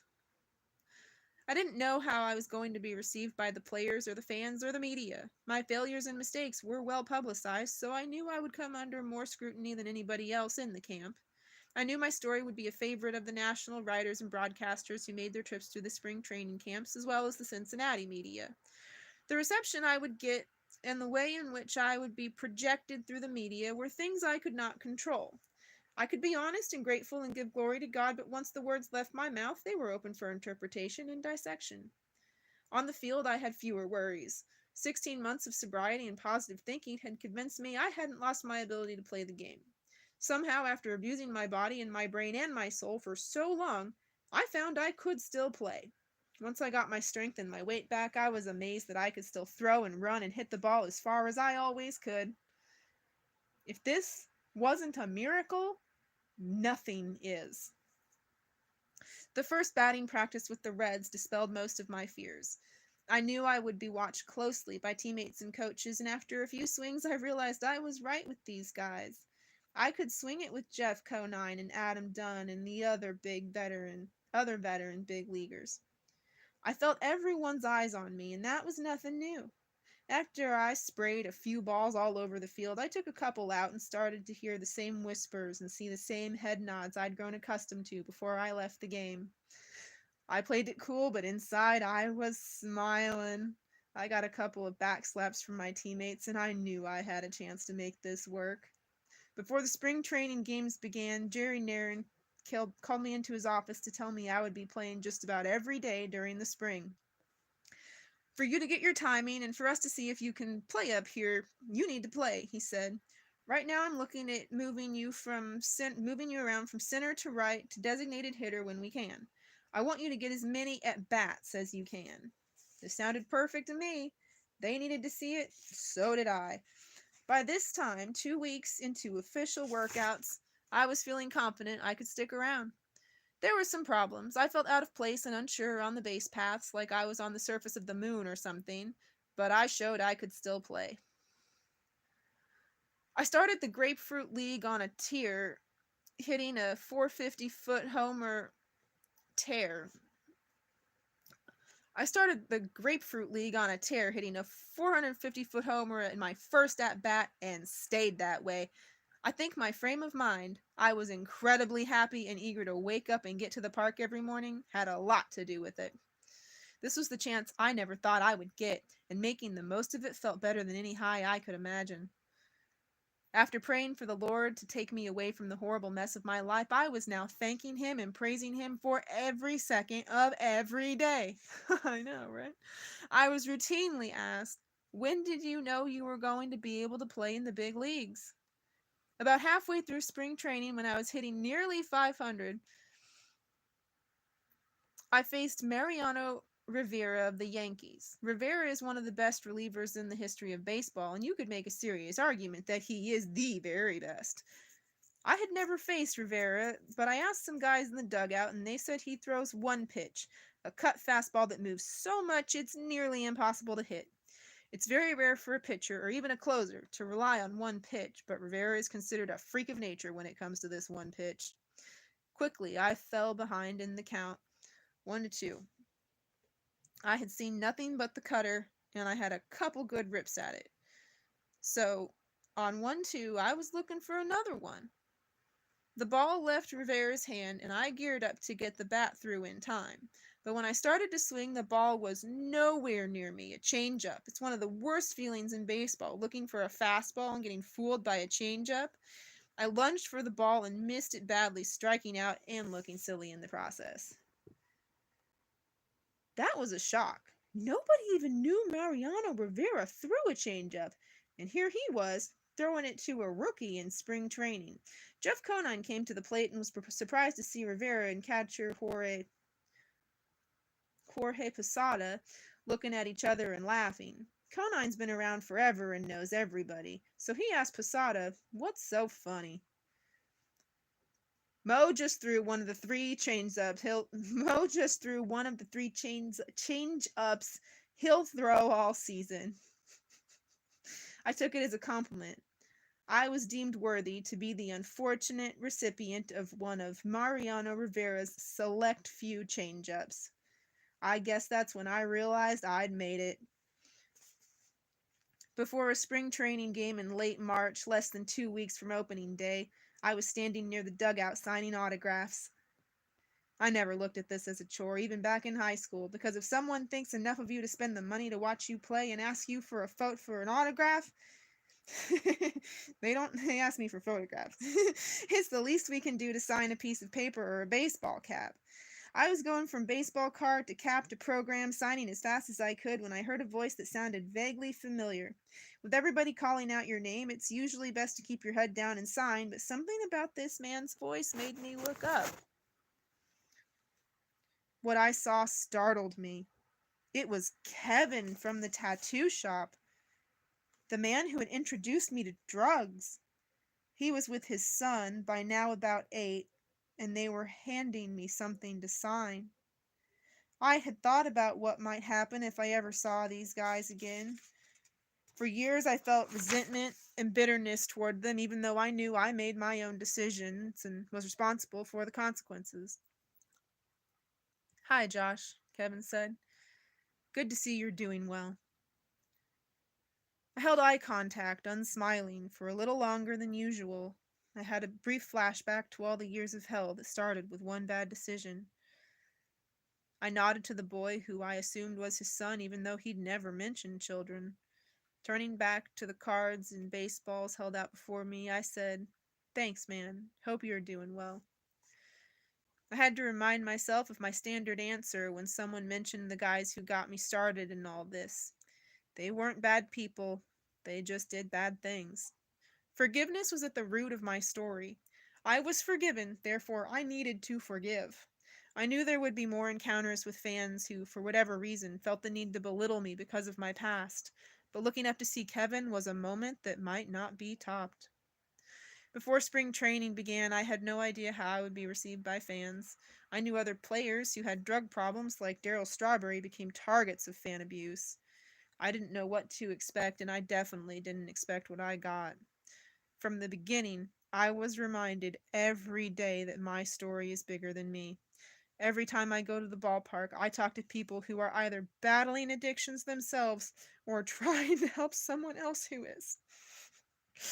They want to confide in me, to share, to see if something I experienced can help them succeed as well. Who talks to me? Just about everybody. A father will tell me about his son while I'm signing autographs. A mother will wait outside the players' parking lot to tell me about her daughter. They know where I've been. They remind me that this isn't really about baseball. A man called to me during spring training and told me his son was a meth addict who loved baseball. A story about me in USA Today had caught the father's attention, and he gave it to his son and told him to read it. When he finished, his son said, "I'm going to give it a try. If he can do it, so can I."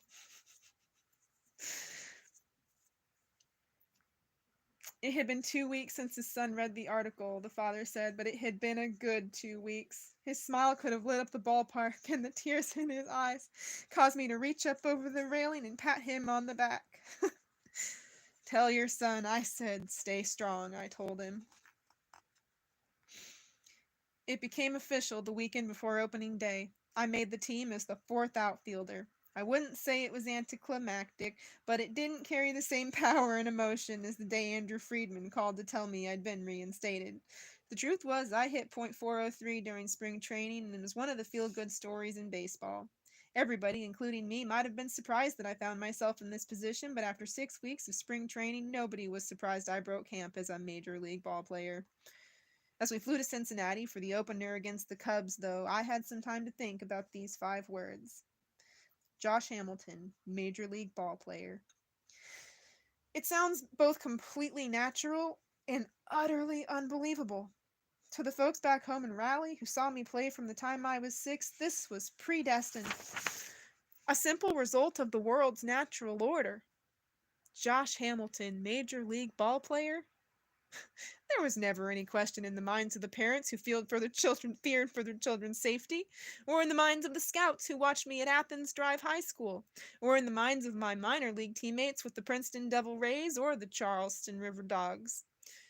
But ask the people who populated my other life, and they'll tell you, Josh Hamilton, major league ball player, must be some kind of mistake. The doctors in the emergency rooms who counted my heartbeat through my shirt as they treated me after I ingested near overdose levels of cocaine, they'll tell you the idea of this man someday performing at the highest level of his sport never occurred to them. They were simply trying to save my life before shrugging and telling my parents there was really nothing they could do if their son was determined to kill himself. And the guy who lived and sold crack out of the trailer? Ask them what they think of the words Josh Hamilton, major league ball player, and they'll probably laugh right in your face, tell you to get that shit out here, man. With opening day the next afternoon, there was very little sleep to be found on the night of April 1st, 2007. My mind raced all night, thinking about the twisted, rutted road I'd traveled to this point. I thought this night, the night before my first big league game, would happen much sooner. Then I thought it would never happen at all. It felt like I broke everything in my path and then somehow managed to put it all back together. The people who had been with me, my parents and Katie and her parents and my brother and Granny, were still here. They left and then they came back. Just like me. Chapter 18. On the morning of April 2nd, 2007, opening day, Katie and I woke up in our rented condo outside Cincinnati and went about our business as if we couldn't believe this day had come. To the girls, it was just another day of watching Daddy play baseball, but for us, it was almost surreal. In a matter of hours, I would be jogging from the home dugout to the first base line in a Cincinnati Reds uniform as the public address announcer introduced me to more than 42,000 people. I didn't know how the fans would react to me, but I knew I had my own cheering section. My parents, Katie's parents, Julia and Sierra, Steve Reed, all of them were there sitting near the Reds dugout. I wanted Granny to be there, but her health didn't allow her to travel. She was home watching it on television. She bought the extra innings package the second she found out I made the team. My parents got to the ballpark as early as possible, just like old times. I arrived more than 4 hours before game time. There was a locker with my name over it, so I wasn't dreaming this. The minutes seemed like hours as I tried to stay busy and tried not to watch the clock. I got more nervous and more excited with every passing minute. This was really happening. There's not a lot of serious talk during times like this. The clubhouse is a place for bluster and wisecracks more than deep thoughts, but I could feel the eyes on me occasionally as everybody went about their business. This was a big day for everybody, but it was an unreal day for me. I sensed that many of my teammates understood that. Jeff Conine walked up to me as I was sitting in front of my locker. This was Jeff's 17th opening day, and the Reds were his 6th team over those 17 years. He'd seen just about all there was to see in the big leagues, which made him one of the guys I respected most on the team. Jeff looked down at me with a knowing smile on his face. "You excited?" "Oh yeah," I said. "Oh yeah." Jeff broke into the big leagues with the Kansas City Royals in 1990 on a team with Bo Jackson and George Brett. He told me he remembered when he was in my position, fidgeting and waiting for his first big league game. Brett and Jackson both took the time to speak to him, and he felt their words were worth repeating in this situation. Oh, this is so incredible. Oh, this is so incredible. Oh, this is so Oh, man. Oh, man. Just remember this. Between the lines, it's just baseball, he said. No matter the level, it's the same game you've been playing your whole life. Everything else is different once you get up here, but they didn't change the game. If you can keep that straight, you'll be fine. I made the team as the fourth outfielder, and I wasn't in the lineup on opening day. During batting practice, I watched the stands fill and my family gather in their seats near the Reds dugout. It didn't take long for me to discover how I would be received by the hometown fans. The fans in Cincinnati love baseball and love the Reds, and from the moment the fans entered the stadium, I was greeted with cheers and autograph requests from everyone from elderly women to little boys in their Reds caps. I had to prepare myself for the pregame introductions because I knew it was going to be difficult to keep a lid on my emotions. They introduced the non-starters first, and as it got closer to my turn, I could feel my heart beating faster and faster. When I reached the steps of the dugout, waiting for my name to be called, I had to swallow hard to keep from crying tears of joy. By that point, I didn't want to try to speak. I don't think it would have worked. And when they introduced me, "Number 33, outfielder, Josh Hamilton," I jogged to the third baseline. I tried to be cool, but the noise blew me away. By the time I finished shaking hands with my teammates and faced the crowd, everybody was standing. The cheers came down on me like a waterfall. And I stood there with a big, silly grin on my face. I looked up into the stands at the people who stayed by my side, and I nodded my appreciation. Katie and my parents and her parents were all crying. I saw Sierra and Julia, and the look on their faces made me proud. On the outside, I looked like I was together. I plastered a smile on my face and felt the burning in my throat as I held back the tears. I was a big leaguer, and I had to act like one. Inside, though, was a different story. Deep down, I was a big puddle. There was just no way to express the gratitude I felt as I took the field that day. Everywhere I looked, I saw a reminder of God's glory. The fans in the stands with their big-hearted acceptance of me. My family with their loyalty and forgiveness.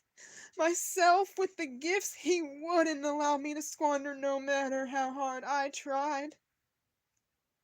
It was here, about 4 years late, at the end of a windy, rocky road, I made it. And at that moment, despite everything that happened to me, I wouldn't have traded it for anything in the world.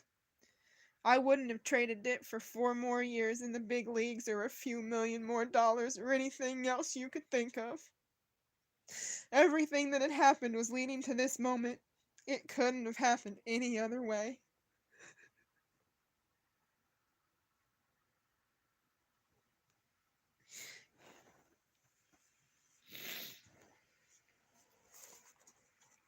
In the bottom of the 8th inning, Jerry Narron told me to get ready to pinch hit. I bounced over to the bat rack and felt my heartbeat quicken and the butterflies start a riot in my stomach. Our pitcher, Kirk Saroulos, was coming up that inning, and Narron called on me to bat for him. I walked to the on-deck circle on a cloud, trying and failing to think about what I needed to do when I got into the batter's box. As I left the dugout, the cheering started and didn't stop. I looked around, trying to be nonchalant, and was shocked to see some of the fans start to stand. Then more stood, and more. It felt like an electrical current was running through my body. I couldn't believe what I was seeing, and the noise level made the pregame introduction sound like someone whispering in church. Nearly everyone was standing when Cubs manager Lou Piniella, the man who had listened to my lies 3 years ago, impatiently told me to get my life straight, started out of the dugout to make a pitching change. He removed right-hander Michael Wirtz and called for lefty Will Owen.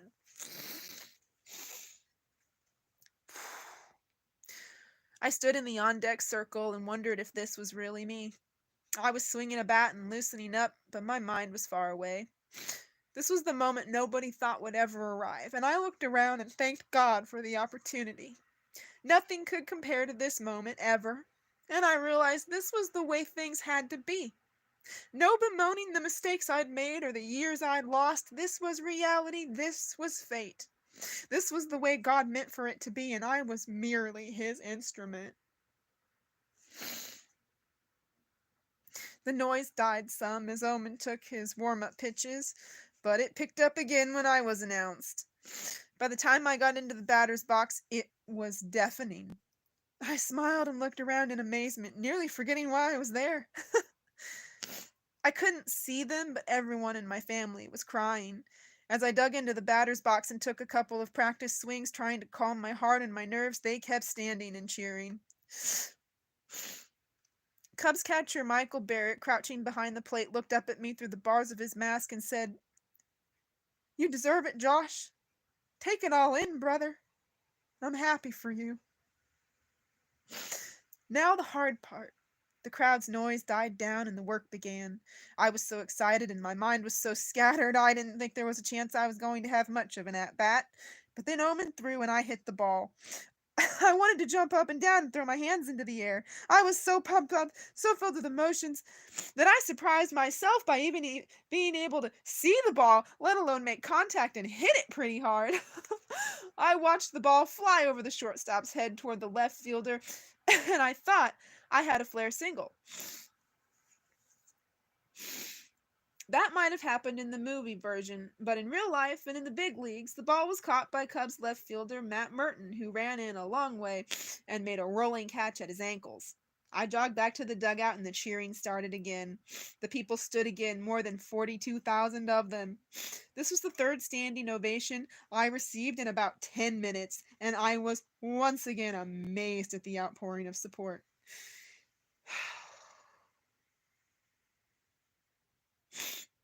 When I reached the dugout, several of my teammates greeted me. Ken Griffey Jr. gave me a playful one-armed hug around the neck. How cool is that? That's actually in the book. I mean, it's me too, but that's in the book. I didn't say it like it was in the book. Sorry about that.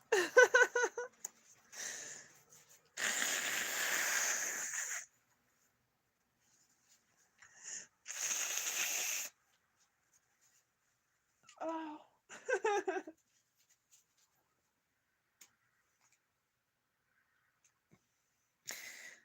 I am an addict. That didn't change when I made it to the big leagues. Because I am an addict, I have to go about my business differently. When we're at home, the variables are a little easier to control, especially when Katie and the girls are with me. On the road, however, with so much idle time in new cities, I needed a plan to keep myself focused. Johnny handled my meal money, and he was always there for me at any hour of the day. We traveled to and from the ballparks together, whether it was walking or by taxi. We ate most meals and often did our daily devotionals together. It was an insurance policy for the team, as well as someone who could run interference for me if something came up that I didn't know how to handle. Being a rookie is difficult enough, but being a different kind of rookie made it that much harder. I am not a confrontational person by nature, and rookies are supposed to be subservient in the baseball culture, but there were times when the baseball culture and my well being came into conflict. For one thing, there's a certain amount of rookie hazing that goes on in the big leagues. Rookie relief pitchers have to carry a bag with sunflower seeds and chewing tobacco and other staples for the guys in the bullpen.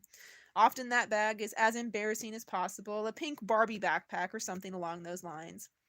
Most of the traditions are meant to be in good fun, and I played along just fine.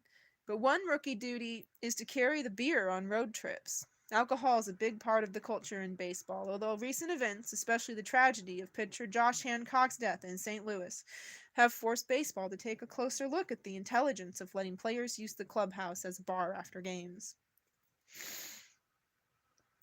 With the Reds, one of the rookies' job was to carry a bag of beer from the clubhouse to the bus when we left on a road trip, and then to carry it from the bus to the charter plane once we reached the airport.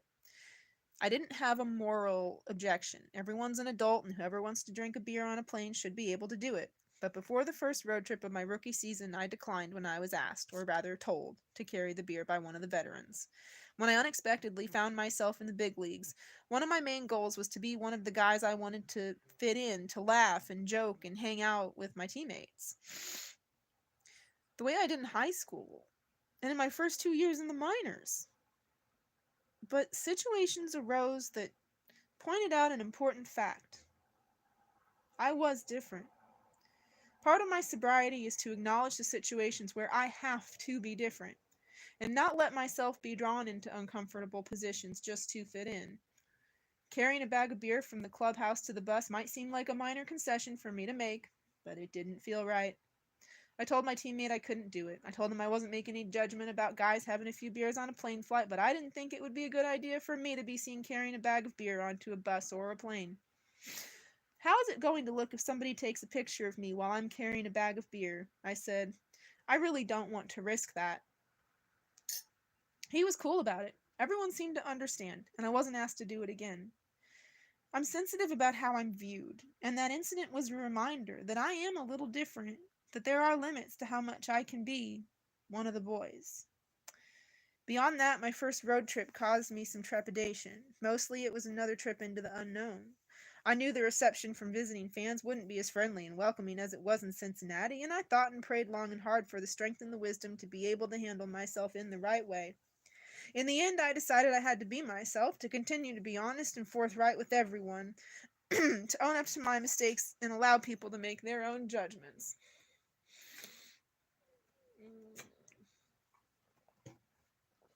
Oh. In St. Louis, I stood in the outfield at Busch Stadium between innings, playing catch with the left fielder. I expected heckling in the visiting ballparks, and I wasn't disappointed. There was one guy in the bleachers who was really giving it to me, and for his big finish, he yelled, "My name is Josh Hamilton, and I'm a drug addict." I smiled a little and looked up at him. I spread my arms out wide and raised my palms to the sky. "Tell me something I don't know," I said. Immediately, the fans around him started cheering and laughing. The guy seemed stunned initially, probably shocked and maybe embarrassed that I had called his bluff, but then he recovered and said, "Dude, you're my new favorite player." I learned how to handle the hecklers, and they weren't all as easy as that guy in St. Louis. I heard everything from chants of crackhead to people telling me to snort the foul lines. God, I remember this shit. Ugh. From the tone of their voices and the harshness or playfulness of their words, I learned which hecklers I could play around with and which I needed to ignore. My theory was simple. Most of the people with the anger and viciousness in their voices were the ones who had been hurt the most by addiction. I didn't take it personally. I knew they weren't angry at me, but at the helplessness and sorrow that comes from being trapped in a situation they perceived as being hopeless. They lashed out at me because they had a brother or a mother or a friend who couldn't escape addiction. Maybe they were the ones who were struggling, and seeing me on the baseball field having a good time, free of my personal torture, hurt them in some way that caused them to direct their anger at me.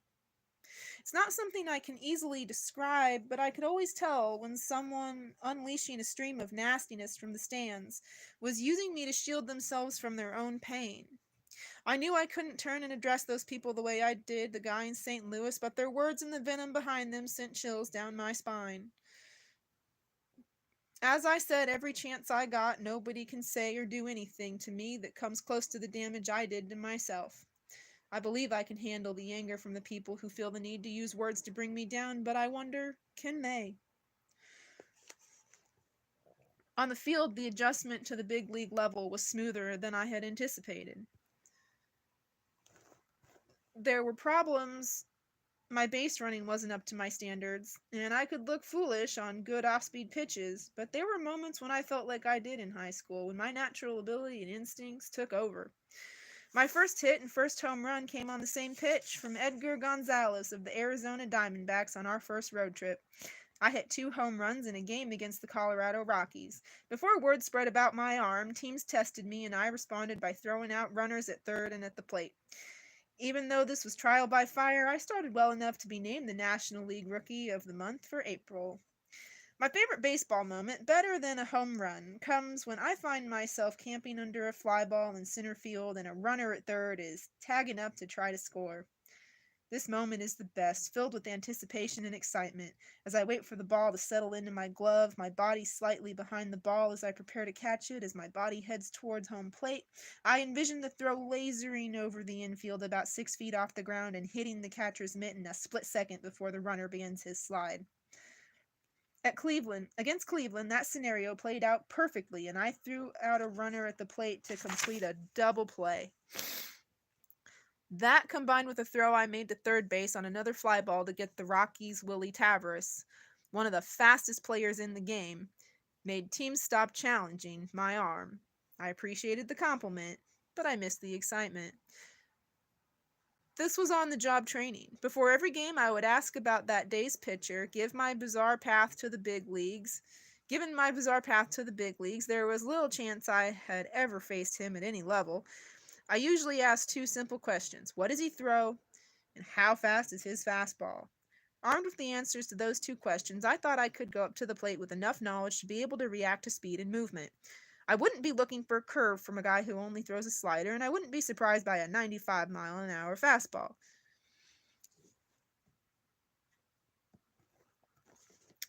Part of hitting for me is making up my own mind and not being overly concerned about what a certain pitcher throws.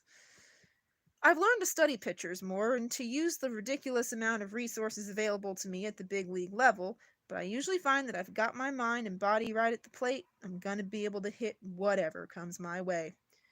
The trick to the game, of course, is getting the mind and body right on a consistent basis.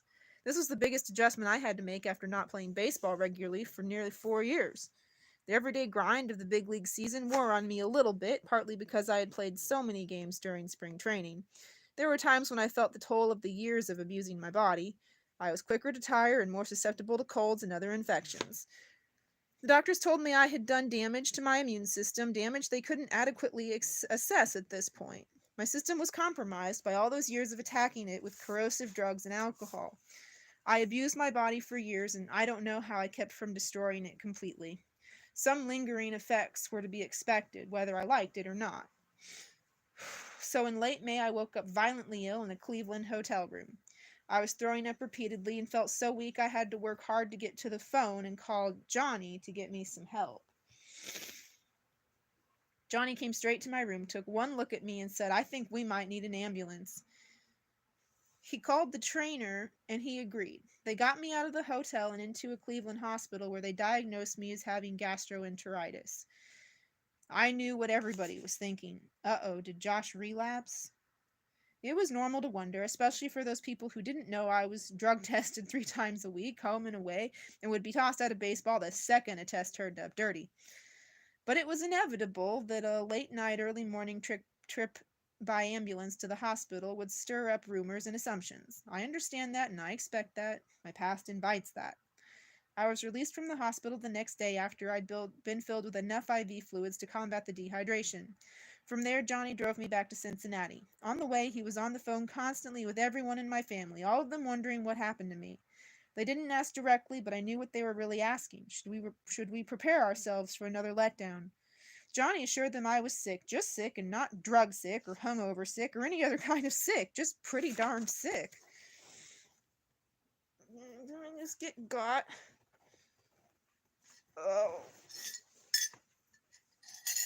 Oh, God. Ugh. I am reaching a point of sleep deprivation where finding an insect on anything is gonna be a challenge. A damn near impossible. Damn near impossible. Just damn near impossible. Oh, man. Oh, we're entering backcountry. Gosh, I haven't been in backcountry for a while. I sure am doing good. Let's see. So magnesium, smoothies, as much sleep as I can get. The constant antihistamine, misery, stress.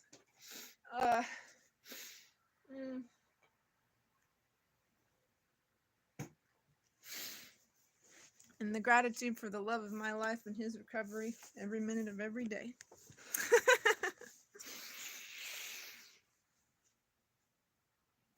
By the second day after I got sick, about the time I started feeling better, the Reds had decided to place me on the 15-day disabled list. Since this condition usually lasts 2 or 3 days, it was unusual for someone to be placed on the disabled list because of it. True, I understand that I am prone to get worse bouts of common bugs and have them last longer. Still, I was sensitive to the perceptions of others and wondered if this would fuel more speculation. It did, and some of it came from the team's broadcasters, who wondered aloud on the air whether there was something more going on with me. I felt frustrated by this, since the team could have gotten out in front of it and made it clear that the testing plan 3 times a week provided all the answers anybody needed. Mostly, I just wanted to play. The Reds weren't picked to be much of a factor in the National League Central, mainly because the bullpen was suspect, but I wanted to be on the field to help the team. The team said the decision to place me on this disabled list was to allow me to recharge my battery, since I had played an unusually large number of innings in spring training after being idle for so many years. That was legitimate, and I accepted that. Had it come earlier, it might have kept all the speculation from getting started. Instead, I was sent to AAA Louisville to rehab. One of the trips we made to Durham to play the Devil Rays AAA affiliate. This was a homecoming for me, and the rally paper trumpeted my return. I didn't really want to be on a rehab assignment, but this trip was worthwhile. Before the game, as I was walking toward the dugout, I saw the firefighter friend of my brother's. He was with his son, the boy I had pulled out of class and taken to the baseball field to talk a little bit about decisions and temptations. His dad shook my hand first, then the boy. They thanked me for taking the time to talk to him. The boy had graduated from high school and was now playing junior college baseball. He looked good, and his dad said he was doing well. When we left, I could tell the boy wanted to say something, but was a little tongue-tied. I loitered for a second or two to let him collect his thoughts. "Thanks, Josh," he said. "Thanks for helping me see another side." The encouragement I had received from Michael Barrett before that first at-bat became a theme. I was overwhelmed by the number of players and umpires and other baseball people who knew my story and took the time to offer me their support. As Katie said way back when it wasn't fashionable to say it, this would be bigger than baseball. In a game in mid-May, I was walking to the plate to lead off an inning when the catcher jogged to the mound to have a word with his pitcher. As they were talking, the home plate umpire, whom I will not name, walked around to brush off home plate. I was smoothing the dirt in the batter's box with my feet, and I could see the plate didn't need to be cleaned. The umpire bent over with his brush in his hand and looked up at me. "Josh, I'm really pulling for you," he said. "I've fought some battles myself, and I just want you to know I'm rooting for you." My comeback had blurred so many lines and brought together so many different people, and now it had broken through the sacred separation between umpires and players. Obviously, we talk and joke and argue with umpires, but rarely does an umpire admit to openly rooting for a ball player. In another setting, I would have shaken the man's hand and told him to be strong. In this setting, however, that probably wouldn't have been a good idea. I nodded and thanked him instead. Another time I hit a double against the Houston Astros, and as I was standing at the bag waiting for the next hitter, Astros second baseman Craig Biggio came over to talk. "I'm proud of you, man," he said. "I understand what you're going through. Stay strong. I wish I could have done more for Cammy, but nobody could change him. I just want you to know I'm rooting for you." Cammy was Ken Caminiti, Biggio's former teammate with the Astros and the National League MVP with the Padres in 1996. Caminiti battled the same demons as me, but he couldn't overcome them. He left baseball after the 2000 season and died in New York City on October 10th, 2004 of a heart attack caused by an overdose of cocaine and opiates. That could have been me. I know that, and Biggio knew that. When Caminiti died, everyone wondered how he could have allowed himself to reach the position where he died in a grimy section of the Bronx hanging out with the crackheads and other deadhead people. People in so-called polite society looked at the money and fame he accumulated as a ball player and couldn't understand how he could lose it all. His problems were well documented. He went to rehab for alcohol and admitted cocaine and steroid use, but there still was a collective shock at the way he died. From the outside, it appeared Caminiti had everything. How could he end up the way he did, and where he did? Easy. He had an addiction that took control of his life. What happened to Ken Caminiti could easily have happened to me. Addiction took away huge chunks of his life, wife, children, baseball, and left him with nothing but a Jones for the next high. Addiction is a tornado, clearing everything in its path.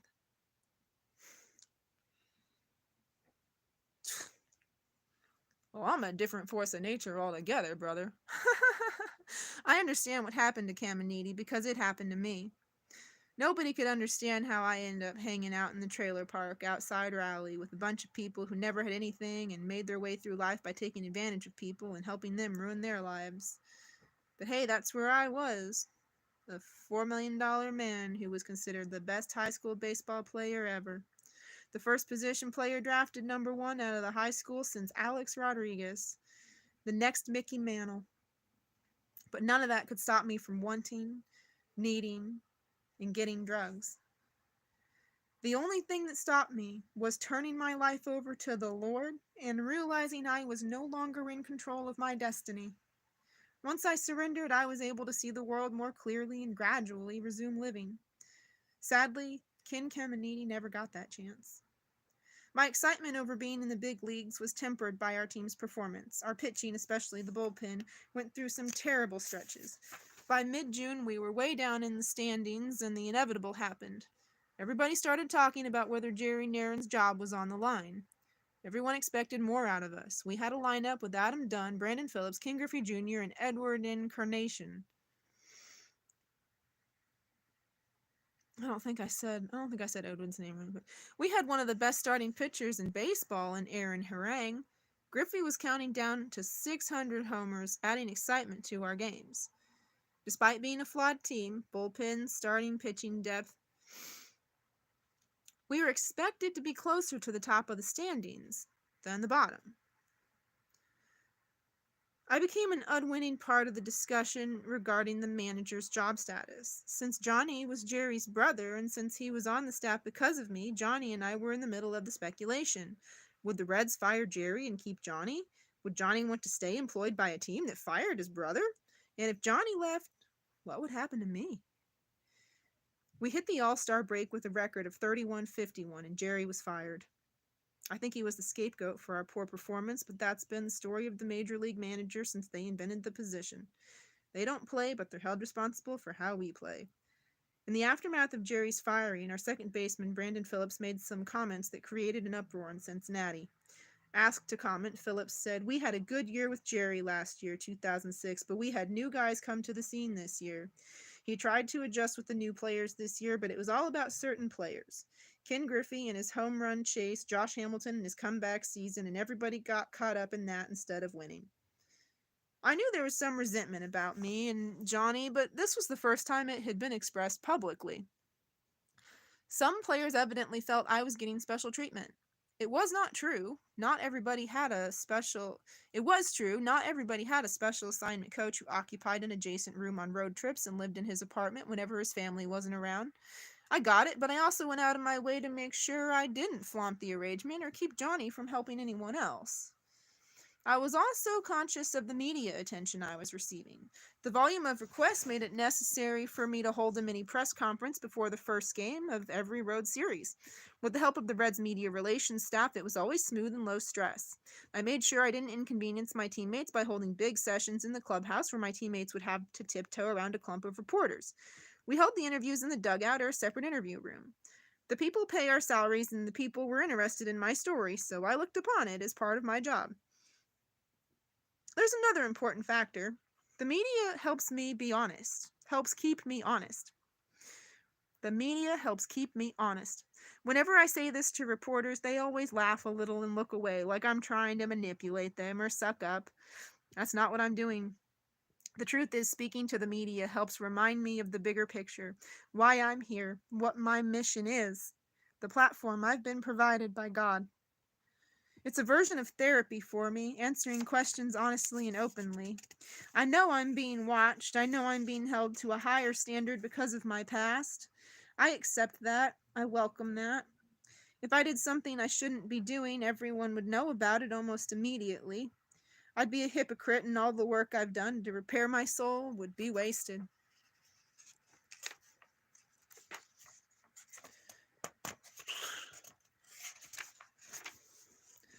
So I read Philip's comments and decided to let it slide. I didn't confront him or even discuss it with him. I understood the frustration even if I didn't understand the resentment. I realized I'd been through worse and I had a job to do regardless of what they thought. I continued to spend time with the fans and I didn't turn down interviews if people wanted to know about my story. I just went on with my business and let other stuff slide. And when the discussion drifted to Johnny's status, I made it clear that I needed him. At this point in my career, just half a season into my first year as a big leaguer and less than 2 years into sobriety, I needed Johnny. In addition, Katie needed Johnny for the peace of mind it gave her when she couldn't be with me. I had to look out for myself. I am motivated by making good decisions and becoming a better man. It's also why my life is God, family, and baseball. I go from the ballpark to home, to the ballpark to home. Pretty boring, maybe, but I've grown accustomed to boring. In fact, I kind of like it. For me, boring works. Chapter 19. Baseball has always had an uneasy relationship with Christianity. The old school tough guy mentality of the game has sometimes been at odds with the growing number of players who are open about their faith. It shouldn't be a factor, but some people believe players who make it a point to speak out about their faith are somehow less competitive or less concerned about wins and losses. I was created to have an intimate relationship with God and to spread the word. The illogic of my life can be explained only through God. It's a God thing, remember? And I believe I have an obligation to be open about my faith and the ways in which it delivered me out of darkness. My obligation is to speak to people who need help and to spread the word to those who find themselves in situations that seem hopeless. Nobody was more hopeless than me. Nobody more aimless or tortured or imprisoned by his own bad choices. Through the mercy and grace of God, I made it out of my own terrible darkness and into this bright and beautiful light. It would be irresponsible and arrogant of me to keep that to myself. However, I understand there is a fine line between testifying for the Lord and proselytizing. I am open about my faith when I'm asked, but I try not to force my beliefs on anybody. During the season, we had chapel every Sunday morning at 10. In a very non-threatening way, I walked through the Reds clubhouse and tapped my teammates on the shoulder and said, "Chapel in 10 minutes." I moved on, leaving it at that. It was usually the same people in chapel every Sunday, but one morning about 6 weeks into the season, I turned around during chapel and saw a first-time attendee. It was a teammate I had tapped on the shoulder every Sunday and never expected to see inside the room. He was sitting in the back by himself listening. I smiled and sighed but said nothing. Small victories. I'm drug tested 3 times a week. I don't expect that to change anytime soon. During the season, wherever I am, testers from the company show up and test me on those same 3 days. They show up at the ballpark or at my in-season home, their kits at the ready. When I returned to North Carolina after my rookie season, my buddy Dale from the company, contracted by Major League Baseball, brought his kit to my house, watched me pee, and then marked and sealed the samples to be tested later.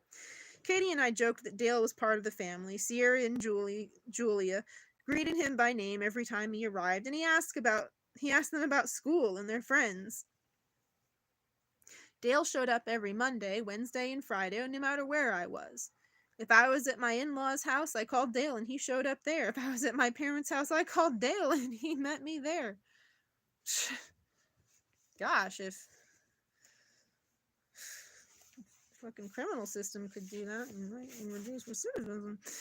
I know it might seem like an intrusion, maybe even an invasion of privacy, but I welcomed it. The testing is mandatory, of course. A missed test is the same as a failed test. I find no shame in the process. In fact, the ritual is liberating to me. I have nothing to hide, and I couldn't hide it if I wanted to. It keeps me honest and allows me to answer every question.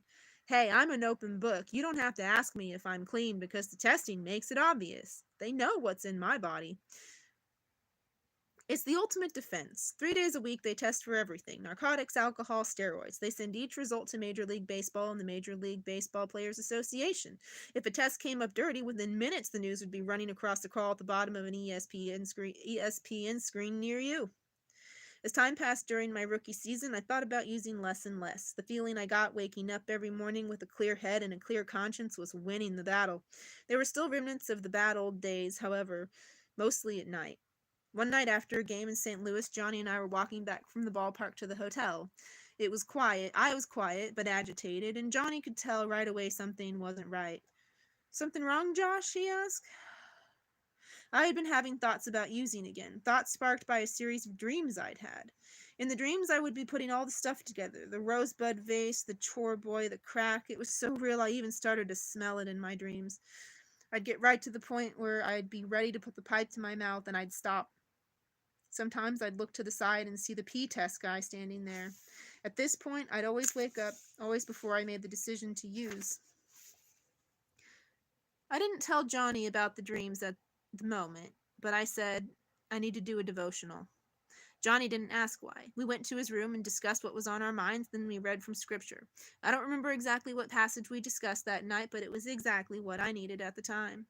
Another time in Philadelphia, Johnny's wife, Gail, was on the trip. It was past midnight after a game, and I was restless. I had thoughts about going out, and even though I knew I wasn't going to act on them, I needed some reassurance. I called Johnny reluctantly and asked him if they wanted to get something to eat. He knew food had nothing to do with it, of course, and within a few minutes the 3 of us were sitting in a booth at Wendy's in downtown Philadelphia. We didn't stay long, but the restlessness left me and I slept soundly. By all accounts, my rookie year with the Reds was a success. I hit .292 with 19 homers. My low RBI title,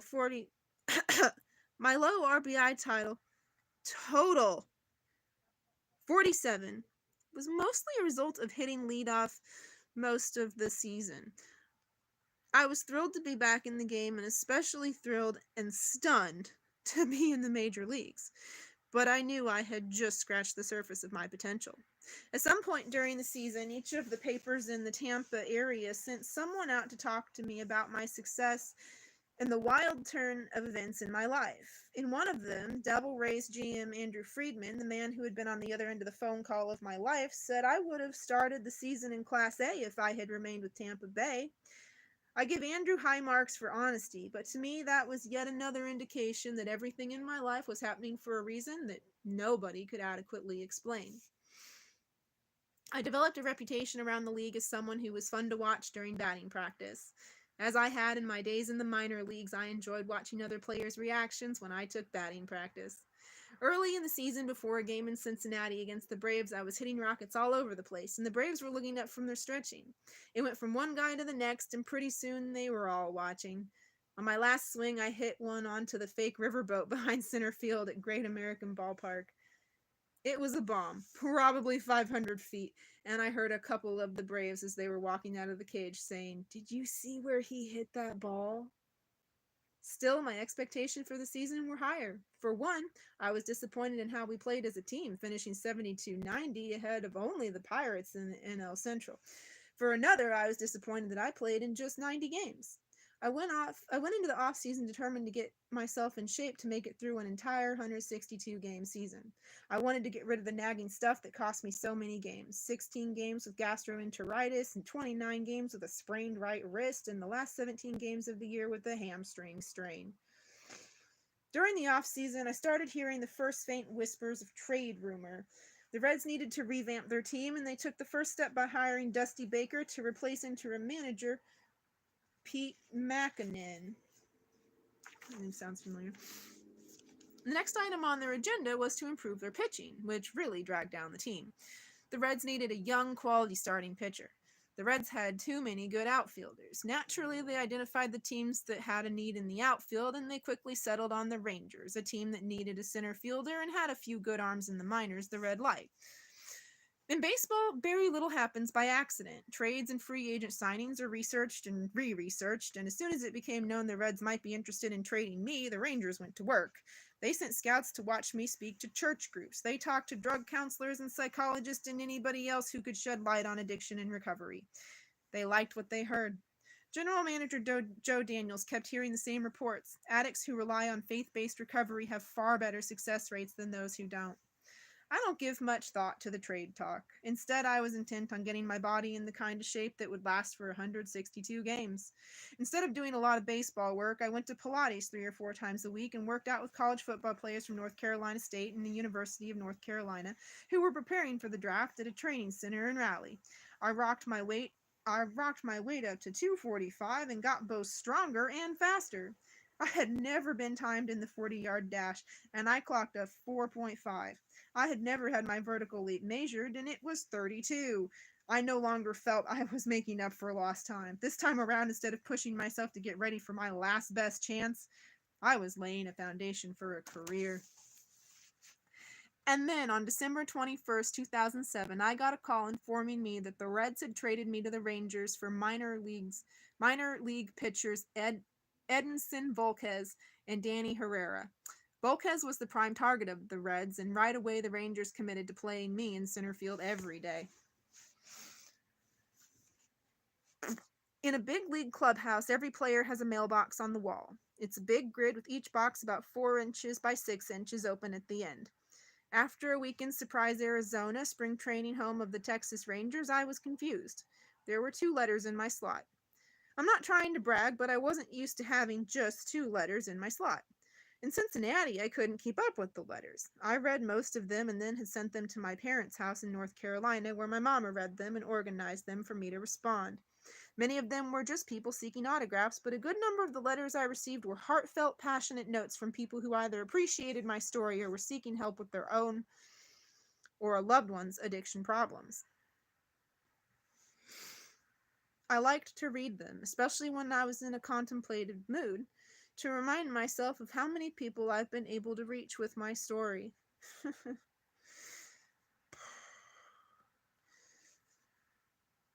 I've reached tens, thousands, hundreds of thousands of people. That's weird to think of. It always made me feel good to open up a letter from someone who drew inspiration from my recovery. If things weren't going well for me at the plate, I'd often open a few letters and remember what is really important and why I believe I was serving a higher calling by regaining my ability and desire to play baseball. But anyway, after 2 weeks with the Rangers, there were 2 lonely letters in the slot. I wasn't insulted, but it didn't seem right. Did people know I'd been traded? Was my slot in Cincinnati still full? I decided to ask the clubby. I tried to be all cool about it, so I grabbed the 2 or 3 letters out of my slot and said, "Geez, I guess everybody's forgotten about me." He looked at me like I was stupid. When he realized I wasn't kidding, he raised his eyebrows and laughed. "Really?" he said. "You think they've forgotten about you?" With that, he pointed to the ceiling. I don't know why I hadn't noticed, but sitting on the shelf high above the mail slots, there were large mail crates. There were 4 of them, and the one with the most mail flowing over the sides was marked Hamilton. Oh man, there they are, I said. Now I did feel stupid. Yeah, he said. There's the mail for the forgotten man. A new team meant new interest. I got together with the Rangers media relations staff to plan a spring training press conference that would make it easier on everyone. Instead of having to tell my story every day, I preferred to do it once for all the local media and everyone else who might have an interest. That way the television stations could get everything they needed on tape for use now and in the future. Of course, I knew it wouldn't work out that way because I wouldn't turn anyone down who arrived at my locker asking me to discuss my story. So many national reporters travel through spring training, and even though it can become a chore to rehash every aspect of my downfall and recovery, I do it for a couple of reasons. First, as I've said, it really serves as therapy for me to stand up in front of a group of people and tell my story. It reinforces the decision to stay clean and sober, and as I'm talking, I imagine all those people out there, those who have had addiction problems and those who haven't, kids and parents alike, who might be helped by hearing what I've gone through and how I've changed my life. Second, I'm an employee of the team, and part of my job is to talk to the media to reach fans to tell them about our team. The press conference was routine, with all the usual questions about the types of drug I use, coupled with the quizzical looks on their faces. I'd recognize that look anywhere, the look that asked the questions, how in the world could you have done that to yourself? Some of the reporters, typically and understandably, wanted to know the salacious details of my drug use. Not only which drugs, but how often and how much. Their strategy is to push till I push back, maybe as a sort of test, but I haven't pushed back yet. I'm fine with the scrutiny. It comes with the territory. But at some point during the press conference, I looked to the back of the room, past the reporters in their seats and the television cameras on their tripods, to see 3 people sitting in folding chairs. In street clothes, there were 3 of my new teammates: second baseman Ian Kinsler, shortstop Michael Young, and third baseman Hank Blalock. These were the 3 faces of the franchise, leaders on the field and in the clubhouse. At some point, the reporters noticed them as well, and one of them asked me a series of questions. Josh, how many of these press conferences would you say you've done? A lot. Have you ever had teammates show up to support you? I was a little bit confused by the question. I said no, kind of hesitantly, because that was the truth. With the Reds, I gave a press conference pretty much like this one during spring training, and I followed it by giving one at the beginning of every series on the road to allow the local reporters to ask all their questions and get their stories before the first game. With the Reds, none of my teammates had attended any of those sessions, but I never thought anything of it.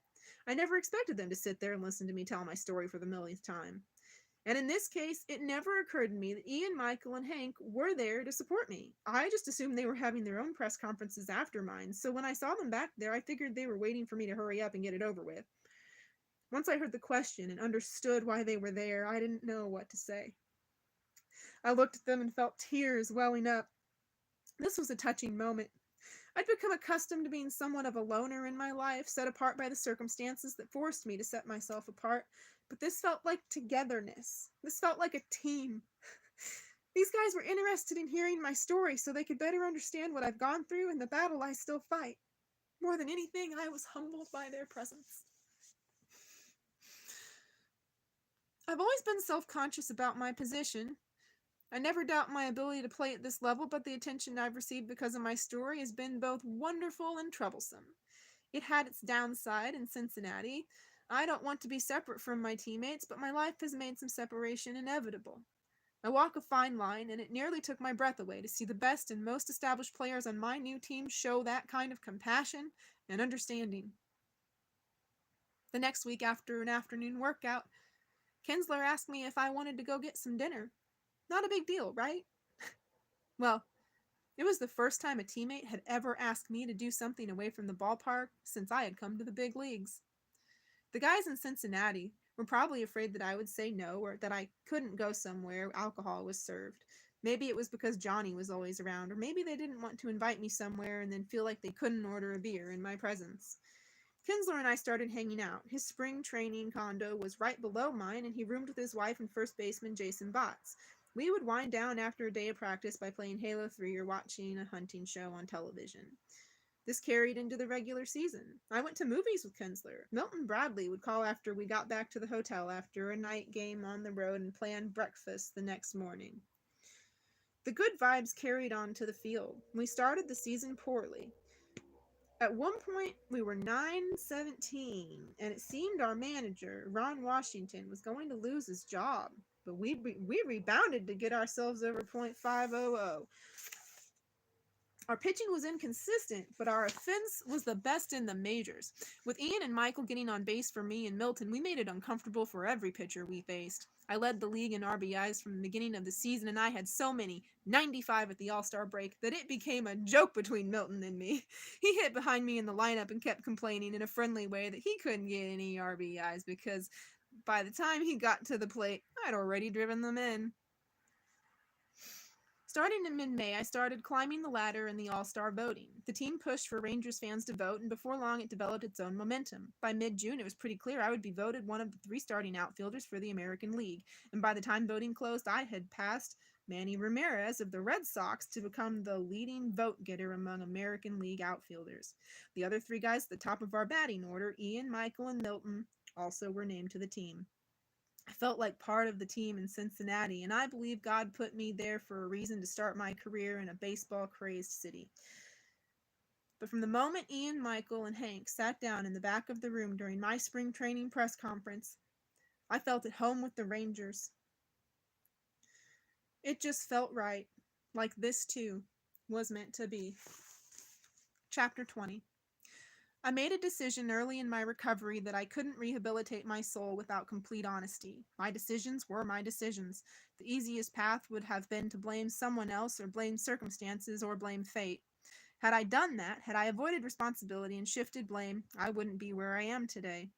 I went from being a can't-miss prospect, a young man praised for my ability on the ball field and my attitude off it, to being an aimless, nearly hopeless drug addict. I went from being an 18-year-old whose talent was worth $3.96 million to the Tampa Bay Devil Rays 2 days after I finished high school to being the kind of man who would hand over his wife's wedding ring to a drug dealer for crack.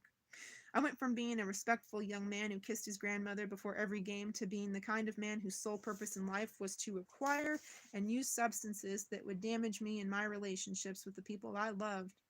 How did it happen? Easy question, tough answer. My journey to the depths of human depravity, to a place where a single-minded desire to alter my consciousness was my only goal, defies logic. Equally illogical is my return journey back to becoming a responsible man. I wake up every morning striving to be the best husband, father, and baseball player I can be that day. I take nothing for granted. In my life, one day it is a necessity. None of this would have been possible without my relationship with Christ. I went through 8 different drug treatment and rehabilitation clinics, but my personal resurrection did not come from a group session or a therapist's couch. I know the 12 steps by heart, but my healing did not come from a strict adherence to those principles. Instead, my life changed from hopeless to hope-filled when I turned to God and asked for His help. I recognized my failings and, most importantly, my inability to heal myself. I know not everybody believes the way I do, but I can only document my journey. I can only tell my story, and I believe there would be no story without faith. The ultimate destination for this journey would be vastly different without my faith in Jesus. What would that destination be? Given the path I was on, it's hard to imagine I would be alive right now, much less alive and writing a book that I hope can educate and inspire. You might still be reading a book about Josh Hamilton if I had not turned my life over to Jesus Christ, but that book would be written by someone else and it would most likely be a tragedy. My story is 3 parts inspiration, 1 part warning. I was humbled twice, once by addiction and again by recovery. I'll end with a story. In May 2007, after a night game during a homestand while I was red, Katie and the girls loaded into the truck in the players' parking lot at Great American Ballpark. I was tired. We had just lost another game during a bad stretch, and all I wanted to do was get home and get some sleep. Getting into the truck and leaving the ballpark are 2 different things, though. Win or lose, good game or bad, there's always a group of fans standing outside the entrance to the parking lot looking for autographs. I always try to stop and sign as many as is reasonable. Signing my name is not a big deal, no matter how tired I am. You never know whose life you might touch or who might touch yours. Among those waiting on this night was a boy of about 9 or 10 wearing a Reds cap and an imploring, hopeful look. None of this was in any way unusual, but when he came up to the side of the truck and handed me a baseball to sign, he said, "Josh, you're my savior." I looked up from the signing to look at him. His eyes were big and honest, and he was so sincere I can still close my eyes and see them today. "Well, thank you," I said. "Do you know who my savior is?" He thought for a minute. I could see the gears turning. Finally, he blurted out, "Jesus Christ!" Like he just came up with the answer to a test. "That's exactly right," I said. I slapped him 5, signed a few more people, and left the parking lot. The little boy stuck with me, though, and with Katie. There was something so heartfelt and passionate in his demeanor, something that was both innocent and pleading. Maybe Katie and I understood there was something deeper at work in that little boy, that maybe he was sent to teach us another lesson on how God works through us. Our encounter with him touched me so much that I told it for a story in ESPN, the magazine, about 2 months later.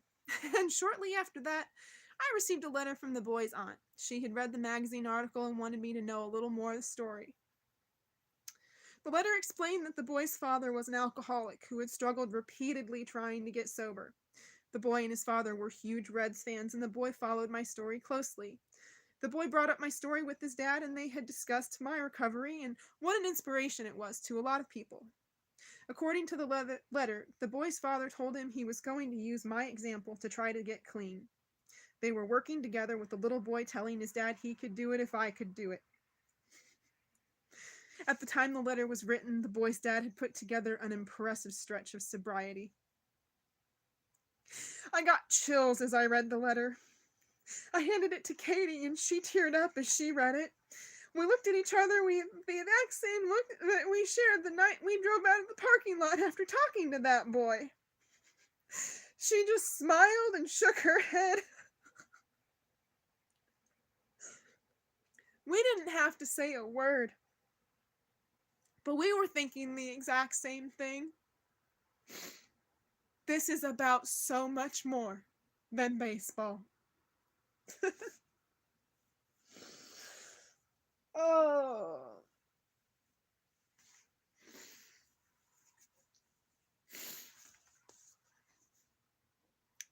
Epilogue. The All-Star Game is always a major production, baseball's mid-season showcase, but the 2008 All-Star Game at Yankee Stadium was intended to make all others shrink in comparison. Everything that happens in New York is bigger than life, but an All-Star Game in the final season of historic Yankee Stadium? It didn't need exaggeration. About 3 weeks before the game, I got a call from a representative for Major League Baseball asking me if I would participate in the Home Run Derby the day before the game. I asked no questions and didn't hesitate. "You bet I will," I said. I thought back to the dream I had at the winning inning when I was competing in the Home Run Derby and telling a female reporter, and by extension the world, how the Lord saved my life and brought me to this moment. One of the first calls I made was to Clay Council. I knew 100%. That's how this was ending. I knew it. That is just like, oh my, I've just been waiting for this. This is so awesome. I can't do this, Josh. I don't tell stories good. I don't know, man. This is, you hit it out of the park. You hit it out of the park with this. Oh, man. I thought back to the dream I had at the winning inning when I was competing in the Home Run Derby and telling a female reporter, and by extension the world, how the Lord saved my life and brought me to this moment. One of the first calls I made was to Clay Council, the old coach from Cary American Legion. I had a promise to keep. "Hey Clay, what are you doing right now?" "I'm fixing to head down to Athens Drive High to throw to some boys," he said. Well, how would you like to throw to me in the home run derby in front of 55,000 people at Yankee Stadium? I think I'd like that, he said. Now tell me, you're not going to tighten up on me, are you? No, he said, seeming to think about it some. I won't tighten up, but I might have a heart attack. Clay was 71 years old, but I knew he could still throw. I hit off him maybe 15 times before, but one of those came during the past off season. He was as good as anybody who threw in the big leagues. Still, this was different. This was a bigger stage than either of us had ever experienced. Before I hung up, I told Clay, "Don't worry about it. It'll be fun." Major League Baseball paid for Clay's flight to New York, and he took the same flight as Katie and the girls. They needed to make a uniform for him, and when they asked me to spell his name, I thought I knew. I told them Counsil. Spelling was never my best subject, and I guess I should have asked. And that's why Clay wore a jersey with his name misspelled during his big moment at the home run derby. In the moment leading up to the derby, Clay and I went into the tunnel leading from the clubhouse to the home dugout. We could hear the rumble of the crowd rattling above us. We bowed our heads and prayed. I said, "Lord, thank you for the opportunity and the platform to spread your word and glorify you." I was the last hitter of the first round, and the crowd was loud from the second I stepped into the batter's box. After my second homer was announced at 502 feet, my teammate Ian Kinsler came over to wipe my face with a towel as the roar from the crowd swelled. I said, "That's only two," and held up 2 fingers, but it didn't matter. It seemed as if everybody sensed something special was going to happen, even before it did. The noise was ridiculous. It felt like I was standing in a bowl, and the roar of the crowd was coming down on me like thunder. I'd never heard anything like it. As I stepped in after my second homer, I looked at the catcher and said, "Man, this is awesome." Once I got into a rhythm, once the shots started carrying higher and farther, it felt unreal. Clay was hitting the right spots, and I was connecting with the fat part of the bat on every swing. I squared up one after another, 12, 13, 14, 15. My teammates said it was no real surprise to them. When Michael Young was interviewed during my round, he said he'd been watching the same thing through the entire first half of the season. I took a deep breath. I turned and looked into the stands to find my family. Katie was there, more than 7 months pregnant. Sierra and Julia were there. My parents were there, as were Katie's parents. I invited Granny, but at 78 years old, the idea of fighting New York City in Yankee Stadium was a little too much for her. Besides, she felt she could see better if she stayed home and watched it on television. "That way I can see your face," she told me. What did I see when I looked up into the stands? My dad's smile was like a row of lights coming at me. Katie was just laughing her head off. No tears, just pure happiness. This had a different feel to it. Unlike my first opening day or so many other moments during my rookie season, this moment didn't carry any of the emotion from the past. This was a celebration of right now, about what I had become and not what I had been. It felt good. And the guys on the field from both the American and National Leagues were reacting like they'd never seen anything like it. The hardest part about this was keeping calm and composed under the circumstances. I told myself it wasn't any different from what I'd been doing my entire life, from hitting with my older brother's Legion team to hitting with Jose Canseco the day I signed to hitting at the winning inning with Katie watching for the first time. But it was different. This was the most bloated, exaggerated version of batting practice anybody could ever imagine. Instead of a few people showing up to watch, there were 55,000. Instead of an opposing team sneaking looks during stretching and talking under their breath, there were 2 all-star teams, the best players on the planet, sitting there expecting a show, watching and responding openly to every pitch. Not to mention the millions of people watching on television. There was a little bit of pressure. I had looked at the field earlier that day and saw a small section where the upper deck gives way to the bleachers in right center, and I told some reporters I thought there was a chance I could hit one in that little sliver and it would carry all the way out of the stadium and into the New York night. I don't think they believed me. But when I hit one 504 feet into the third deck in right field, just a few feet away from finding that spot, they might have reconsidered. At one point, I hit 13 straight pitches over the fence. I finished with 28 homers in the first round, beating Bobby Abreu's old single round record by 4. Nobody else hit more than 8. After homer number 28, Milton Bradley ran over to me, put his arm around me, and raised his cell phone to take a picture of the two of us. At some point, probably around homer number 15, I became aware of a chant rolling through the stands. Hamilton! Hamilton! Hamilton! Oh man, I thought, this is getting crazy. The fans in Yankee Stadium are chanting my name. This didn't even happen in my dream. Rewind to 2 weeks previous, when we were in New York to play the Yankees.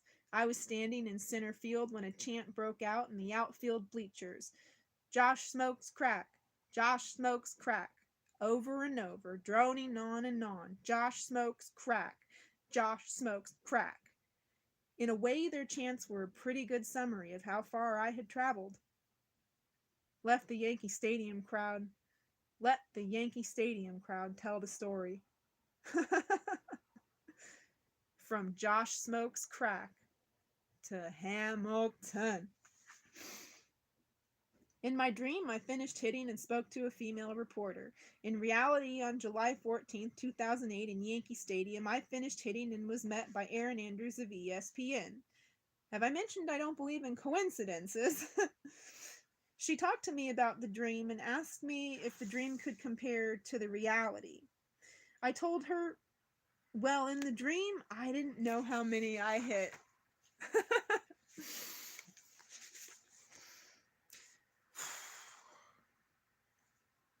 She asked Clay to describe his feelings, and he pointed to me and said, I made the All-Star team and got only one vote. His.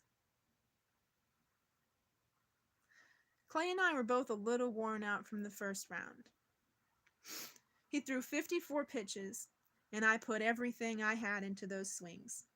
As Erin Andrews was walking away, the microphones caught Clay asking me, You mean we got to go again?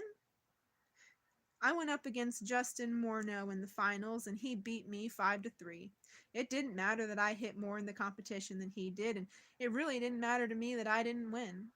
Once again, I went back to the dream I had at the winning inning. The reason I didn't know how many homers I hit in the dream was that God didn't care. I was able to use the platform to glorify Him and spread my story. You can't put a score on that. Katie woke up the next morning in our hotel room and asked, Did I dream that or did it really happen? I turned on the television and flipped to ESPN where they were showing a replay. Nope, looks real, I said.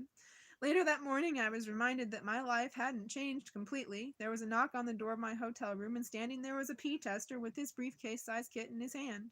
He identified himself and came in. It sounds kind of corny, but I was watching The Natural on television when he showed up. It was almost over, so I asked him if I could wait until it ended to take care of business. He said he didn't mind, so we sat there on the edge of the bed, me and the pee test guy, watching The Natural. The attention that came my way after the All-Star game was heartwarming and a little intimidating. It was the highest-rated home run derby ever, and everyone who watched heard my story over and over.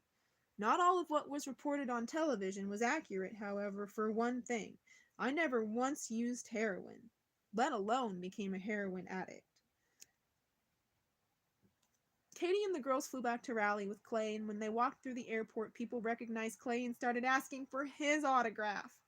He didn't expect that, and he didn't expect to get the official All-Star ring, the same one they give the players, that I brought him to thank him for helping me out. The irony wasn't lost on me. Here I was, buying someone a ring as a memento of a good time. Before, I was selling or bartering rings to get drugs. Our second series after the break was in Chicago, and when the bus pulled up outside the Westin on North Michigan Avenue on Sunday evening, at least 100 people stood outside the doors calling out to me, That night I went to a movie. I stood in line to buy popcorn and ended up posing for pictures for more than 10 minutes. And before the first game of that series, I had a man come up to me while I was signing autographs and say, "Josh, I brought my sister here to see you." The woman, probably in her 30s, stood there smiling, but not looking happy. "My sister can't get off drugs," the man said. "She's tried everything." The woman said, "I want to stop, but I just can't." Think about this for a moment. This man brought his sister to a Major League Baseball game on a Monday night to seek help for her drug habit from a ball player neither of them had ever met. She had come willingly, setting aside any shame she might have felt in being identified as a drug user in a public setting. They had no guarantee that I would even see them at the game, much less be in a position where I could speak to them. But here we were in a crowd of people jostling for position to talk about the home run derby and get my autograph, having a deep discussion about life and death. "When you really want to change your life, you will," I told her. "Something is going to have to happen in your life for you to get better. You're going to hit bottom, maybe get arrested, maybe OD. But when you go to meetings, the first thing they talk about is a higher power. They talk about God, and the only way I was able to get better is through Jesus Christ." They nodded and thanked me. I signed a ball for her and wrote James 4:7 under my signature. I wished her luck and said a prayer in my mind for her. There are so many people out there searching. So many people who struggle and want to do better but can't find the strength. So many confused, sad, desperate people who need the right kind of guidance to change their lives. People just like me. Oh.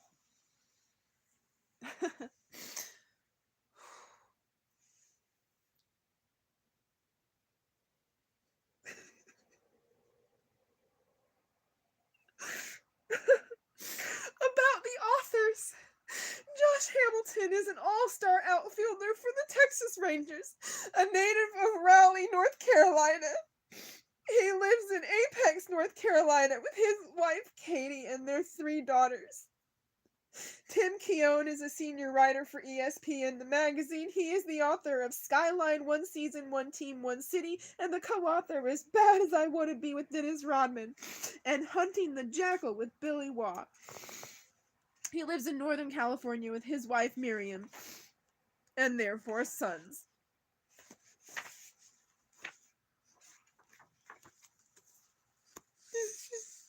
I just read a book. I just read a book. I just read a book. I just read a book. I just read a book. I just read a book.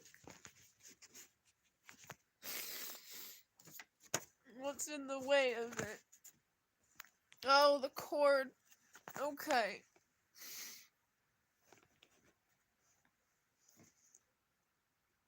I just read a book.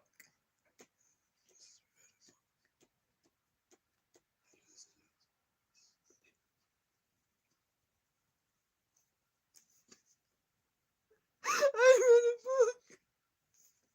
I read Don's book. I just read Don Brown's book. I just read an amazing book about baseball.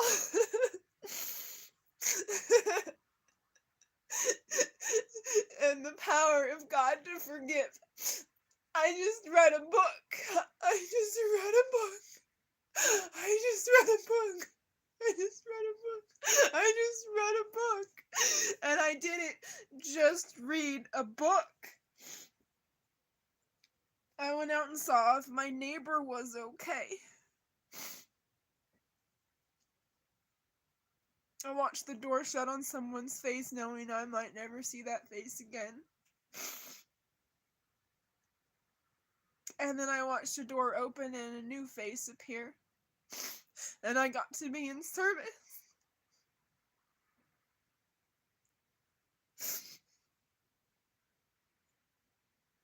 And she was so grateful.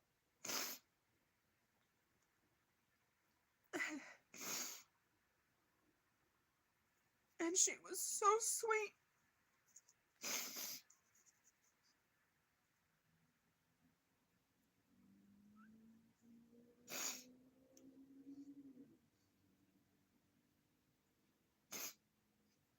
God sent her to me.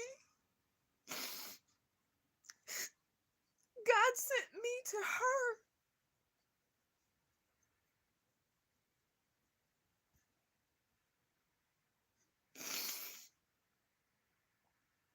And she's thanking me, and I'm just the hand of God. I'm just in service. Thank you for allowing me to be in service. I needed to be in service.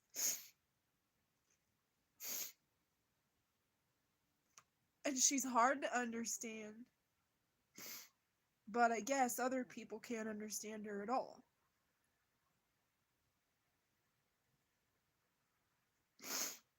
And that's God too.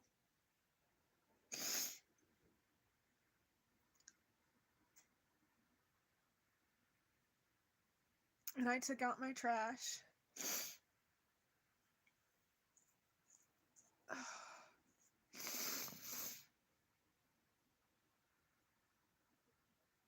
I don't know what else I did. Seems like there's a lot of time to account for.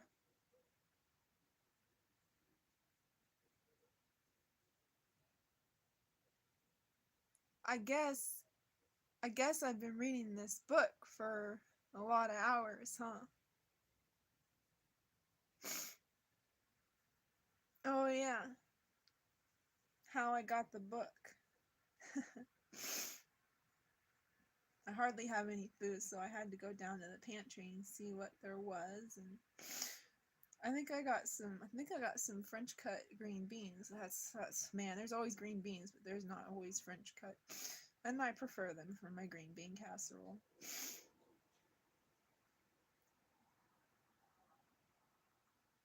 And I don't know what compelled me to go over there, and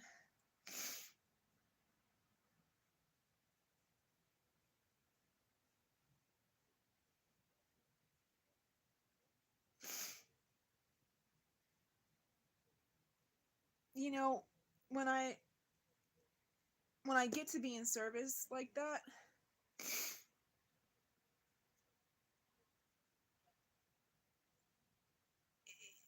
it's like it's so easy for him to just take the leash.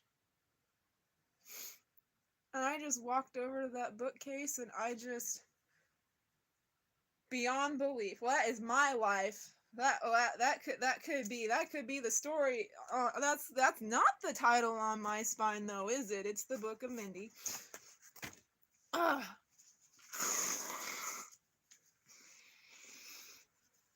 But I was like, wow, I'm gonna read this book. And I walked away with a book, and I'm like, God wants me to read a book. God wants me to read everyone a book if God wants me to read a book. Because I'll tell you, the last book I read. Come here a little bit closer. The last book I read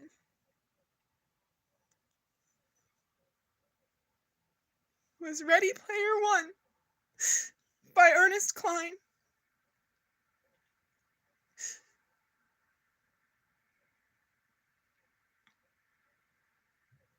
After the hospitalizations between then and now,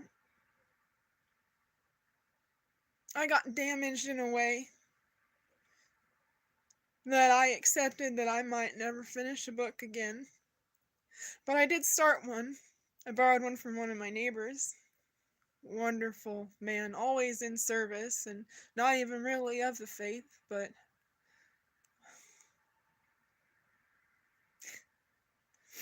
he invited me in to see his doll collection. He had a Monster High doll. And I gave him one for his birthday.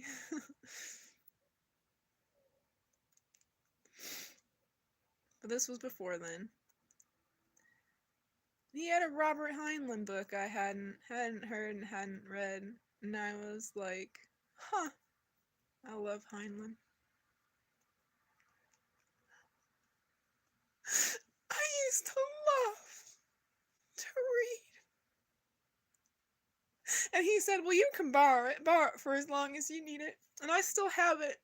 And I'm halfway through it, and darn if I didn't turn on the camera, and just about every time I would get a call and the video of me reading would have to be edited to edit out the private call.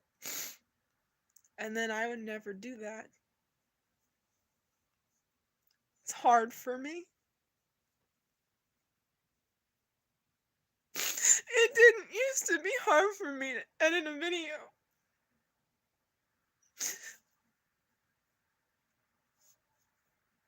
I used to edit out every like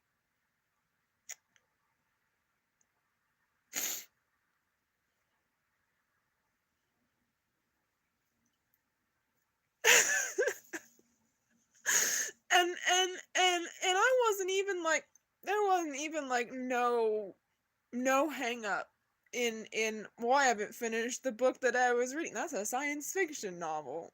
Like, this is an inspirational true story. That is different. I didn't trip at all.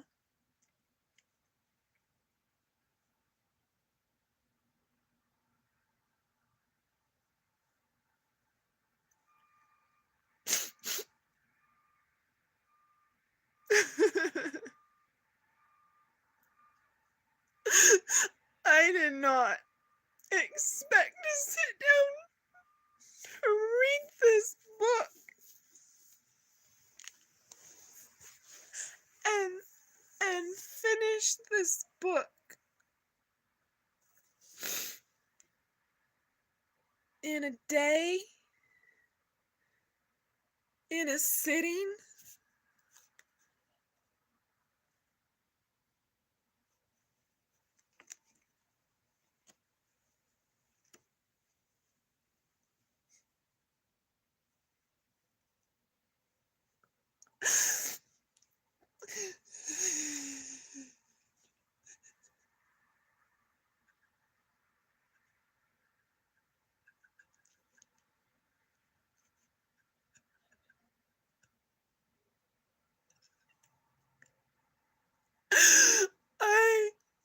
I am so loved.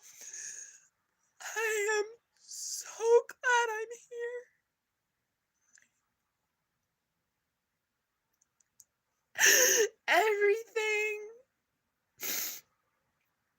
Everything had to happen just like it did.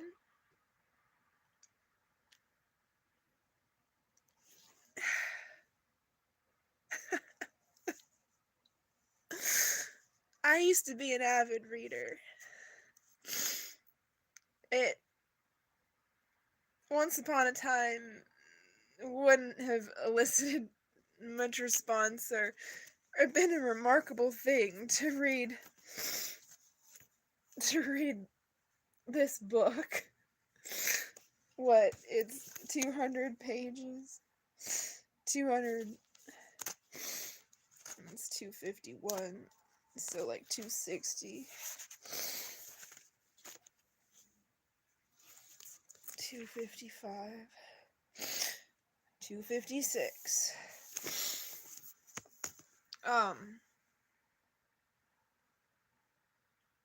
That's so many lifetimes behind me.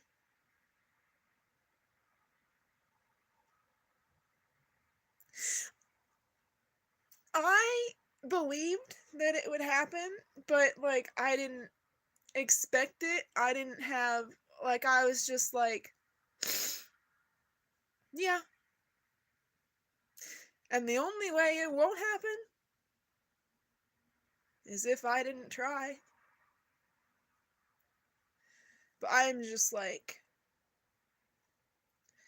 The other thing is my voice held out. I mean, I don't sound great, but like my throat was damaged in July. My neck was damaged in July. And my voice is not what it used to be. So, like, the blessing of this cannot be overstated.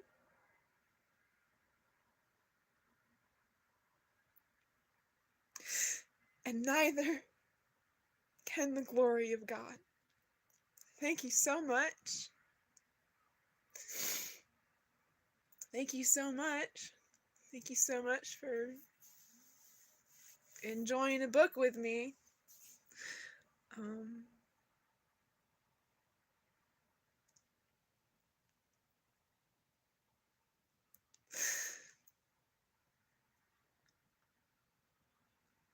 if he can do it, you can do it.